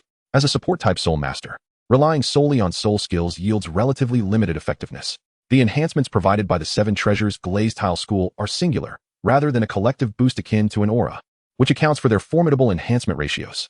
Coupled with the sect's unique secret arts, the amplification of the Seven Treasures Glazed Tower reaches its zenith, almost achieving multiple enhancements for several individuals simultaneously. Very well, however, they cannot be entirely dismissed. They must remain as reserves for unforeseen circumstances, Owais conservatively concluded. Meng Ye, however, remained silent, his brow furrowed in contemplation. What was this reserve team he spoke of? His intention was to select a few talented yet unrefined disciples to observe closely and thus gain some experience. Su Yu, without a doubt, had no hope of participating in the next round. His age rendered him incapable of gaining any substantial knowledge, let alone mastering the secret techniques of the Seven Treasure Glazed Pagoda. Moreover, this individual was an unwavering loyalist to Yin, and expelling him would undoubtedly stir discontent. To leave him in limbo, merely spectating, would be akin to a cruel betrayal. The dean, sensing Meng Ye's inclination to decline, interjected, I implore you. At that moment, Ovis produced a watermelon. Ultimately, Meng Ye acquiesced, deeming it a trivial matter. At most, he would select a few additional candidates. After all, the reserve team still held the potential for participation. Chapter 68. Reselecting teammates the following day, at the Soul Fighting Arena. Humph. Yen stormed up to Meng Ye, his face a mask of fury. Meanwhile, Meng Ye sat in the audience, leisurely enjoying a slice of watermelon. Yen, seething, exclaimed, what do you mean by this? Why have you expelled my people? Your people? Meng Ye glanced up, swallowing the morsel of watermelon, and replied with a hint of confusion, who are you referring to? Su Yu. In the entire academy, who doesn't know that he is under my wing? Meng Ye set down the half melon in his hand and extracted a piece of paper from his storage soul tool, densely filled with information and names of numerous students. This implies that factions have formed within the academy, gathering families and noble offspring who spend their days collecting intelligence and suppressing talented disciples. Are you also complicit in this? Yen froze momentarily. This was not a grave matter. Su Yu, being an auxiliary system soul master, naturally required flattery, which necessitated performing tasks for him. Although the Advanced Soul Master Academy was small, it was fully equipped, and competition, both overt and covert, was inevitable. As one of the Academy's most exceptional prodigies, Yan, while not arrogant, certainly did not remain inconspicuous, and he had indeed offended some. It was impossible for him to confront them directly, which was where someone like Su Yu came into play. I don't know. It has nothing to do with me. Yan's expression soured. Yet he could only accept the situation begrudgingly. This matter was minor, but if it spread, it would tarnish his reputation, especially since he had just been awarded the Purple Record Badge, a significant event. What did you say? Who in the Academy does not know he is under your influence? Gritting his teeth, Yan was filled with rage but dared not confront Meng Ye too brazenly, so he could only turn away in frustration. After dismissing Yan, Meng Ye resumed his snack, pondering the events in the battle arena. He did not wish to act this way, but in the realm of work, regardless of methods employed, one must earn the respect and acknowledgement of others. Only then can one maintain a semblance of fairness. Otherwise, one risks losing the very integrity required. What you're doing will not sit well with Yan. Hulaina approached, a delicate bead of sweat trickling down her enchanting visage. It was unclear what had transpired, but after her soul's transformation, Hulaina could now fully control her alluring powers, at least not causing distractions while walking down the street. Yet, Meng Ye still sensed an ethereal allure emanating from her, a subtle temptation that could ignite a spark if one were careless. Glancing at Hulaina, he frowned, stating, Yan is not the crux. His strength pales in comparison to mine, and he will never dare to confront me directly. As for those under him, Captain, Vice Captain, good morning. Just then, Su Yu approached, a sycophantic grin on his face, holding an exquisite food box. What is the matter? Meng Ye maintained a calm demeanor, seemingly anticipating this interaction. This is a small gift for you, a token of respect. I apologize for any past grievances. I hope you can forgive me. Understood. You may leave now. With a wave of his hand, Meng Ye accepted the food box. Su Yu bowed deeply with a beaming smile, retreating with utmost politeness. Meng Ye then carelessly opened the box, revealing an array of delicacies. Earth dragon tendons, extreme northern ice shrimp, and eastern sea red ginseng. Such a box was not inexpensive, being limited items from the finest restaurant in Soul Master City, worth around 100 gold soul coins. What is happening here? Hulaina observed the scene with astonishment, confused by the situation. He is an auxiliary soul master, and naturally, he would not dare offend me. The one he relies on, Yan, wishes to sever ties with him now. Can you imagine what would happen if I were to have the Academy expel him based on those accusations? An auxiliary soul master without any backing and decent talent would typically be revered by certain sects or soul master families. Of course, that is the best-case scenario. The reality is that he might not survive long. There are many wolves, but little meat to share. A pack of wolves would argue over their meal, and to leave with a whole corpse would be quite fortunate. Nine-Heart Sea-Tang is the best example. The Golden Staff Soul is not as formidable as Nine-Heart Sea-Tang, yet as a representative of the Spirit Hall, his information has long been on the radar of major soul master families and sections. The Academy would not expel such a gifted disciple. Hulaina shook her head slightly, still struggling to grasp the entirety of the situation. Of course not, but I only need him to believe that it is a possibility. Meng Ye took a bite of the ice shrimp from the box, its frosty sweetness confirming its quality, and continued, I have also kept them in the reserve team. From their perspective, this is already an act of grace, naturally leading to their gratitude towards me. One cannot deny that while these minor figures may be fickle, when utilized wisely, they can indeed provide a certain pleasure, for who does not desire the adoration of a multitude surrounding them like a moonlit glow? Hulaina seemed to grasp the implication, her eyes sparkling with understanding, but soon she smiled and asked, Aren't you worried he might betray you? Just as Meng Ye was about to take another bite, he paused and replied, He wouldn't dare. Though he said this, the very mention of it had diminished his appetite. It was akin to dining while someone insistently discussed the restroom. One knows there is no connection, yet it is still off-putting. Wow, you are already spreading poison this early in the morning. How dreadful. A lively voice interjected, followed by the bouncy figure of Lu Meng, who gleefully approached. Lu Yu and Lu Ji were nearby, along with Luo Xian. Lastly, an unruffled figure, appearing to be in his 40s, clad in a long robe, exuded an air of otherworldly wisdom, despite the dark circles beneath his eyes and his haggard appearance. You've all arrived. With a gentle smile, Meng Ye stepped forward to greet them. To his surprise, Lu Meng dashed past him, excitedly examining the food box, while Lu Yu attempted to intercept her, but failed. Lu Meng, you. Lu Yu was visibly irritated, her chest rising and falling dramatically. It's fine. I've already eaten. This is a gift from someone else. Smiling, Meng Ye was unfazed, as he had lost his appetite anyway. He turned to the others and said, There is still some time left. I will arrange a battle arena for you shortly, so you can familiarize yourselves. Time is a bit tight. There will likely be a practical test this afternoon. Lu Yu finally calmed down but still furrowed her brow and asked, Meng Ye, are you sure it's all right to suddenly place us in the Academy's representative team? No problem. It is merely selecting a group for the reserve team. The primary goal is to allow some disciples to observe and gain experience, not necessarily to have you compete. Meng Ye waved his hand casually, speaking with ease. Though always had tasked him with enhancing the team's cohesion, the reality was that he could not command Huliena and could only rely on Meng Ye to fulfill the duties required. As the Academy's head, Aoi's viewed matters from the perspective of the Academy's future, unlike Bibi Dong. Meng Ye possesses a unique philosophy regarding soul masters, one that is remarkably advanced, and always intends to leverage this aspect. While it may be too much to expect him to identify a group of prodigies akin to himself, discovering a suitable direction for the Academy's future development would indeed be beneficial. This soul master system has not undergone any significant changes for centuries. Lu Yu breathed a sigh of relief. She felt somewhat anxious about this matter, particularly since the soul master competition is not an event for just anyone to participate in, especially as representatives of the Wuhuan Temple Academy. In recent competitions, the Academy's representative team has gradually become synonymous with victory, and correspondingly, the pressure has intensified. Is my soul power too weak? Luo Xian timidly expressed, feeling somewhat out of place amidst the crowd. Don't worry. This is merely an opportunity to gain experience. The food system does not require extensive combat experience. It suffices to grasp the rhythm of the battle, Meng Ye reassured her. He wasn't specifically choosing those he was familiar with. Rather, these individuals genuinely possessed exceptional talent. Though Luo Xian's soul power may be lacking, it does not imply that her soul skills are ineffectual. It all depends on the circumstances. Furthermore, the last individual, who appeared on the brink of collapse, is indeed pivotal. Chapter 69, Please Don't Die Here. The rather frail disciple, named Jeremy, is a soul master, yet he is merely 21 years old, possessing a level 46 Tiangui disc martial soul of the support type. As a support type, reaching such a level of cultivation demonstrates a talent that surpasses Suyu. However, his peculiar appearance and martial soul have led the Academy to regard him as an oddity, resulting in a lack of attention, though they have not expelled him. He is often mistaken for a faculty member of the Academy. Cough, he stammered, his hands raised but immediately succumbing to a fit of violent coughing. With trembling hands, he clasped his fists and uttered, "Thank you, Vice Captain. I cough, will do my utmost." The manner in which he spoke suggested he might expel his last breath at any moment, causing Meng Ye to worry that he might perish right there. Had it not been for Meng Ye witnessing this individual's martial soul in his previous life, he would not have dared to summon him.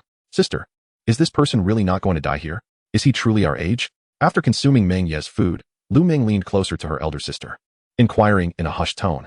"Don't speak nonsense. The Academy has records of all its disciples," Lu Yu retorted, giving Lu Ming a light slap while glancing at Jeremy. Unable to continue her thoughts. At that moment, Jeremy turned, forcing a smile that, despite its good intentions, appeared as if he might depart from this world at any moment. Everyone's thoughts converged in a bizarre consensus. "Please don't die here. Where's the Academy uniform?"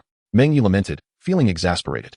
This individual could not be described as weak. Rather, he resembled a person with debilitating conditions.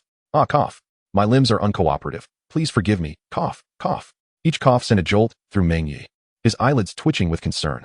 This individual would absolutely not perish. Meng Ye had encountered him after leaving the Wuhuan Temple Academy, and while he still appeared half alive, it was evident he would not meet an untimely end.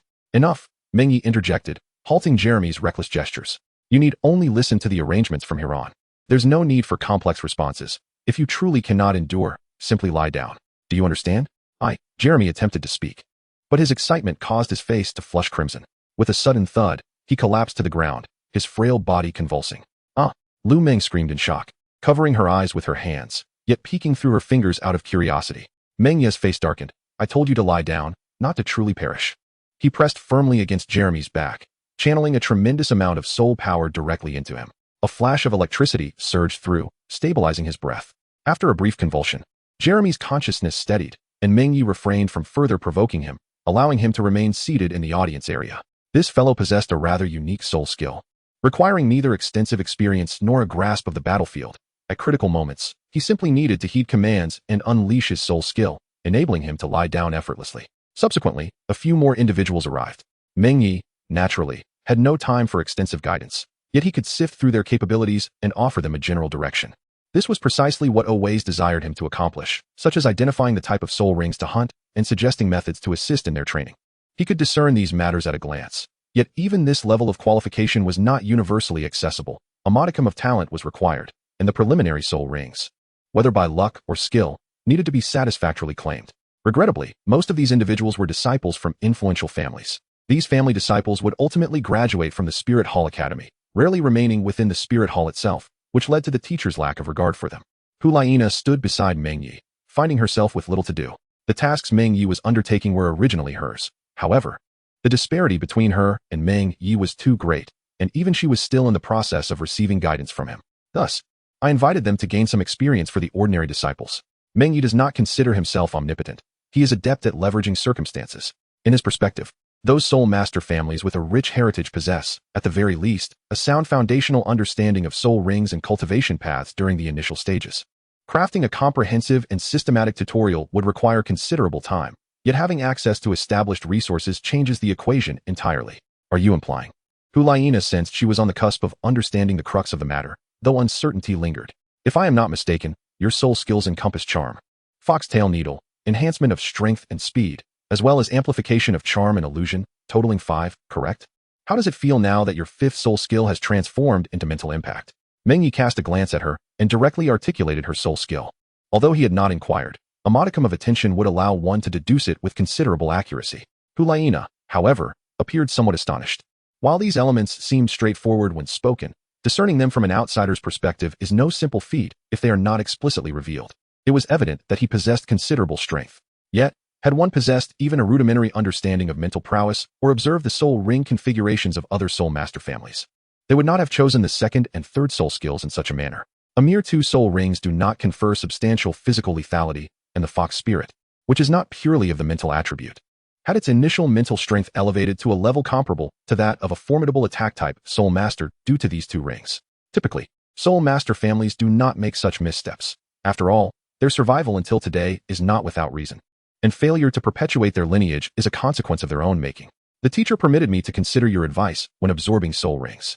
Hulayina smiled and shook her head. She still did not fully grasp the concept, as it requires a wealth of experiential knowledge. Meng Ye furrowed her brows, perplexed by Bibi Dong's intentions. Was she suggesting that her disciple be taught by someone else? The quality and age of a spirit ring with a mental attribute should be as high as possible. After casting a glance at her, she uttered a single remark before making her way towards the battle arena. The training was nearly complete. It was time for a brief respite and a lunch break, as the afternoon would be dedicated to evaluating their achievements. Suyu, you and the others come and cooperate. Just employ our previous strategies, all right? Suyu had not anticipated that Meng Ye would call upon him, yet he rose to prepare for the battle arena. However, before he could proceed, another figure stepped forward. I'll go. It was Yen, who had been harboring a great deal of frustration and was likely eager to reclaim his honor. Meng Ye did not oppose Yen leading the team, though it comprised only 4 individuals. No need, I can manage alone, he declared. With an air of arrogance, Yen strode onto the battle arena, fully aware that he was no match for Meng Ye and thus sought to regain his pride against others. Knowing that Meng Ye was acquainted with Lu Yu and the others, his actions were not entirely surprising. Under Yan's insistence, the battle commenced. With a resounding flourish, Lu Yu's 1st spirit ring illuminated, radiating a brilliant light that compelled all present to squint. The brilliance, while not overwhelmingly intense, created an illusion that veiled their vision, as if a sheer mist had descended. For Yen, who bore the brunt of this assault, the effect was even more disorienting, akin to the blurriness of cataracts. His eyes narrowed, and with a grim expression, he slammed his hands onto the ground, activating his own 1st spirit ring. Unable to contend with Meng Ye and fueled by a simmering rage, he unleashed his attack with merciless intent, aiming to crush these insignificant foes before him. With a thunderous roar, terrifying lava erupted from the ground, instantly elevating the surrounding temperature to a life-threatening level. Even more alarmingly, the molten rock spread relentlessly toward the others. The team members, caught in the midst of their spirit techniques, were momentarily taken aback by this formidable display. Stay calm, Lu Ji urged. I will hold the line. Lu Yu stood resolutely at the forefront, bracing against Yan's overwhelming force. The others felt a surge of relief, their tension easing as they began to execute Meng Ye's tactical directives. At the heart of the team stood Lu Ji, Lu Yu's brother, with Lu Meng behind him. Cradling a sunflower, her spirit power gradually augmenting Lu Ji's strength. The humming energy emanating from their light attribute martial spirits obscured the specific techniques they employed, yet Meng Ye perceived them clearly. Almost simultaneously, the 3rd spirit rings of the sun worm, light, and sunflower martial spirits flared to life. Their spirit rings were identical, derived from a supreme light attribute spirit beast, representing the core technique of their family's martial spirits, solar radiance. The distinction lay in Lu Meng's enhancement of others, while Lu Yu and Lu Ji amplified their own abilities. Oh, has it already begun? The chrysanthemum Douluo appeared by Meng Ye's side at some point, watching the unfolding battle with keen interest. Meng Ye observed with acute clarity that the figure standing at the forefront, Lu Yu, possessed attributes that were truly formidable. Teetering on the brink of perfection, the radiance surrounding his form even distorted the air itself. At this moment, under the amplification from Lu Meng, Lu Ji's solar insect gleamed with unprecedented brilliance. With its innate solar brilliance soul skill, combined with Lu Meng's secondary enhancement, the solar insect embodied the pinnacle of martial souls. Buzz. In an instant, it was as if an artificial sun had manifested above Lu Ji's head. And the surge of soul power he unleashed shattered the bottleneck of a soul king, showing no signs of abating. Lu Ji's fourth soul skill, Light Explosion, was a powerful follow-up technique, initially acquired during a hunt alongside Meng Ye and his companions. Yet, this was not the culmination. Heavenly secrets unbound. As a compass materialized in Jeremy's grasp, an aura of mysterious profundity enveloped him, reminiscent of a celestial mechanism inscribed with ultimate truths, radiating an enigmatic glow. Buzz. Boom. As the arcane brilliance enveloped the already formidable Lu Ji, the artificial sun, which was already perilously close to Soul Emperor levels, expanded exponentially. How could this be? Crack. The composed Douluo shattered the ground beneath him with a single step, disbelief etched across his features. Even as a titled Douluo, he was taken aback, rendering the others speechless. At that moment, the radiant sphere truly resembled the sun, emanating a terrifying heat that warped the very fabric of reality. Lu Ji had already utilized his third soul skill to enhance his attributes, and with the solar flower's secondary amplification, he had reached an apex that was nearly that of a soul emperor. The enhancement from the Heavenly Secrets compass constituted a third amplification. Ugh. Lu Ji's complexion reddened as the power surged beyond his limits. Were it not for the fact that the Heavenly Secrets compass's enhancement was solely focused on soul skills, and this technique was released externally, he would have been severely injured by the backlash of his own power. No way. Yin realized the gravity of the situation. If this attack were to land, neither he nor even a soul emperor could withstand its might. He could not fathom how several soul ancestors had amassed such tremendous power in such a short span, nor did he wish to understand. All he desired was victory. Fierce flames accompanied by swirling dust surged towards the group, engulfing a significant portion of the arena. Fifth soul skill, Whirling Sands and Raging Flames. The most potent 10,000-year soul skill wielded by Yin, although it was an area of effect attack, combined the powers of fire and earth. Those caught in the tempest would not only endure the searing heat of the flames, but also suffer from the abrasive sands that would strip away flesh. Were it not for its challenging control, such a soul skill could easily annihilate a 7-member team composed of soul ancestors in the arena. Buzz.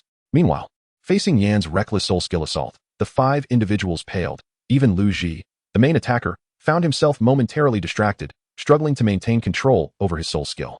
Stay calm. In this critical moment, Lu Yu, positioned at the forefront, gritted her teeth and continued to unleash her soul skill, buying Lu Ji precious time. She had already employed her third soul skill, and the solar brilliance technique not only amplified light attributes, but also gathered surrounding light elements. When the 3 of them executed their skills simultaneously, they could indeed enhance one another's powers to a degree. Her martial soul was already approaching the essence of pure light, rendering her even stronger now. With a sudden flourish, a chain of light elements coalesced and unexpectedly ensnared Yin, binding him firmly in place. A mere trick, release me. Yin bellowed in anger, attempting to break free, but only the sound of straining chains echoed in response. Light binding. Although the 4th soul skill was merely 4,000 years old, Lu Yu's attributes were nearing the pinnacle. Yan's only enhancement soul skill was defensive, yielding no increase in his offensive power. Even with an additional soul ring, he found himself unable to extricate himself from the binding, and more alarmingly, his soul power was being gradually suppressed within. Attribute suppression. The momentum of the Whirling Sands and Raging Flames assault also waned, temporarily stalling. Darn it. Empty. Realizing he was on the verge of being overpowered, an enraged Yin unleashed his soul power recklessly, causing the chains to begin to fracture. With a soft grunt, Lu Yu took a half step back, glancing behind her. Their eyes met, and the sibling duo, well acquainted with one another, understood that Lu Ji had completed his soul skill. Lu Yu decisively retreated. Lu Ji waved his hand to lower the artificial sun above, causing the air to tremble. The lethal heat and the pulse of soul power weighed heavily upon all present, leaving everyone gasping for breath, save for Douluo. Perhaps only Meng Ye could remain composed in the face of such overwhelming force. Buzz. Ah, what a delightful surprise you have brought me. In the next moment, Douluo appeared without warning beneath the sun, raising his hand to reveal a wondrous flower radiating brilliant light, which expanded to envelop the entire luminous sphere. 7th soul skill. True form of the weapon soul. If he had not been present today, an accident could have easily occurred. It would not have been easy for Meng Ye to withstand this attack. Thank you, Elder. Meng Ye inclined his head slightly in gratitude towards Douluo.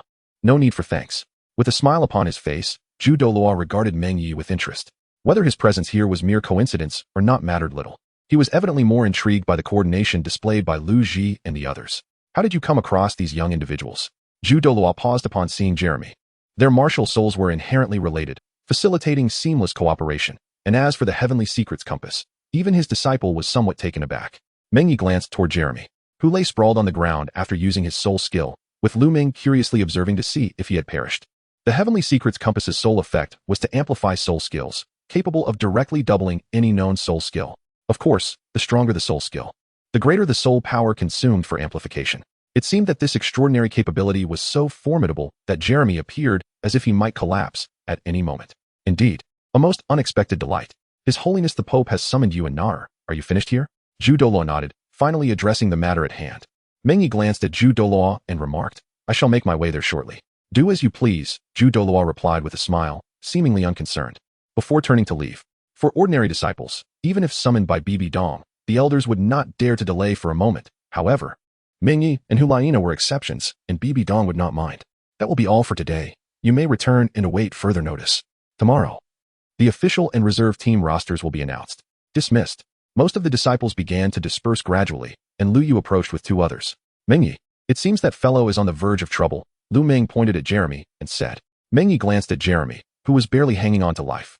As the two academy stewards carried him away, this simply wouldn't do. He had intended to nurture this individual. Even in the later stages, or rather, particularly in those stages, this person would become an unparalleled weapon, capable of doubling the effectiveness of soul skills. In high-level combat, this was not merely a pivotal factor in determining victory. It could instantaneously turn the tide. No worries, he should survive. You all can return and await further instructions. Wait, I refuse to accept this. Yin glared at Lu Yu and the others, clearly dissatisfied with the outcome of the match. Throughout the encounter, he had been nearly entirely under Lu Yu's control, unable to showcase his true strength, which naturally left him feeling resentful. I provided you with an opportunity. Tomorrow, there will be another chance for you to seek revenge. Meng Ye stated calmly, fixing his gaze on Yin. Though he said little, the authoritative intensity of his gaze compelled Yin to regain some composure. The reason Meng Ye did not immediately proceed to the Pope's palace was to avoid any trouble that Yin might stir up with others, offering him a warning instead. Luo Xian, unable to participate, was merely observing and was now somewhat despondently making her way out of the soul-fighting arena. Luo Xian, let us walk together. Lu Ming exclaimed as she rushed over and took hold of her arm. Chapter 71. The method to counter the Haotian hammer in the Pope's palace. The Haotian hammer martial soul? Indeed, a suspected remnant of Haotian has appeared in Tiando City. Given your understanding of martial souls, what is your opinion on the Haotian hammer? Bai Dong gazed intently at Meng Ye. At this moment, Meng Ye was also taken aback. Had Tang San revealed himself prematurely? No, upon closer reflection. It seemed that Tang San had not first unveiled the Haotian hammer during the Soul Master competition. It was when he encountered Tai Long, with the Titan blocking the entrance of Shrek Academy, that the revelation occurred. At that time, there were many witnesses, and it was not impossible for some scouts to have discovered it. Bai Dong likely only speculated. Your Majesty, you wish to inquire about methods to counter the Haotian hammer, correct? Indeed, it is the continent's foremost assault-type weapon martial soul. Bai Dong had also listened to Owase's praises of Meng Ye, particularly regarding his understanding of martial souls, which led her to entertain such thoughts. Meng Ye pondered for a moment upon hearing the words, then raised his head and spoke. Forgive my candor, but such a method does not exist. The Haotian hammer, revered as the mightiest of weapon spirits, surely holds a significance that His Holiness the Pope understands. Can it be that even you cannot conceive of its weaknesses? Naturally, Bibi Dong is skeptical of the notion of a spirit without any flaws. Were that the case, the Haotian hammer would not merely be the foremost assault-type spirit, but rather the supreme spirit of the continent. Neither the six-winged angel nor the sea god dares to claim the title of the strongest. The Haotian hammer is not invincible. Without the profound legacy of the Haotian clan, it would be but a pinnacle spirit. Meng Ye furrowed his brow and remarked, if one must propose a feasible approach, it would likely entail the creation of a technique that rivals it. This is the only method I can conceive, as the might of the Haotian hammer, wielded with the great Sumeru hammer, is overwhelmingly potent.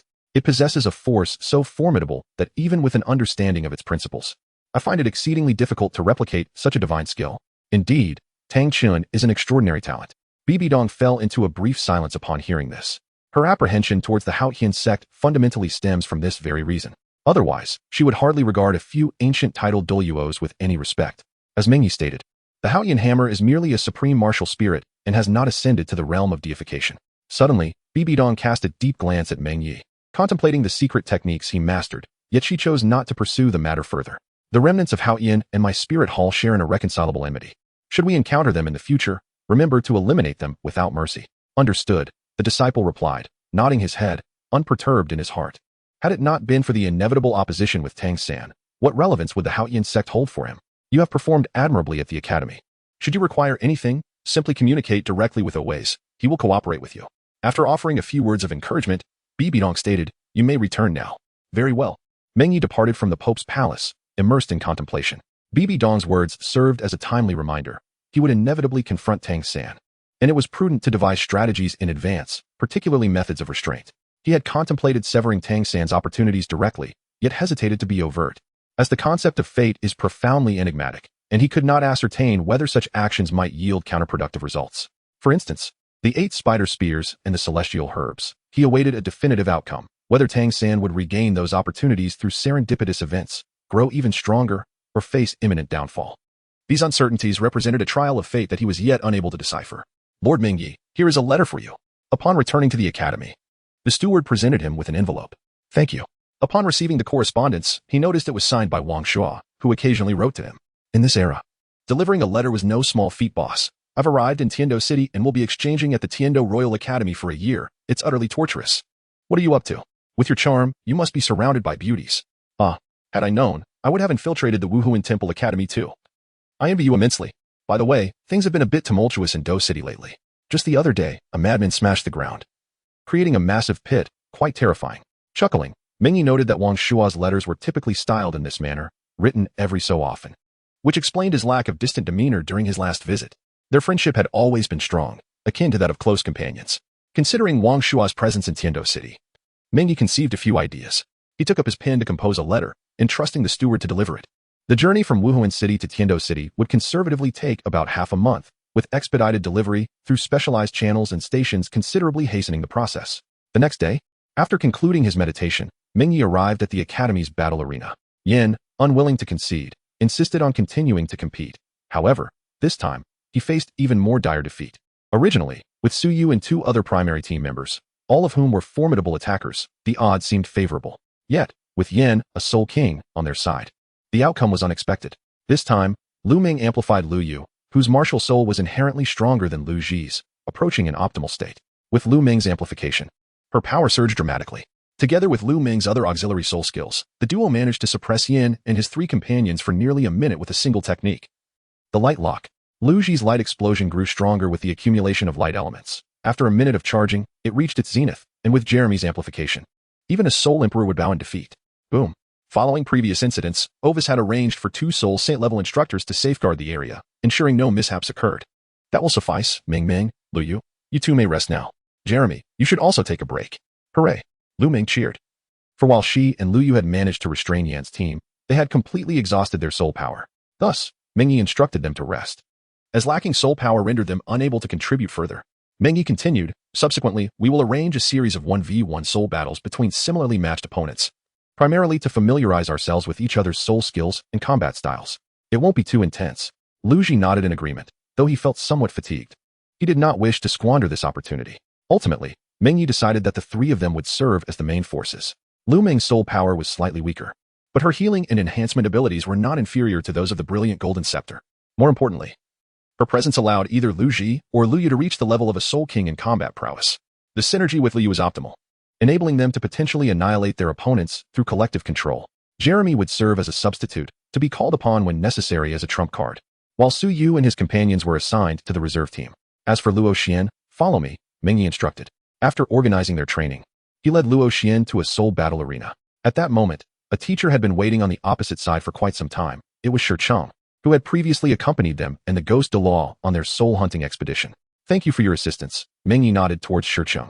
It's no trouble, but my strength is considerable. Are you certain you wish to proceed? Yes, I appreciate it. Nodding once more, Meng Ye signaled for Luo Xian to create 2 buns for him before instructing her to step outside the arena.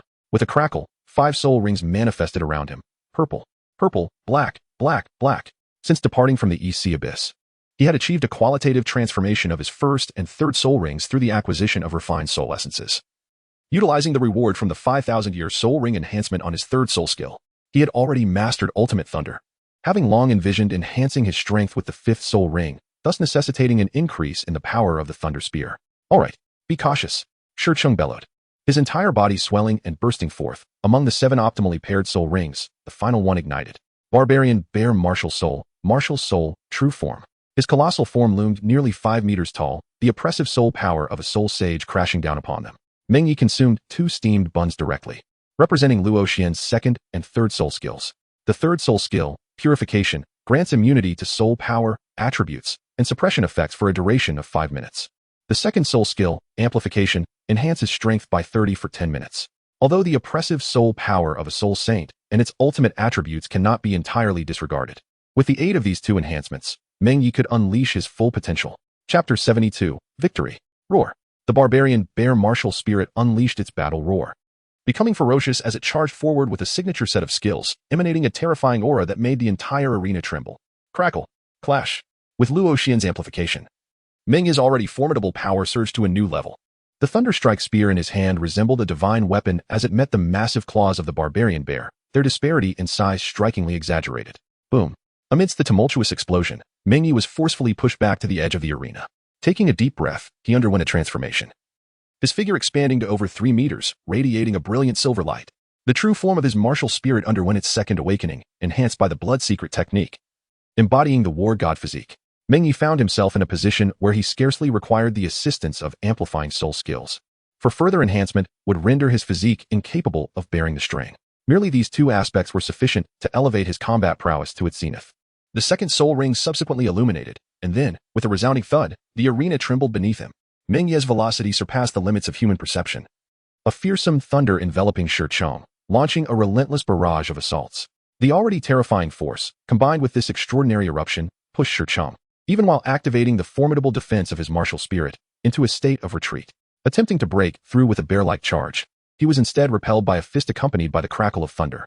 With a surge, the lightning intensified, and the accumulated power reached its pinnacle as Meng Ye unleashed a devastating strike known as the Thunderstrike Spear. Realizing he could not contend with Meng Ye's swiftness, Shi Chong activated his 5th soul skill, Wall, curling his body into a ball while a robust, earthen barrier of soul power materialized around him.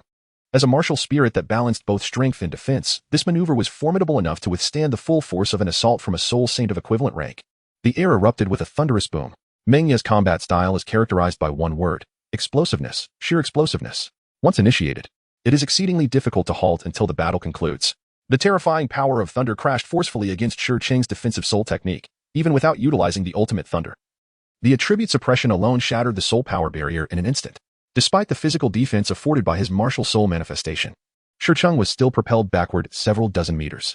After securing this advantage, Meng Ye showed no signs of pause, instantly appearing before Shi Chong like a leopard, brandishing the Thunderstrike spear and lunging forth. Boom, boom, boom, boom, boom. The commotion reverberated throughout the entire battle arena, shaking it slightly. A clash of pure force was far more awe-inspiring than any ornate soul technique. The dazzling soul techniques only reveal their effects, while raw power allows those in the vicinity to viscerally experience the earth-shattering impact. Douluo, swallowing hard, Yin stared blankly at the seemingly sinking battle arena.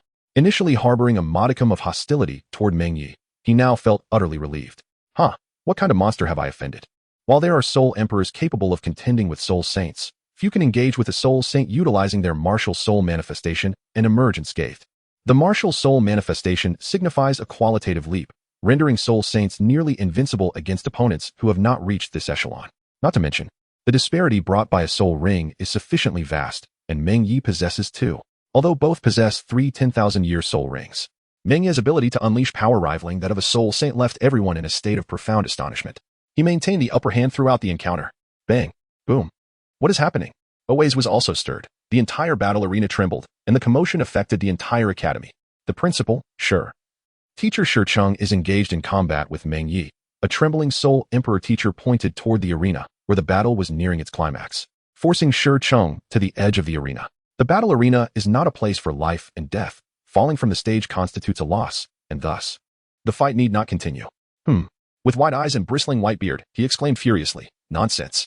Why aren't you stopping them?" The Martial Soul Hall Academy neither forbids nor discourages sparring among students, but this level of intensity is rather excessive. This commotion could indeed be mistaken for a life and death struggle. Meng Ye stated that this was merely a sparring session, and we must not intervene. The teacher found himself in a dilemma.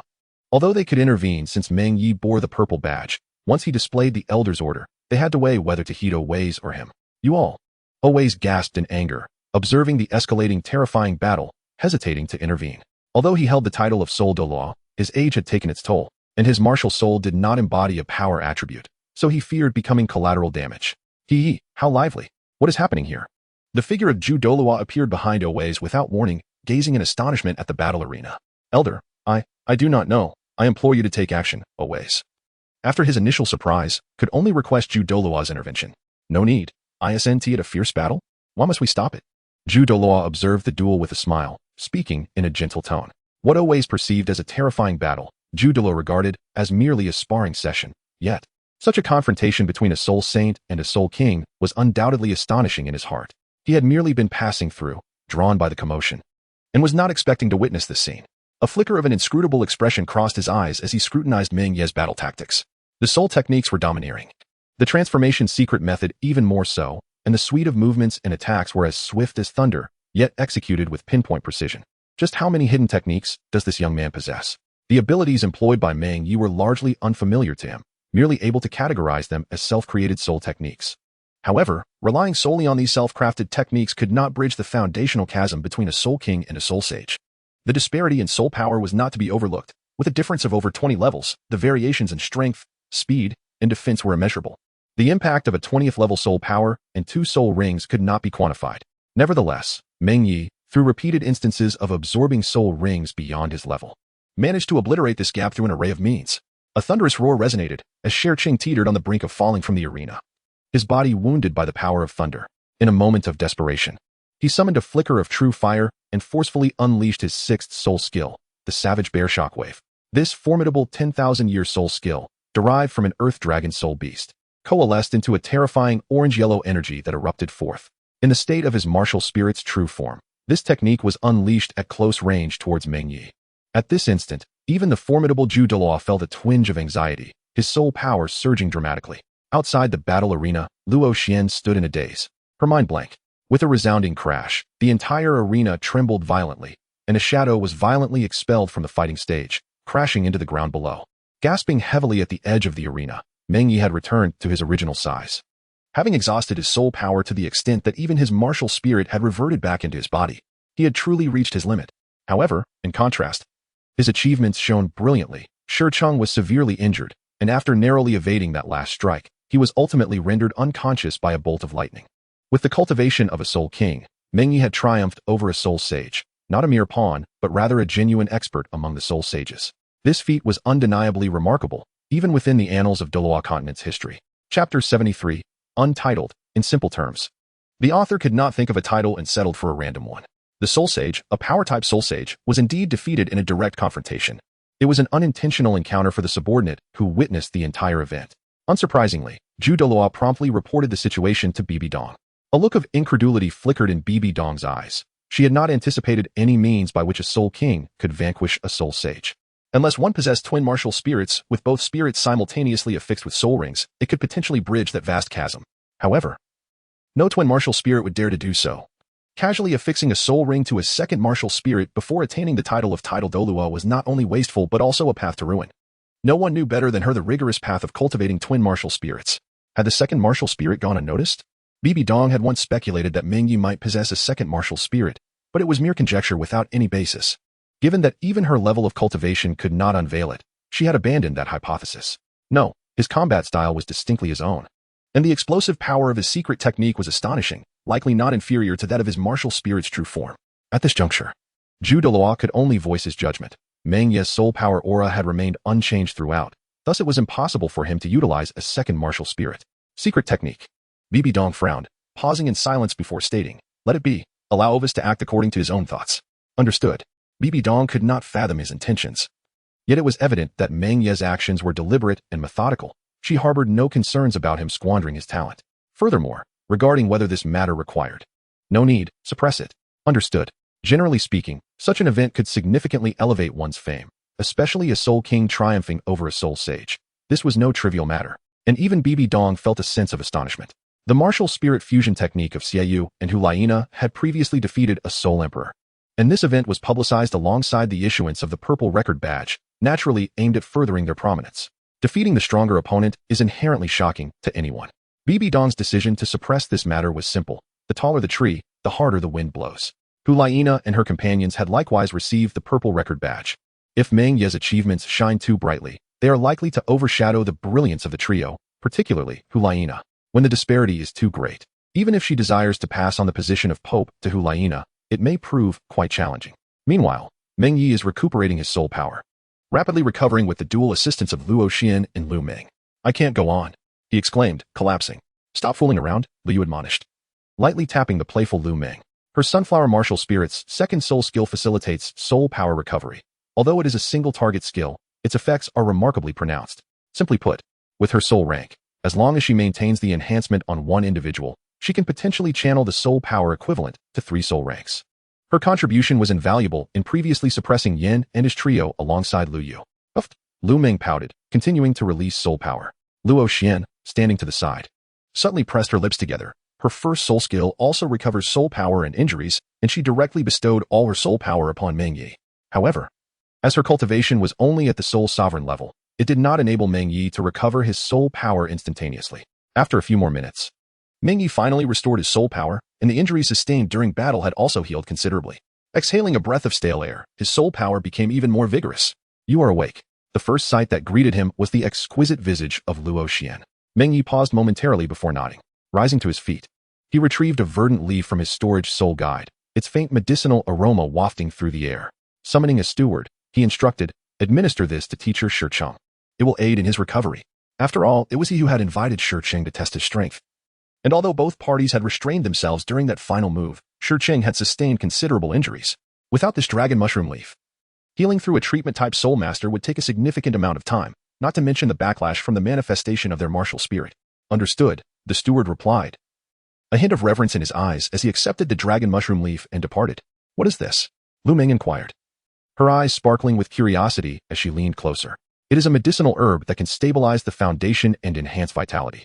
It is beneficial for healing injuries and boosting soul power," Meng Ye explained, as he took another leaf from his storage soul guide and consumed it. One leaf is sufficient to transform severe injuries into minor ones, though it mattered little whether he consumed it or not. He preferred not to leave behind any subtle latent injuries. Lu Meng's unwavering gaze remained fixed upon him, her eyes twinkling with anticipation. Reluctantly, Meng Ye decided to offer her a leaf. "Ah!" Lu Yu abruptly interrupted Lu Meng, who was about to devour the dragon mushroom leaf whole, arching an eyebrow and declaring, "This is a rare treasure. How can you waste it so recklessly?" "But he ate it too. I just wanted to taste it," Lu Meng protested, cradling her head and casting a pitiful glance at her elder sister while pointing at Meng Ye. Lu Yu ignored her. For this substance was not particularly precious to Meng Ye at this moment. It was not that it lacked value, but rather that he seldom found himself injured. Meng Ye would never allow himself to suffer severe injuries easily. Should he sustain a wound that is difficult to heal, it could profoundly impact future developments. A scenario he would never permit. Luo Xian stood beside him, her expression perpetually cheerful, and upon witnessing Meng Ye's recovery, she felt a sense of relief. However, it seemed that the depletion of her soul power was quite severe, as a wave of dizziness washed over her once she relaxed.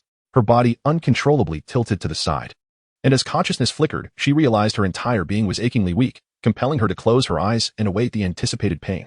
Surprisingly, the expected discomfort did not manifest. Instead, a broad arm caught her, and in that moment of contact, Meng Ye sensed the complete depletion of her soul power, stirring a complex mix of emotions within him. Upon being caught, Luo Xian felt a twinge of panic. At that moment, Meng Ye was not clad in attire. Although his trousers remained intact, her cheeks flushed with embarrassment, prompting her to wish to struggle. Yet, her inherently delicate physique, now further weakened, only rendered her increasingly soft and powerless. "Let us take a moment to rest," he suggested. Meng Ye, feeling helpless, could only assist Luo Xian to a nearby resting area where she gradually began to feel better. "Luo Xian, are you all right?" Lu Meng, no longer in a playful mood, leaned in with concern. I am fine." Her weak countenance bore an unusual flush, not a fleeting moment of vitality, but rather a simple manifestation of shyness. Meng Ye once again produced a leaf of dragon grass and brought it to Luo Xian's lips. "Consume this. It will do you good." Though still somewhat bewildered, Luo Xian felt an inexplicable sense of reassurance upon seeing Meng Ye and ingested the leaf.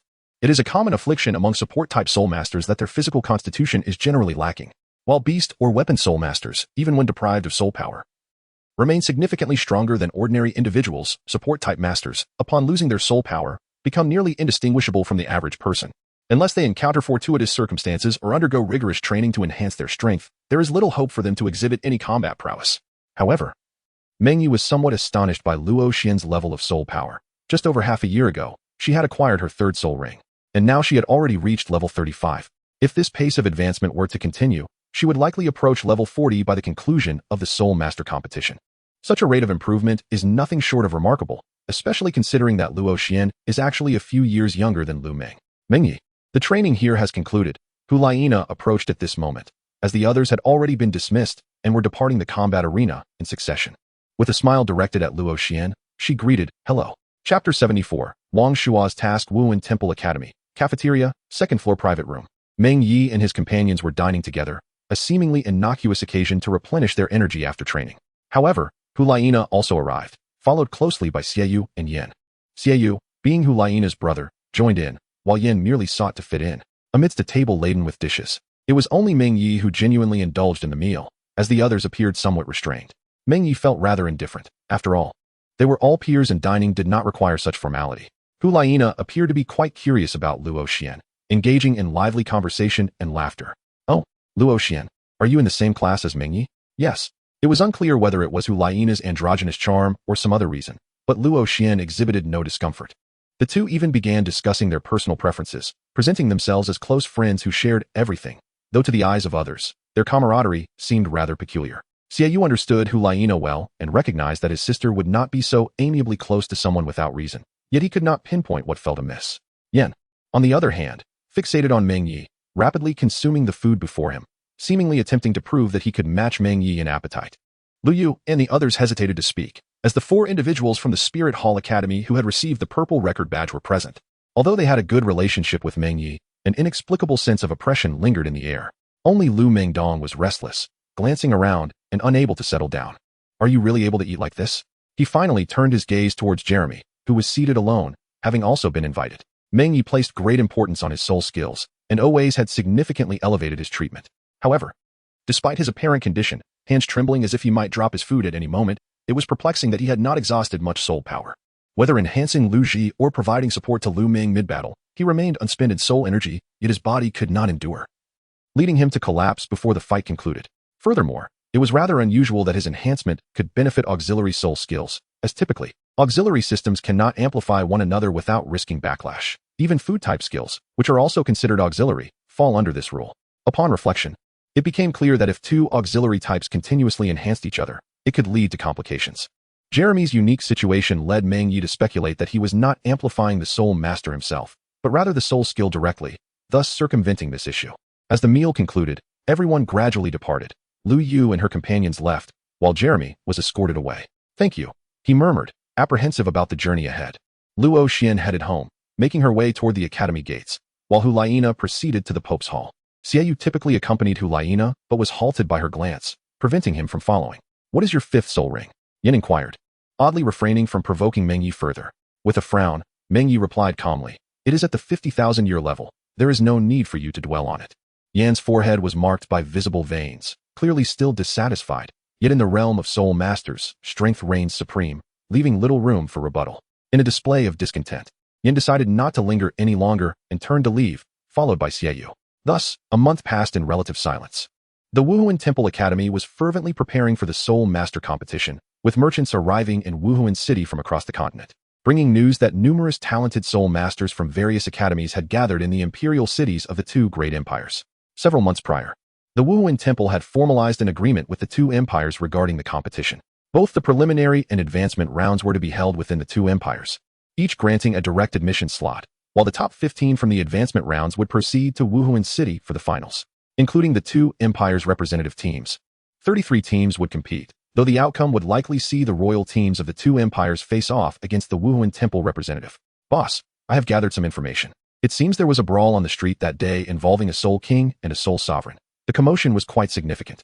In the end, a soul Douluo intervened, and the onlookers were rendered unconscious. The specifics are unclear. As for that Shrek Academy, I heard it was recently renamed from Lamba Academy, and it is said that the principal gifted the academy to her former lover." Chuckling lightly, he continued, "The so-called Shrek 7 monsters are quite mysterious and hard to inquire about, but I managed to uncover some intelligence. They are nearing the 40th level and are all quite young.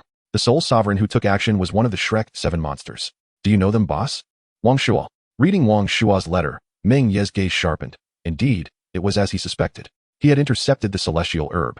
Yet Tang San and the others had still managed to breach their bottlenecks ahead of schedule. While reaching level 40 was no great feat, accomplishing it without the herb was quite a tall order at an average age of 15. Hulaina and her companions were now 21, having recently ascended to the Soul King rank, earning them the title of the Golden Generation of the Wuhuan Temple. It is noteworthy that among those at the Element Academy, the eldest, Feng Xiaodian, was nearing level 50 at 24, just shy of the age limit for participating in the Soul Master competition. The others were generally around 20, still some distance from level 50. Excluding Meng Ye's unique circumstances, the prevailing definition of genius in this era is reaching the Soul Master rank around the age of 20, with 18 being an absolute peak talent. As for those at 15, they must possess extraordinary opportunities, or else only a divine-grade martial soul could make it possible. Meng Ye's body had undergone a systematic transformation, and his innate talent was indeed comparable to that of a divine martial soul. Coupled with the experience accumulated over his previous life and abundant opportunities, he had achieved his current standing. After pondering for a moment, he took up his pen and composed a letter, which he expedited through certain channels. 9 days later, outside the imperial city of Tiando, at the Tiando Royal Academy, Wang Shuo received the letter. Despite the expedited delivery, it still arrived 9 days later, just as the Soul Master competition approached. Boss's letter. Thank you for your trouble. In the future, please expedite my letters as well. This is for you. Wang Shuo tossed a gold soul coin to the messenger upon receiving the letter. Thank you. The recipient was evidently taken aback by this unexpected reward. Although the Tiando Royal Academy comprised nobles and royal family members, they were not necessarily as wealthy as Wang Shuo. A few years ago, while associating with Meng Ye in various black markets and soul-fighting arenas, even auction houses, Wang Shuo's innate business acumen had been swiftly honed. His guiding principle was that any issue resolvable by money was not a problem. He opened the envelope and began to read. Moments later, a frown creased Wang Shuo's brow as he said, "Boss, this puts me in quite a predicament." Wang Shuo, what is wrong? At that moment, a charming young woman in the academy's uniform approached, linking her arm with his in a familiar manner. It's nothing. Wang Shuo discreetly tucked the letter into his storage soul guide, ensuring she did not catch sight of it. I might need to leave the academy for a while to seek permission from the education committee. Is there something I can help with? I can ask my father. Forget it. Your father doesn't think highly of me. I'll handle it myself. My boss has assigned me quite the challenging task, and I must see it through. Who is your boss, Wang Shuo? Why do you follow his orders so readily? The girl inquired, a hint of dissatisfaction marring her features. After all, Wang Shuo was a member of royalty, albeit not of the Tiando imperial family, and she felt he deserved more respect. You wouldn't understand how formidable my boss is, even if I told you. Anyway, I'll bring you back a gift when I return. Now, off you go and enjoy yourself. He dismissed her lightly, making his way outside the academy. Though slightly displeased by Wang Shuo's attitude, she chose not to press the matter further, given their relationship. Meanwhile, Wang Shuo traversed from the heights of the Tiando Royal Academy to its base, the descent proving somewhat challenging given his considerable weight. Boss, if you assign me such tasks again, I may sever ties with you, he exclaimed, gathering his spirits as he headed towards the imperial city. After about a day's journey within the imperial city, Wang Shuo returned to the academy, bringing with him a cat girl for his girlfriend. Wang Shuo, are you out of your mind? Spare me, please. His screams echoed throughout the Tiando Academy that day. What is happening? Who knows? That is an exchange student. Apparently a scion of some noble from Saraquel. TSK, I wonder what the little princess sees in him. Perhaps it's his wealth. Haven't you seen that rotund fellow scattering gold soul coins everywhere? He'll run out eventually. That insufferable fatso. Where there is prosperity, jealousy often follows. This is a natural phenomenon, as fairness rarely exists in this world. As for Wang Shuo's extravagant spending, it was indeed true. His family held a hereditary title, primarily thriving through commerce, making them the wealthiest in all of Saraquel. Even within the Tiando Empire, only a few nobles could rival his wealth, as most were merely offspring of officials or wealthy families, with few matching his affluence. After all, no one's fortune comes without effort. Wang Shuo's advantage lay in his ability to convert resources into tangible wealth rather than idly waiting for fortune to fade away. Approximately a month later, Meng Ye finally received a reply from Wang Shuo. Whoa, boss, I've suffered greatly to assist you. My girlfriend is threatening to break up with me. If you don't compensate me when we meet next, I'll cut ties with you. Meng Ye paused, pondering the meaning behind these words. Wasn't it just a matter of investigating a few details? How did his girlfriend end up missing? Moreover, what did it have to do with him? He chuckled and shook his head, continuing to read on. It appeared that Wang Shuo had not disappointed him. Boss, I managed to borrow a group of scouts to investigate that Shrek Academy you mentioned. It seems that the one named Tang Sen has already made quite an impression. He apparently possesses a soul bone. Moreover, they just arrived from Soto City 6 months ago, back when they were still soul masters. Among the Shrek 7 monsters, there are members from the 7 Treasures Glazed Tile School and possibly the Star Luo royal family. That Ning Rongrong is absolutely adorable, and Zhu Zhuqing is quite impressive as well. Ahem. Back to the topic at hand. They ventured into the Sunset Forest to hunt souls 10 days ago. The scouts I sent, disguised as mercenaries, managed to glean this information. That Tang San is remarkable. Much like you, boss, he has absorbed soul rings beyond his level. Though certainly not as proficiently as you. Oh, and boss, by the time this letter reaches you, the elite competition of advanced soul master academies across the continent should be in full swing. In a few months, I shall visit you in Wuhuan City. You must strive to excel. With a smile, Meng Ye tucked the letter away, his expression gradually transforming into one of calmness, tinged with a hint of coldness. He had gained a clear understanding of what fate entailed, recognizing it as a nearly infallible program. Even if certain influences emerged, they seemed destined to be corrected or patched in various ways. At this juncture, he relinquished any further intentions of affecting Tang San, rather than focusing on him. It would be more prudent to dedicate time to enhancing his own strength. Knock, knock, knock. Meng Ye, the teacher has asked us to find her. Meng Ye opened the door, only to be greeted by Hulaina, who promptly stated, "Let's go." This was indeed a troublesome matter, as being summoned so frequently greatly disrupted his training time and efficiency. Upon arriving at the spirit hall, they were met with an unexpected figure. Adorned in a resplendent dark green robe, with hair and beard as white as snow. It was a peculiar sight, normally. He would exhibit dark green hair due to the erosion of his own toxins. Upon seeing Meng Ye, he offered a cordial nod and acknowledged. "I have met His Holiness the Pope." Indeed, Meng Ye and Laina. Today marks the commencement of the Soul Master competition. I have summoned you primarily to select appropriate rewards. Bibi Dong said with a smile. This smile appeared to extend beyond just Hulaina, rendering Meng Ye somewhat uneasy under her gaze. Yet he felt it inappropriate to voice his discomfort. "Teacher, is this truly suitable?" Hulaina questioned, sensing a certain impropriety, given that the Soul Master competition had yet to conclude. Although these prizes were indeed provided by the Spirit Hall, their purpose largely served to create a favorable impression for the competition and themselves. They held absolute confidence, yet such actions might easily attract criticism, especially from the elders within the Spirit Hall, not all of whom possessed suitable soul bones. Bibi Dong's decision was somewhat disheartening. After all, each title Douluo was a pillar of the Spirit Hall. However, she merely shook her head slightly and stated, "No matter, this is the decision made by the Elder Hall. I am but a facilitator, allowing you to choose what is appropriate." As Meng Ye felt a twitch in his eyelid, he was acutely aware that Hulaina's concerns were entirely unfounded. It was likely that the entire Elder Hall did not dare to oppose Bibi Dong. Although those in attendance held esteemed positions, who among them would dare to challenge Bibi Dong aside from Qian Douluo? Even if she were to deplete the entire treasury of the Spirit Hall, as long as Qian Renshui remained untouched, Qian Douluo would not make an appearance. Like all hereditary families, the legacy of the six-winged angel, a divine martial spirit, constituted the very foundation of the Spirit Hall. "Follow me," Bibi Dong declared, rising to lead the two individuals to the treasury. However, she soon turned her gaze towards the poisoned Douluo and remarked, "Do you expect me to personally escort you?" "Your Holiness, I wouldn't dare impose upon you." "Farewell," the poisoned Douluo replied with a respectful bow, before promptly exiting the Pope Hall. Having previously abducted Meng Ye, Bibi Dong naturally did not regard him kindly, and his presence here bore a semblance of seeking atonement. The Spirit Hall remained the official institution for Soul Masters, and even a titled Douluo of high rank was required to report here. Even the formidable Sword Douluo, recognized as one of the top martial spirits inscribed in the Elder Hall's decree, would occasionally visit to register his spirit power. Of course, for titled Douluos, each breakthrough was a significant endeavor, hence many would only return after several years, or even decades. In simple terms, without leaving a record here, even upon becoming a titled Douluo, one might not receive public acknowledgement, nor an official title, merely gaining a reputation within the Soul Master community and self-proclaiming a title. Upon reaching the realm of titled Douluo, the pursuit of renown became paramount. Thus it was rare for any Soul Master to disrespect the Spirit Hall. A quarter of an hour later, Bibi Dong led the two into the treasury, where they were greeted by a dazzling array of soul bones and treasures, devoid of any gold soul coins or banknotes. For the Spirit Hall, wealth represented merely the most rudimentary of resources. The value of what lay before them transcended mere material riches. Neatly arranged upon towering shelves stood numerous soul bones, each marked with its age, quality, and origin, an impressive collection nearing 100 pieces. Deeper within, a multitude of jade boxes housed rare materials, likely numbering in the hundreds. Soul bones, often regarded as priceless treasures within the Soul Master realm, underscored the terrifying depth of the Spirit Hall's resources.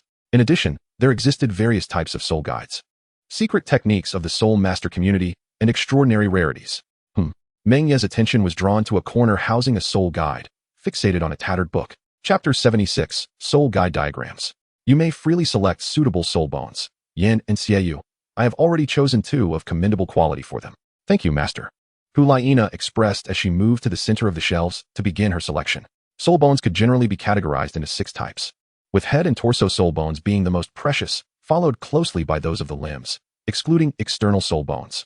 External soul bones, not being part of the human skeletal structure and possessing growth potential, were thus regarded as second only to 10,000-year soul rings in terms of rarity.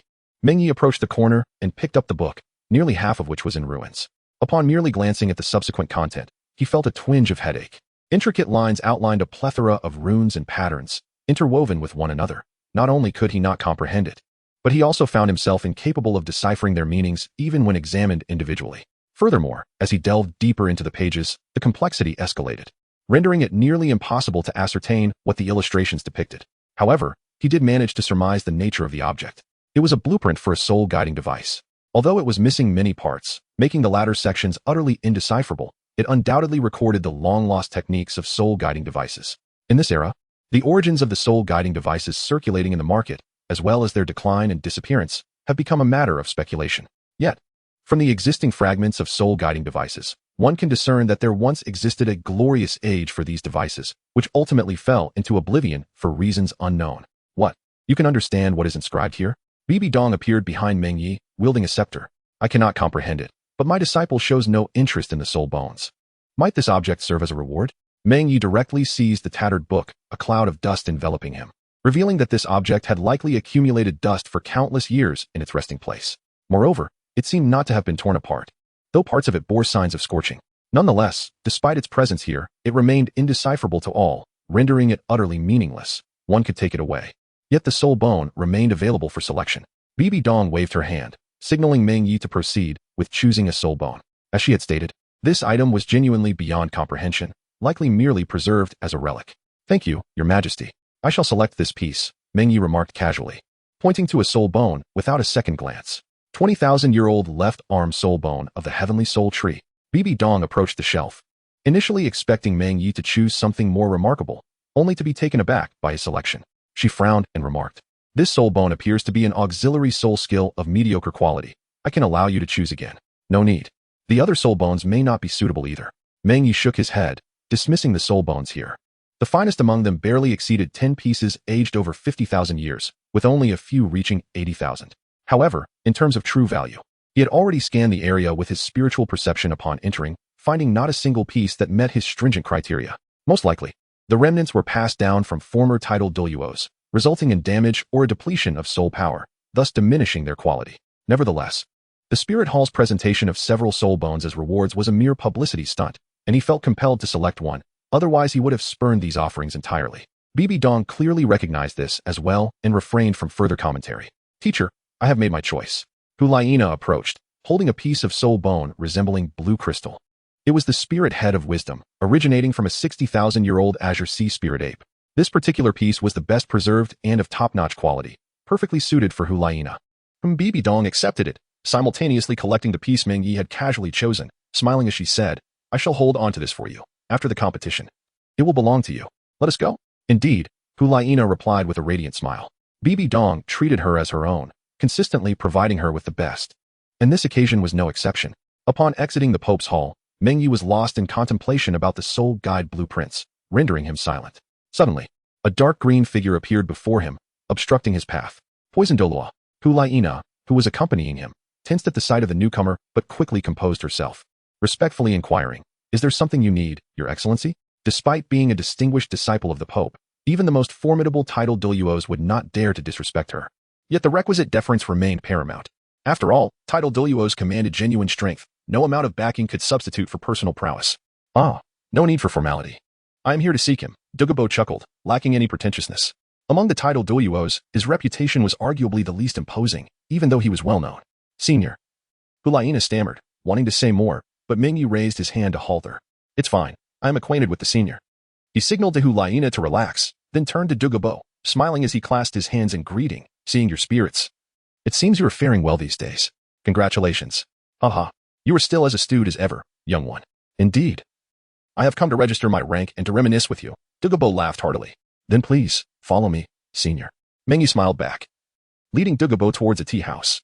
Hulaina felt a twinge of concern, but seeing their camaraderie, she calmed down and chose not to intrude, instead turning back to the academy alone. Inside the tea house, Douluo gleefully shared his recent experiences with Meng Ye.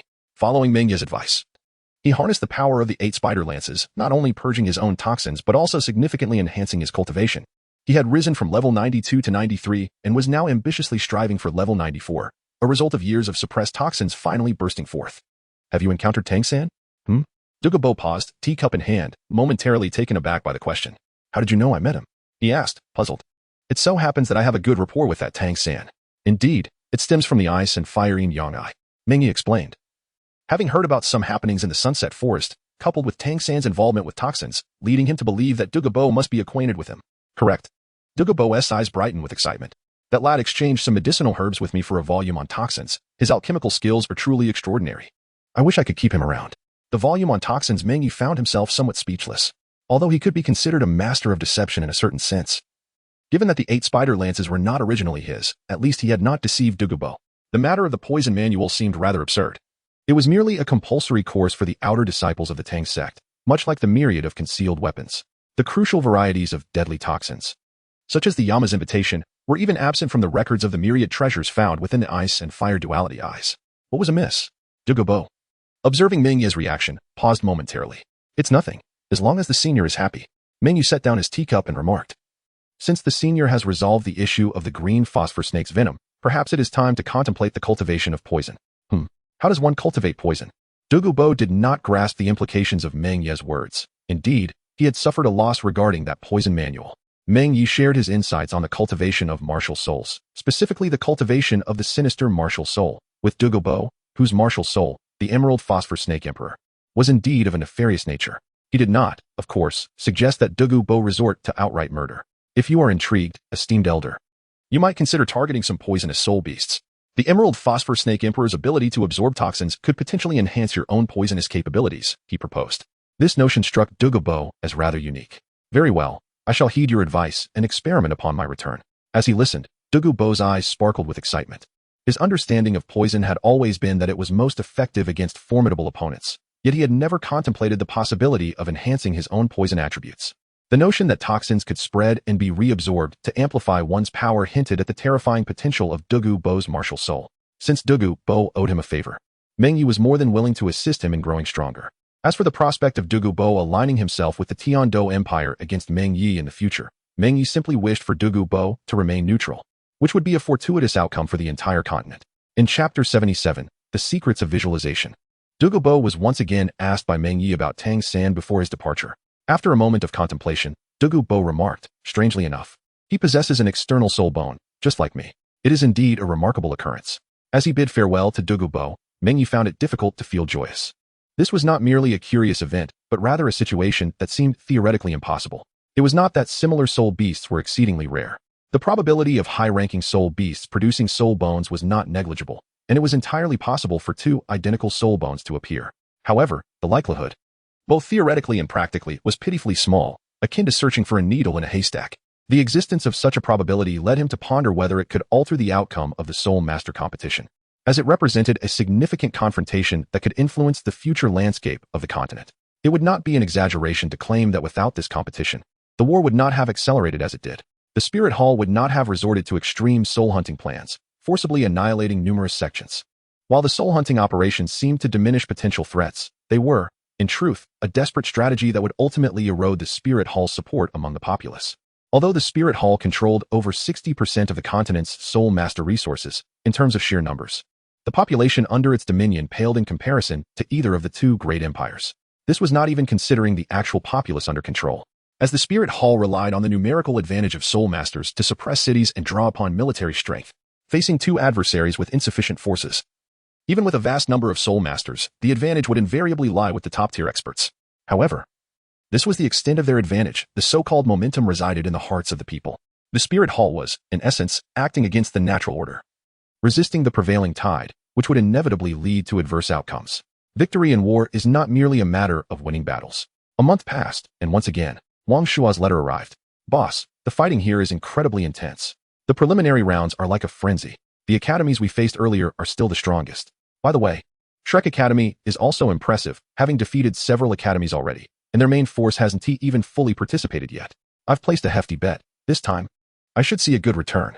Subsequently, every few days, Wang Shua's letters would arrive, detailing the developments of the Soul Master competition.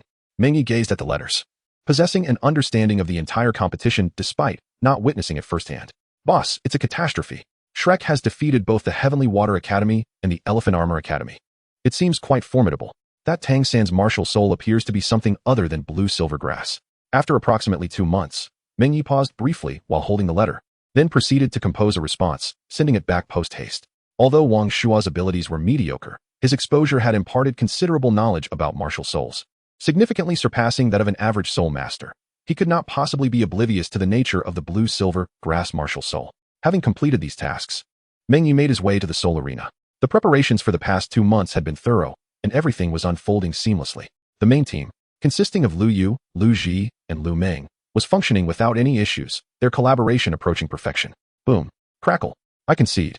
Meng Ye once again triumphed over another Soul Saint instructor, and this time, it was accomplished with far greater ease.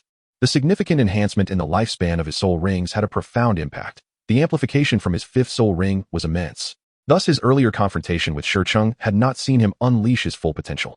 The most evident aspect was that complete mastery over one's own power should allow for effortless control, rather than resulting in excessive force during mishaps.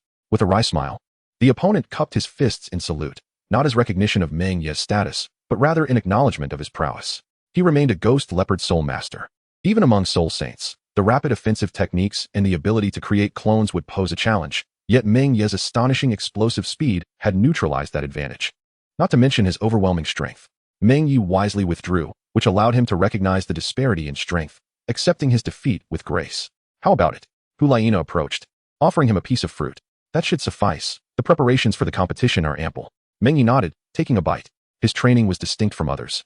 As he sought out various soul saints for individual battles, he had faced formidable opponents from the assault, defense, and agility categories, even engaging with single attribute soul saints. A feat possible only within the Spirit Hall, where a plethora of high-ranking soul masters could be found. As for the soul Douluo, he had not entertained the idea. The rationale was straightforward.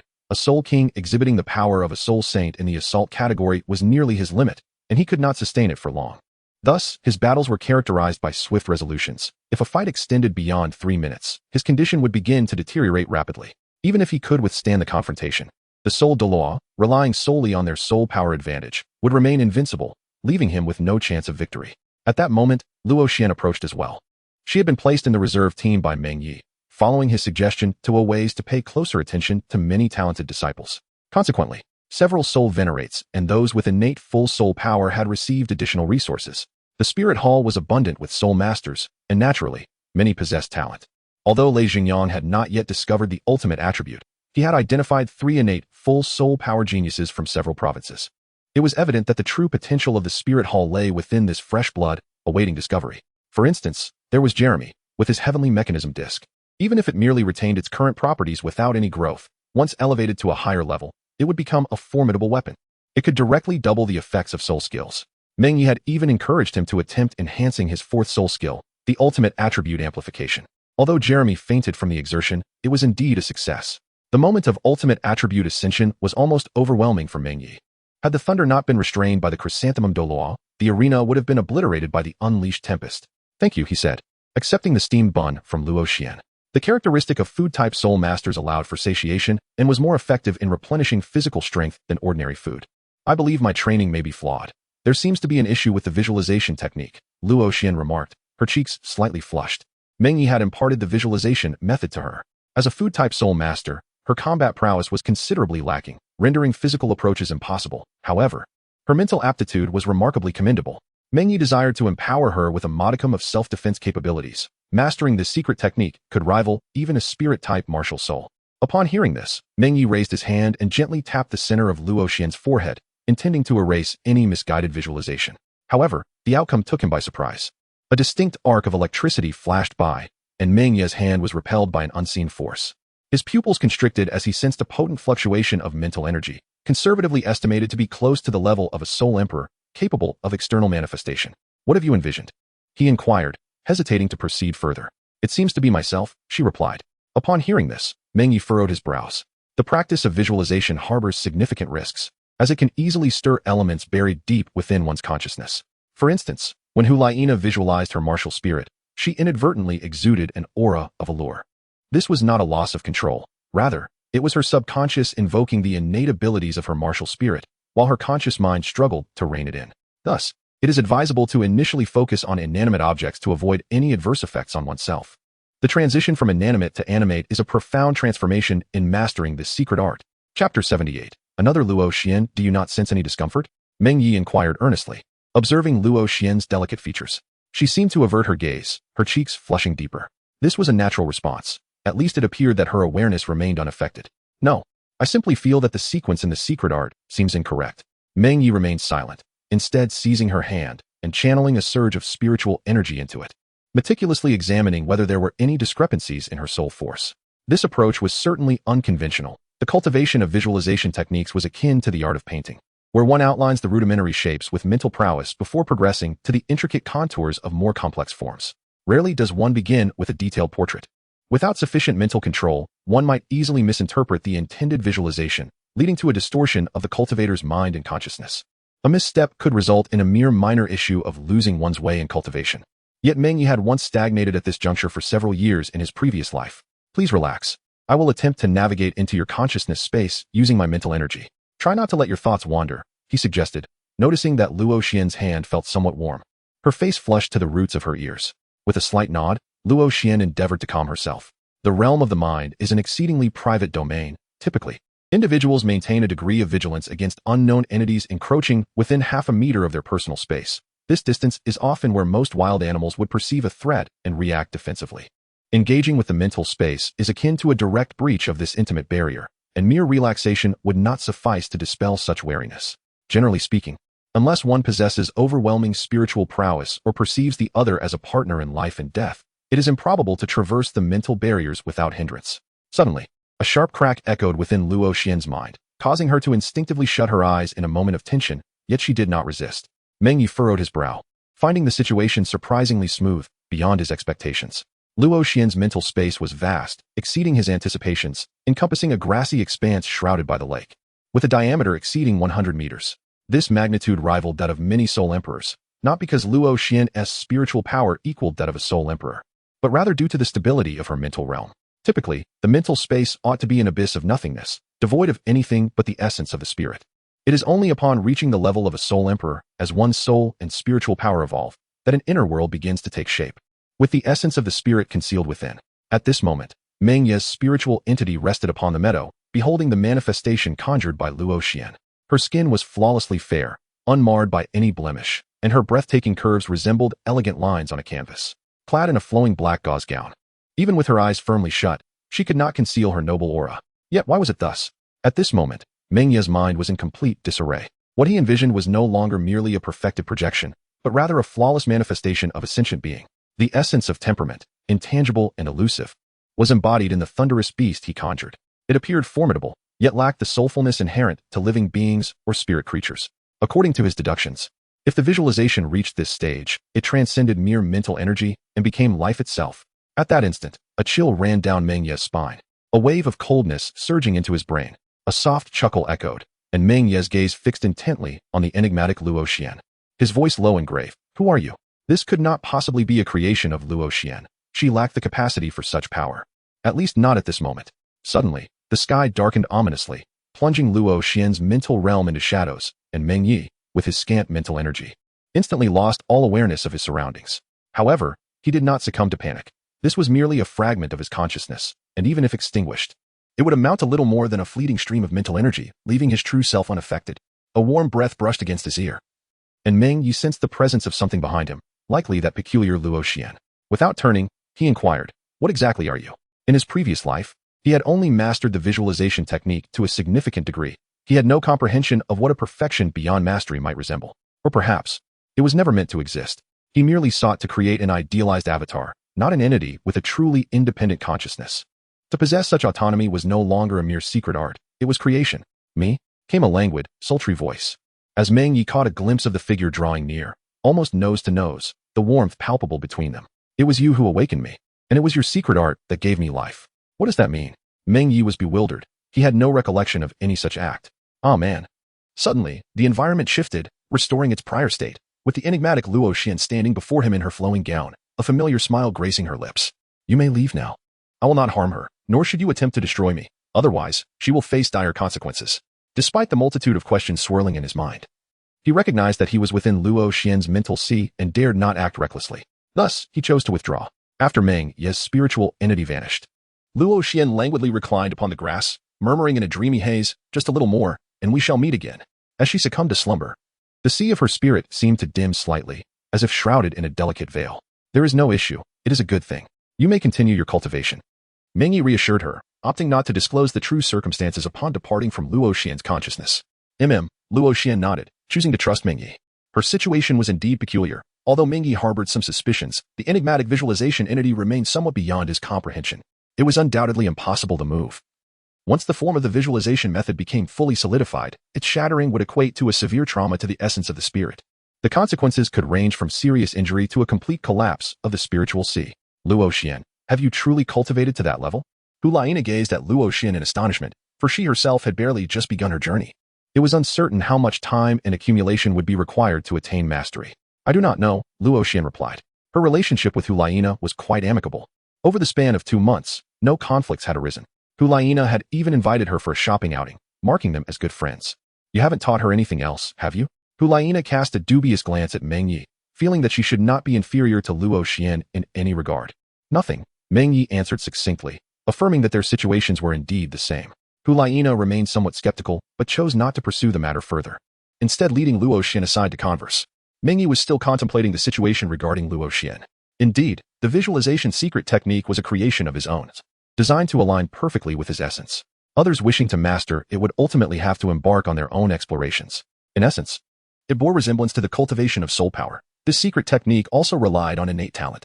It was not inconceivable for a user to possess greater aptitude than its creator. Should anyone manage to directly visualize a deity, surpassing Meng Ye, the originator, would not be beyond possibility. Chapter 79, Soul Guidance Device. After more than half a month, Meng Ye finally received a response from Wang Shua. "Boss, this blue silver grass is extraordinary. It seems impervious to fire. After your suggestion, I took a closer look, and in the center of the blue silver grass, there is a golden section, thicker and remarkably resilient, truly different from the ordinary blue silver grass. It must be a mutated martial soul." The exchange of letters had become quite routine. Meng Ye set the letter aside, his brow furrowing. According to Wang Shua's intelligence, these combined characteristics could only point to one possibility. Tang San had awakened the blue-silver emperor martial soul ahead of time. This was far from good news. Any soul beast or martial soul bearing the title of emperor was invariably among the elite. No matter how strong the blue-silver grass might be, it remained merely blue-silver grass, and its controllability would inevitably wane in the later stages. Moreover, the blue-silver grass could not possess high levels of explosiveness or lethality. With weak control, it would ultimately devolve into a lowly martial soul. The blue-silver emperor, however, was a different matter. Once awakened, it would immediately be classified as a top-tier martial soul, even possessing a gifted domain. Its control and attack power would not falter. And in the later stages, it would not pale in comparison to the Haotian hammer, the continent's foremost offensive martial soul. To call it the strongest control-type martial soul would be no exaggeration. More troublesome was the domain. The Haotian hammer lacked any such innate domain. Approximately 10 days had passed since the arrival of this letter, and it was likely that the promotion matches had already commenced, signaling that the finals were drawing ever closer. Another week went by, and as expected, Bibi Dong summoned Meng Ye, Hulaina, and the others. "Teacher, what has happened?" Hulaina inquired, noticing Bibi Dong's grim expression. Having spent so much time together, she had rarely witnessed such a countenance from Bibi Dong, who usually exuded an air of nobility. "There has been a remnant of Haotian appearing in this competition. I need you to eliminate him on the arena." Upon hearing these words, Meng Ye was no longer merely astonished, but rather his expression turned grave. Tang Hao would undoubtedly follow, and when conflict erupted, the ensuing chaos would be monumental. Furthermore, committing murder on the arena, regardless of who perishes, would tarnish the reputation of the Spirit Hall as the organizer. Bibi Dong was clearly blinded by fury. Otherwise, such a decision would never have been made. "Teacher, who is that person?" Hulaina inquired directly, adhering to Bibi Dong's intent and seeking information about the individual. "Tang San, son of the Haotian Douluo. Tang Hao possesses twin martial souls, with his second martial soul being the Haotian hammer." A chilling murderous intent glimmered in Meng Ye's gaze, suggesting that this animosity extended beyond just the Haotian sect. It seemed more a mere outlet for misplaced rage. As Hulaina was about to speak, Meng Ye stepped forward and interjected, "I believe this course of action is unwise." Bibi Dong's eyes, filled with malice, turned towards Meng Ye, though she remained silent. Her imposing presence was already chilling. Seizing the moment before Bibi Dong completely lost her composure, Meng Ye braved the pressure and continued. The Soul Master competition is a grand event, especially held in Spirit City. Any public casualties would severely damage the reputation of the Spirit Hall. Bibi Dong fell into contemplation, remaining silent, while Yin grew increasingly restless. Are you afraid? Yin glared at Meng Ye, challenging him. What is the Haotian sect to fear? Ignoring Yin, Bibi Dong, still consumed by rage, sought a target for her frustration. While such words might be spoken in their presence, once an order was issued from the Hall of the Pope, it would be far more difficult to retract. After regaining a measure of composure, Bibi Dong looked at the 4 individuals before her and raised her hand, saying, Xieyu. You and Yin may return. Yin responded, understood. Xieyu, who had remained silent throughout, simply acknowledged her and calmly turned to depart. It may not always be wise to speak, but remaining silent certainly avoids error. Once the 2 had exited, Bibi Dong turned her gaze to Meng Ye and spoke in a low voice. Do you understand that my Spirit Hall and the Haotian sect are irreconcilable enemies? They are like water and fire.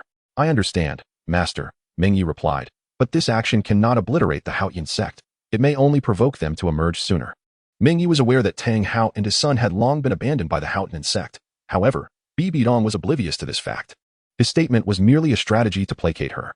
Indeed, upon hearing these words, Bibi Dong furrowed her brows in contemplation, inherently understanding the balance of advantages and disadvantages.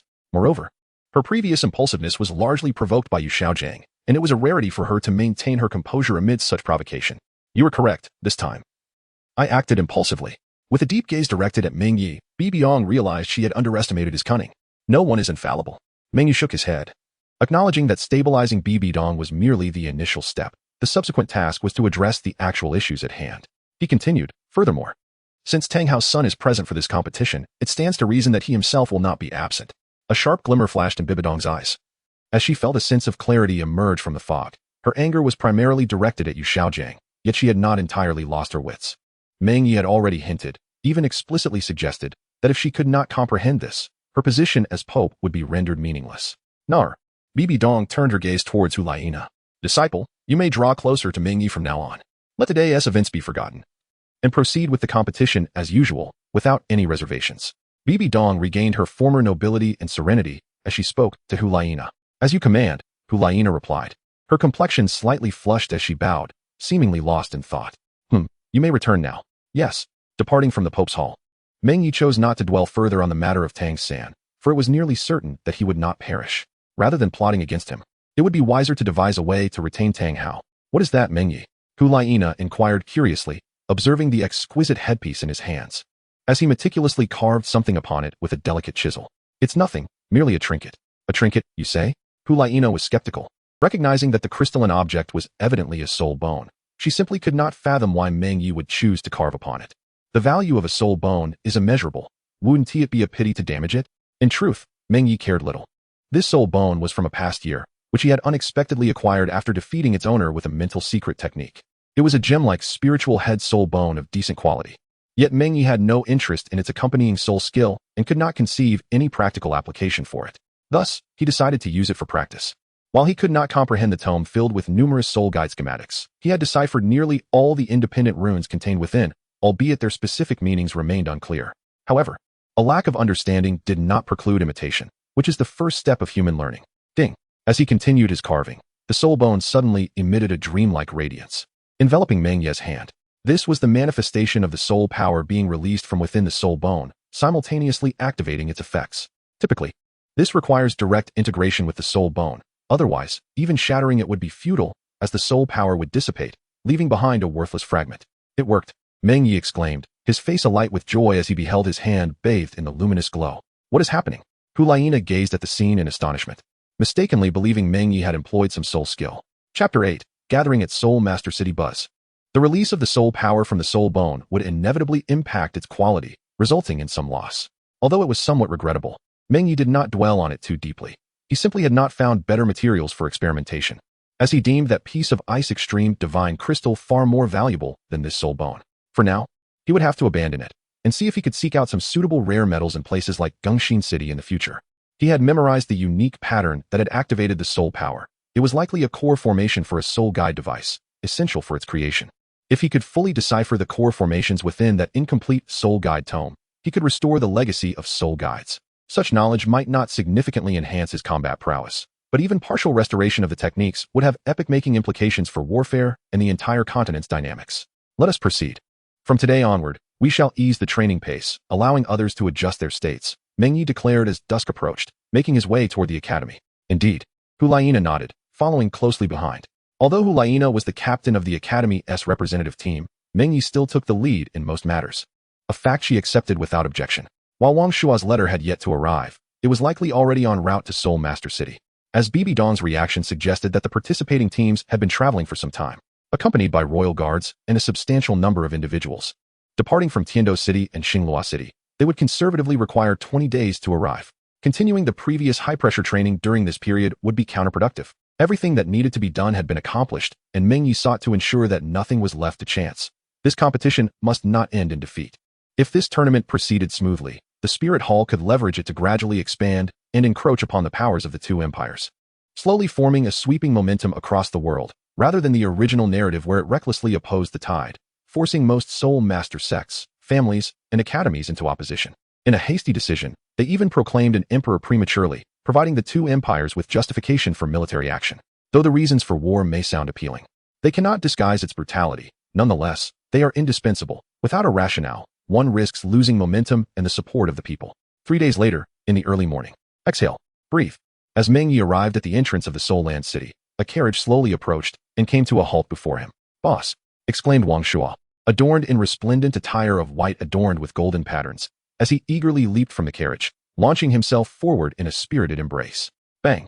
Meng Ye single-handedly blocked the nearly 200-pound figure before him, effortlessly pushing it aside after relieving the pressure, exclaiming in exasperation, "What a hassle.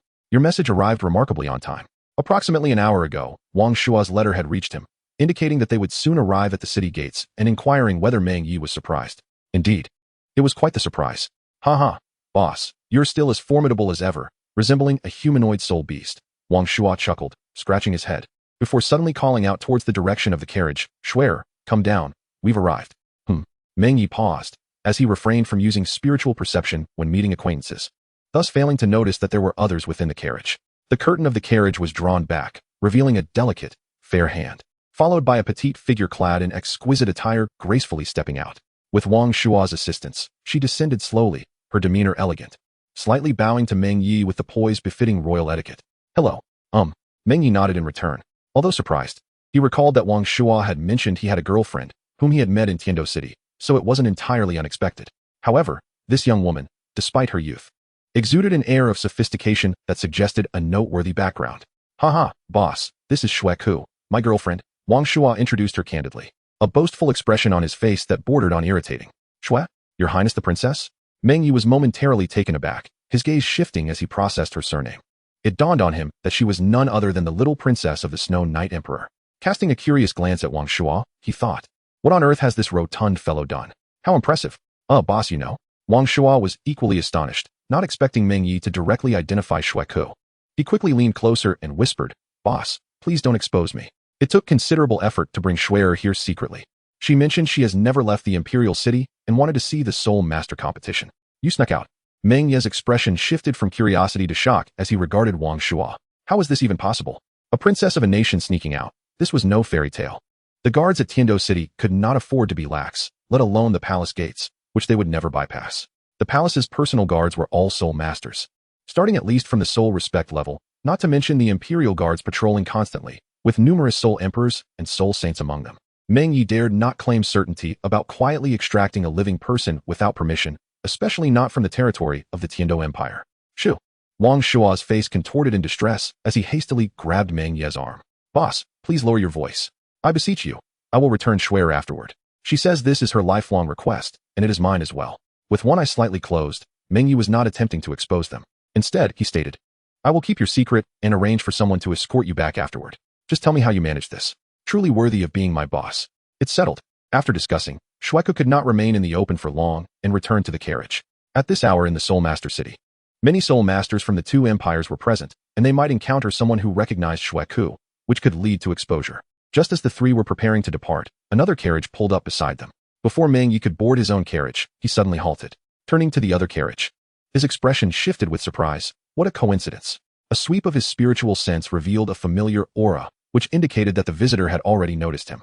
A young girl with a ponytail peeked out from the carriage, her lively eyes surveying the surroundings, betraying her curiosity about the world. Following her, a second girl, who bore at least a 7/10 resemblance to the first, also emerged, her expression brimming with eager vivacity. Suddenly, upon spotting Meng Ye, she exclaimed with delight, "Brother Meng Ye." The little girl, seemingly unafraid, leaped down from the carriage, and Meng Ye could only move forward helplessly to catch her. Unlike Wang Shuo, he embraced her with both arms. She appeared to be around 6 or 7 years old, exuding an adorable charm. After being caught, she affectionately rubbed her cheek against Meng Ye's and then promptly wrapped her arms around his neck. "Xiaoling, Xiaoxi, how did you come as well?" he asked, reaching out to catch another little one who was eager to jump down. These two were quite the little ancestors. They were not easy to manage. Hee. Elder Lei said Brother Meng Ye was here, so we came. The petite figure who had first jumped down perched on Meng Ye's shoulder, flashing a sweet smile. "Yes." The second little one chimed in, nodding her head. "Brother." At that moment, the carriage curtain was fully drawn back, and Lei Xingyang stepped out, accompanied by a handsome young boy with delicate features. The boy muttered something softly, though his expression was somewhat cold. A slight smile could be discerned at the corners of his mouth. Enough of this, Meng Ye thought, initially intending to say more, but deciding against it upon seeing everyone had arrived, resulting in a rueful smile. "How is it? Are you confident?" After disembarking, Lei Xingyang's first words were this inquiry. Dressed in the black formal attire of the spirit hall, with his silver hair neatly tied back, he emanated an undeniable aura of authority. Just his imposing stature alone conveyed an innate sense of power. "The situation is manageable," Meng Ye nodded, then paused in surprise. Gazing at Lei Xingyang, "You've broken through?" "Yes, a month ago," Lei Xingyang replied, stroking his beard with a smile. A few months prior, when Meng Ye returned to Salakar, he had given him the Qirong Tongtian chrysanthemum. Lei Xingyang, who was on the verge of a breakthrough, had successfully shattered his bottleneck after a month of consolidation, now having obtained his soul ring and ascended to the rank of Soul Douluo. Chapter 81. 3 innate, full soul power. "Brother Meng Ye, I want that," exclaimed one of the little girls. "Me too." "Slow down." Meng Ye followed behind the two little ones, feeling exasperated. Here he was, a dignified soul king and a genius capable of surpassing even soul saints. Not to mention a disciple of the Pope of the Spirit Hall, albeit a nominal one. Yet, he had never felt so rendered speechless. Being led along by two little girls. These three little ones were named Gu Ling and Gu Shi, the former being the livelier younger sister, while the latter was the more composed older sister, twins. The last boy, who appeared somewhat aloof, was named Wu Yu. All three had been taken in by Lei Xingyang, with the sisters found at the border of the Tiandou and Xinglua empires, and Wu Yu brought from the Star Luo imperial city, purchased from a black market merchant. They were all orphans who, at first, were too fearful to even speak to Lei Xingyang. Over time, Lei Xingyang patiently nurtured them, caring for them and using medicinal baths to rebuild their foundations, thus preventing the premature demise of these three talents. It could be said that they were indeed fortunate. Lei Xingyang had heeded Meng Ye's advice to seek out talents with exceptional martial souls, traveling far beyond the surrounding provinces. After all, it was only natural that he would eventually venture to the extreme north, circling the entire continent to bring back these three. Each of them possessed innate, full soul power.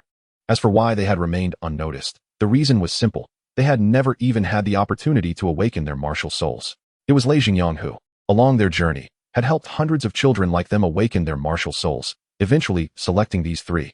The others had mostly been sent to Longxing City, as Lei Xingyang was not lacking in resources, and even if these children grew up to be mere servants, it was far better than wandering the streets. Under the Spirit Hall system, such a situation should not occur. However, in reality, it was impossible to cover all bases. The two empires were in constant conflict, and internal issues were becoming increasingly severe. Orphans were a common sight. Those who were fortunate might be sold by the black market to decent families and live well, while those less fortunate could end up homeless, perhaps scraping by. As for being sold to nobles with peculiar tastes, their lives would likely be worse than death, making these three little ones truly fortunate. "Hee, Brother Meng Ye, have some." Gu Ling chirped again, perched on Meng Ye's shoulder, offering him a piece of candy she had just eaten. "I don't want it. You enjoy it," he replied, shaking his head while holding Gu Shi's hand. Wu Yu walked quietly beside Lei Xingyang, saying nothing, though his curious gaze occasionally wandered to the surroundings. Despite his sorrowful past, he still retained a child's natural curiosity, which was a good sign. The group made their way towards Lei Xingyang's residence. Wang Shuo had already sent Xueku ahead. It was somewhat risky for her to openly run about the streets. Initially, upon seeing the three little ones, Xueku became quite playful. But Wang Shuo had to coax her, promising to take her out shopping afterward, which allowed for a successful departure. "Oh, Meng Ye." At that moment, Meng Ye encountered Luo Xian and Hu Liino approaching. The two seemed to have been out shopping, likely seeking to relax after the final days of training. Luo Xian curiously gazed at the two little ones beside Meng Ye and smiled broadly. Gu Ling immediately jumped down from Meng Ye's shoulder and stood obediently to the side. Hu Laina turned to Lei Zhengyang and inquired, "May I ask who this elder is?" "My teacher, the master of the Salakar main hall." "Master Lei." Hu Laina bowed respectfully. Given her status, she did not need to show excessive reverence to a main hall master. However, since Lei Zhengyang was Meng Ye's teacher, the situation was different. "Greetings." Luo Xian nodded slightly. The two little girls beside her looked around curiously, taking in the sight of the two beautiful older sisters. "There's no need for such formalities. I am here merely for a casual visit." Lei Zhengyang waved his hand, his gaze filled with curiosity as he looked towards Meng Ye. "Meng Ye, why are you looking at me?" The two little girls exchanged glances, their faces adorned with whimsical smiles. They were undeniably charming. Yet Meng Ye found himself somewhat exasperated. Children can be quite a handful. Fortunately, these two were relatively sensible. They followed closely behind Lei Zhengyang without causing any mischief. Hu Laina, being a disciple of Bibi Dong, exhibited an already remarkable demeanor, graceful and courteous, engaging in a few conversations with Lei Zhengyang. Luo Xian, on the other hand, was considerably more reserved. Though not entirely shy, it was the two little girls who ultimately gravitated towards her, affectionately calling her sister as they flanked her on either side. As they strolled along, they unknowingly arrived at Lei Zhengyang's residence, where they were warmly invited inside as guests. Sir, the butler and servants, responsible for maintaining the estate, greeted them at the entrance. "Yes, please attend to your duties. Prepare a bit more for lunch today," Lei Zhengyang remarked, observing the courtyard's cleanliness with a nod of approval. Understood. Given that he seldom resided there, it was crucial to have servants tending to the estate. Otherwise, it would likely devolve into disarray within a year or two. Meng Ye is welcome to stay, but residing alone in the entire residence might feel rather desolate. Staying directly at the academy's dormitory could save some time. Hee. Since you two are friends of Xiao Yi, why not stay for lunch at noon? Lei Zhengyang stroked his grizzled beard and smiled at the two women. His beard is not long. Although he has surpassed 80 years, he does not exhibit the weariness often seen in the elderly. Therefore, he prefers to keep his beard short, as he believes that a longer beard would give the impression of him trying to take advantage of his age. Meng Ye was uncertain about the method he employed to judge temperament based on appearances. Thus, it would be prudent to comply with the request. "Thank you, Elder Lei." "Well then, please wait in the living room for a moment. Xiao Yi, come with me." Lei Zhengyang called Meng Ye to the courtyard. This residence was spacious enough to accommodate more than 10 individuals, and it was by no means small. The courtyard also featured a considerable open space. He left a few young ones in the front yard with Hu Laina and Luo Xian, while Wang Shua was likely with Xue Ku, selecting rooms. Having not yet been seen. "What is the matter?" Lei Zhengyang turned to Meng Ye, his expression filled with curiosity. "What matter?" Meng Ye raised an eyebrow, puzzled by the question. "Among those two women, which one do you prefer?" Meng Ye felt somewhat pressured by the directness of the question, exclaiming, "Aren't you even going to ask if I have any feelings for them? You know I don't wish to contemplate such matters right now." Shaking his head, he expressed his helplessness. Upon hearing this, Lei Zhengyang furrowed his brow and replied, "You cannot simply leave the two young ladies in suspense. You must provide them with some form of response." "What response? I haven't done anything." Meng Ye shrugged, aware that he was not a fool. Yet he truly wished to avoid these confrontations. He had even deliberately chosen to ignore many emotions that could easily sway him, all in the pursuit of unwavering personal growth. With a sigh, Lei Zhengyang shook his head and remarked, "You are still the same. Could it be that you harbor some inner turmoil?" Lei Zhengyang was perplexed. Having watched Meng Ye grow, he had never observed any signs of emotional distress, aside from his remarkable maturity and wisdom. Yet, it seemed that Meng Ye's demeanor was excessively composed and calm, which could very well be viewed as his sole flaw in Lei Zhengyang's eyes. "No," Meng Ye replied after a moment of silence, choosing to deny it. He himself was uncertain whether he had any inner conflicts. Chapter 82. The Shadow over Luo Xian's sister. Luo Xian, this is for you. The little girl Gu Ling had somehow procured a small flower and approached Luo Xian with an adorable demeanor. "Thank you." Luo Xian was quite fond of the two young girls. They had engaged in delightful conversation throughout their journey, having grown quite familiar with one another. While waiting in the living room, the two little girls eagerly surrounded Luo Xian, hopping about, though it was unclear whether they were excited about the trip or simply found Luo Xian to be especially endearing. Wu Yu, on the other hand, remained silent throughout the journey and now chose to sit in a chair, closing her eyes in meditation, devoid of any fluctuations in her spiritual energy. In order to lay a solid foundation for them, Meng Ye, during his last visit to Seracle, meticulously imparted his knowledge of secret techniques to them, almost in a hands-on manner. Unlike his initial endeavor with Hu Laina, which was merely to comply with Bibidong's orders, the techniques he shared with the three young ones were both refined and simplified, aimed at facilitating their swift entry into the realm of cultivation and establishing a groundwork for their future practices. Among the trio, Wu Yu was the most diligent, with Lei Zhengyang often remarking that he resembled Meng Ye of old, constantly engrossed in his training. Gu Ling was the most vivacious, while Gu Shi struck a balance, exhibiting a certain steadiness, though she was often led astray by her younger sister. Little sister, you are Gu Ling and Gu Shi, correct? Hulaina, seated nearby and initially reluctant to speak, couldn't help but smile upon noticing the two girls' evident closeness to Luo Xian. One must admit, Hulaina's smile radiated warmth, complemented by an unintentional charm that even Luo Xian, another woman, found somewhat captivating. Yet, perhaps due to their innate sensitivity, Gu Ling and Gu Shi were hesitant to approach Hulaina. After exchanging glances, Gu Ling nudged Gu Shi a few steps forward, only to dart back to Luo Xian's side, seemingly conveying, I've handed my sister to you, don't catch me. Hulaina couldn't stifle a chuckle at this scene, but soon turned her gaze towards Gu Shi, inquiring, you are the elder sister, correct? Yes, I'm in my first year, half a minute, Gu Shi replied, raising a delicate finger. Both girls, having wandered alone for so long and deprived of parental affection, were not adept at communication, possessing an instinctual fear of strangers and unfamiliar environments. Apart from Lei Xingyang and Meng Ye, they rarely exhibited any inclination to get close to others, with Luo Xian being a notable exception. Are you Meng Ye's younger siblings? Hulaina, evidently inexperienced in handling such situations, extended her hand with a friendly smile in an attempt to reassure Gu Shi. However, Gu Shi recoiled, and Gu Ling rushed back to grasp her sister, retreating together. I'm sorry, Hulaina stammered, realizing her actions had inadvertently frightened them. The two little girls huddled together, eyes shut tight, trembling in fear. Their terror of the world etched deeply within their souls, making one ponder what horrors they had previously encountered. It's all right, Luo Xian said softly, rising to embrace the two girls. A gentle aura enveloped them, gradually calming their quivering forms. Their small faces still bore a hint of pallor, and they hesitated to meet Hulaina's gaze. What has transpired? Meng Ye and Lei Xingyang emerged, sensing something amiss. The two little girls, as if finding a lifeline, rushed to grasp Meng Ye's hand. I apologize, I didn't anticipate this, Hulaina expressed, a touch of remorse in her voice.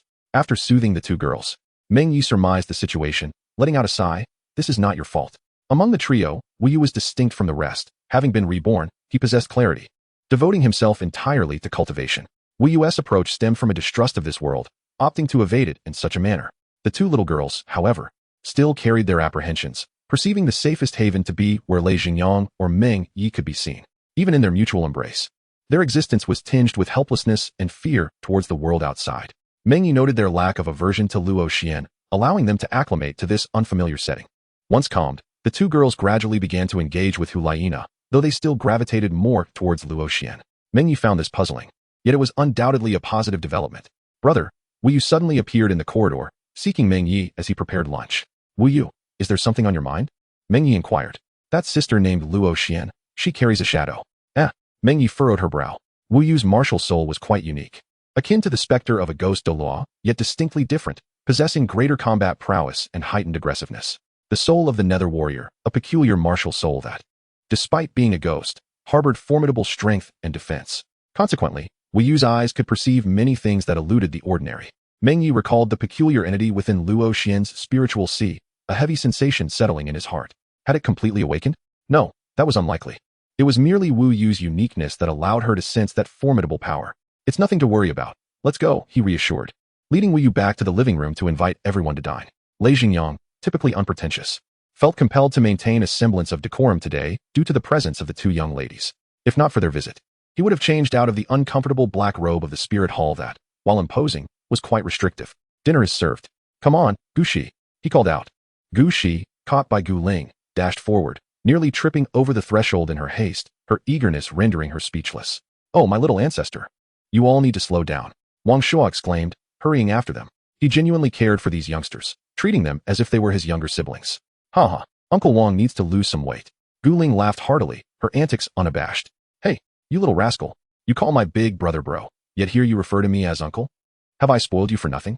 Wang Shuo retorted, though his round face belied his age.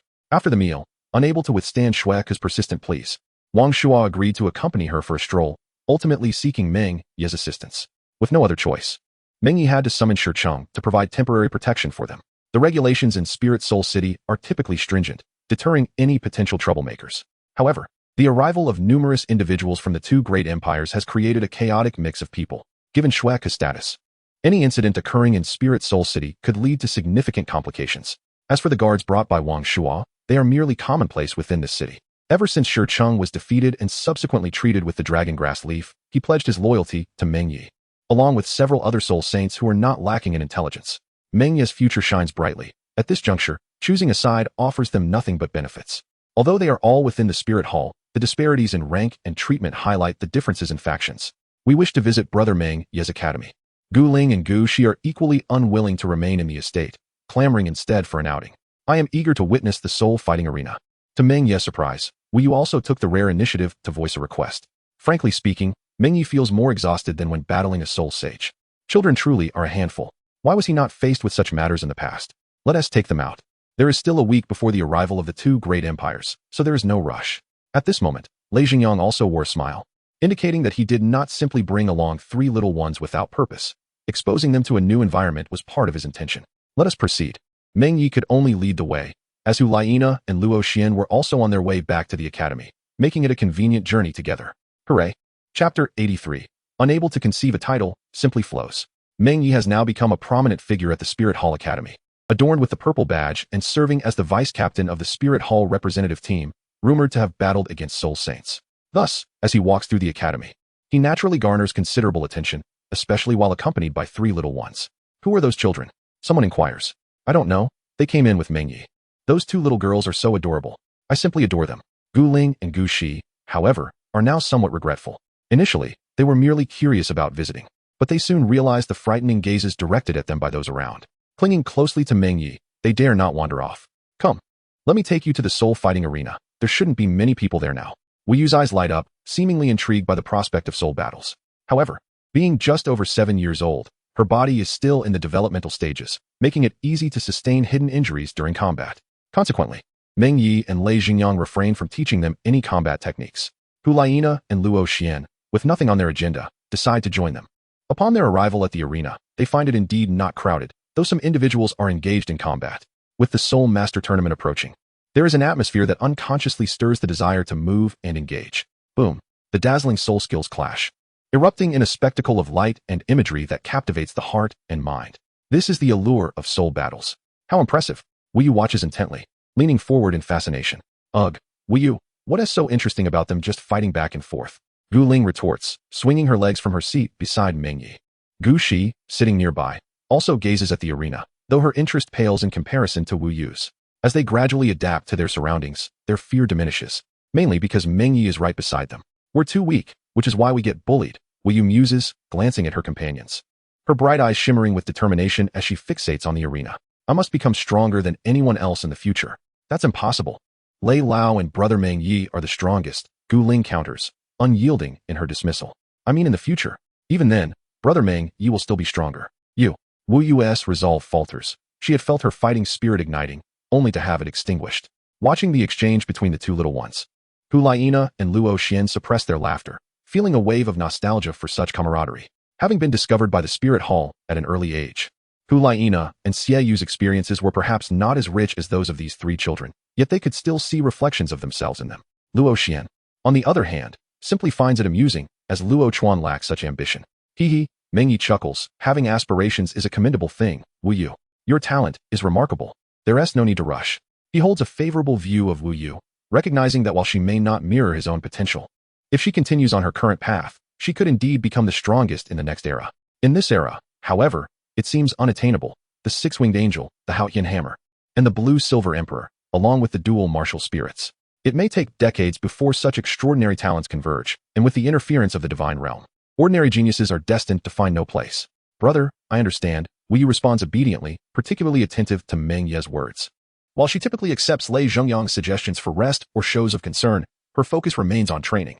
Yet, she will remember Meng Ye's advice for a considerable time, as he embodies the ideal of strength she aspires to achieve.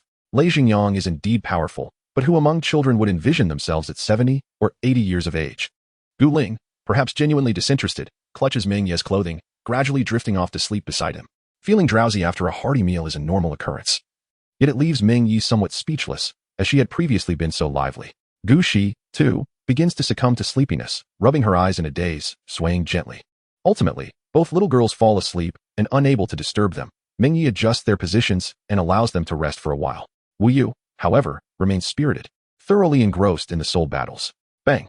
Though the arena is sparsely populated, there are always individuals engaging in spirited duels. The Spirit Hall Academy is not short of soul masters, featuring a diverse array of martial spirits encompassing strong attack, agility, defense, beast spirits, and weapon spirits. Meng Ye's combat style had long been established, rendering these fighting souls of little significance to him. However, for Wu Yu, these styles were worthy of emulation. He would imitate whichever technique he deemed most effective or suitable, gradually refining it to cultivate his own distinctive approach to battle, all the while seeking out soul rings that resonated with him, rather than relying solely on the experiences and guidance of others. No matter how abundant others' experiences may be, they cannot substitute for one's own encounters and insights. Brother, why are soul masters classified into different types? The disparity in strength does not appear to be constrained by these classifications. A control-type soul master is not necessarily at a disadvantage against a strong attack type, is he? Wu Yu pondered, observing the clashes on the fighting arena. The reality of combat seemed to diverge from his understanding, with too many variables at play. A powerful control can counter strong attacks, while the explosive force of agility types can neutralize control. In direct confrontations, agility types struggle to withstand strong attacks, creating an apparent closed loop. Support types, needless to say, are often the targets. However, in real confrontations, victories based on these counter relationships only yield a slight advantage. Perhaps a win rate of 60-40 at best. You have been taught about soul power, physique, and mental strength, correct? Meng Ye inquired with a smile. Wu Yu's thinking was already quite advanced, at least in comparison to his peers. Gu Ling and Gu Shi exemplified the carefree demeanor typical of their age.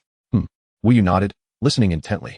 You should understand that the gap in soul power between soul masters widens significantly with each ascending level, right? Wu Yu furrowed his brow slightly. His current soul power was relatively low, and his training time was brief, making it difficult to grasp these concepts fully, though he comprehended the general idea.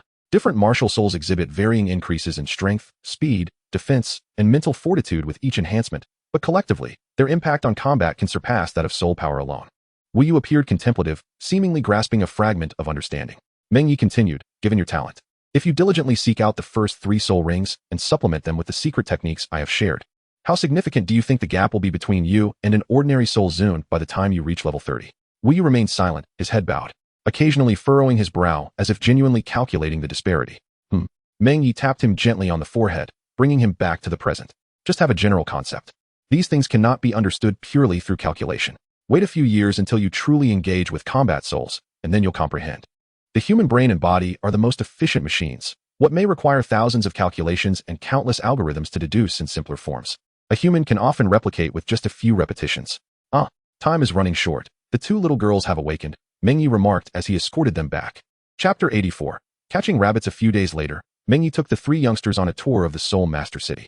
They indulged in various activities and, thoroughly exhausted, decided to venture outside the city. The weather was delightful, with the grasslands awash in vibrant greenery, and the occasional sighting of wild rabbits would attract soaring eagles overhead. This might well be a paradise for 10-year soul beasts, certainly far superior to many soul hunting forests. Meng Ye failed to catch hold of either of the 2 young girls, who dashed out with exuberance. Wow, what a strong wind! They exclaimed in delight. Xiaoling, Sister Luo Xian said that if you talk with your mouth wide open, you'll become a fool. Gu Shi chased after her sister. The vast grassland transforming into a joyous playground. What did you say? I can't hear you. The weather was splendid, though the wind was quite fierce, causing the 2 little ones to become slightly reckless as they ran with abandon. Wu Yu watched with a hint of longing in her eyes, yet she restrained herself, remaining rooted in place. Wu Yu, continue. Upon hearing Meng Ye's voice, Wu Yu turned around only to find that Meng Ye had somehow procured a rabbit and tossed it her way. Startled, Wu Yu failed to catch it and stumbled back a few steps, allowing the rabbit to escape. Go catch it back, and then I will teach you a unique soul technique. All right. A spark of determination ignited in Wu Yu's gaze as she swiftly turned to pursue, moving with the agility of a young tiger, albeit lacking a bit of composure and experience. Meng Ye displayed a smile. The creation of soul skills paled in significance compared to the possession of a complete childhood for Wu Yu. This sentiment resonated equally with Gu Ling and Gu Shi. The 3 of them were indeed fortunate to encounter Yu and Elder Lei, who Laina also approached, whether intentionally or not, over the past few days. She and Luo Xian frequently encountered Meng Ye on the streets. No, it would be more accurate to say that I, alongside my teacher, am the lucky one. Unconcerned with his image, Meng Ye reclined directly on the grass, laughing as he remarked, it is through them that I can see so many things I missed in my past. Having lived through 2 lifetimes, upon reflection, he realized he had not experienced a complete childhood, and even in this life, he had missed out on numerous splendid moments. Wasn't this also a form of regret? Moreover, such losses cannot be remedied solely through effort. They must be replaced and compensated for in other ways. Nonetheless, I still believe they are quite fortunate. Sharing a glance, Hu Laina and Luo Xian sat down beside him, basking in the sunlight and gentle breeze, allowing their minds to relax. As the Soul Master competition drew nearer, Wu Yu and his companions spent their days accompanying Meng Ye, while Lei Xingyang found himself with more leisure time, ultimately seeking out old friends to reminisce. In Owei's office, he inquired, "Old Lei, how are things?" Lei Xingyang lifted the teacup before him, took a sip, and leisurely replied, "Not much to speak of. We have a long-standing friendship. Moreover, those 3 children will inevitably attend the Wuhuan Palace Academy. Certainly, it is not inferior to Salical." Owei, somewhat exasperated, countered. The Wuhuan Palace Academy does have a primary institute, but the rules in Wuhuan City are stringent, lacking the leniency found in typical academies. For younger children, this can foster a rigid mindset. Lei Xingyang, skilled in adapting his teaching to the needs of his students, believed that it was sufficient to provide the right environment, allowing seedlings to grow in their own direction while occasionally correcting their course. Thus, he was fundamentally opposed to the educational methods of the Wuhuan Palace. After a moment of mutual scrutiny, Lei Xingyang finally conceded, "It is indeed not as good as Salical. Do I not have pride?" Owei retorted. Only for Lei Xingyang to add, "Which disciple from the Wuhuan Palace Academy is superior to Meng Ye?" His words left Owei speechless, rendering him momentarily dumbfounded. While the Wuhuan Palace Academy had produced numerous high-ranking soul masters and geniuses, none could compare to Meng Ye. Currently, the Pope even requested Meng Ye to assist in teaching, leaving Owei without any grounds to retort, only capable of glaring in frustration. "Very well, I shall not allow those 3 children to come to the Wuhuan Palace Academy early. You must tell me how to find them." Owei persisted, unwilling to relent, for they possessed innate full soul power, a rarity indeed. Although the Wuhuan Palace Academy occasionally witnessed such talents, they were more commonly found within prestigious sects and soul master families. Generally, those with superior martial souls inherited strong talents, making it easier to select the best from tall individuals than from the short. Even if those disciples attended the Wuhuan Palace Academy, they would eventually return to their families upon graduation. Thus, the true fresh blood of the Wuhuan Palace consisted of those disciples without significant backgrounds. Identifying capable individuals among ordinary disciples relied heavily on luck, as they were sourced from various Wuhuan branches and sub-branches scattered across the continent. Meeting 1 or 2 individuals with innate full soul power in a year was already considered fortunate. However, Lei Xingyang had casually found 3, causing Owei's patience to wear thin. To search for them yourself amidst the countless orphans without awakened martial souls, not to mention millions, there are certainly hundreds of thousands. He lamented. Those fools at the lower levels dismissing martial souls as inferior and dissuading others from pursuing them, saying, "You can't even afford to eat, so why bother cultivating?" Having traversed the 2 great empires and witnessed the chaos and conditions of the lower branches, Lei Xingyang was understandably irate. The suffering of the world is such that those in elevated positions only see the beauty of the mountaintops, indifferent to the corpses lining the roads. "What?" Owei exclaimed in anger, rising to shout. "Which scoundrel dares to act so? Branches and sub-branches? You should question how many are capable of identifying useful disciples," Lei Xingyang stated. This was not an isolated incident, but rather a widespread issue. Wuhuan branches and sub-branches existed in nearly all cities and towns across the continent. Annually, while tens of thousands awaken their martial souls, the number of true geniuses is alarmingly low, which is inherently abnormal. Sigh, Owei finally lamented, returning to his seat, understanding that his frustration alone would not resolve the situation.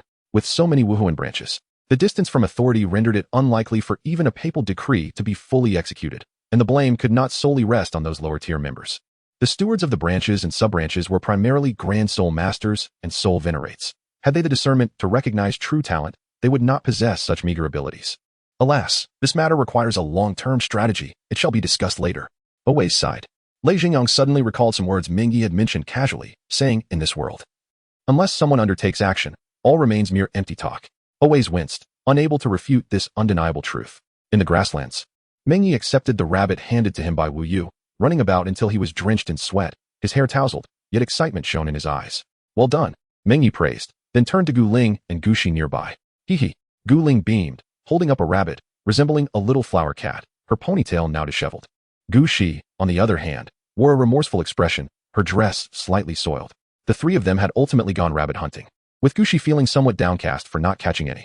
"You all did splendidly. Let us roast the wild rabbits." Rising to his feet, Meng Ye playfully patted Gu Shi on the head to soothe her spirits. "Yay, I didn't catch one. No worries. I will share mine with you." Gu Ling lifted the rabbit in front of her, playfully flapping it about. Chapter 85. Leisurely moments conclude sizzle. The wild rabbit roasting over the fire crackled as they settled by a nearby stream, having caught a few fish as well, making for an impromptu picnic. This world, rich in resources, ensured that those with even a modicum of experience would not go hungry in the wild. Of course, those with some strength could fare quite well. Gu Ling swallowed repeatedly, while Gu Shi maintained a degree of decorum, at least restraining her saliva from flowing. "Come wash your hands, or you shan't eat." "Oh." The 2 girls hurried to wash their hands before they began to portion the meat, devouring it with greasy delight. Children, in their growth spurts, require ample sustenance and possess boundless energy, leading to quick appetites. After a mere 10 minutes, they had consumed 4 or 5 plump wild rabbits along with several roasted fish. Ah, I am full. Gu Ling sat on the ground, contently patting her belly. Little Ling, get up, you look so unrefined lying there. Gu Shi tugged at her sister, but Gu Ling merely rolled over, nearly toppling her. No, I'm too full to move. You. Fully aware that she was merely fatigued and unwilling to move after a hearty meal, Gu Shi found herself at a loss regarding how to handle Gu Ling. The gentle murmurs of the babbling brook seemed to lull one into a deeper drowsiness. Gu Ling, if you lie down now, you'll become a little chubby girl. Luo Xian teased as she crouched beside her, playfully coaxing Gu Ling's sister. Luo Xian is teasing, hee. Gu Ling, on the verge of slumber, showed no intention of rising. Hulaina and Luo Xian exchanged glances, both feeling somewhat helpless, and thus decided to lead Gu Ling and Gu Shi to the shade beneath a tree, allowing them to rest comfortably in their embrace. Meng Ye chose not to concern himself with the matter at hand. His purpose in bringing these 3 little ones out was simply to unwind. Indulging in a bit of leisure was of no consequence. Even he found the daily training of soul masters to be rather monotonous, let alone these 3 young ones. Brother. About my soul skill, Wu Yu remarked after finishing his meal, approaching Meng Ye to bring up the topic. Meng Ye, while tending to the fire and ensuring it remained contained against the breeze, inquired, what kind of soul skill do you desire? I want the strongest, Wu Yu declared, his eyes shimmering with fervor as he articulated his ambition, which momentarily caught Meng Ye off guard. With a swift motion, he splashed water onto the flames, sending a cloud of dust into the air before casually dispersing the ashes. After a moment of contemplation, he asked, what constitutes the strongest? Are you referring to the most potent offensive type, or perhaps a formidable defense? To be candid, this aspiration posed quite a challenge. Each individual's martial spirit is uniquely their own. Even if 2 possess the same martial spirit and soul rings, the soul masters themselves differ profoundly.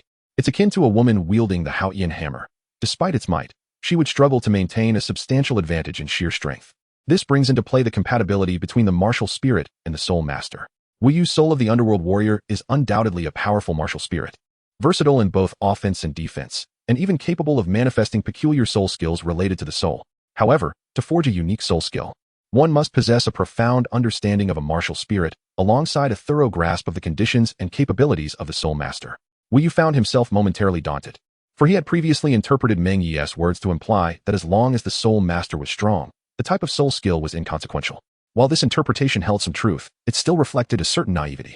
Meng Ye smiled and said, I never expected we could take our time to ponder. There is no ultimate soul technique. Only the strongest individuals exist. Have you forgotten what I mentioned earlier? Wu Yu contemplated seriously, seemingly at a loss to determine the precise nature of the soul technique he desired. However, he soon lifted his gaze towards Meng Ye, his eyes sparkling with newfound clarity. I've thought of something.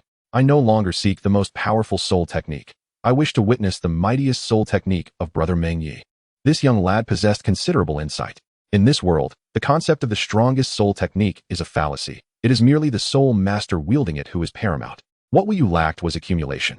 As long as he grew sufficiently strong and gathered enough experience, he would naturally be able to forge a soul technique tailored to himself.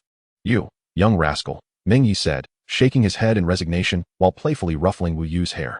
Is that not feasible? Wu Yu's previously expectant gaze dimmed slightly. It is not that it cannot be done. You have merely posed a challenging question. My most formidable soul technique is rather unwieldy, he replied, turning to gaze at the stream before him, where hills gently rolled. With a faint smile, he added, yet, it is not entirely impossible. Approximately an hour later. Crack. Intense bolts of lightning flickered amidst the forest, stirring up a multitude of flying soul beasts, while a terrifying aura unleashed a tempest that radiated outward. Boom. The deep rumble of thunder resonated across the sky, as a streak of white lightning descended. In the next moment, boom. The dreadful white lightning pierced the earth directly, producing a mushroom cloud that soared into the heavens. The ground began to collapse amid the cacophony of explosions. A terrifying shockwave rippled outward and for miles around. A subtle tremor was felt. After Meng Ye and his companions departed, the terrifying scene of flying sand and rocks finally subsided, leaving behind a massive crater with a diameter of several hundred meters and a depth that plunged to a staggering 20 meters. The extreme heat of the thunder had crystallized the minerals within. Upon witnessing this, the Spirit Hall swiftly dispatched scouts, as such a significant disturbance occurring merely dozens of miles away had even roused the attention of the Holy Hall. Meanwhile, Meng Ye had already returned to the gates of the Spirit City with his companions. Wu Yu gazed at Meng Ye with adoration, his demeanor reminiscent of a deity. The cataclysmic power he wielded elicited not a shred of fear, but rather excitement. If you diligently cultivate, you too shall grow as strong as I. He reassured Wu Yu while patting his shoulder. Although it was a challenging task, dreams must be nurtured, Whether or not they come to fruition is secondary. Yes. Wu Yu nodded vigorously, having long regarded Meng Ye as his aspiration. Witnessing his formidable prowess only solidified his resolve. Wu Yu, you are too tedious. And you have also drained so much of Brother Meng Ye's soul power. Gu Ling, led by Luo Xian, playfully stuck out her tongue at him. Gu Ling, you are becoming increasingly mischievous. Gu Shi almost reached out to tug at her tongue. Ouch! Gu Ling exclaimed, rubbing her forehead after Meng Ye playfully tapped her. Her big, watery eyes looked up at him innocently. I won't have time to play with you soon. You should be more obedient and focus on your training, Meng Ye advised. He needed to prepare for the upcoming competition. Although victory seemed assured, he would not commit the most basic of blunders when the time came. Why not? I haven't played enough yet. Gu Ling sulked, her little face drooping as she appeared utterly dejected. Luo Xian smiled gently, finding Gu Ling endearing. At their age, most soul masters barely grasped the concept of meditation, let alone training. Strictly speaking, these three little ones were all prodigies in their own right. Having not only mastered their martial spirits, but also grasped the fundamentals of Meng Ye's secret techniques. In their initial encounters with Meng Ye, their earnestness had made him feel a twinge of sympathy for them. Gu Ling was not lazy. She simply had little time to rest. And after several months apart from Meng Ye, her excitement was only natural. Chapter 86. The Surprise of Xueqinghe. Boom. A cacophony of noise startled the numerous carriages and cavalry in the distance, causing all to halt and gaze toward the direction of the spirit city. Their faces etched with uncertainty. What has transpired ahead? Xueqinghe emerged from the foremost luxurious carriage, his expression grave. Just a week prior, they had encountered an ambush. Beset by both bandits and titled Douluos, leaving many of the participating teams and their guards jumpy. This sudden explosion had not merely frightened the horses. All present were shaken to their core. Your Highness, scouts have been dispatched and should return within a quarter of an hour. Should we continue onward? The leading general approached, cupping his hands in respect. Frowning, Xueqinghe did not immediately respond, but turned to consult with the interior of the carriage, asking, Teacher? Within the spacious carriage sat a refined middle-aged man, flanked by two elderly gentlemen, one calm and sharp, the other amiable. The refined man was Ning Fengji, the current leader of the Seven Treasure Glazed Tile sect. He smiled lightly. No need for concern. We are less than 20 miles from the spirit hall. And at this pace, we shall arrive within the hour. There is no need for undue worry. Understood. Xueqinghe nodded before addressing the general, instructing, continue forward. Yes. The general complied and rode ahead, commanding the convoy to proceed. The procession resumed its course, with 15 carriages and a weary entourage after many days of travel. Even soul masters were not exempt from fatigue. Despite their unease, the proximity of the spirit city spurred everyone to hasten their journey, eager to relax. Shortly thereafter, the convoy arrived at the spirit city without incident, and the scouts reported back to Xueqinghe. A crater, seemingly created by a soul skill, with a diameter of 500 meters, and remnants of thunderous heat. Xueqinghe furrowed his brow, glancing back at Ning Fengji. Teacher, does the spirit hall possess any elders with such potent thunder martial spirits? It should not be the case, however, if it pertains to thunderous power. Perhaps it stems from the Blue Lightning Tyrant Dragon sect. There may be some misunderstanding, he replied. Elders from the Blue Lightning Tyrant Dragon sect? Their party included the Heavenly Do Royal Academy, with Yu Tianheng as the young master of the Blue Lightning Tyrant Dragon sect alongside Yu Tianxin from the Thunder Academy. Thus, naturally, they had experts escorting them. Yet, no one had departed during the journey, leading Xueqinghe to doubt the involvement of the Blue Lightning Tyrant Dragon sect. Her inquiry to Ning Fengji was not born from ignorance, but rather from her current identity as Xueqinghe, rather than as Qian Renxue, the young master of the Spirit Hall. Upon entering the Spirit City, all proceeded to the accommodations prepared by the Spirit Hall, awaiting the commencement of the tournament in a few days. The contestants from the two empires were kept separate to prevent any preemptive testing or consensus, ensuring the integrity of the competition. In the Holy Hall, Hulaina and others, alongside Meng Ye, were summoned once more.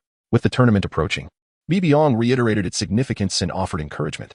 Your Holiness, Prince Xueqinghe of the Heavenly Do Empire and Prince Dayan of the Star Luo Empire request an audience. The guard stationed at the Holy Hall reported. Bibiong waved her hand, signaling Meng Ye and the others to stand aside. Within the Grand Hall, there were no guards or elders present, only the Pope and two hidden titled Douluos, underscoring the solemnity of the Pope's authority and Bibidong's unwavering confidence in her power.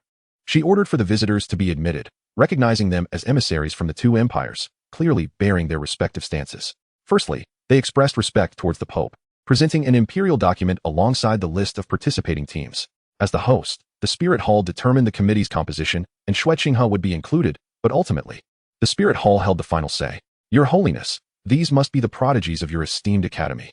Xueqinghe remarked with a subtle smile, while glancing at Meng Ye and the others. Indeed, Bibidong's gaze remained notably indifferent. Even as she recognized the individual before her to be her own daughter in disguise, her heart stirred with little emotion. Haha, Truly remarkable, a heroic young man. Xueqinghe commented, casting a knowing glance at Meng Ye. Meng Ye wore an impassive expression, yet within his heart lingered a faint sorrow for her. He even questioned whether Qian Rinxue could still discern her own identity as Qian Rinxue or as Xueqinghe. Your Highness, you flatter me, she replied. If we speak of genius, none can compare to your Highness, who has achieved the sole emperor level at such a tender age. Meng Ye offered a slight bow, eager to bring this meaningless dialogue to a swift conclusion. Xueqinghe's countenance faltered, while the regent minister of the Douluo Empire also exhibited a subtle change in expression.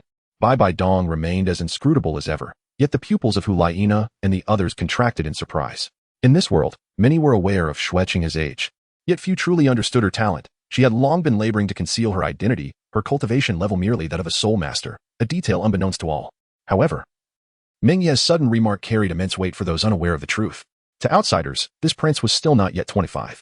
He remained within the stipulated age for the soul master competition, yet possessed a soul power that surpassed the golden generation, even eclipsing Meng Ye's own.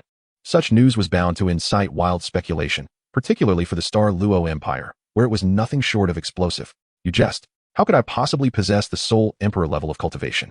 Surely, you refer to this esteemed elder, Dai Yun, Xueqinghe said with a gentle smile. Attempting to divert the attention of the crowd, Meng Ye cast a calm glance her way and replied, perhaps.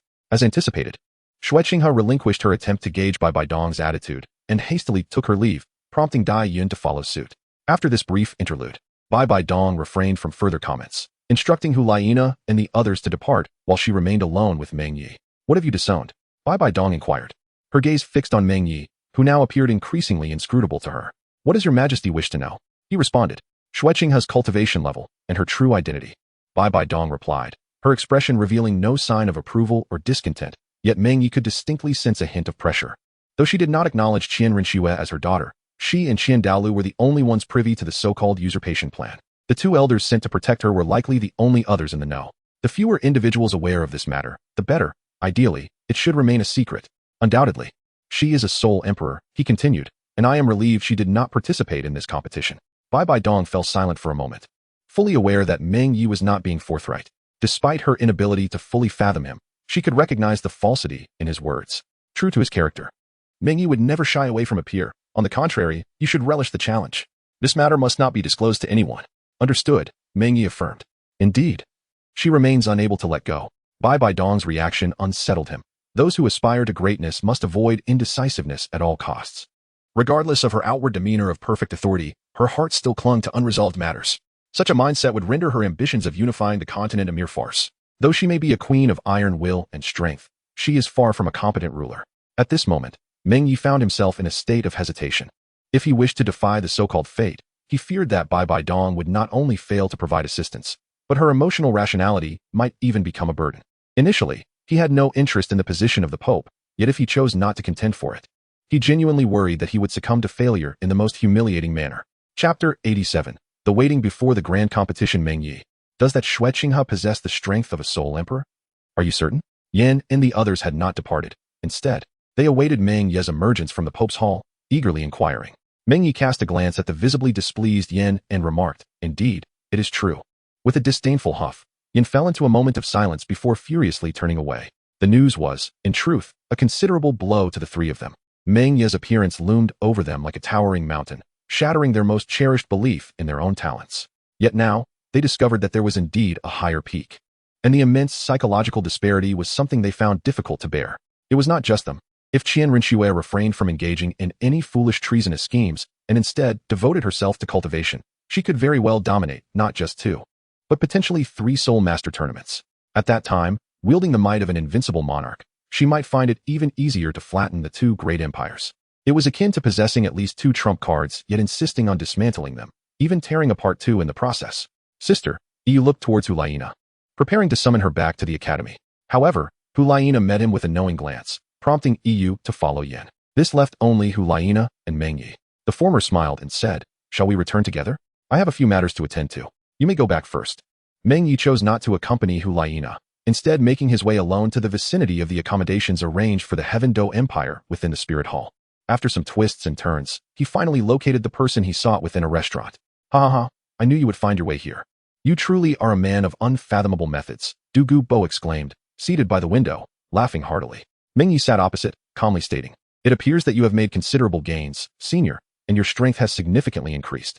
Douluo, momentarily taken aback, gazed at Meng Ye in astonishment and replied, I even suspect that you might be the reincarnation of a 100,000-year soul beast. How could you discern that? After being prompted by Meng Ye, he sought out numerous soul beasts to experiment, infusing them with his toxin and subsequently retrieving them. The formidable nature of the phosphor snake's poison indeed proved to be overwhelming, leading to a substantial enhancement of his soul power. In a mere few months, he not only broke through to the 94th level, but even achieved further advancement. The stagnation of his soul power over the years was not only overcome, but he also discovered a shortcut to elevate his cultivation. How could he not be elated? I came here to caution you, senior, Meng Ye advised. Though that method is remarkably effective, it requires moderation, otherwise, it may spiral out of control. He continued. The evil martial spirit itself is innocuous. It merely influences the mind of the soul master without direct alteration. Ultimately, it depends on the individual. Given the temperament of the poison Douluo, there shouldn't be much concern. However, I fear that he might unwittingly rely on the Phosphor Snake Emperor to forcefully break through his limits. The faster the breakthrough, the greater the potential risks involved. A soul master cannot ascend to profound depths solely through soul power. Without the requisite mindset and realm, succumbing to madness and self-immolation is a very real possibility. Upon hearing this, Douluo's expression grew serious. He then produced a dark green orb from his mouth and placed it in the palm of his hand. Meng Ye was suddenly engulfed by a chilling sensation, recognizing the object before him as the poison pearl of Douluo, containing within it half of his cultivation. This was a unique aspect of Douluo's martial soul. Generally, such entities are formed only by certain exceptional soul beasts. This item is the key to my cultivation, imbued with half of my soul power. However, as I practiced using your method, it appears that the soul power within has encountered a slight conflict with me. The absorbed soul power requires a period of sedimentation and refinement. The esteemed elder has acted rather hastily. Meng Ye discerned the terrifying soul power contained within the poison pearl at a glance. It was exceedingly pure, an ultimate poison? No, perhaps not quite, but it was perilously close. Exceedingly so. Should this object continue to be cultivated, if Douluo were to successfully attain the rank of Limit Douluo in this lifetime, he could, with the aid of this poison pearl, ascend directly to the demigod level. He would then stand shoulder to shoulder with the three unparalleled Douluos. Of course, that is an ideal scenario. Given Douluo's age, even with the assistance of the path of the evil soul master, the prospect of becoming a Limit Douluo seems bleak. Nevertheless, ascending a few ranks should pose no significant issues. Thank you. This matter shall be duly noted by me, Douluo, he said, with a solemn expression and clasped fists. Meng Ye had offered him an abundance of assistance, and Douluo found himself at a loss as to how to repay such kindness, ultimately resigned to await an opportune moment. Moreover, I do indeed have a matter that requires the esteemed elder's aid. You have assured me that as long as it does not contravene your principles, you shall exert every effort. Douluo was a man of his word. Having promised to repay Meng Ye's favor, he would not waver in his commitment. I require the elder's assistance in eliminating a certain individual. However, should this task prove unfeasible, there is no need for undue insistence. Upon his arrival, Meng Ye had already shielded the surroundings with his mental energy, rendering their conversation inaudible, and even altering his appearance slightly, such that outsiders would remain oblivious to their prior encounter. This undertaking, while not particularly honorable, might evoke some distaste in Douluo. Yet, he understood that when the situation demanded, he could not overly cherish his reputation, and he was not averse to undertaking unsavory tasks. This assignment was indeed well suited for him. After hearing the details, Douluo furrowed his brow and remarked, this individual may prove to be somewhat troublesome. No matter, Meng Ye replied, if it poses a challenge for you, I shall seek assistance elsewhere. Meng Ye did not insist. If it came to murder, he possessed ample leverage to summon a title Douluo, yet none was as fitting as Douluo. You have misunderstood my intention. Currently, in this soul master city, should he be harmed, it would likely be difficult for me to extricate myself from the situation. And what of the Pope's stance on this matter? Ultimately, Douluo found himself compelled to exercise caution. Should this involve the Pope's disposition, even if he owed Meng Ye a favor, he would not dare to act recklessly. A favor can be repaid, but a life cannot be so easily restored, and he had yet to reach that level of awareness. Rest assured, esteemed senior, this matter does not necessitate your actual act of killing him. Rather, it is imperative that he returns alive, albeit in a precarious state. Douluo could not comprehend Meng Ye's meaning, yet he ultimately acquiesced. Should there be a fatality, he would indeed be apprehensive. However, if no one were to perish, then there would be no issues. As with his title Douluo cultivation, he could easily fabricate an excuse, and neither of the two great empires would dare to trouble him. 5 days later, the grand competition commenced in earnest, with the venue established at the heart of Soul Master City, less than a kilometer from the Papal Hall. To maintain order, the audience was limited to a mere few thousand. all of whom were soul masters. The finals consisted of 5 rounds, with eliminations proving exceedingly fierce. On the first day, the Spirit Hall Academy and the seed teams from the 2 empires were granted a privilege of advancing without contest. Initially, Yin and the others had little interest in attending. As the defending champions, their presence might suggest a hint of insecurity. Thus, Meng Ye made his appearance.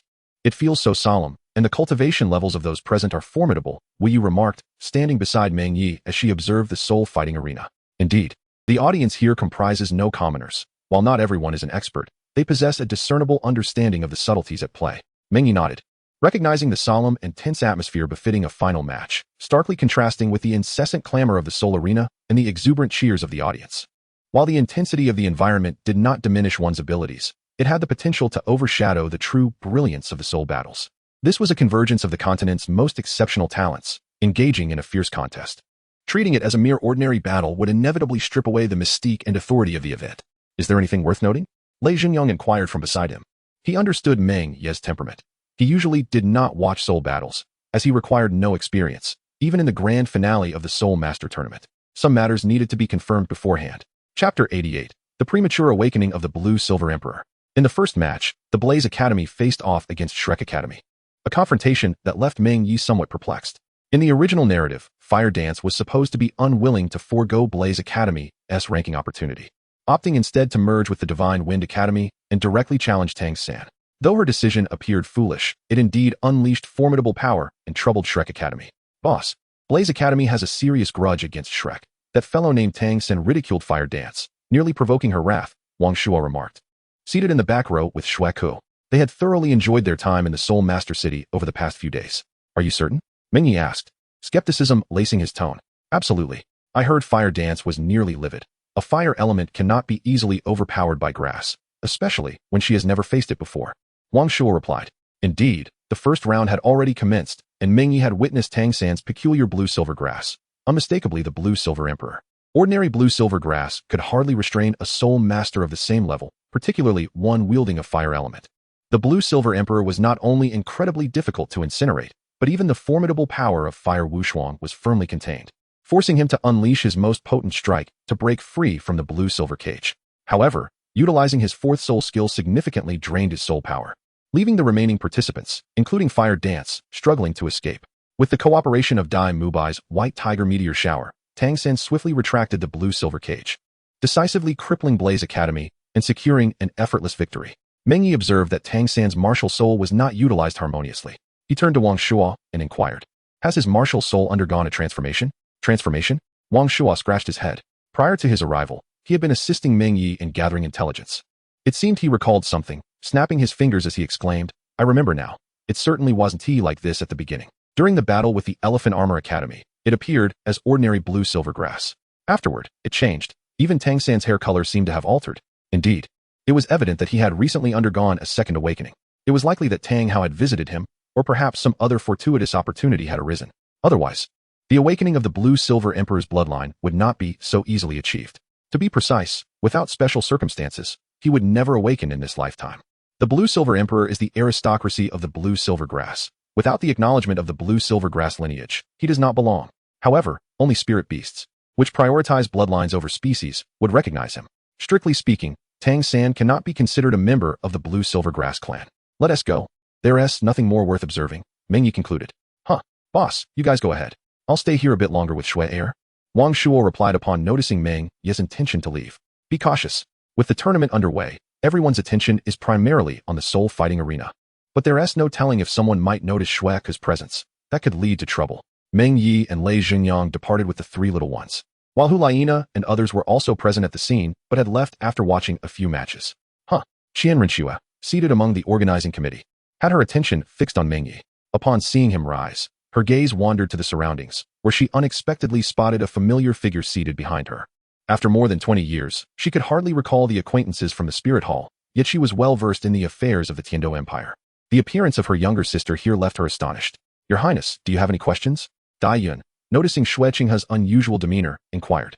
As a prince, he possessed royal blood. However, according to the harsh rules of the Xingluo royal family, he could not wield much power.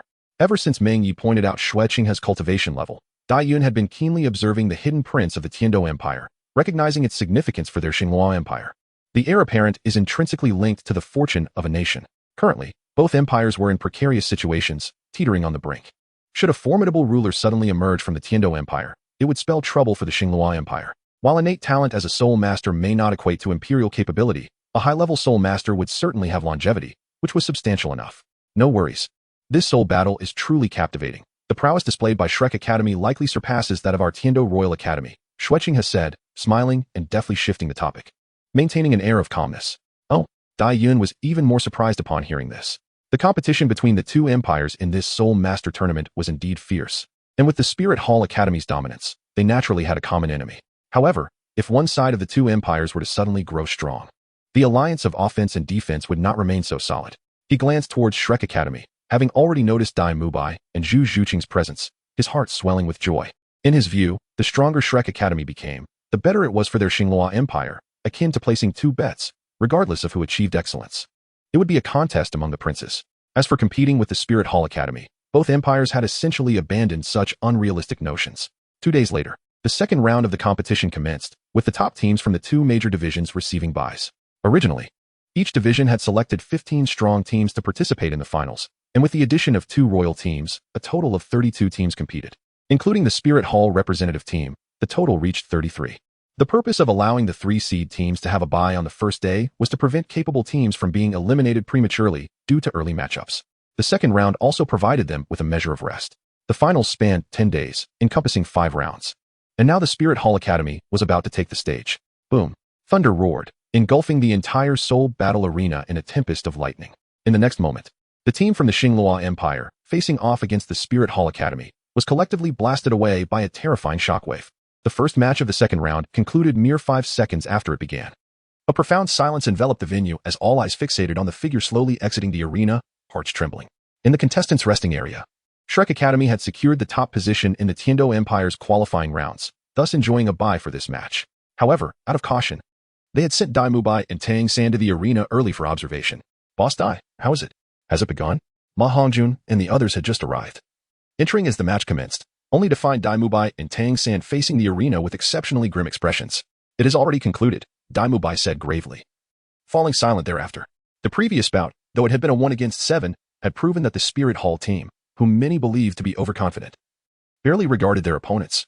In a single move, the fierce curtain of lightning had obscured the glow of the soul rings. They hadn't even discerned what soul skills the opponents had employed. 7 individuals from the powerful team of the Xinhua Empire, led by 2 soul masters, had all been hurled off the arena. The latecomers were momentarily stunned, unable to comprehend. Let us go. We should return and consult the teacher. There's no need to watch the remainder, Tang San suggested. Dai Mubai nodded in agreement, not contesting Tang San's words. Although there were still matches between the Tiando and Xinhua powerhouses, they had lost the inclination to watch, as the strength of the Spirit Hall representative team had exceeded their expectations. With the first-hand information in hand, they needed to discuss and formulate strategies, albeit the likelihood of their efforts bearing fruit seemed slim. In the hotel where they resided, the members of Shrek remained silent. Boss Dai, third brother, could you please say something? This is exasperating. Oscar and Ma Hongjun, restless by nature, were naturally impatient upon witnessing the current atmosphere, with the former turning to the equally silent Yu Xiaojiang, saying, Master, could you please speak up? Seeing the continued silence from the others, Yu Xiaojiang felt compelled to have Tang San take the lead. Though he possessed some experience and had researched soul masters, he found it utterly unfathomable how a soul king could possess such an extraordinary level of power. Historically, the primary factor determining a soul master's strength has been their soul power. Even a genius would find it challenging to contend against an opponent with a soul ring level significantly higher than their own. To triumph over an adversary with 4 or 5 levels of soul power superiority was already commendable. A soul king facing over 5 soul masters might manage a drawn-out fight. But ultimately, their soul power would prove insufficient, leaving them drained of energy. Yes, teacher. Tang San knew someone had to initiate the discussion, instilling confidence in the others. Yu Xiaojiang had always aimed to cultivate him as the soul of the team, although Dai Mubai was the captain. The decision-making authority had consistently rested with Tang San and Yu Xiaojiang. Therefore, the team revolved around Tang San. If he were to lose confidence, the entire team would falter. Firstly, the opponent's martial soul is unknown, and their soul power is conservatively estimated to be around level 53. They dispatched the powerful team from the Xinhua Empire led by soul masters in one fell swoop, making them an undeniably formidable foe, Tang San stated, drawing everyone's attention. However, they are by no means invincible. Given that decisions were usually made by Tang San and Yu Xiaojiang, Even if there were dissenting opinions, no one spoke up, merely frowning. They all understood the circumstances of that moment, and the sheer overwhelming strength they had witnessed left them questioning their chances of success. Don't forget, they still have 3 Soul Kings, Dai Mubai reminded, perhaps the only one present with the right to speak at that moment. Of course I remember. But I can almost guarantee that the other 3 Soul Kings cannot match Meng Ye's strength, Tang San replied with unwavering determination. Then noticed the group's lingering doubts and offered a wry smile. Have we all forgotten our encounter with him in the Star Do Great Forest? Of course I recall. That fellow was a soul master back then, Zhao Wujin interjected as he and Flinder approached. Indeed, he is undoubtedly a prodigy. Third brother. Have you truly considered whether you want to engage them in a relentless battle? Flinder, more composed than Zhao Wujin, had opposed confronting the Spirit Hall from the outset. As the unassailable sanctum of the Soul Master community, the Spirit Hall's influence was not merely vast but fundamentally insurmountable. Neither of the 2 great empires is inclined to engage in a direct confrontation with the Spirit Hall. After all, they are merely a handful of soul saints and an academy. What means do they possess to contend? Principal, I apologize, but I have compelling reasons to stand against the Spirit Hall, Tang Sen said, lowering his head. Despite the opposition from everyone present, including his mentor, Yu Xiaojiang, he had nonetheless ventured here, fully aware of the exposure of the Haotian hammer. It would not be an exaggeration to say he was courting disaster. Dai Mubai and the others exchanged glances, smiles breaking across their faces as they heartily patted Tang San on the shoulder, saying, "Speak up. What strategy do you have in mind? We are all ears." Thank you, everyone. Regarding their cooperation, the foundation laid by Yu Xiaojiang was indeed sound, effectively binding them together as one. Thus, in light of this seemingly irrational decision, as long as Tang San was resolute, the others had little room to refuse. Meng Ye was completely unaware of what Tang San was engaged in. His decisive action in securing the first battle was primarily aimed at facilitating smoother progress in the subsequent rounds. In the 3rd round, it came as no surprise when their opponent opted to forfeit. However, the 4th round presented an unexpected twist as the Wuhuan Temple representative team faced off against the Shunfeng Academy, while Shrek encountered the Xinglua battle team. On the battle stage, Feng Xiaodian wore a bitter smile as he watched Meng Ye ascend the arena alone. If you wish to maintain some dignity, you should withdraw, he remarked. Meng Ye calmly regarded Feng Xiaodian, his intentions clear, to draw attention and facilitate a situation where he could receive buys in the following matches. Should Feng Xiaodian fail to recognize the gravity of the situation, Meng Ye would have no choice but to assist him in preserving face. You all should step aside. I will deal with him alone. After his moment of bitter reflection, Feng Xiaodian instructed his teammates to leave the stage. What was supposed to be a team battle had now devolved into a one-on-one confrontation. Captain, let us all charge together. He can't possibly eliminate us all, cried one teammate. Yes, Captain. Shall we go as a group? Feng Xiaodian shot a cold glance at his companions, replying, I cannot guarantee that you will make it back unscathed.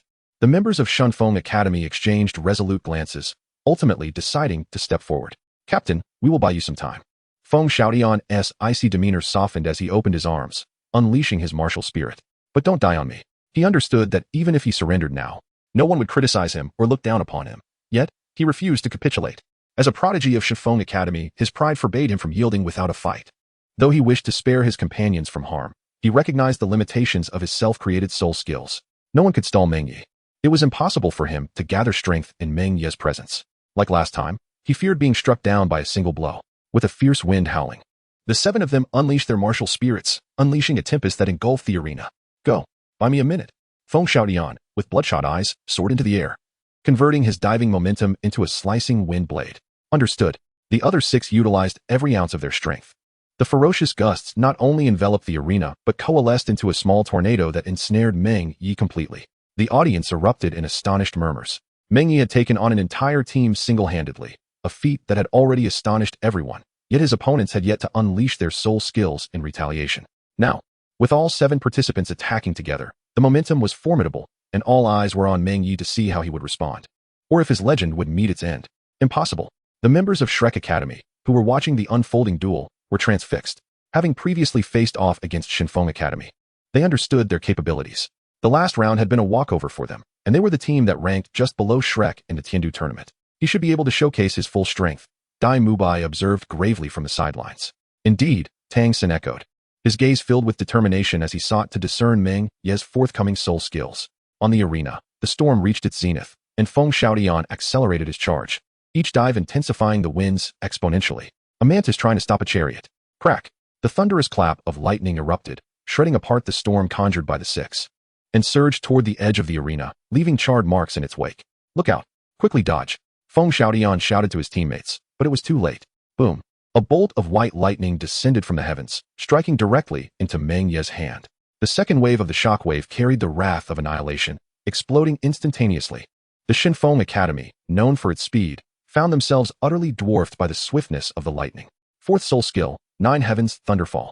This soul skill, derived from the ancient thunder god Bamboo, unleashed a peak level of lightning, combining with the first soul skill, Thunderstorm, to reach its utmost potential in a breathtaking display.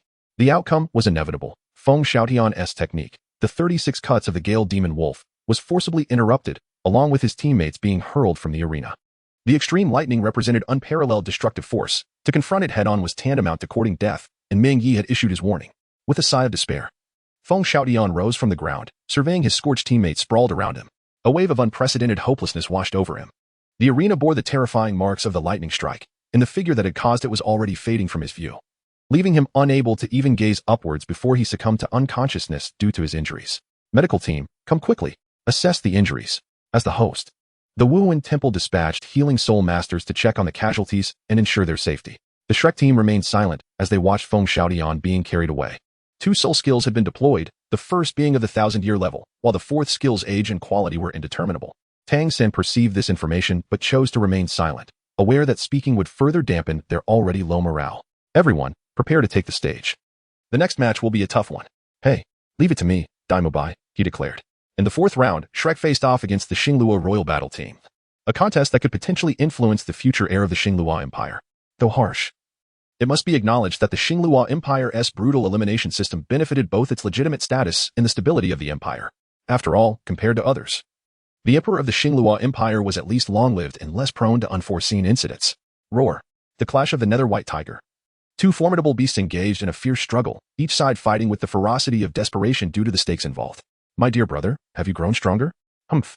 While the Nether White Tigers wrestled, Daimubai and Zhu Shiqing, whose soul power was slightly inferior, found themselves at a disadvantage. However, they were bolstered by the formidable enhancements of the 7 treasure glazed tile pagoda, and with a 40% amplification. They struggled to gain the upper hand against Davis and Zhu Shiqing. In truth, had Zhu Shiqing's soul power not been lacking, they would have held a definitive advantage. Mubai. Tang San and the others hastily dispatched Davis's teammates to rush in and assist. Roar. Get lost. Don't interfere. Davis bellowed in fury, forcefully repelling the combined might of Daimubai and Zhu Shiqing, then striking toward Tang San, who had charged in. The overwhelming presence and aura, though emanating from 2 soul masters, nearly rivaled that of a soul emperor. This was the heritage of the Xingluo imperial family. The intermarriage of the Dai and Zhu families had indeed proven an exceptional means of passing down martial spirits, and this Nether White Tiger could even serve as a symbol of the Xingluo royalty. Bang! What? As Davis's palm descended, the anticipated outcome eluded him. Although Tang San was repelled, his jade-colored hands remained unscathed. More crucially, he managed to halt his retreat after merely a few meters. Mubai, now's the time. Davis snapped back to reality, only to discover that the phantom white tiger was ensnared by an extraordinary blue-silver grass, rendering it incapable of breaking free from the dominance of this martial soul fusion technique. The blue-silver emperor's second soul skill, Parasite, had been activated. Roar. The Star Luo battle team is defeated. In the resting area, Meng Ye calmly turned away, murmuring to himself, has the Haotian hammer also been trained? No wonder he dares to come here, yet he remains too naive. He had comprehensively assessed Tang San's strength. And aside from the unutilized soul bone resembling the 8 spider lances, he was well aware of his soul skills and martial soul conditions. The hidden weapons were of no use, as they relied on poison for lethality, which held little significance in such a high-stakes confrontation. Thus, while Tang San's power had indeed surged, it had not exceeded his expectations. At least, the odds of victory still stood at 90%. The only variable was likely Tang Hao. Should Tang Hao intervene prematurely, the match could be interrupted, yet the outcome would remain unchanged. On the final day, the arena was relocated before the Hall of the Pope. Bibi Dong and Ning Fingji made their entrance, and a gilded throne was directly brought forth and placed at the front of the hall. Flanking the throne were silver-armored knights, their swords gleaming, alongside the grand hall that symbolized the supremacy of the martial soul hall, exuding a solemn and dignified atmosphere. Bibi Dong was adorned in a resplendent golden robe, her purple gold crown and radiant scepter emanating an indescribable aura, exemplifying the authority of the Pope. After a series of formalities, it was customary for individuals of significant status, such as those from the 7 treasure glazed tile school or the royal families of the 2 empires, to kneel. However, strangely, not a single member of Shrek did so. In fact, before Bibi Dong's overwhelming presence, Tang San audaciously used his purple extreme demon eye to dispel her intangible aura. Impudent! How dare you disrespect Her Majesty the Pope? A cardinal in red shouted sternly, only to be silenced by a raised hand from Bibi Dong. You are the disciple of the master? You do indeed possess some of his former spirit. Bibi Dong's expression remained neutral, indifferent to such trivial matters, especially in a public setting. She would not act in a manner that could undermine her dignity. Indeed, I cannot compare to my teacher, Tang Sen declared with pride, his demeanor suggesting he believed himself the protagonist. Before the Pope, even a titled Douluo must tremble. One could not fathom the source of his confidence. Bibi Dong's gaze casually swept over the unknown whereabouts of Yu Xiaojiang, nodding slightly. Meanwhile, Lu Erlong took hold of Xiaojiang's hand, a gesture that seemed innocuous to onlookers. Yet Meng Ye sensed a slight fluctuation in Bibi Dong's aura. He sighed inwardly, relieved that he had previously dissuaded Bibi Dong. Had she received the command to eliminate Tang San, regardless of the outcome, Yu Xiaojiang could have forced her hand. Who could say what unforeseen actions Bibi Dong might have taken? Ultimately, if Tang San were not to be defeated, Bibi Dong would likely harbor discontent. This was akin to accompanying a tiger. An emperor is never wrong and does not permit mistakes. Let us begin. 3 soul bones were placed upon a tray at the forefront. Thousands of eager eyes fixated upon them. Priceless treasures, all 3. The value of these soul bones alone was enough to purchase an entire city. The finals commenced. The 5th and final round, with a unique format due to the participation of 3 teams. The teams first engaged in individual elimination matches. The 2 losing teams would enter the elimination group, subsequently determining the victor, who would then face the remaining team in a final showdown. We forfeit the individual elimination matches. We also forfeit. In a dramatic turn of events, the Tiando Royal team and Shrek team both chose to withdraw, entering the elimination group simultaneously. While seemingly abrupt, this was, in fact, the wisest choice. Even if they allied, facing a combination of 4 Soul Kings would likely result in casualties, severely undermining their chances in the subsequent team battle. It was more prudent to conserve their strength. Chapter 91. The Nine-Tailed Celestial Fox. Roar. The howl of the blue lightning tyrant dragon was ultimately drowned in a sea of blue-silver grass. The Tiando Royal team had previously faced the Shrek team and had suffered defeat, albeit narrowly. Now, having surpassed their previous abilities and with the transformation of their martial souls, victory was easily secured. Since they had battled once before, the final match was set for the following morning. The next day, the Martial Soul Hall representatives stood poised upon the battle arena, and the entirety of the Shrek team was also present. In the audience, Guling, who had been roused early, struggled to keep her eyes open. Meng Ye is on stage, Gushi exclaimed, shaking her sister awake. Ah, is it over? Hooray. Time to eat. Guling jolted awake, mistakenly believing the event had concluded. Not yet.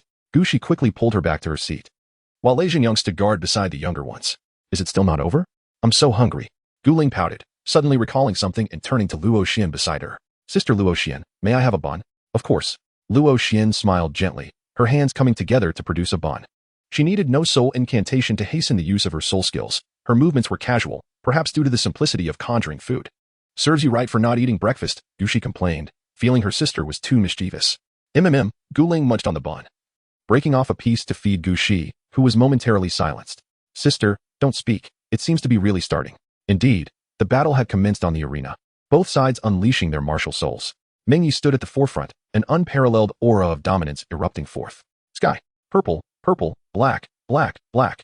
The mere ratio of their soul rings and their overwhelming presence crushed the Shrek 7 monsters, leaving even the soul masters in attendance in awe. Behind him were Hulaina and her companions, with Hulaina's first and second soul rings reaching a millennium. And while her soul ring ratio was merely 4 purple and 1 black, it was far more formidable than an average soul king. 4 soul kings occupied the front, yet they could not overshadow the brilliance of the 3 members from the Lu family, whose martial souls radiated a strong golden light as rich light elements began to converge. Wow.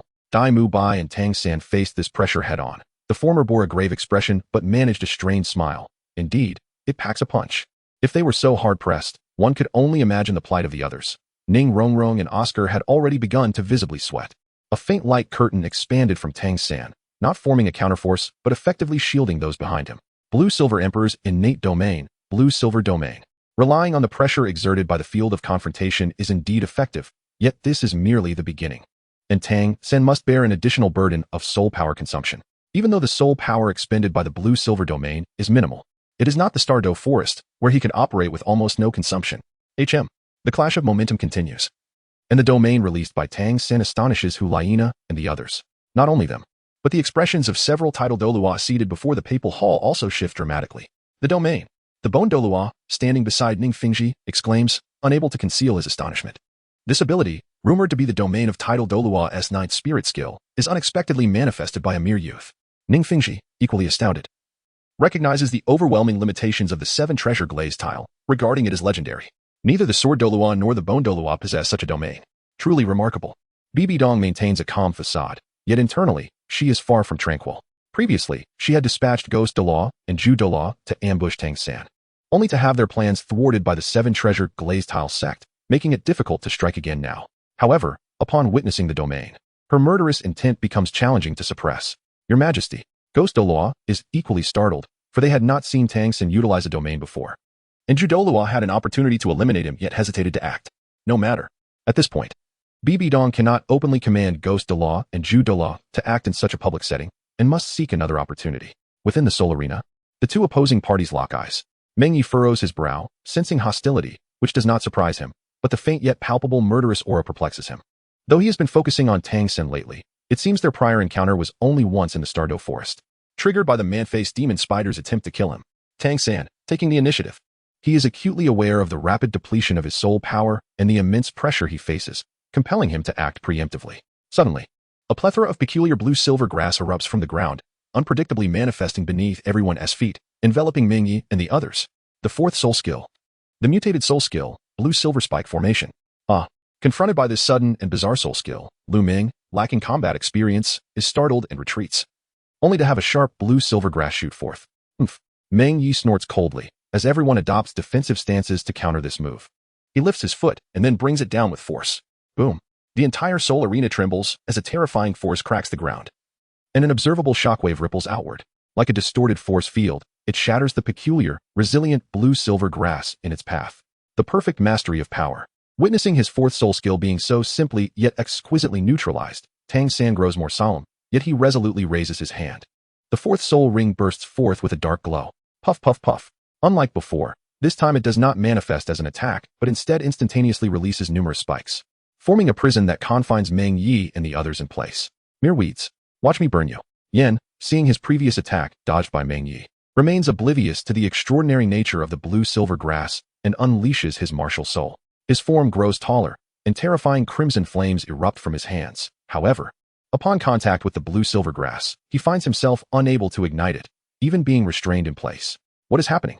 Yen realizes the gravity of the situation, his fury intensifying as he unleashes his soul power. Clang. Crack. On the other side, Xieyu, relying on the sharpness of the moonblade, strikes the blue-silver grass, only to sever 2 stalks, failing to break through immediately. Crack. The only one entirely unaffected is Meng Ye, this time.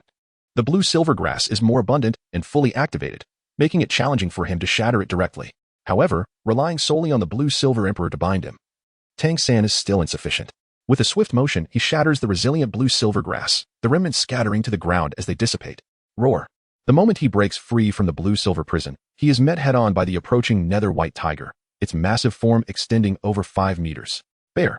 But it is not just the nether-white tiger. A wave of faint black flames surges from another side, accompanied by a dark hammer infused with 2 10,000-year soul rings. Crashing down, the trio of assaults converges instantaneously, augmented by the 7-treasure glaze tile and food system enhancements. Clearly a meticulously orchestrated kill. A cold glint flashes in Meng Ye's eyes as a terrifying aura emanates from within him, causing the surrounding void to tremble. Celestial Fox transformation. Boom. In a moment of crisis, a delicate cry rings out from behind. Moments later, 5 massive white tails sweep through, instantly wrapping around his waist and pulling Meng Ye backward, even as he is struck by the nether white tiger and the Haotian hammer. The tails, radiating a soft white glow, sustain no damage whatsoever. Instead, they are singed by the phoenix fire line, suffering minor injury. Chapter 92. The Deadly Ambush.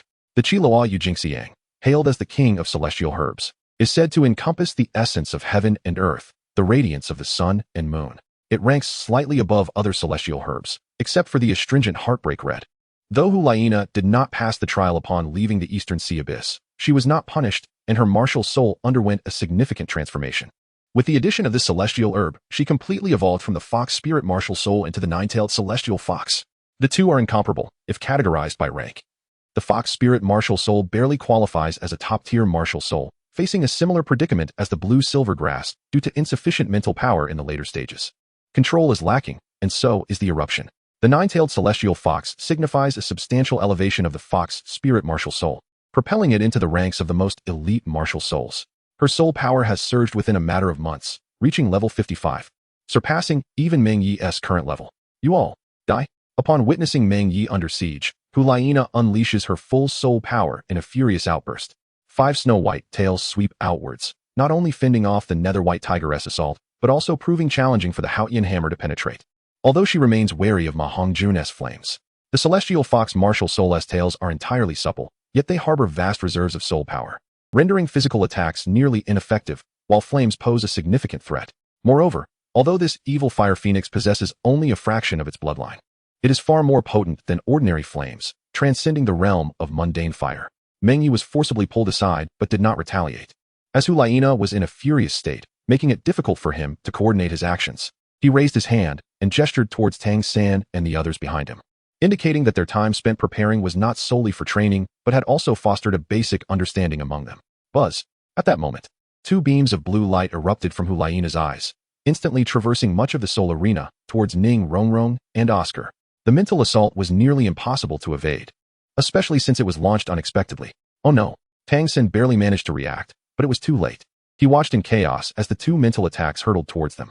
Just then, a figure teleported in front of the mental assault, surrounded by a brilliant pink light. Invincible golden body. Yet, the invincible golden body could not withstand the mental attack. Poof! The 3-second invulnerability of the invincible golden body was shattered as it barely blocked the mental assault, causing Xiao Wu to spit out a mouthful of blood. Thanks to her foundation as a 100,000-year soul beast, even in reincarnation, she possessed mental strength and physical resilience far beyond that of ordinary individuals. Otherwise, this strike would have gravely injured her. Xiao Wu. Tang San was momentarily distracted and was struck by Hulaina's foxtail, causing him to stagger back. Although the tail appeared soft, each strand contained immense power. This was the celestial fox, a top-tier martial soul with both physical and mental attributes fully realized. Buzz. Brother. I'm fine. Indeed, Xiao Wu was not mortally wounded, but a blue mark on her forehead suddenly shattered, and her eyes emitted a mesmerizing light. Hulaina also used her charm, canceling each other out.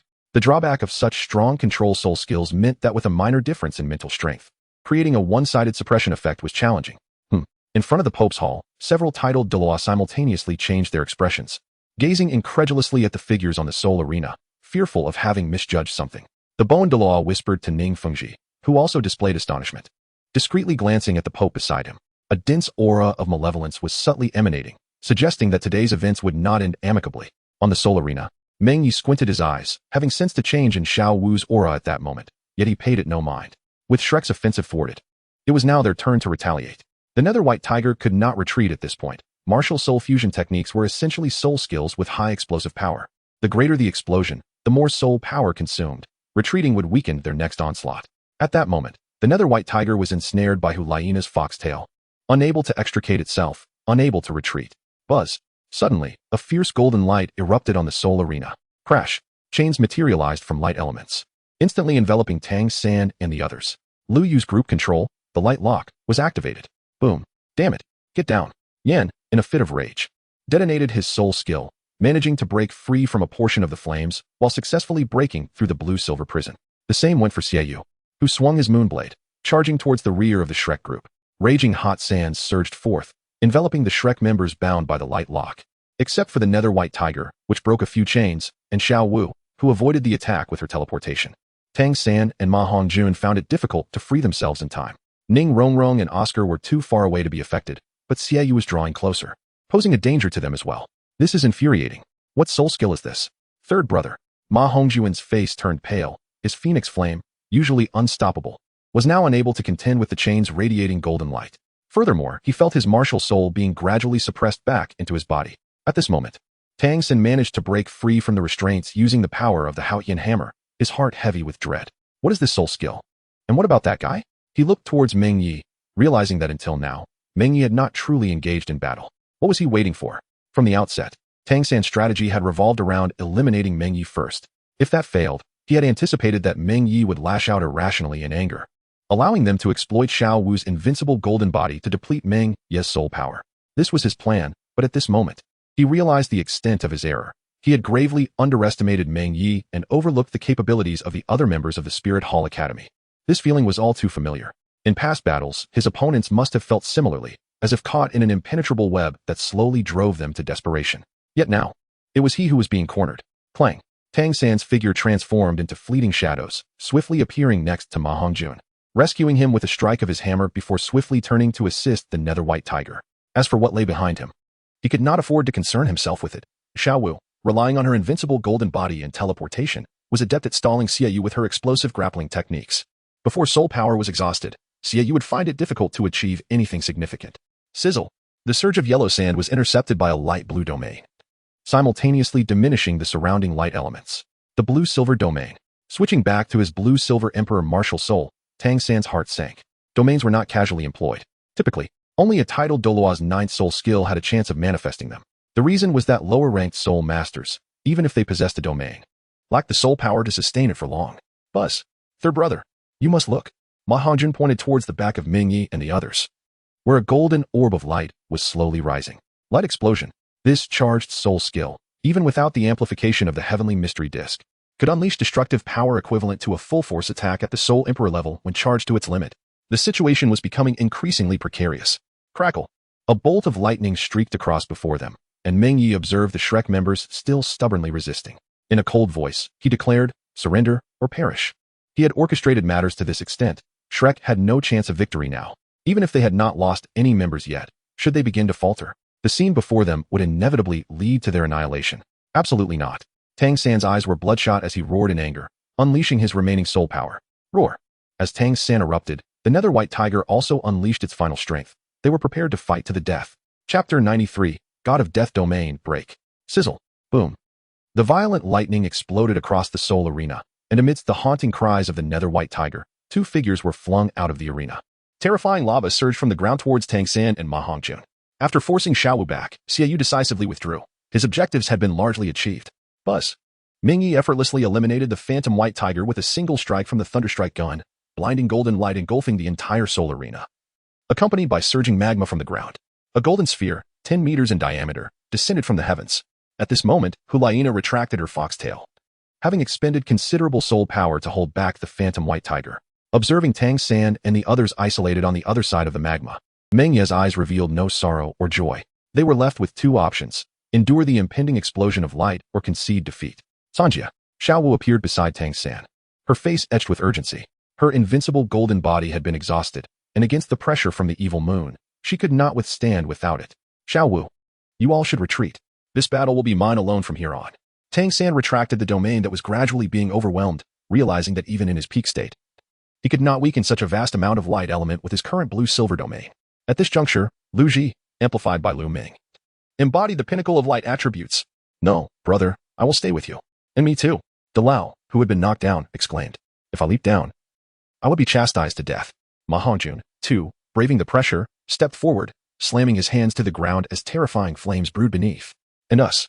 Ning Rongrong and Oscar also summoned their remaining soul power, channeling all their enhancements to the three of them. Buzz. It was no surprise that the 7 treasure glazed Tao Pagoda delivered them an amplification that allowed the remaining 3 to unleash an aura rivaling even their peak states.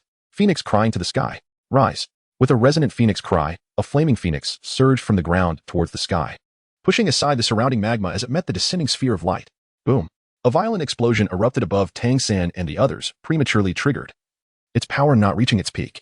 As the aftermath gradually subsided, Tang San used his blue-silver emperor to fling the drained Ma Hongjun off the arena, while his remaining blue-silver domain temporarily shielded Xiaowu. Oscar and Ning Rongrong, having expended all their enhancements and left with little soul power, leaped off the arena. For Tang San had no strength left to protect them from the explosion's aftershocks. In contrast, Meng Ye and his companions, aside from a slight depletion of soul power, remained in peak condition. Zing. Standing beside Hulaina, a barely perceptible arc of electricity flickered before him, effortlessly shielding against the earlier explosion's aftermath. Humph. That fatso dares. Yin glowered at the flung Ma Hongjun, his own soul power significantly drained, yet his soul skill had been directly countered by Ma Hongjun's soul master level. This was an intolerable disgrace for him. He was oblivious to the concept of attribute suppression. He only knew his performance was unsatisfactory. Stepping forward, Meng Ye calmly regarded Tang San. With a whoosh, 8 uniquely shaped spider legs erupted from his back, supporting his body suspended in midair, each exceeding 2 meters in length. The Haotian hammer in his hand radiated a profound black light from its 2 soul rings. It seems you have no intention of conceding. Meng Ye's gaze remained tranquil. By his calculations, Tang San ought to have been eliminated by this point. There was no need for him to reveal too much strength before a formidable opponent. In truth, conceding at this moment would be the most rational choice for Tang San. Defeat was certain, and futile struggles could be seen as courageous, but also foolish. I will not concede. A glint of cold light flickered in Tang San's eyes as he consumed the sausage in his hand, with Xiao Wu doing the same beside him. Subsequently, the soul power they unleashed surged stronger, as Oscar activated his fourth soul skill, exhilarating pink sausage. This enhanced all attributes by 10% for 5 minutes. Buzz.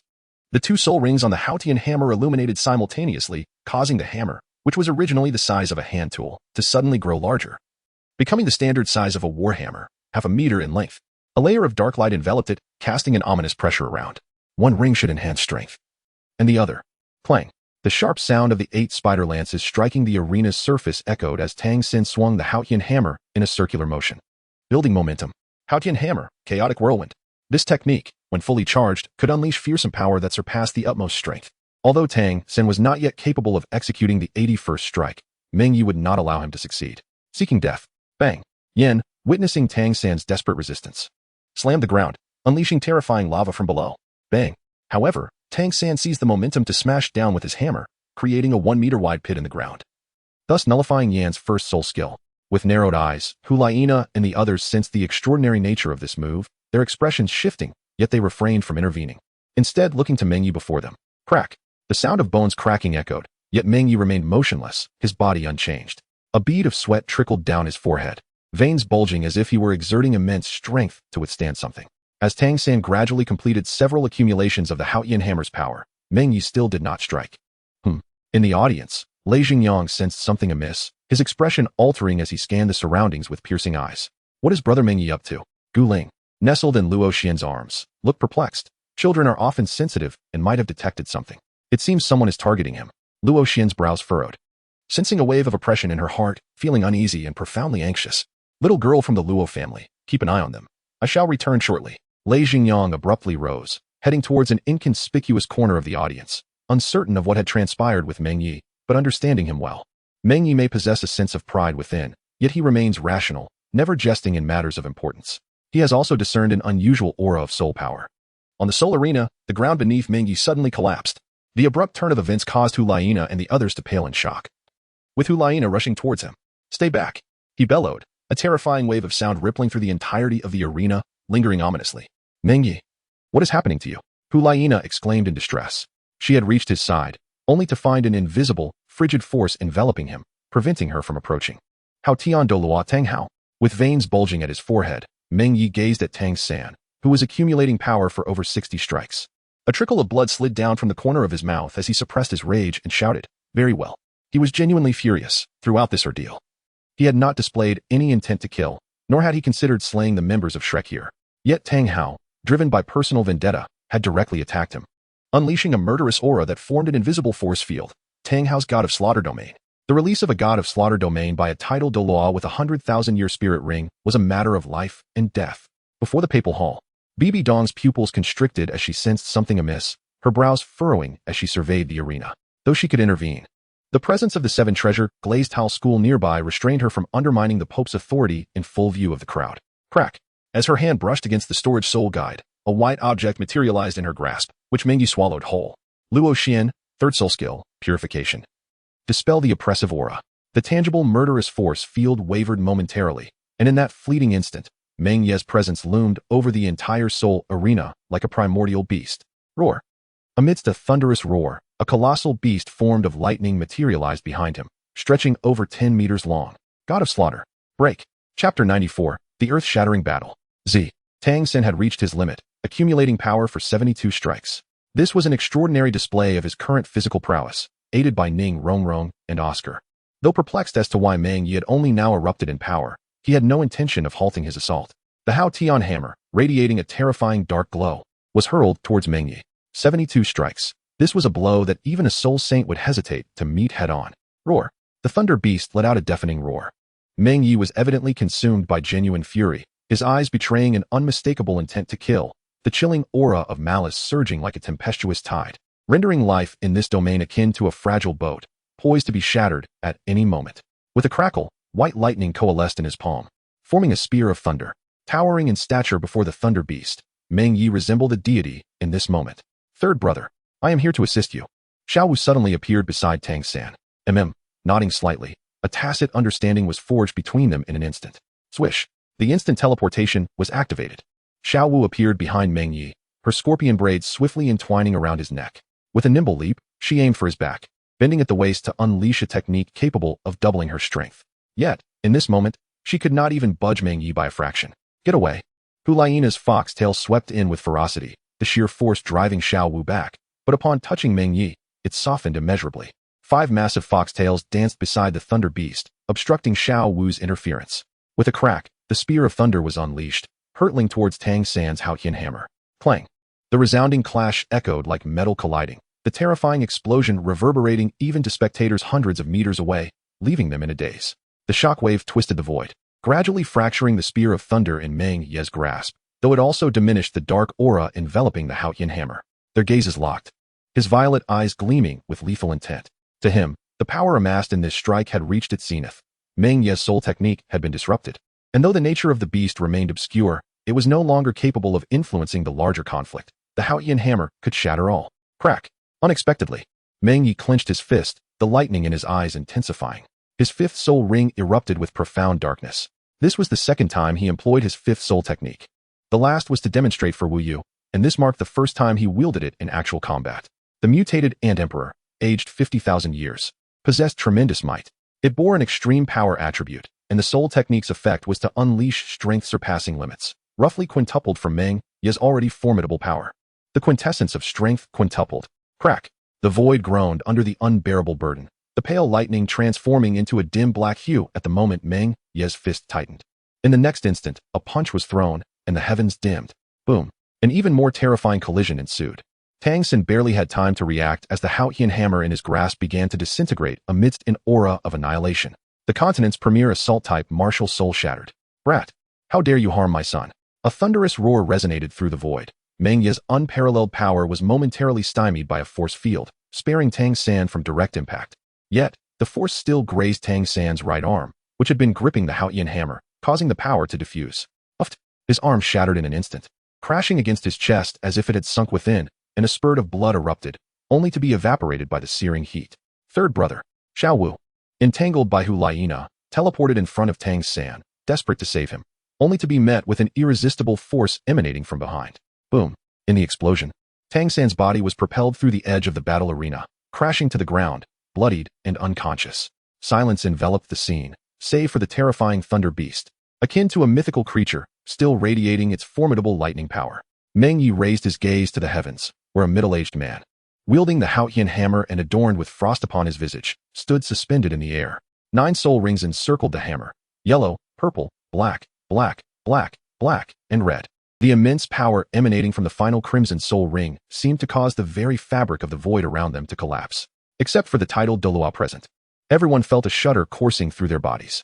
Those below the 70th rank found themselves utterly immobilized, with numerous soul masters and great soul masters rendered unconscious by this overwhelming might. Before Tang Hao stood Lei Jingyang, his muscles taut and his towering figure, over 10 meters in height, glimmering with radiant golden hair. The King Kong tiger was his martial spirit. Though his cultivation was merely that of a soul Douluo, his presence rivaled that of a title Douluo, exuding an even more domineering aura. Upon the appearance of Tang Hao, Bibi Dong abruptly rose, unleashing an even more terrifying pressure of soul power. Elders, heed my command. Subdue him at once.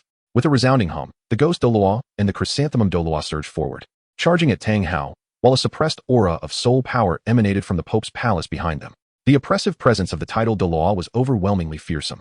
Although the individuals behind Meng Ye did not faint, they remained motionless, save for him, who, bolstered by a powerful mental secret, managed to withstand the pressure.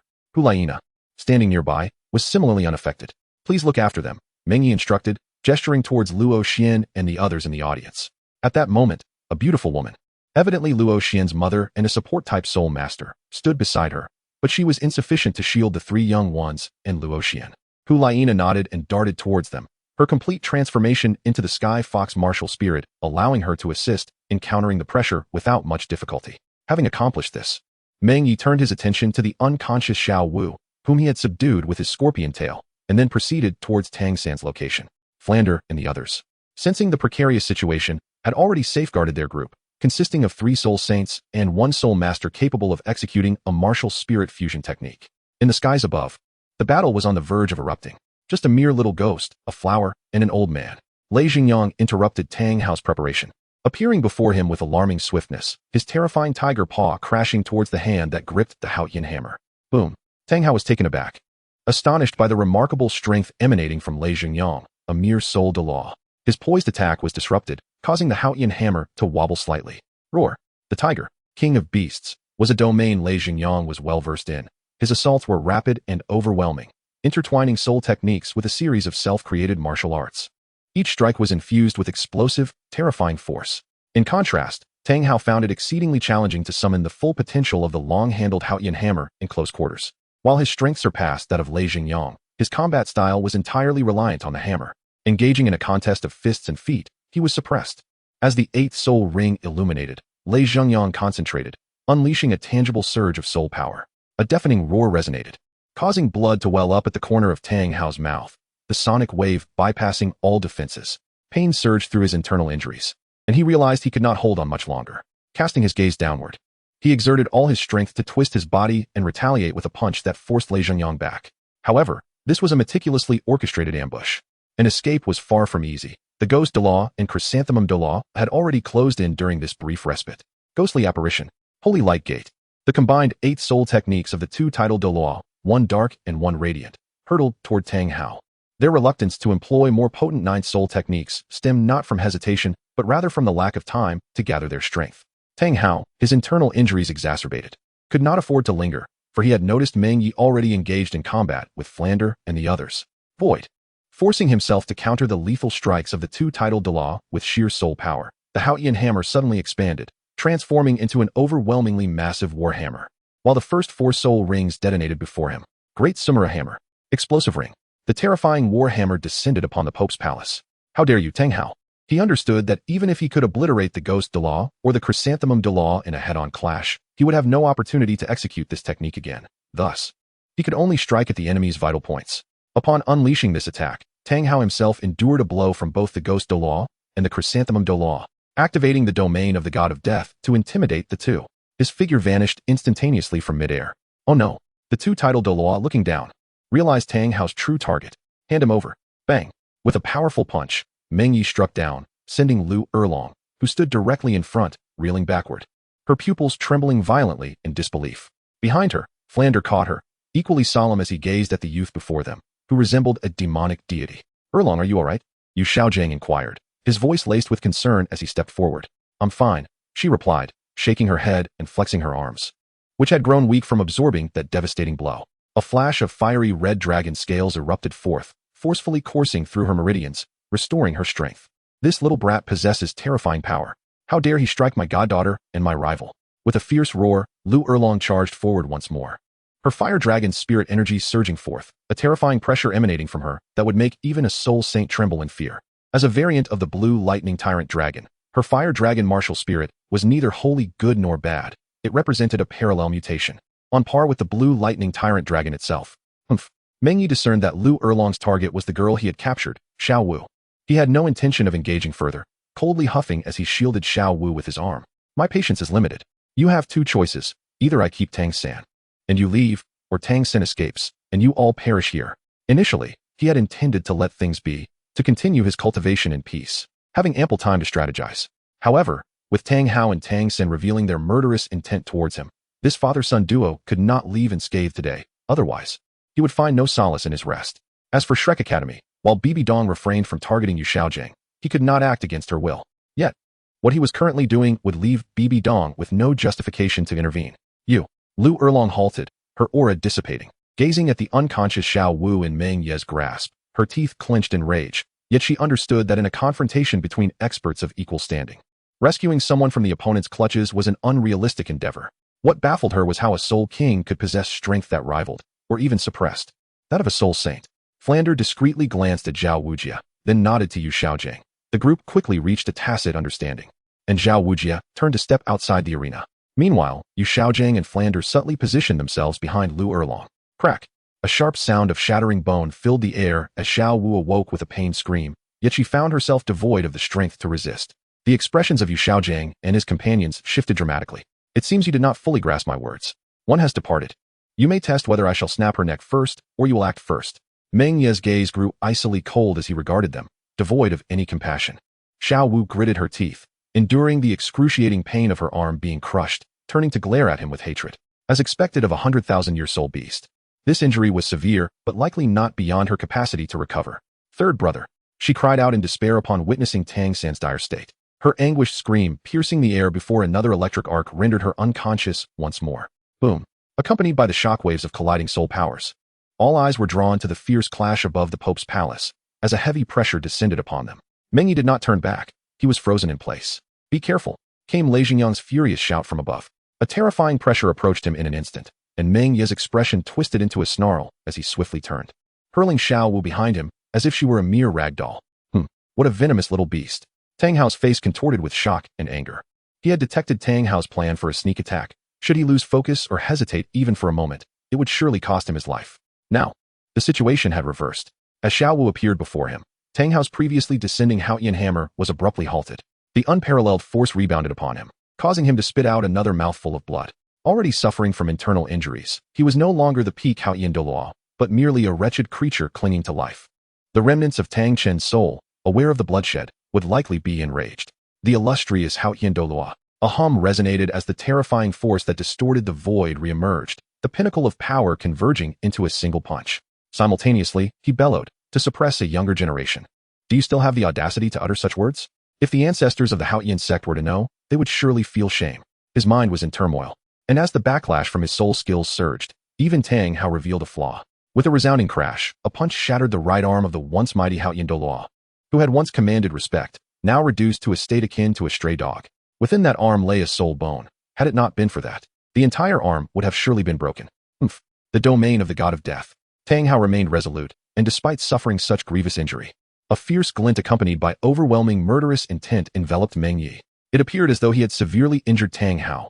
However, in reality, a soul king facing a titled Douluo, especially one of the most formidable in the present era, found Meng Ye himself in peril. In an instant, as his domain suppressed Meng Ye, his remaining left arm lunged toward Xiao Wu, trying to escape. Yet, to Tang Hao's horror, he exerted himself, but could not pull Xiao Wu away. Looking up, he met Meng Ye's icy gaze, and one of his hands had already seized Xiao Wu's delicate neck. His lips trembled as a barely perceptible voice reached Tang Hao's ears. You may try to see if this 10,000-year soul beast can withstand the combined strength of the two of us. A chill enveloped him, and his mind was blank. How could this be? His domain of death had evolved into a tangible manifestation of killing intent combined with his own domineering aura, in his prime. Even ordinary titled Douluos would struggle to raise their heads within this domain. What kind of monstrosity was this little beast before him? A faint electric arc formed a barrier around his body, revealing the answer. He, too, possessed a domain, one born from his own comprehension and talent. Half a year prior, when Qian Douluo had nearly inflicted grave injury upon him with the angelic domain, it had inadvertently triggered the awakening of his physical potential. The initial form of his domain had emerged then, and shortly after returning to Salakar, he completed the second awakening of his martial soul to the silver level. His domain had been fully realized just days ago. Roar. In the fleeting moment as both aimed for Xiao Wu, Ghost Douluo and Zhu Douluo had arrived, along with Lei Jingyang. At this moment, Meng Ye faced away from Flander and the others, though golden light erupted behind him. He remained confident that he could eliminate Xiao Wu before he himself was gravely injured or killed. He still held the initiative? Suddenly, Meng Ye's domain was besieged by an overwhelming aura, further diminishing his strength. In this moment, he could sense Tang Hao's despair. Who could it be? There was no time for contemplation. With ruthless urgency, Tang Hao seized Xiao Wu, for no matter how formidable he was, he could not afford to exert himself further in a struggle. Otherwise, Meng Ye would mercilessly sever her life. The sun and moon shone brilliantly as the golden light behind him reached its zenith, heralding the terrifying presence of the golden sacred dragon. Meng Ye was unable to contemplate or even glance back, as a surge of spiritual energy surged forth, directly infiltrating the spiritual seas of the approaching Ghost Douluo and the Chrysanthemum Douluo. He was taking a gamble, compelled to act in this manner. Should he be ensnared in the ensuing clash, his position at the core would render him vulnerable, and even if he managed to shield Xiao Wu, he would undoubtedly fall victim to the wrath of Tang Hao and the formidable golden iron triangle amidst the chaos. In the next instant, a force emanating an aura of temporal stasis materialized, as if everything was suspended in time, including Tang Hao himself. The polar stillness domain. Although Meng Ye was also within the realm, he understood that his gamble had paid off. A vast circular ring enveloped the void, solidifying everything within its grasp, including the vividly animated golden dragon, as well as Tang Hao and Meng Ye himself. Chapter 96. The curtain falls. The existence of the martial soul fusion technique between Ghost Douluo and Chrysanthemum Douluo was likely a secret known only to Bibi Dong and themselves. However, at this moment, Meng Ye had come to know their martial soul fusion skill, which left Ghost Douluo and Chrysanthemum Douluo in a state of shock. Unbeknownst to them, the instant they heard this revelation, the two exchanged a palm strike, instinctively unleashing their final trump card. Without time to ponder further, the soul power of the two-titled Douluo was rapidly depleting within the frozen space. The immense disc, adorned in gold and silver hues, appeared as a fusion of the 18 spirit rings of the two-titled Douluo, casting a faint golden and silver tint upon everything it encompassed. Why did the two elders resort to this move without orders? Bibi Dong's countenance darkened as she appeared before the realm. This was a trump card she had kept hidden for a long time, originally prepared for Douluo. The element of surprise was already on their side, but if precautions were taken, it would be better to evade or counter the realm's effects. Your Majesty the Pope, the voice of Ghost Douluo resonated, clearly strained, filled with a desire to curse. Tang Hao possesses a 100,000-year spirit ring, and its attributes suppress our control, making it difficult to manage him. Although he may not be entirely broken, as time passes, our soul power is rapidly dwindling. As the Pope, Bibi Dong had her own reputation to uphold.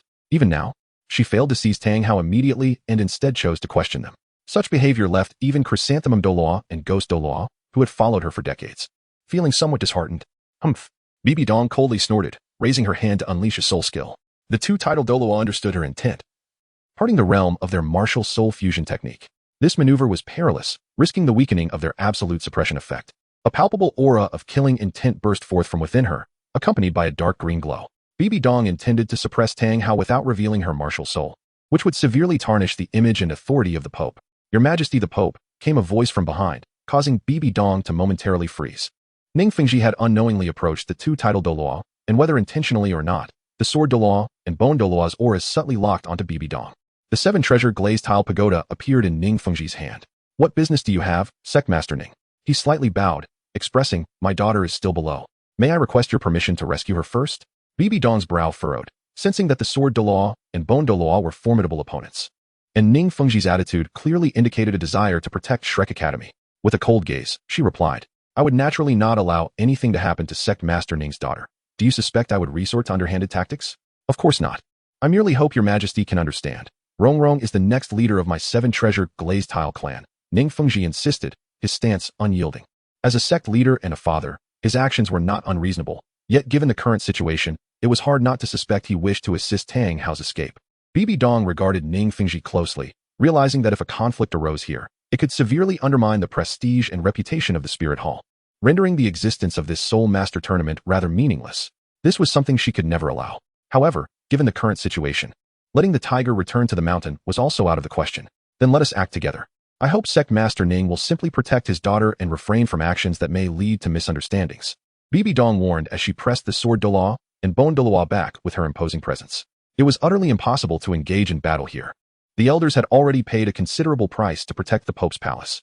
With a martial soul like the seven-killing sword, coupled with the sword Douluo's formidable cultivation at the pinnacle of 96 and Ning Fengji's enhancements, even Bibi Dong needed to weigh her options carefully. Naturally, Ning Fengji replied with a smile and a nod, prompting the sword Douluo to act. Radiant beams of light enveloped the sword Douluo, propelling his aura to its zenith. Bibi Dong narrowed her eyes, releasing her own aura in response. The sword Douluo's stance made her uneasy. Then, Bibi Dong was the first to enter through the breach of the dual stillness realm, with the sword Douluo closely following. As they approached the site of imminent conflict, Bibi Dong was taken aback by the sight of the frozen Meng Ye, but she did not dwell on it. The moment she engaged would signify the shattering of this dual stillness realm, so she needed to ensure that Tang Hao was captured.